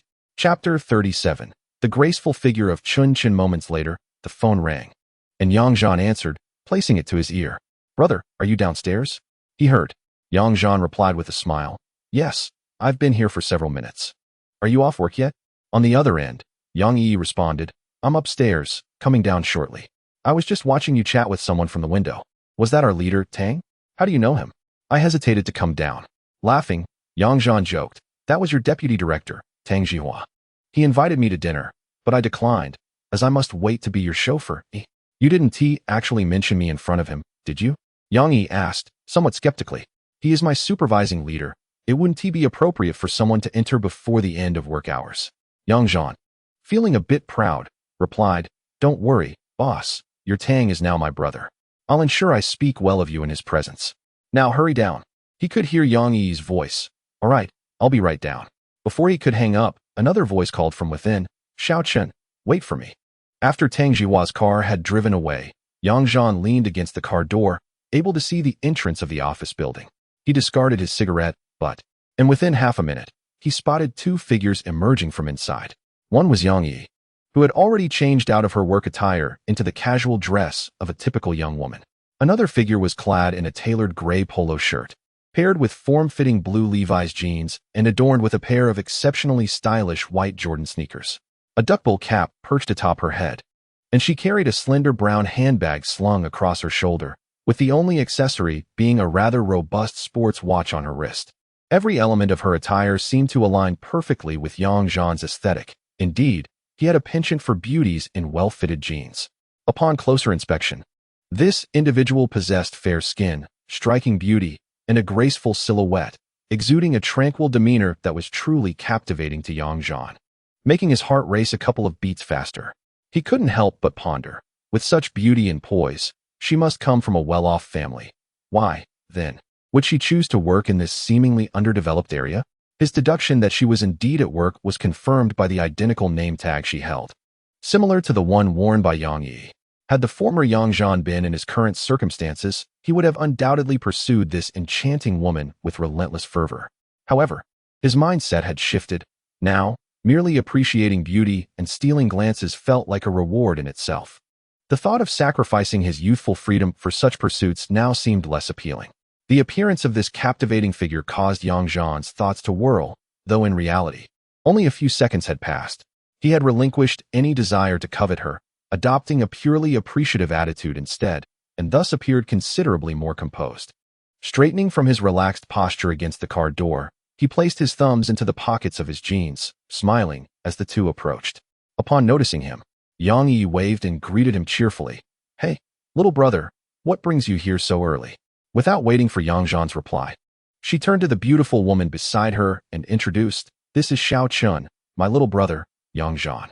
With a playful tone, she added, "Not really my brother, but my boyfriend's junior, who was roped in to help me carry some things back." Then, addressing Yang Zhan with a teasing introduction, she said, "Little brother, this is our office's most beautiful lady, Chen Chen, like the morning." She continued, "See, by helping your sister, you get the chance to meet such a lovely lady. Not a bad deal, right?" Before either could respond, she exclaimed with surprise, "Oh, how amusing. You both are dressed quite similarly. Haha, great taste. You should get to know each other." Yang Yi transformed into a garrulous companion, chattering incessantly from the moment they met. During her monologue, Yang Zhan and Chen Chen exchanged polite smiles, their eyes meeting momentarily. Yang Zhan glanced down at his own attire, noting that he too wore jeans paired with a polo shirt, complemented by a pair of yellow casual work shoes. Though he seldom wore hats, he had donned one today to shield himself from the blinding sunlight during his drive, making their outfits quite comparable. As Yang Zhan assessed his outfit, Chen Chen instinctively scrutinized her own attire as well. Subsequently, they both raised their heads simultaneously, locking eyes and allowing their smiles to broaden. "Hello, I am Yang Zhan." "Hello, I am Chen Chen." They greeted each other in unison, and as the last syllable hung in the air, all three paused for a moment. "Haha," Yang Yi exclaimed with exaggerated laughter. "Isn't that an uncanny level of synergy between you two? I must emphasize that I have not conspired with any of you beforehand. Your situation is purely coincidental, so do not suspect me." "Huh." Upon hearing this jest, Yang Zhan displayed an air of grace, laughing effortlessly as he remarked, "What is there to suspect? When encountering a beauty like Chen Chen, one should simply admire. Any hint of desire would be an overestimation of oneself." "Sister, when are we leaving? Where are your belongings?" Chen Chen remained silent, unfazed, simply smiling with a serene and distinguished demeanor. Yang Yi, snapping back to reality, said, "Oh, the items are in the dining hall. Little brother, come help me carry them." Then she inquired, "By the way, Chen Chen, how will you take your things home? You're returning to Pengcheng. How will you manage?" Chen Chen's expression turned slightly vexed as she walked alongside them, saying, "I had originally called my brother to pick me up, but he just called to say he was rear-ended at the expressway entrance and is now waiting for the traffic police to arrive. I have no choice but to sign for my things and wait for him, which will likely take half an hour." After hearing her words, Yang Yi pondered whether this was a twist of fate and suggested, "Why not join us? After my little brother drops me off, He can take a detour to the expressway entrance to drop you off, saving us a lot of time. She then turned to Yang Zhan. Little brother, is that all right? Can you give the beautiful Chen a ride? Yang Zhan, without any hesitation or reluctance, though internally indifferent, was nonetheless pleased at the prospect of spending more time in the company of a beauty. Absolutely. Let us see what Chen thinks. Upon hearing the suggestion, Chen's earlier frustration seemed to dissipate, and she smiled brightly, saying, Then I will accompany you. Thank you, Sister Yi, and I apologize for the trouble, Yang Zhan. The three exchanged smiles, ceasing any further idle chatter. Upon arriving at the cafeteria, the two women signed for their benefits while Yang Zhan efficiently transported the items to the vehicle in 2 trips. After waiting a few moments in the car, Chen returned from the dormitory with a modest suitcase and took a seat in the back, while Yang Yi chose to join her, opting not to sit in the front passenger seat. Once they were settled, Yang Zhan removed his hat and placed it in the passenger seat, casually tousling his hair before turning back to announce, Let us go, smoothly engaging the gear and setting off. Yang Yi, seemingly aware of some details about Chen's family and circumstances, refrained from playing matchmaker, instead engaging in conversation with Chen about work and life. Yang Zhan remained focused on driving, not participating in their dialogue, but maintaining an air of concentration. In contrast, Chen, seated in the right side of the back seat, would occasionally steal glances at Yang Zhan during their conversation. He exuded a certain charm while driving, with one hand on the steering wheel and the other on the gear lever, maneuvering the aging pickup with a fluidity that belied its condition. During the weekend rush hour, they encountered no traffic on the way to Yang Yi's residence, arriving at her apartment complex in about 15 minutes. Yang Zhan exited the vehicle to assist her with her belongings upstairs, while Yang Yi bid farewell to Chen, reassuring her that Yang Zhan was a trustworthy individual and that there would be no issues with her being driven home alone. The engine remained running as Chen waited downstairs.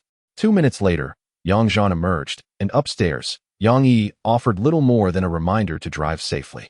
As he descended and approached the car, Yang Zhan noticed that Chen had switched from the back seat to the front passenger seat. He thought to himself that she was quite courteous, not assuming the role of a passenger and treating him as a mere chauffeur. Upon entering the vehicle, he flashed a smile at Chen, who was holding the cap he had left on the passenger seat, not carelessly placing it elsewhere, which elevated his regard for her even further. As they drove out of the community towards the highway entrance, they encountered some traffic congestion in the urban area. A short journey that would take longer than anticipated. Yang Zhan, while steering, inquired, Chen, has your brother resolved the rear-end collision? Was it on the highway, or has he already exited? He noted that if it were on the highway, he would need to come down, as their direction would be incorrect otherwise. Chen turned her face towards him and replied, I just called him. He.s. nearly finished. I've asked him to exit the highway and wait for me at another entrance. We should arrive just in time. Yang Zhan glanced at her momentarily, smiling as he remarked, smart. He couldn't help but appreciate the sound of her voice, finding it delightful. Despite the compliment, he maintained a steady demeanor. In response to Yang Zhan's praise, Chen appeared quite pleased, merely offering a soft thank you. Thus, they fell into a comfortable silence within the car, amusingly devoid of any tension or awkwardness. Yang Zhan switched on the radio to the traffic channel, and by a stroke of fortune, the song playing was Hiroshima Mon Amour. Time cannot rewind. Space is easily shattered. A 24-hour love is an unforgettable, beautiful memory of my life, transcending the boundaries of morality. We traverse the forbidden zones of love, basking in the illusion of happiness, misinterpreting the essence of joy. At the sound of this song, both individuals in the car shared a laugh, their eyes meeting and reflecting mutual delight. Thus, amidst the melodies from the radio, they silently navigated through the traffic, enjoying the classic love songs that seemed to weave a subtle connection within the confines of the aging pickup truck. Far from feeling frustrated by the traffic, they sensed time slipping away pleasantly. Before they realized it, they arrived at the highway entrance. Yang Zhan spotted a dark Land Rover with pinching plates parked by the roadside, bearing some scuff marks. He maneuvered his vehicle behind the Land Rover and parked. Once again, they exchanged glances before stepping out of the car. A young man emerged from the Land Rover, casually dressed in shorts and sneakers, his physique comparable to Yang Zhan's, with features reminiscent of Chen, albeit lacking her striking presence.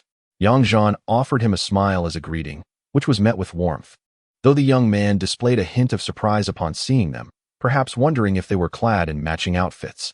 However, He quickly regained his composure, approached Yang Zhan, and extended a handshake in gratitude, presenting a business card. Yang Zhan, disinterested in retrieving his own tattered card, declined, citing that he had forgotten to bring any. Two men transferred items from a pickup truck to a Land Rover, causing a traffic jam as motorcycles honked behind them due to the two parked vehicles by the roadside. The two parties exchanged brief farewells, each expressing a desire to meet again and extend their gratitude. Yang Zhan waved goodbye to Chun by the car door before driving off. Meanwhile, the occupants of the Land Rover merged onto the highway, and the young man driving broke the silence, questioning, "What's the deal, boyfriend? This guy isn't bad looking." Chun, noticing him glance her way, pouted and frowned, reminding him, "Chun-wei, watch the road." After he turned his attention back to driving without answering, her expression softened into a smile as she held Yang Zhan's hat. Upon flipping it over, she discovered a business card tucked inside. It turned out that several cards were placed beneath the dashboard of the pickup, and Chun had taken one while seated in the passenger seat. The atmosphere in the car felt somewhat ethereal, with neither of them exchanging contact information. Chun hesitated to initiate, while Yang Zhan preferred to let fate guide him. Chapter 38. A frenzy of lottery purchases. Yang Zhan took a leisurely drive, reflecting on the day's encounters with a sense of joy, particularly regarding the captivating Chun, who stirred conflicting emotions within him. While he yearned to pursue beautiful people and experiences, he also cherished the unique freedom he had embraced, unwilling to disrupt the balance he had established. Thus, he admired Chun's beauty without taking any initiative. If their meeting was fated, he believed in letting fate dictate the outcome. Should their paths cross again, he would willingly accept the end of his solitary freedom. Conversely, if fate did not allow for future encounters, he would continue to relish his independence, confident that myriad opportunities to seek true love awaited him. He found solace in this rationale, acknowledging his own reluctance to act.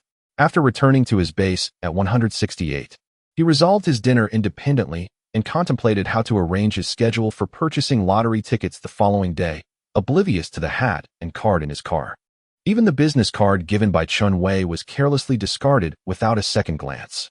The following morning, Yang Zhan enjoyed a rare late start.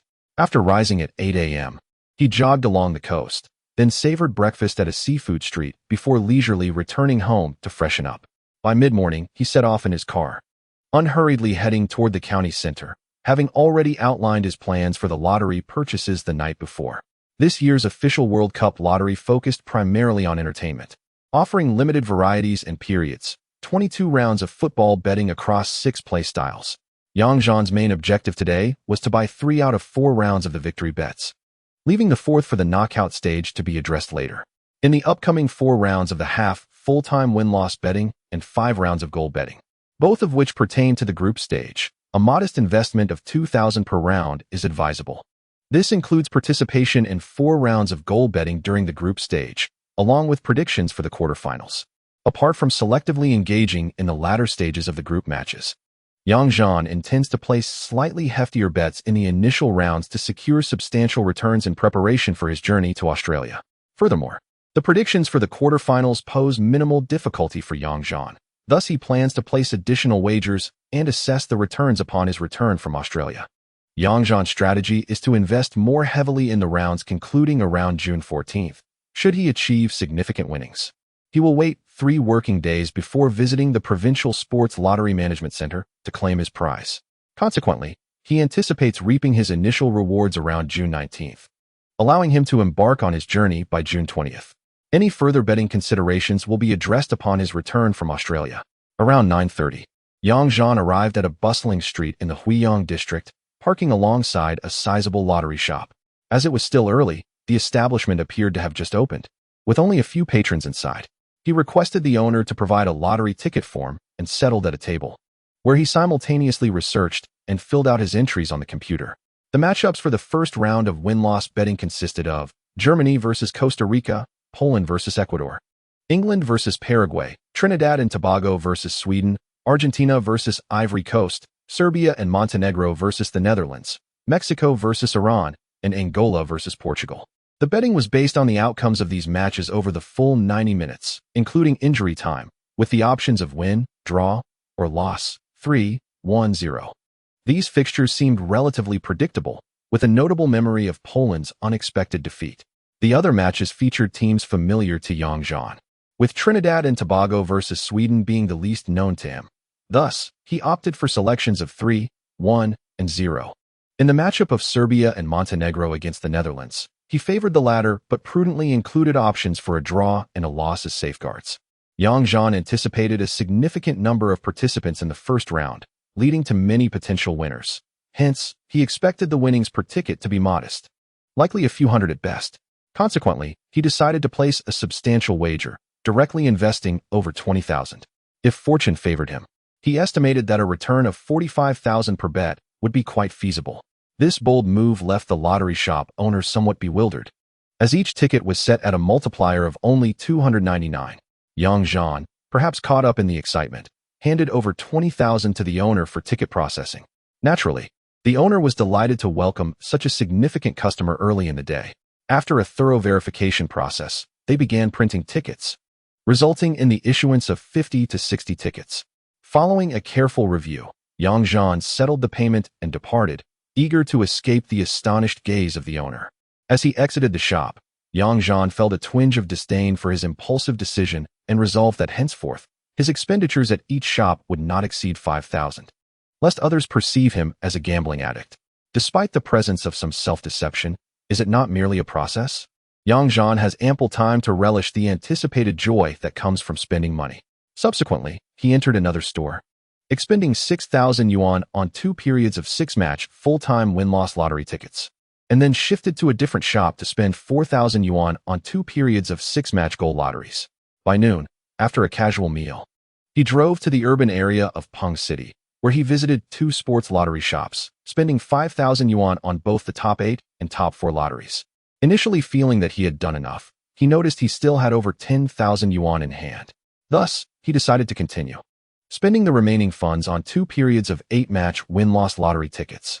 What a hefty sum he had brought along. And the thickness of the lottery tickets he carried back was equally substantial.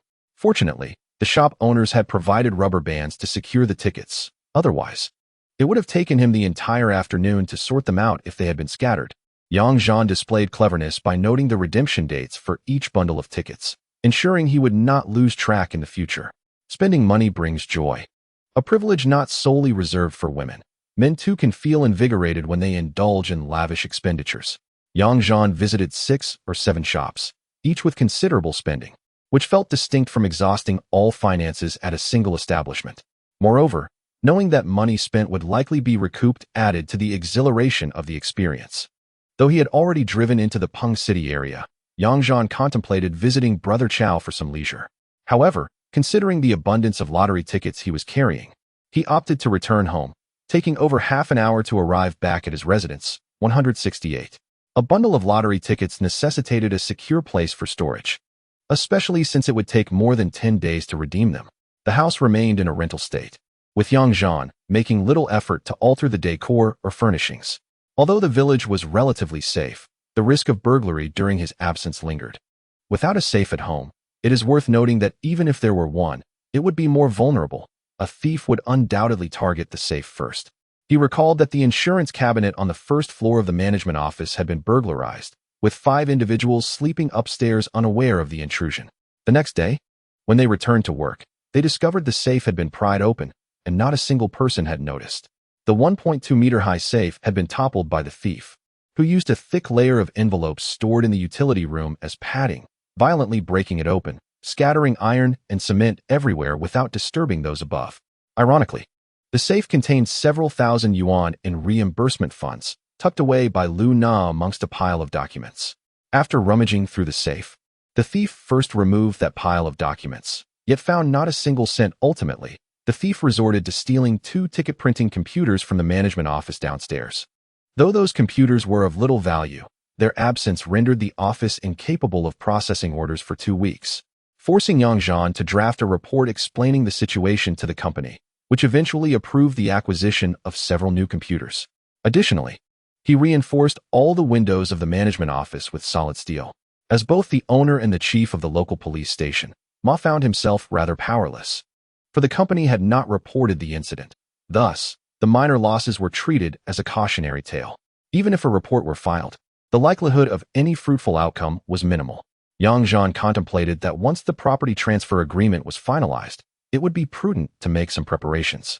He considered purchasing a small safe to be placed in a somewhat conspicuous location, filled with a few thousand yuan as a bribe, to avoid the hassle of losing more valuable items to theft. Of course, societal security had been improving, and the village was populated with familiar faces, making the probability of such incidents much lower than in business districts. Upon returning home, Yang Zhan surveyed his surroundings for a suitable place to store his belongings, but found none. He opted instead to use a plastic bag, haphazardly stuffing it into the kitchen's overhead cabinet, mingling it with some bags of star anise and cinnamon. Just as he turned to leave, he reconsidered, realizing that the cleaning lady would be coming over a couple more times, and it would be problematic if she discovered his hidden treasures. With no other choice, he took the bag back to his room, opened the storage compartment atop his wardrobe, and crammed the items inside. It was hardly surprising that Yang Zhan felt somewhat anxious. Had it been the 50,000 yuan in cash he had taken yesterday, he would have felt no such tension. However, considering the lottery tickets, he was certain that at least a few would yield winnings. With a stroke of good fortune, the amounts could soar into the hundreds of thousands, or even millions. For someone like Yang Zhan, who had yet to attain wealth, such concerns were entirely understandable. The pivotal issue was that losing them post-competition would not merely be a financial setback, but a loss of opportunity. With still over half a month remaining, Yang Zhan felt uneasy about where to stow the package, as carrying it daily was impractical. After some reflection, he resolved to visit various banks the following Monday to inquire about renting a private safe, thus allowing him to rest easy. His impoverished yet soon-to-be prosperous mindset had not entirely dissipated, imparting a novel sensation to Yang Zhan, who mused that perhaps in the future, an abundance of wealth might dull such feelings. The genuine thrill, tinged with a hint of anticipation, was one to remember. He reminded himself to avoid a life of numbness. Chapter 39. The arrival of the World Cup time flew, and before long, it was June 9th, a Friday. In recent days, Yang Zhan had successfully located a bank in the Huiyang district that offered private safe rental services, where he securely stored a bundle of lottery tickets, allowing him to live with a greater sense of peace. Occasionally, he found himself bemused by his own mindset as a struggling youth. Nonetheless, it was what it was. The joy of a poor boy suddenly acquiring wealth was a pleasure that affluent individuals could never comprehend, and this self-deprecating rationale proved rather effective. Yesterday, Yang Zhan had processed an order for 300 tons for the Zhuai company, fulfilling the month's performance metrics with the petrochemical company. This morning, he completed the settlement of all expenditures and revenues associated with this order. The Zhuai company still had a remaining demand of 600 tons for the month, which was anticipated to be fulfilled by the end of the month, with all sales channeled through the Guanghui company, allowing Yang Zhan to manage operations remotely. On the 5th of this month, following the salary settlement at the workplace and a recent business transaction, Yang Zhan found himself with over 20,000 in cash. This amount, kept on hand, could serve as a means for engaging in betting on football matches, a reliable way to earn some extra pocket money. Earlier in the week, Yang Zhan received a call from Tang Zhihua, who directly invited him to dine at his home, a clear indication that he genuinely regarded Yang Zhan as a close brother. Yang Zhan, however, felt the need to consult his cousin Tang Sheng, who encouraged him not to overthink the invitation, noting that they were both good friends and fellow villagers. It would be advantageous for Yang Zhan to foster such connections, particularly as a newcomer to society. Despite Yang Zhan's inclination to treat Tang Zhihua to a lavish meal rather than visit his home, he felt obliged to honor his cousin's feelings. Thus, he brought along some fruit and 2 bottles of wine to share a meal with Tang Zhihua. This dinner solidified their bond, as Tang Zhihua, being over a decade older, was still considered a peer, making it easy for Yang Zhan to address him as brother. During the family meal, they enjoyed drinks and conversation. With Tang Zhihua's son still in high school and his wife hailing from Hunan province, creating a comfortable atmosphere, Yang Zhan subtly shared his circumstances, aiming to establish a friendly rapport without the expectation of mutual benefit. This revelation surprised Tang Zhihua, who realized that this young man might be faring better than himself, further solidifying his perception of Yang Zhan as a sincere, composed, and promising individual. He thought that in the future, should opportunities arise, they could support each other. If Tang Zhihua's thoughts were expressed, Yang Zhan would certainly be taken aback, for sometimes, when you refrain from pursuing certain matters, Others may proactively seek to offer you advantages. In the afternoon, Yang Zhan received several phone calls from classmates inviting him to the city for an all-night football viewing. Yin Feng also planned to return to the city and asked Yang Zhan if he wanted to join him and Wei Ge for some cards and football. However, Yang Zhan had his own plans and politely declined each invitation, knowing that the football matches were still a month away and there would be plenty of opportunities to watch together. By 3 or 4 o'clock, most of the personnel from the operations department had departed, and Yang Zhan rode out on his bicycle, intending to watch the game with Li Qingshan and others, as they could also play basketball in the afternoon. He chose to watch the match with Li Qingshan because Wei Ge and Chen Wei could only offer bets on match outcomes, while Li Qingshan allowed for betting on the number of goals scored in each match, providing more options for wagering. Tonight, 2 matches were scheduled: Germany versus Costa Rica at midnight and Poland versus Ecuador at 3 in the morning. Yang Zhan resolved to watch the first match before placing his bets for the second, and then returning home to rest, as he lacked enthusiasm for the latter match. Having seen similar games in the past, attending it would serve no meaningful purpose. Riding his motorcycle with a bag slung over his shoulder, Yang Zhan arrived at the gas station of the Guanghui Company headquarters. Now a familiar face here, he parked his vehicle right in front of Li Qingshan's office, bounded up the steps, and leaned against the wall to secure it. With a casual knock, Yang entered Li Qingshan's office, finding him engaged in his customary tea ritual. He casually placed his bag on the sofa. "Brotherly, Kuan," Yang Zhan greeted warmly, exhaling a sigh of relief as he collapsed into the chair across from Li Qingshan, accepting the cup of tea offered by Feng Kuan and finishing it in one gulp. Li Qingshan tossed a cigarette his way, chuckling. "So, have you decided how you're going to play tonight? If you've made up your mind, let Kuan register it for you. Once that's done, we'll play ball, have dinner, and then retreat to a room for cards and watching the game. Tonight, just follow my lead." Yang Zhan took the cigarette, lit it, and, with a puff of smoke, retrieved 25,000 in cash from his bag, handing it to Feng Kuan. Squinting slightly to alleviate the irritation from the smoke, he said, "Brother, I happen to have some cash on hand. I'll leave it with you for smaller bets outside the limit." Li Qingshan gestured for Feng Kuan to return the money, smiling as he replied, "No need for that. If you win, I can grant you a higher limit. It's just a small amount of money being tossed around." Yang Zhan held the cash in hand before placing it back on the table, stating, "We shouldn't say that. You've given me such favorable terms. I must adhere to the rules. For the first match tonight, I'm betting 100,000. 50,000 on Germany with a handicap of 1.5 goals for the win, and the remaining 50,000 plus this 25,000 for over 6 goals, as I foresee a goal feast in the opening match." "All right then, we're all adults here. I won't press you further. It's up to you to gauge your own limits. I have no advice to offer, as it all depends on your luck and skill. I can assure you, brother, that if you win, you'll receive your payout," Li Qingshan said nonchalantly. In truth, he wished to advise Yang Zhan against such high-stakes gambling, as he still viewed him as a newcomer to the workforce. Regardless of how much he earned, he was not yet a major player. If Yang Zhan were to win, it would be fortunate, but should he lose, it would be difficult to watch. Thus, Li Qingshan felt compelled to keep a watchful eye on him, deciding that if Yang Zhan lost over 300,000, he would no longer allow him to bet high, all stemming from a place of good intentions. Yang Zhan expressed his gratitude with a fist salute and then pulled Feng Kuan aside to finalize the evening's bets.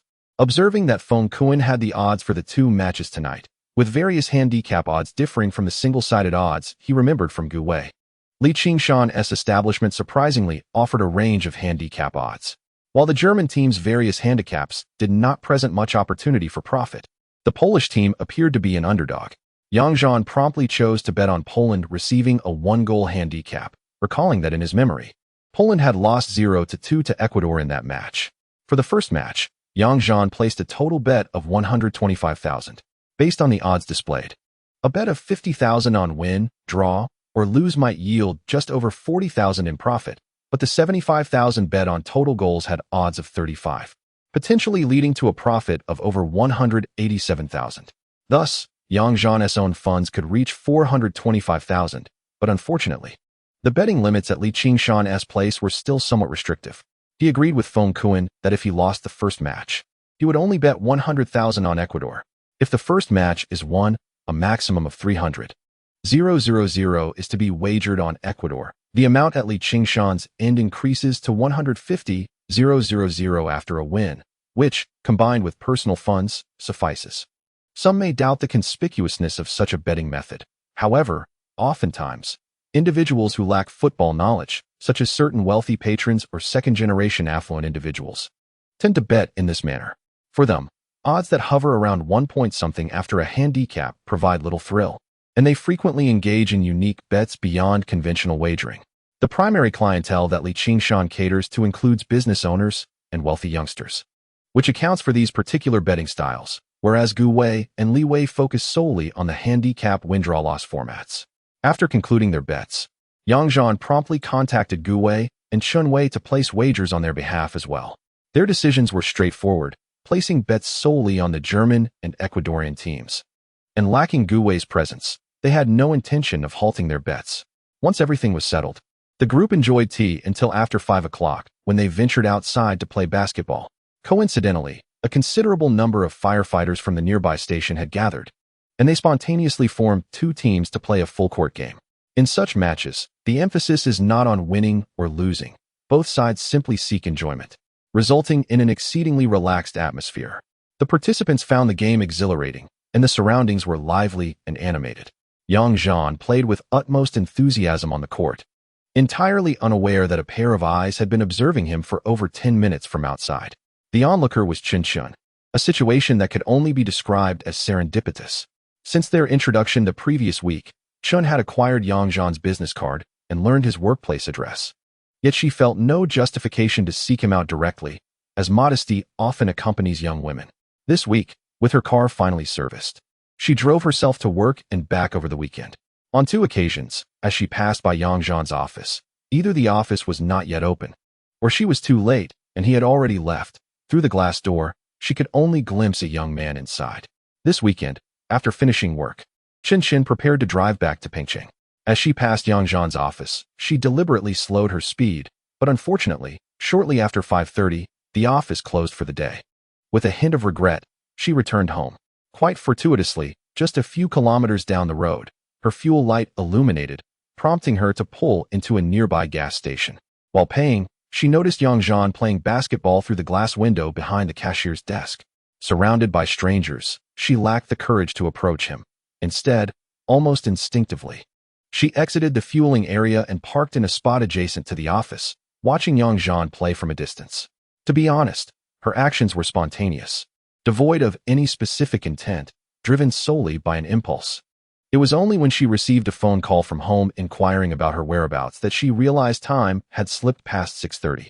Feeling a touch embarrassed, she opted not to greet Yang Zhan and drove straight home, perhaps contemplating the delightful unpredictability of fate. A few minutes after Chin departed, Yang Zhan's match concluded, and he returned to Li Qingshan's office, casually changing into another outfit in preparation for their meal together. Yang Zhan chose not to ride his own vehicle, opting instead to join Feng Kuan in Li Qingshan's BMW 7 Series as they set off towards their destination. After a journey of over 20 minutes, they arrived at a relatively understated club, where Li Qingshan led the 2 men with familiarity to an upstairs hall. Upon entering, they discovered that 7 or 8 individuals had already gathered. Yang Zhan recognized 3 of them from his meals with Li Qingshan, all of whom hailed from affluent families with established enterprises. Birds of a feather flocked together. Within Li Qingshan's circle, there were no mindless fools, only childhood friends or classmates, individuals who shared compatible temperaments and thus frequently congregated. The atmosphere was devoid of the petty rivalries and sordid dramas often found in commercial settings. While their family businesses might differ, it was not uncommon for them to know each other's siblings, potentially leading to familial ties. However, they eschewed the theatrics of business marriages. A family fortune in the hundreds of millions was considered typical, yet none had reached the scale of a commercial empire. The people of Guangnan province tended to be pragmatic.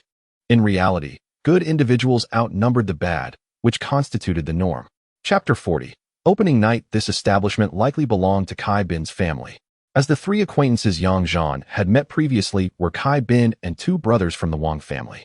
Kai Bin's family operated in the hotel and catering industry, investing in hospitality ventures across Huicheng, Pengcheng, and other surrounding cities. In this era, with such establishments flourishing, it was evident that families capable of running hotels and clubs possessed considerable strength. The Wang brothers, named Wang Jizong and Wang Jiyue, were cousins of the same age. Although their fathers had long since divided their assets, both families thrived in manufacturing and processing, particularly in the steel sector. The brothers were inseparable, having grown up together and developing an enduring habit of unity. The club's private room was presumably arranged by Kai Bin for friends to watch the game together, complete with sofas, coffee tables, gaming tables, and dining areas, not to mention an entire wall dedicated to a projection screen. While various services were available, gatherings to watch sports typically eschewed any other distractions. Upon entering, Li Qingshan introduced the other individuals whom Yang Zhan did not know, including Zhang Hanchang, whose family owned a shoe factory, Li Min, involved in foreign trade apparel, and Li Jianing, who managed a wholesale supermarket. Two individuals remained unintroduced, likely akin to Feng Kuan, serving as subordinates. It was evident that Yang Zhan was not merely a typical lackey, but rather a valued associate brought along by Li Qingshan, thus earning the respect of others who refrained from any pretentious displays of superiority. Those raised in wealth generally understood the importance of decorum and mutual respect. Individuals who confronted one another aggressively seldom found acceptance within the same social circle. A lavish array of food and drink had already been laid out on the table, and others began to partake. As the host, Kai Bin welcomed them, saying, "I invited you to come early, but it seems you arrived just in time for the game. We were hungry, so we started eating. Please, make yourselves comfortable, help yourselves to whatever you desire, and if you need more, feel free to replenish." Li Qingshan pulled Yang Zhan to sit down, deftly maneuvering his chopsticks as he spoke. "You know nothing about this. Only after playing basketball do you have the energy to enjoy a good meal. I'm not saying this to offend you, but beyond your bed activities, do you truly engage in any other sports?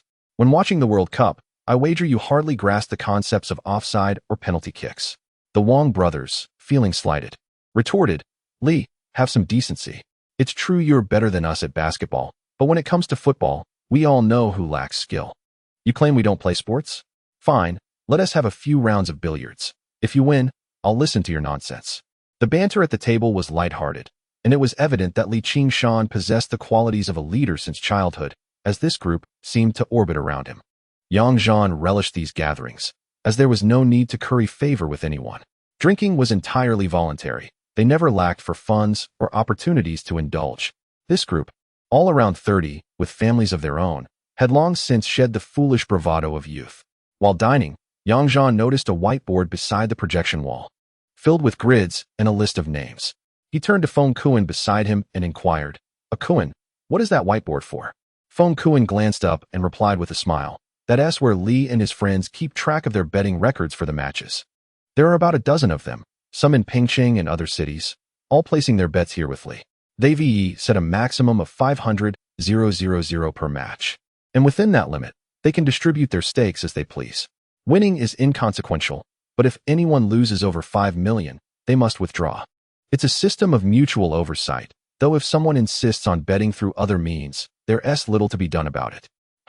It's a circle of wealthy second-generation individuals practicing moderation. Upon hearing this, Yang Zhan nodded, contemplating that the ability of these affluent youths to exhibit restraint was indeed a blessing for their families. It was likely that their families welcomed their camaraderie. As for the 500,000 betting cap and the 5 million loss threshold, those were merely established rules. Not everyone possessed the same confidence in their predictions as Yang Zhan did. They probably only placed substantial bets when they felt exceptionally assured.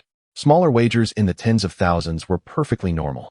In a calm state of mind, it was not easy to lose such significant amounts, and a win or loss of 1 or 2 million was considered reasonable, especially for an event like the World Cup that occurred every few years. For them, it was merely a way to spend pocket money. True gambling enthusiasts would drive less than 2 hours to Australia City, where the thrill awaited them, and thus wouldn't linger in this circle. After a leisurely meal, they concluded by 8 o'clock, with 4 hours remaining before the match commenced. It was impossible to sing or drink for that long. Li Qingshan then called out to everyone, "Dinner is over. Let us engage in some activities." The others had no objections, and Kai Bin approached a curtain, drawing it aside to reveal 2 mahjong tables and a billiard table. With a proud grin, Kai Bin proclaimed, "What do you think? I moved a lot of things out of this place. These tables are all new, set up specifically for pre-match entertainment. Hee. You all choose your activities. I'm going to play mahjong." Everyone took a moment to inquire, and it turned out that each of them had a penchant for playing mahjong, yet they only had 7 players at hand, with several younger associates occupied with other matters. Thus, Li Qingshan turned to Yang Zhan and asked, "My dear brother, can you join us for a game? We have a 4+2 ladder format with stakes of 200 and 400. If you can't make it, I can summon someone else." Recently, Yang Zhan had been exceptionally lucky at cards, feeling somewhat embarrassed to win money from Wang Cheng and the others.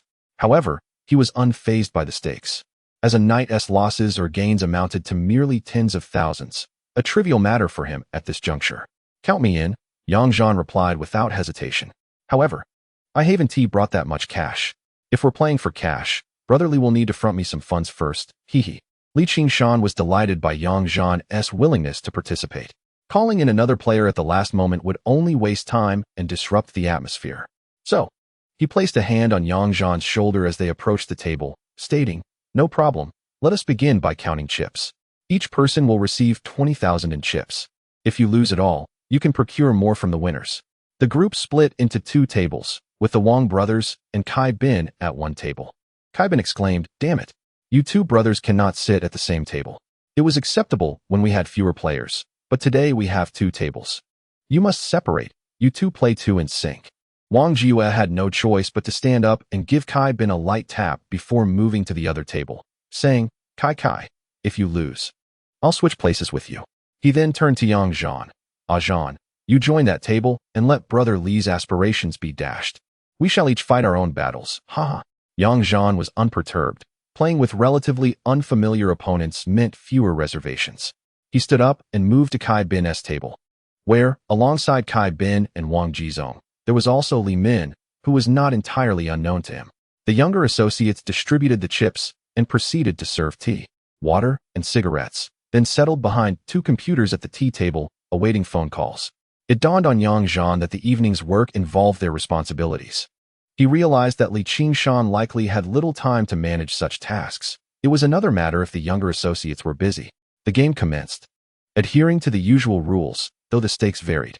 Initially, Yang Zhan played cautiously, maintaining a steady rhythm without incurring losses. However, after a few rounds, he discerned that while the stakes were high, the actual skill level of these players was inferior to that of Wang Cheng and the others.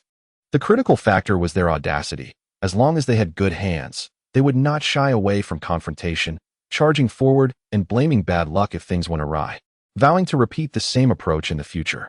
With this realization, Yang Zhan relaxed his demeanor, playing at his own pace. Coupled with his remarkable luck, he often found himself disinterested in claiming melds until the very end, frequently managing to win by self-draw. As he grew more relaxed, his skills and fortune flourished.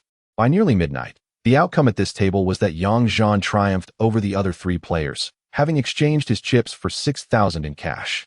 In the final tally, he reclaimed over 12,000 in chips, resulting in a total win of over 72,000. The outcomes of such games are quite commonplace. Yang Zhan recalled a future gathering where he accompanied Brother Xiao and another esteemed colleague, Feng Gu, to entertain investors at a banquet. The post-dinner card games in such settings often resulted in stakes exceeding 100,000. At that time, Yang Zhan felt both exhilarated and apprehensive. Now, having gained the prowess to participate, he perceived no difference between this and the casual games played with Wang Cheng and others. After acquiring his winnings, Yang Zhan approached Feng Kuan, who was diligently recording the betting details on his computer. Kuan, with only a few minutes until the start, "Is there still time to place a bet?" he inquired. Feng Kuan, still fixated on the screen, replied without turning, "Yes, you can. What do you want to wager? Hurry up." Yang Zhan placed 70,000 in cash on Feng Kuan's table and called to Li Qingshan, "For the opening match goal frenzy, let me add another 70,000 to bet on 6 goals. The money won is not really money. Altogether, I've wagered 1.45 million on goals, so make it happen swiftly." Feng Kuan glanced at the money and Li Qingshan, receiving a nod of affirmation, promptly called the bookmaker to place the additional bet. After a brief wait for confirmation, he set down the phone with a sigh of relief and gave Yang Zhan a thumbs up, exclaiming, "Wow, Brother Zhan, you're incredible." Feng Kuan then placed the cash into a nearby leather suitcase, and Yang Zhan caught a glimpse of the substantial amount inside, realizing they had already received numerous cash bets. He had merely been busy with last-minute wagers. While one could argue that such activities are undoubtedly against regulations, the oversight remains relatively lenient in Guangnan, where clandestine betting is still prevalent. A small bookmaker, if not reckless enough to intercept bets themselves, can generally ensure client profits by relying on the backing of larger, more established entities, as their reputation is essential for profitability. However, it is not uncommon for greedy individuals to abscond with substantial winnings, leaving clients to bear the consequences of their chosen channels. Thus, Yang Zhan had never contemplated amassing wealth through such means. He aimed to accumulate capital to maximize opportunities in ouching. After concluding his business, Yang Zhan moved to the coffee table to enjoy tea and fruit. Meanwhile, Li Qingshan and a few others approached their subordinates to inquire about the betting status. Upon learning that the betting had largely been completed, they returned to the tea table to smoke and engage in conversation. After sipping his tea, Yang Zhan, cigarette in mouth, glanced at the whiteboard displaying others' betting activities. It did not specify their exact betting strategies, but merely recorded the amounts wagered by each participant in the match. As the results had yet to be revealed, there were no statistical data on the positive or negative outcomes following each betting amount. Yang Zhan observed that over a dozen individuals had maximized their betting limit of 500,000 for the inaugural match, which was anticipated. Chapter 40 won a bounty of rewards on June 10th, precisely at midnight. The opening match of the 2006 FIFA World Cup commenced, Germany versus Costa Rica, officially taking place in Munich, Germany. In the opulent lounge atop the club, a row of elegant sofas faced a grand projection screen that spanned an entire wall. Several coffee tables positioned before the sofas were laden with an abundance of fruits, snacks, barbecued delicacies, and beer. The opening ceremony and various preliminary activities held no allure for this assemblage. Only when the two teams officially lined up for their entrance did Yang Zhan and his companions cease their banter and toasting, settling back into their seats to focus intently on the match. Prior to the kickoff, a minute of silence was observed in the stadium to honor the memory of the late former Brazilian coach Santana and football legends such as George Best, who had passed away this year. As the match commenced, the attacking midfielder Centeno made a strong advance through the center, but was halted by Flins, resulting in a goal kick for Costa Rica. The German team subsequently seized the initiative, with the left flank, manned by Lahm and Schweinsteiger, proving particularly vibrant. In the third minute, Klaas attempted a breakthrough on the left, but was thwarted. Flins, positioned 28 meters from goal, unleashed a shot with the outside of his right foot that narrowly cleared the crossbar. By the 6th minute, Klaas was embroiled in a tussle at the edge of the penalty area. The ball deflected to the left where Lahm, still sporting a protective arm brace, skillfully maneuvered past Martinez. From the corner of the box, he executed a brilliantly curved shot with the inside of his right foot that struck the inside of the far post and nestled into the net, giving Germany a dream start at 1-0. A chorus of excitement erupted. "Oh wow, splendid," as the crowd reveled in the swift goal. In this relaxed environment, they were free to stand, recline, or even leap, but the thrill of witnessing a goal far surpassed the drudgery of a goalless draw.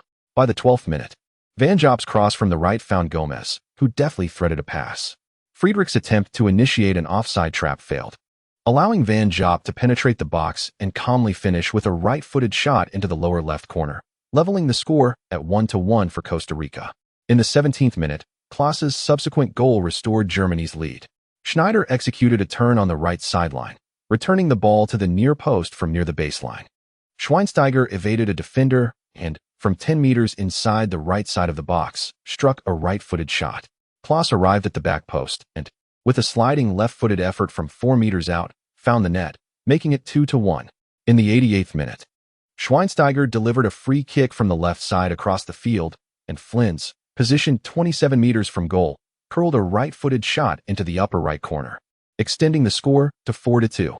As the final whistle blew, the opening match between Germany and Costa Rica concluded with a score of 4-2, resulting in a total of 6 goals shared between the teams. Regardless of the outcome, the sheer number of goals ensured that this was indeed an entertaining match.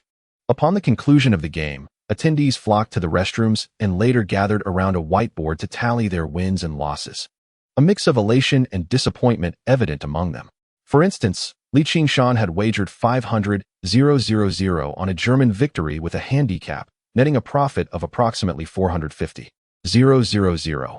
Others had placed various bets on the outcome, some even venturing into wagers on the total goals scored, though most had not succeeded.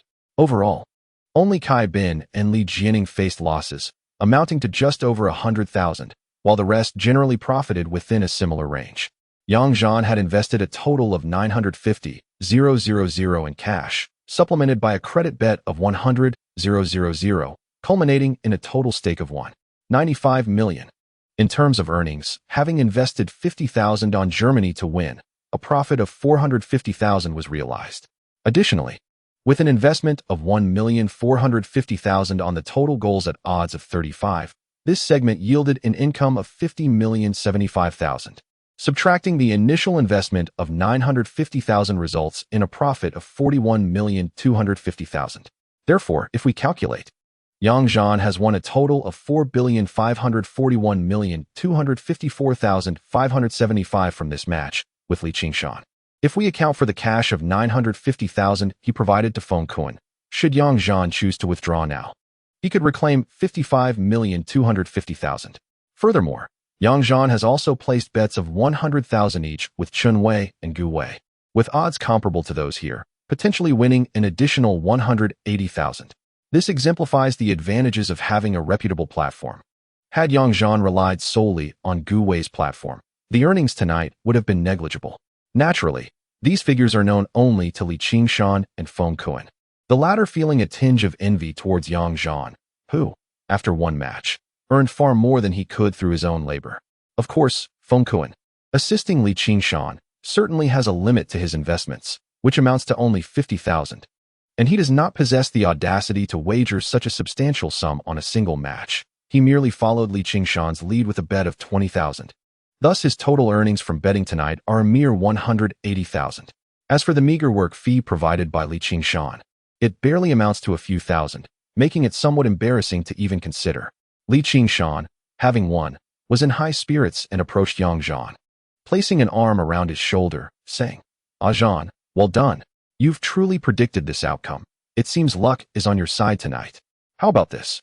I have cash on hand, and I can settle with you now. Perhaps it's best to play it safe and indulge in some smaller wagers?" This suggestion demonstrates considerable consideration for Yang Zhan, as earning over 500,000 from a single World Cup is indeed impressive. Such funds could procure a modest dwelling in Peng City. Encouraging Yang Zhan to take his profits and step back is a genuinely benevolent gesture. Yang Zhan, fully aware of this goodwill, felt emboldened by the luck he was experiencing tonight. He believed it prudent to seize the moment, as such opportunities may not arise frequently. Thus, with confidence, he placed his hand on Li Qingshan's shoulder and smiled. "Brother, I am immensely grateful for your words. However, the feeling tonight is simply too exhilarating. Having won so much, I am not worried about incurring losses. Here is my proposal. I'll take back the 5,000 as pocket money, and for the remaining 500,000, I would like you to allocate that for the next match. Let us go big. I am quite tired of moving money in and out, haha." Upon hearing this, Li Qingshan felt it unnecessary to further dissuade him.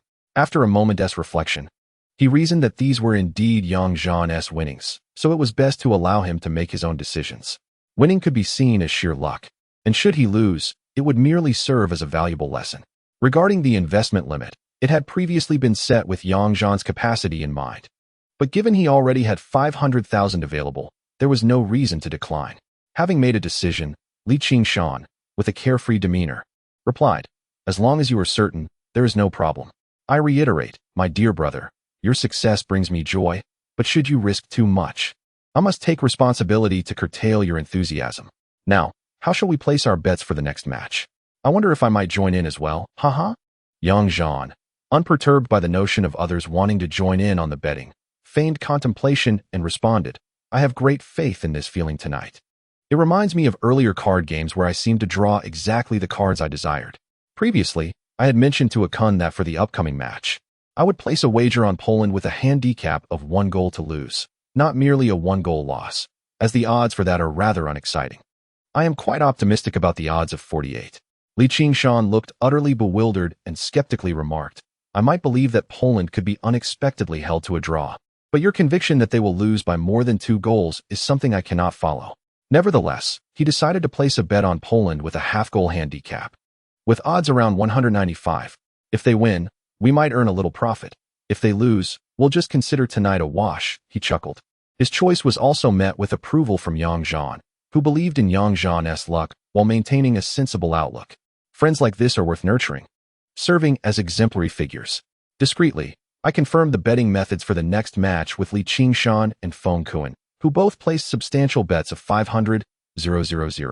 Feng Kuan, ever astute, slyly followed suit with a 20,000 wager, mimicking their strategies.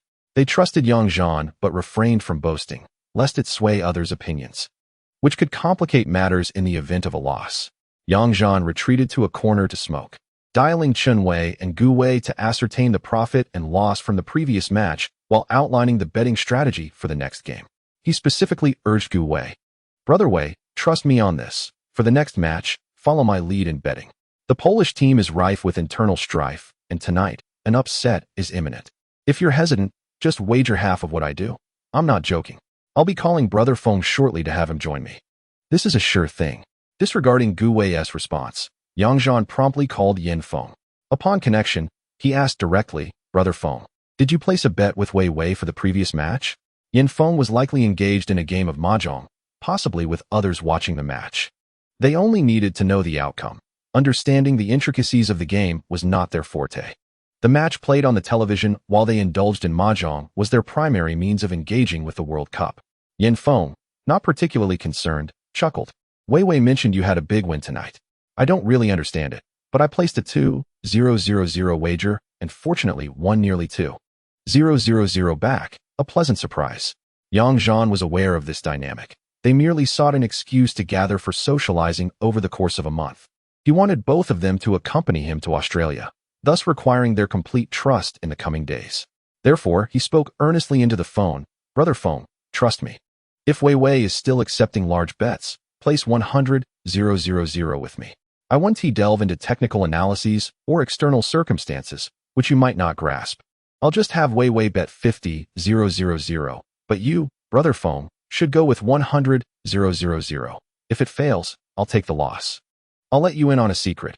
I just won 500,000 on the previous match, so let us keep this between us." Hearing this, Yin Feng's smile faded. He handed his cards to someone else and retreated to the restroom, closing the door to speak earnestly into the phone. "Is that for real? Where did you place the bet? Didn't you just win over 90,000 with Wei Wei?" Yang Zhan did not elaborate on where he placed his bets, merely emphasizing, "Brother Feng, it matters not where I wagered. I have staked another 100,000 with Wei Gu for the upcoming match. His stakes are relatively modest, and excessive betting could lead to complications. I have other avenues. Should I emerge victorious again, you must assist me in collecting my winnings from Wei Gu tomorrow. It is imperative to withdraw the winnings promptly to mitigate the risk of default. I shall not elaborate further. I have pressing matters to attend to. In any case, Brother Feng, if you place your trust in me, follow my lead with the bets, and do not disclose this to outsiders." After concluding the call, Yang Zhan felt that maintaining an air of mystery would likely enhance his credibility. As for whether Gu Wei and Yin Feng would believe him, that was entirely up to them. If they did, they would follow his lead. If not, Yang Zhan could manage alone, and he could always find a way to settle the financial matters with Li Qingshan later. Meanwhile, Gu Wei and Yin Feng were in the same venue.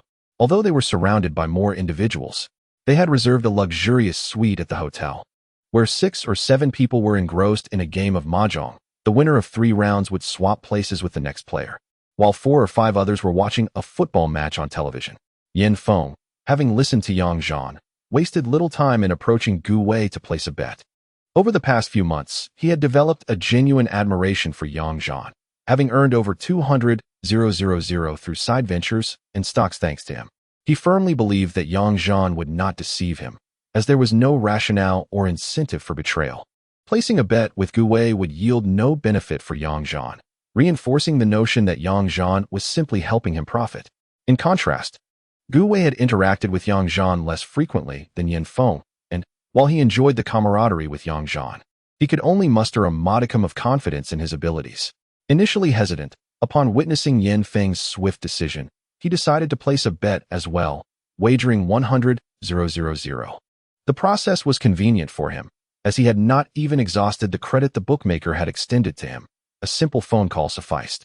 With such significant stakes involved, both men lost interest in continuing their game, feeling a twinge of anxiety. They vacated the mahjong table for others and settled beside the television, preparing to watch the match intently. Chapter 42. Another wave of gains returning to Yang Zhan's situation. He had initially planned to leave after the first match, but circumstances had shifted. With the betting limits increased, and having brought Xiao into the fold, he felt reluctant to slip away prematurely. He retrieved 500 yuan in cash from Feng Kuan, generously slipping back 500 as a token of goodwill, signaling with a glance and a pat on the shoulder to convey that this was a sharing of winnings, not merely a tip from a superior. Feng Kuan, receiving the money, felt a twinge of embarrassment but thought little of it. Previously, he had regarded Yang Zhan as a fellow worker. Yet if Yang Zhan were to win again that night, he would be more than willing to serve him in a future role as a second-in-command.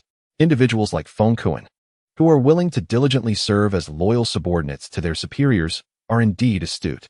They do not find it shameful to rely on the strength of others when their own capabilities fall short. Rather, they are far superior to those lacking ability, yet who maintain a haughty demeanor.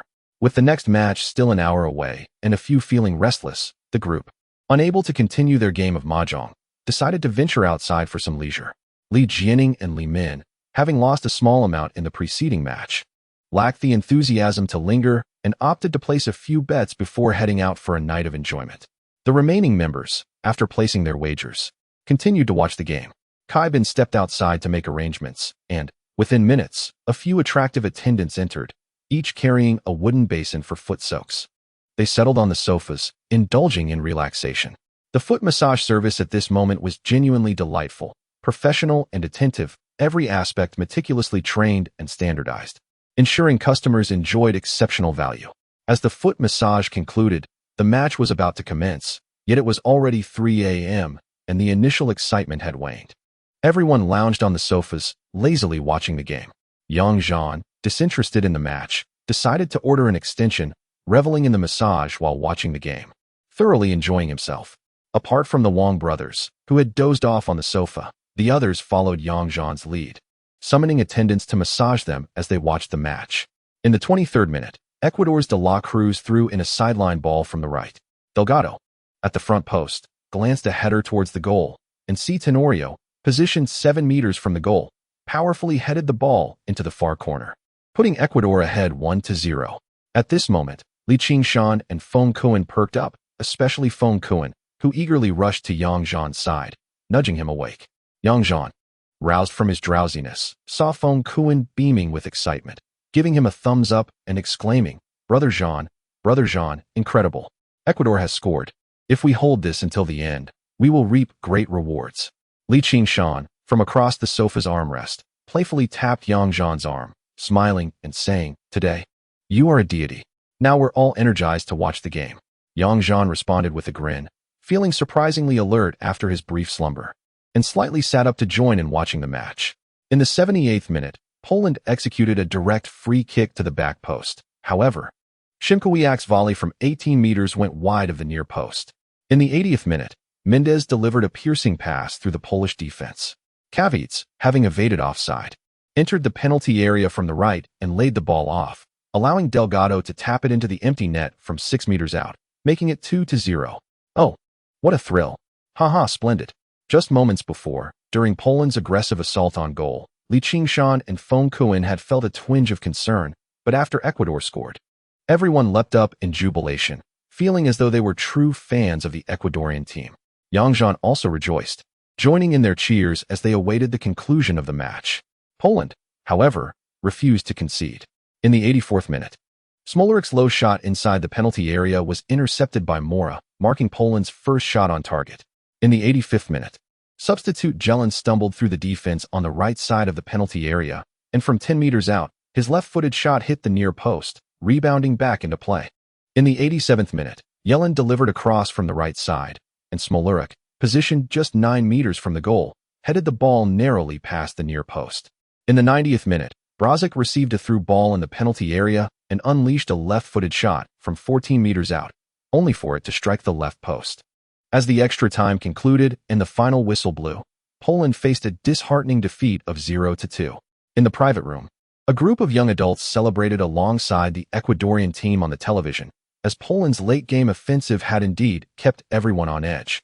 Fortunately, their efforts bore no fruit, resulting in Poland's loss, while some individuals reveled in their victory. Particularly, Li Qingshan could hardly contain his joy, leaping up and embracing Yang Zhan and Feng Kuan. He had previously placed a bet on Poland to win by half a goal, swayed by Yang Zhan's insights, and his gamble had yielded a return of nearly $1 million. One shouldn't assume that the affluent lack financial concerns. Rather, he delighted in his astute judgment of character. Feng Kuan, although not winning as much, was equally elated, for his circumstances were markedly different. He had discreetly followed the two in their wagers, and the earnings from this match surpassed his salary for a year. There was no reason for discontent. However, upon calculating Yang Zhan's winnings, he could only express admiration and awe, swiftly adjusting his mindset and resolving to cultivate a closer relationship with him in the future. After their exhilaration, the group shared a bottle of beer and proceeded to the whiteboard to record their winnings. Among them, Li Qingshan stood unparalleled, having triumphed in both high-stakes matches. The Wang brothers followed, each securing a profit of over 200,000, while Kai Bin also performed admirably, amassing a similar sum. Others experienced varying fortunes, and Yang Zhan found little need to scrutinize the results. Upon consulting Feng Kuan about the odds during his betting, Yang Zhan calculated a total stake of 500,000 at odds of 48, resulting in a gross return of 2,400,000 in just one night. Across 2 matches and 3 locations, combined with his mahjong winnings and cash brought along, Yang Zhan could claim 33,125,000. Naturally, after deducting the 2,500 shared with Feng Kuan and the 50,000 already collected, Yang Zhan needed to reclaim 2,900,000 from Li Qingshan, as well as 180,000 from Gu Wei and Chen Wei. Feng Kuan and the 2 younger companions busily computed the accounts on the computer, coordinating with the bookmaker regarding the cash payouts and collections. After settling their respective gains and losses, the others departed to their rooms for rest, leaving only Yang Zhan, Li Qingshan, and Kai Bin to enjoy tea and conversation at the tea table. Noticing the time, Kai Bin stepped outside to arrange for breakfast to be delivered.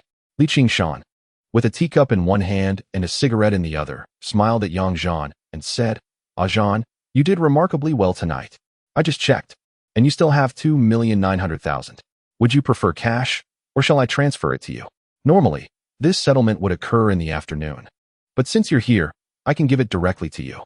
Yang Zhan, sipping his tea, replied, "I had extraordinary luck tonight and played rather boldly, which was quite thrilling for my heart. Brother, please transfer it to me. I doubt I will place such large bets again. I'll stick to the limit you provided." Haha. After speaking, Yang Zhan retrieved a bank card from his bag, displaying it to Li Qingshan. "Is a card from the industrial and commercial bank acceptable?" Fortunately, the scrutiny of financial transactions by banks today is not as stringent as it will be in the future. As for Yang Zhan, who finds online transfers cumbersome and bothersome, it is of no concern how Li Qingshan chooses to execute the transaction. With a smile, Li Qingshan reached out to take the bank card, stood up, and walked aside to make a phone call for the transfer. His conversation lingered on the line for quite a while. As he strolled over to observe the data on Feng Kuan's computer, engaged in dialogue all the while, Kai Bin had already arranged for a plethora of early morning delicacies, and Yang Zhan, unreservedly, began to savor his share. Once Li Qingshan concluded his call, he joined for breakfast. In mere minutes, Yang Zhan received a bank message, confirming the deposit and balance, thus verifying that a substantial portion of last night's earnings had indeed been credited. He gave a slight shake of his phone towards Li Qingshan and remarked, "It's in. Thanks, brother." Li Qingshan, still enjoying his meal, responded with a smile and continued to indulge. After finishing his breakfast, Yang Zhan stood to stretch and receive calls from Yin Feng and Gu Wei, who presumably had also ventured out for breakfast, carefully avoiding others to reach out to Yang Zhan. The cheerful voices of Yin Feng and Gu Wei resonated through the phone. "Hey Yang, have you eaten breakfast?" "Haha, we just exited the hotel. Impressive work, Yang. We both placed heavy bets based on your word, and it truly paid off, haha." Yang Zhan, lighting a cigarette with one hand, responded with a grin. "What did you expect? I specifically called both of you because when there's a chance to make money, you're the first I think of. If you didn't believe in it, I'd be heartbroken, haha." Gu Wei's voice rang out next. Yang, you're a true brother.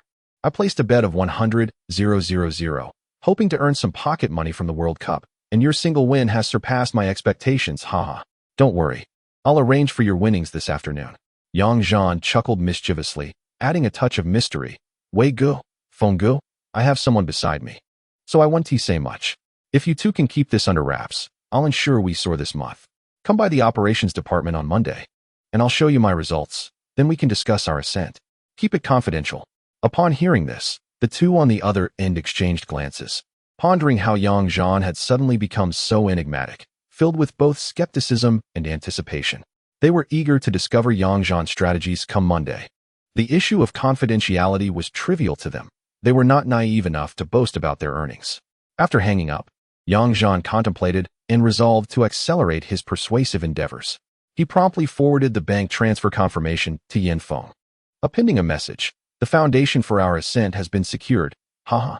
Meanwhile, Yin Feng and Gu Wei stood by the roadside, still on the line, grappling with the implications of their recent winnings and Yang Zhan's enticing words.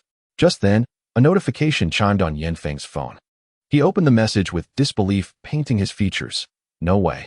He passed the phone to Gu Wei, who, upon glancing at the screen, exclaimed, Is this for real? No way. Shock was undoubtedly present, yet they harbored no doubts regarding Yang Zhan fabricating a text message for their inspection, at the very least. He was aware that Yang Zhan had amassed nearly 200,000 in a single night at his residence. The two exchanged glances, each perceiving the incredulity reflected in the other's eyes, as their internal scales tilted towards the notion of having a supportive benefactor nearby, prompting them to hold on tighter. After resolving matters on this front, Yang Zhan made a call to Chun Wei to confirm that the winnings could be transferred by afternoon. Chun Wei expressed his admiration and flattery, to which Yang Zhan could only attribute his success to luck and the notion that a win does not count until it is secured. By the time all matters were concluded, it was nearly 8 o'clock. Yang Zhan once again took Li Qingshan's car back to the Guanghui Company gas station, riding his motorcycle home to rest. While he could have spent the night at Kai Bin's place, he chose to refrain from any impropriety. Merely sleeping was far more comfortable in his own bed. After a night of leisurely yet industrious activity, Yang Zhan left with 25,000 in cash and returned with 50,000. In addition to over 320,000 in his bank account, including the earnings from Gu Wei and Chun Wei. Despite not having truly slept throughout the night, he felt no exhaustion. It seemed that the dopamine released during profitable endeavors was quite abundant. Chapter 43. The return of wealth. The exhilarating and thrilling journey through the World Cup had swiftly passed. Yesterday, Yang Zhan returned alone from the provincial capital, having collected the final lottery earnings, thereby drawing a satisfying conclusion to over a month of profit-making. From June 9th to July 14th, during this opportunity-laden month, Yang Zhan accumulated his first significant fortune through various channels. On the opening night, he showcased his extraordinary luck, achieving a single-day profit exceeding 3 million. In the days that followed, Yang Zhan found no compelling reason to win every match. Hence, he meticulously controlled his winning rate. For instance, at Li Qingshan's venue, his bets seldom exceeded 200,000, akin to an ordinary person favoring certain matches with larger wagers while placing smaller experimental bets on those he could not decipher. The key lay in this control. Typically, larger bets yield greater winnings, while smaller bets tend to incur losses, resulting in a rhythm of winning for 3 days followed by a slight loss on the 4th. In cases of unexpected results, such as Argentina's 6-0 victory over Serbia, France's 1-1 draw with South Korea, and Germany's 5-3 win against Argentina, he would seize the opportunity to make substantial bets, creating a frenzied pace. Under such control, Yang Zhan continued to secure over 6 million from Li Qingshan's platform during the remaining matches. Concurrently, Li Qingshan also profited by over 2 million alongside Yang Zhan. He had his own methods and strategies, often consulting Yang Zhan for insights on certain matches, but most of the time, adhering to Yang Zhan's advice led to success. Occasional losses could be deemed as falling into Yang Zhan's trap. Ultimately, Li Qingshan's surplus over the month amounted to more than 3 million. Although this paled in comparison to Yang Zhan's 9 million, he still emerged as the most profitable among their circle of affluent heirs. In reality, if Yang Zhan were counted within their ranks, this collective group would find themselves at a net loss of over 2 million, rendering the betting sphere for the later bookmakers relatively normal, sparing it from any significant upheaval. Instead, Feng Kuan displayed remarkable intelligence by utilizing his job of assisting others in placing bets to closely monitor Yang Zhan's wagering activities. Whenever Yang Zhan staked 100,000, he would follow suit with 10,000, maintaining this ratio regardless of wins or losses. By the end of the period, he astonishingly amassed over 600,000, to the extent that he now willingly relegated himself to the role of a subordinate whenever he encountered Yang Zhan. Following Yang Zhan's lead in betting for a month allowed him to recoup the funds necessary for purchasing a house and a car, a gesture for which anyone would feel compelled to express gratitude. This sentiment was even more pronounced in the cases of Gu Wei and Yin Feng, who now revered Yang Zhan as a deity, no longer referring to him simply as Xiao Yang. Yin Feng even jestingly addressed Yang Zhan as Brother Zhan. Gu Wei, unabashed, called Yang Zhan boss both privately and publicly, confident that those in the know recognized that Yang Zhan had facilitated his wealth, while outsiders might assume they were merely joking about their camaraderie. In truth, the tricks employed by Yang Zhan were less pronounced on the platforms of Gu Wei and Chen Wei. On Chen Wei's side, the number of losing bets was greater. Out of a total of 64 matches, not every game was wagered upon, resulting in a net gain of just over 160,000. Nevertheless, even this amount left Chen Wei immensely impressed.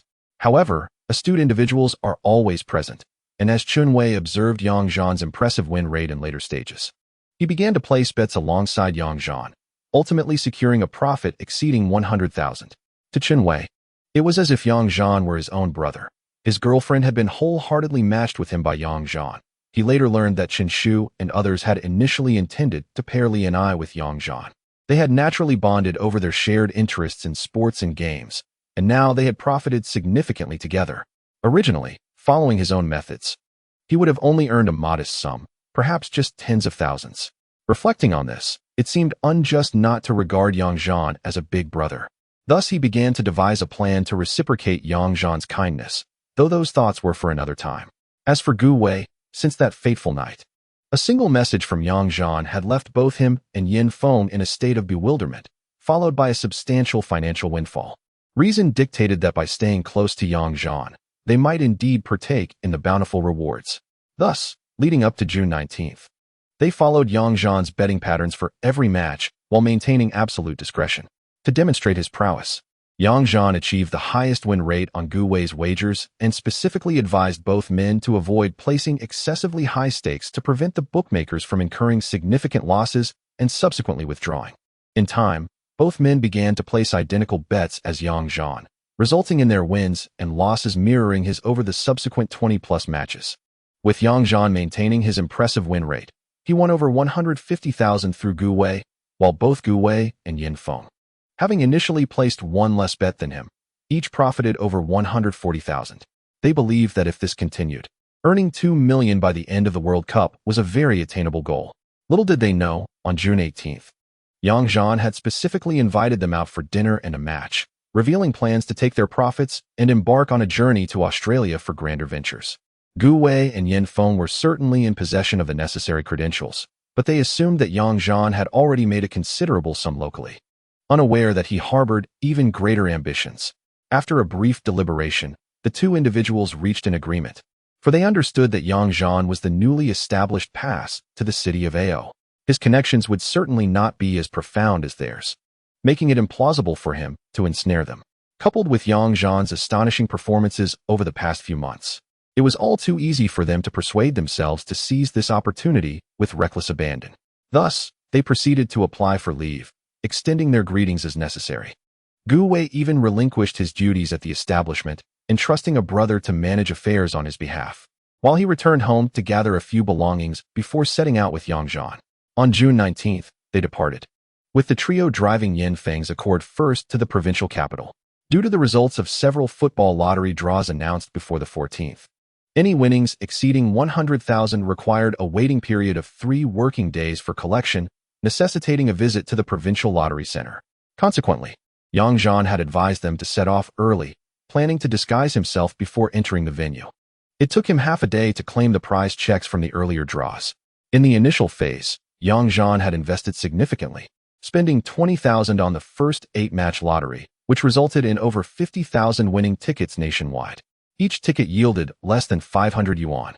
Yet Yang Zhan himself had won over 5,000 tickets, amassing nearly 2.5 million yuan. Other games, such as the 6-match halftime full-time bets, were more challenging to win. Yet the first phase still garnered over 200 winning tickets, each worth 58,000 yuan. Yang Zhan had spent just over 3,000, resulting in 50 winning tickets. Conversely, for the first phase of the 6-match goal lottery, he had wagered the same amount but only won one ticket. A feat made even more difficult as only 4 tickets were won nationwide, with each yielding over 1 million yuan. When all calculations were made, the total winnings from these previous draws exceeded 10 million yuan, and naturally, Yang Zhan had funds to invest in subsequent lotteries.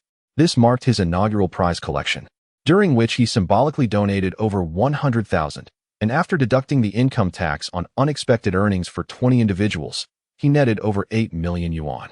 Yang Zhan deposited the check into his bank account, receiving a warm welcome, and he merely disclosed to Gu Wei and the others that he had earned hundreds of thousands. The trio parked their vehicle in Zhu City and proceeded directly to cross into Ao City. Although Yang Zhan was unfamiliar with this place, having Gu Wei and Yin Feng made everything exceedingly convenient. All matters of food, lodging, and entertainment were arranged by Gu Wei, who also selected and contacted the channels for purchasing lottery tickets, allowing Yang Zhan to merely provide the plans. Engaging in these activities in Ao City was vastly simpler. As long as they did not involve anything too extraordinary, numerous platforms and a variety of gameplay options were readily available. Consequently, Gu Wei and Yin Feng each invested 1 million, while Yang Zhan contributed 3 million, pooling their resources for joint operations.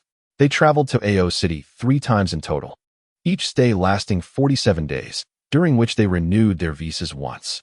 It was not until the conclusion of the World Cup that Gu Wei, utilizing his channels, transferred the trio's funds back to domestic bank accounts, signifying the successful culmination of this exhilarating journey.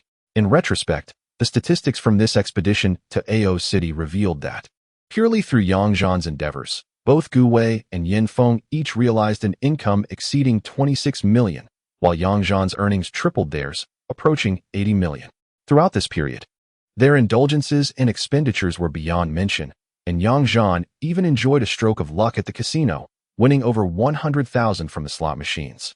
Certainly, after spending such a considerable length of time in the vibrant city of Australia and accumulating substantial wealth, it is only natural for the 3 men to indulge in both recreation and enjoyment.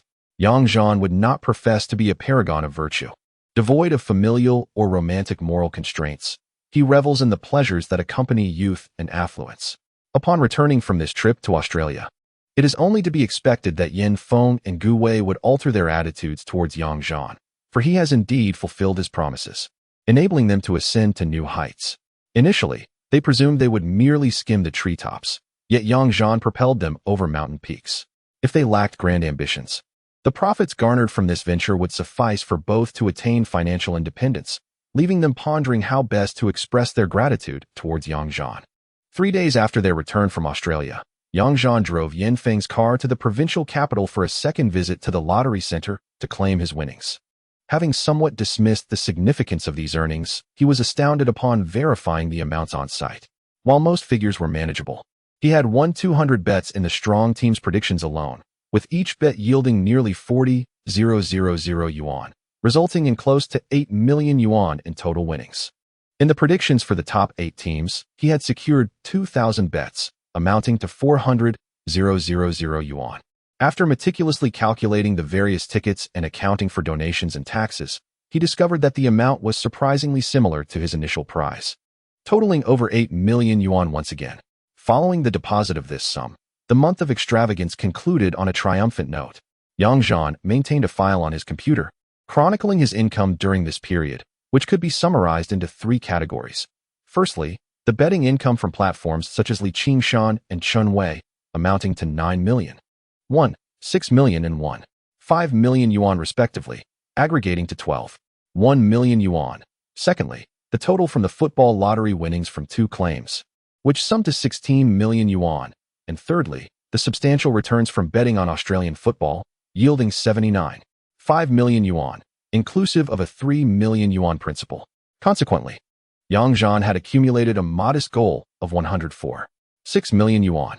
For this wealth, he had already devised a plan. The surplus of over 4 million yuan would be retained for daily expenditures, ample for his needs, with the option of liquidating further funds if necessary. This modest goal could be invested in the stock market, diversifying risks by acquiring shares in Pengbo Shi and Guangchuan International until October of the following year, with the potential for these investments to appreciate to tenfold their initial value. Both stocks, when at their peak, represent vast market capitalizations in the hundreds of billions. By adhering to the principle of not exhausting his profits, the likelihood of realizing substantial gains upon reaching those heights is promising. Such a considerable amount of capital seldom achieves such high returns within a year. Even purchasing property in Pengcheng pales in comparison.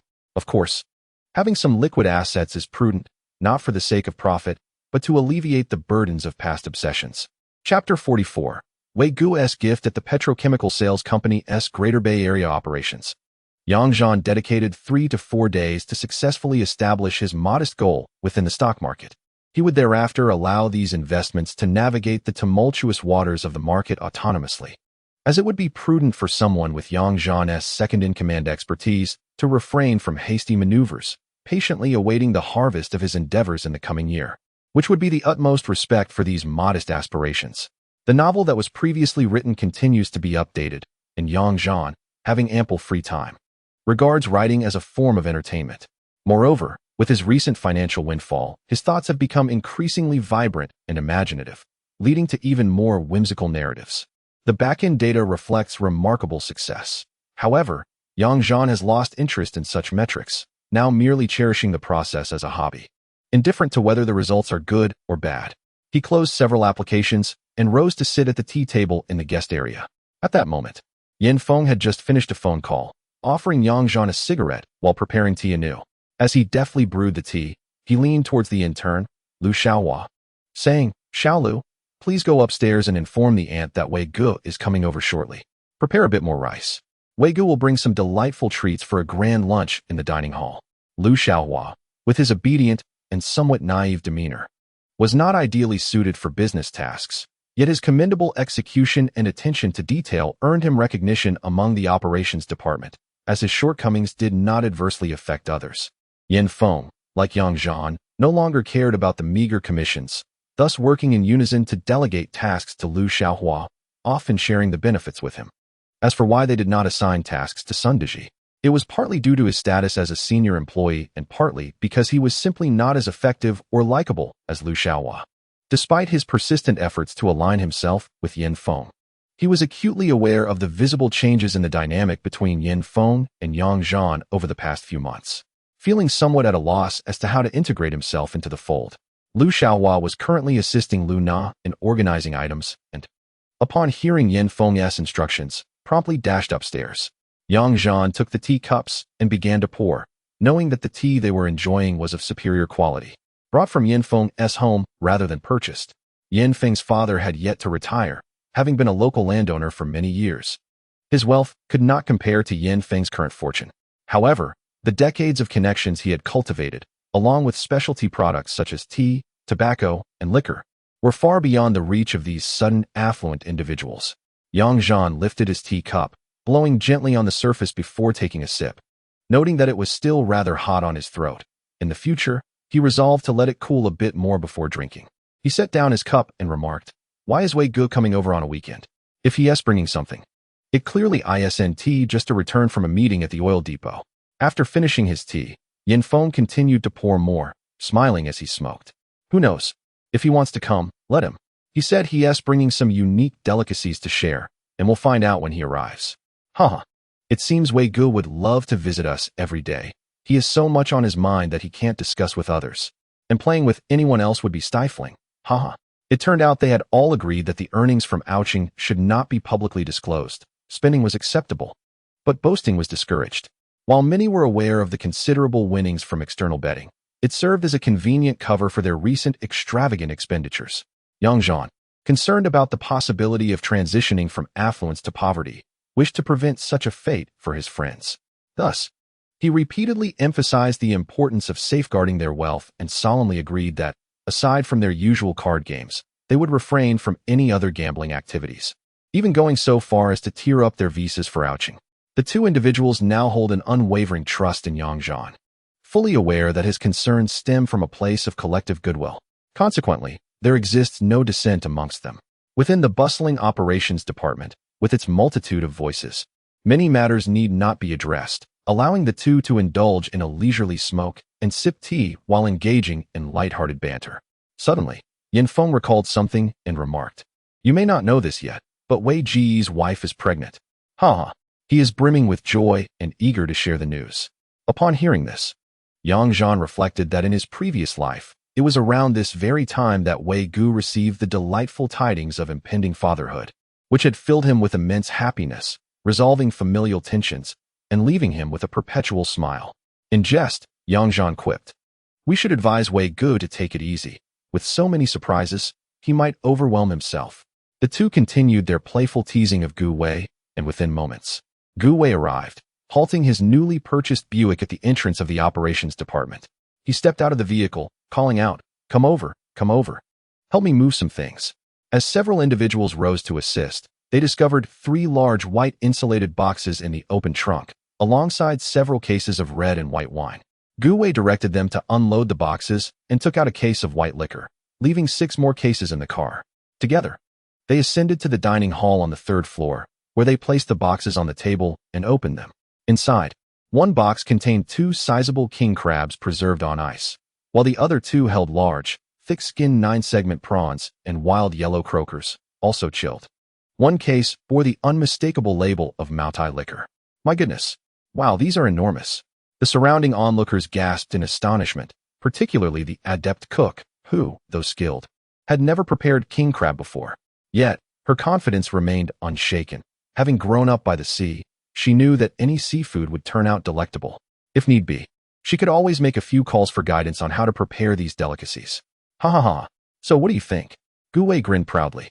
"I promised I would treat you all to something special, didn't I? Though we are close to a fishing village, such treasures are indeed rare here."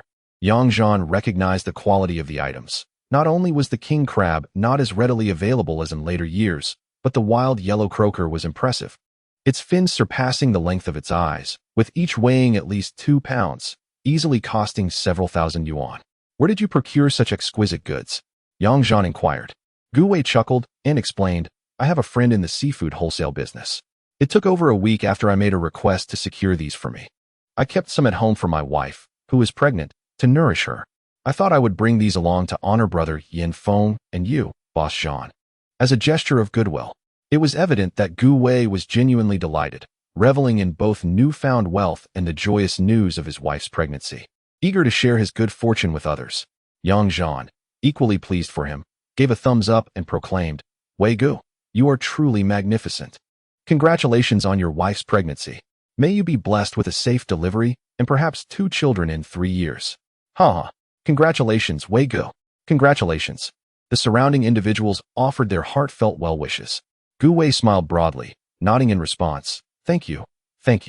He then addressed the aunt. "Auntie, this should be enough for lunch. Please pack the rest as it was and add some ice."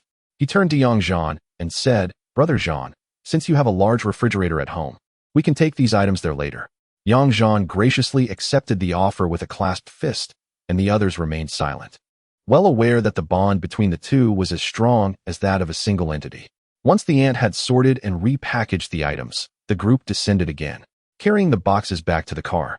After exchanging pleasantries, Gu Wei ushered Yang Zhan and Yan Feng into the vehicle, heading towards Yang Zhan's residence at 168. They intended to store the items in Yang Zhan's refrigerator to prevent them from being overheated by the sun during transit. Upon entering the car, Yang Zhan noticed a long foam box in the back seat and inquired, "What is this?" Gu Wei chuckled and replied, "A large mackerel. I was too lazy to take it inside for filleting. It can be simply sliced and pan-fried when one is feeling indulgent. Just filling up your freezer, haha." Yang Zhan, appreciating the gesture, had no objections, especially since he had a large freezer at home that had yet to be utilized. He suspected it was purchased by the landlord for storing seafood for his son. Reminded of this, Yang Zhan resolved to contact his landlord, Lao Lu, in a couple of days to purchase the property, planning to make adjustments to suit his preferences when finances permitted, ensuring a more comfortable living space. As Gu Wei started the car and drove off, he turned to Yang Zhan and said, "There are also a few boxes of wine in the trunk for you, both red and white. I've got sources, so if you ever need any, just let me know. Yang Zhan chuckled. Thank you, Wei-gu. I can enjoy the red wine occasionally. While the Maodai could be a good investment to store, it might appreciate over time. Unwittingly, Yang Zhan revealed a hint of insight. Yet the other two in the car failed to grasp his meaning. Yin Feng interjected. How much can Maodai really appreciate? Many people aren't keen on it anymore. I still have several boxes back home that have been sitting for over a decade. Next time I go back, I'll bring you a couple of boxes. Gu Wei chimed in. Maodai isn't even as expensive as the red wine next to it. If you're looking to store wine, I can help you secure a place in Huicheng to store a couple of truckloads without any issue. Yang Zhan realized they were both speaking with more bravado than he was accustomed to. He replied, Gentlemen, I rarely drink. But storing some wine could indeed be a wise investment. Can you believe that it currently retails for only $300 to $400 a bottle? It could easily rise to $2,000 or $3,000 in the future. This is still the price for new wine. If you store it for a decade or so, it could yield far more than mere interest from the bank or financial products. Upon hearing this, both men took his words seriously, particularly Yin Feng, who was more conservative and inclined to think about preserving and increasing wealth. He turned to Yang Zhan and said, Brother Zhan, although we've earned a significant amount this time, merely letting it sit and earn bank interest feels like a loss. Is there any other avenue for investment and appreciation? Wei-gu and I are looking to you for guidance. Indeed, my dear boss, one must not only provide assistance, but also see one through the journey, haha. Gu Wei promptly responded with unabashed enthusiasm. Faced with the inquiries of these two gentlemen, Yang Zhan felt compelled to offer some guidance. After a moment of feigned contemplation, he remarked, There are indeed numerous strategies, such as purchasing some matai for storage, though the time required for value preservation and appreciation is quite extensive, requiring an investment of around 1 million at least. Additionally, one might consider acquiring properties in Pengcheng, particularly in prime locations with esteemed educational institutions. Purchasing a property without residing in it allows for rental opportunities. Ideally, one should finance the purchase with a loan, enabling the rental income to offset the monthly payments. Presently, loan interest rates and discounts remain favorable. Utilizing loans provides leverage. Do not fear indebtedness to banks. Currently, property prices in central Pengcheng are below 10,000. Given the city's development pace and population influx, a rise to 60 to 100,000 over the next decade is entirely plausible. This assertion, however, was delivered with a degree of caution. Gu Wei and Yin Feng wholeheartedly believed Yang Zhan's words. After a brief 2-minute drive, Gu Wei reiterated, Boss, while these two methods are undoubtedly sound, it is impractical to invest all our funds, especially considering the long time frame of about 10 years. Is there a more expedited option available? What stocks have you recently purchased, boss? We could follow your lead. Yang Zhan had refrained from discussing stocks with them, primarily to avoid appearing overly assertive and lacking a compelling rationale to justify his insights. However, recognizing their eagerness, he decided to share a morsel of wisdom. With an air of mystery, he stated, Well, I shall not assist you in executing stock transactions. However, since you have inquired, I advise you to gradually purchase shares of Panhai Construction through your own accounts this month and simply observe without interference. When the time is right, I shall inform you when to sell. One crucial point remains. Maintain confidentiality.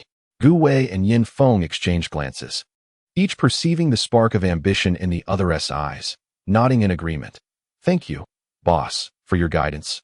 We shall certainly adhere to the rules.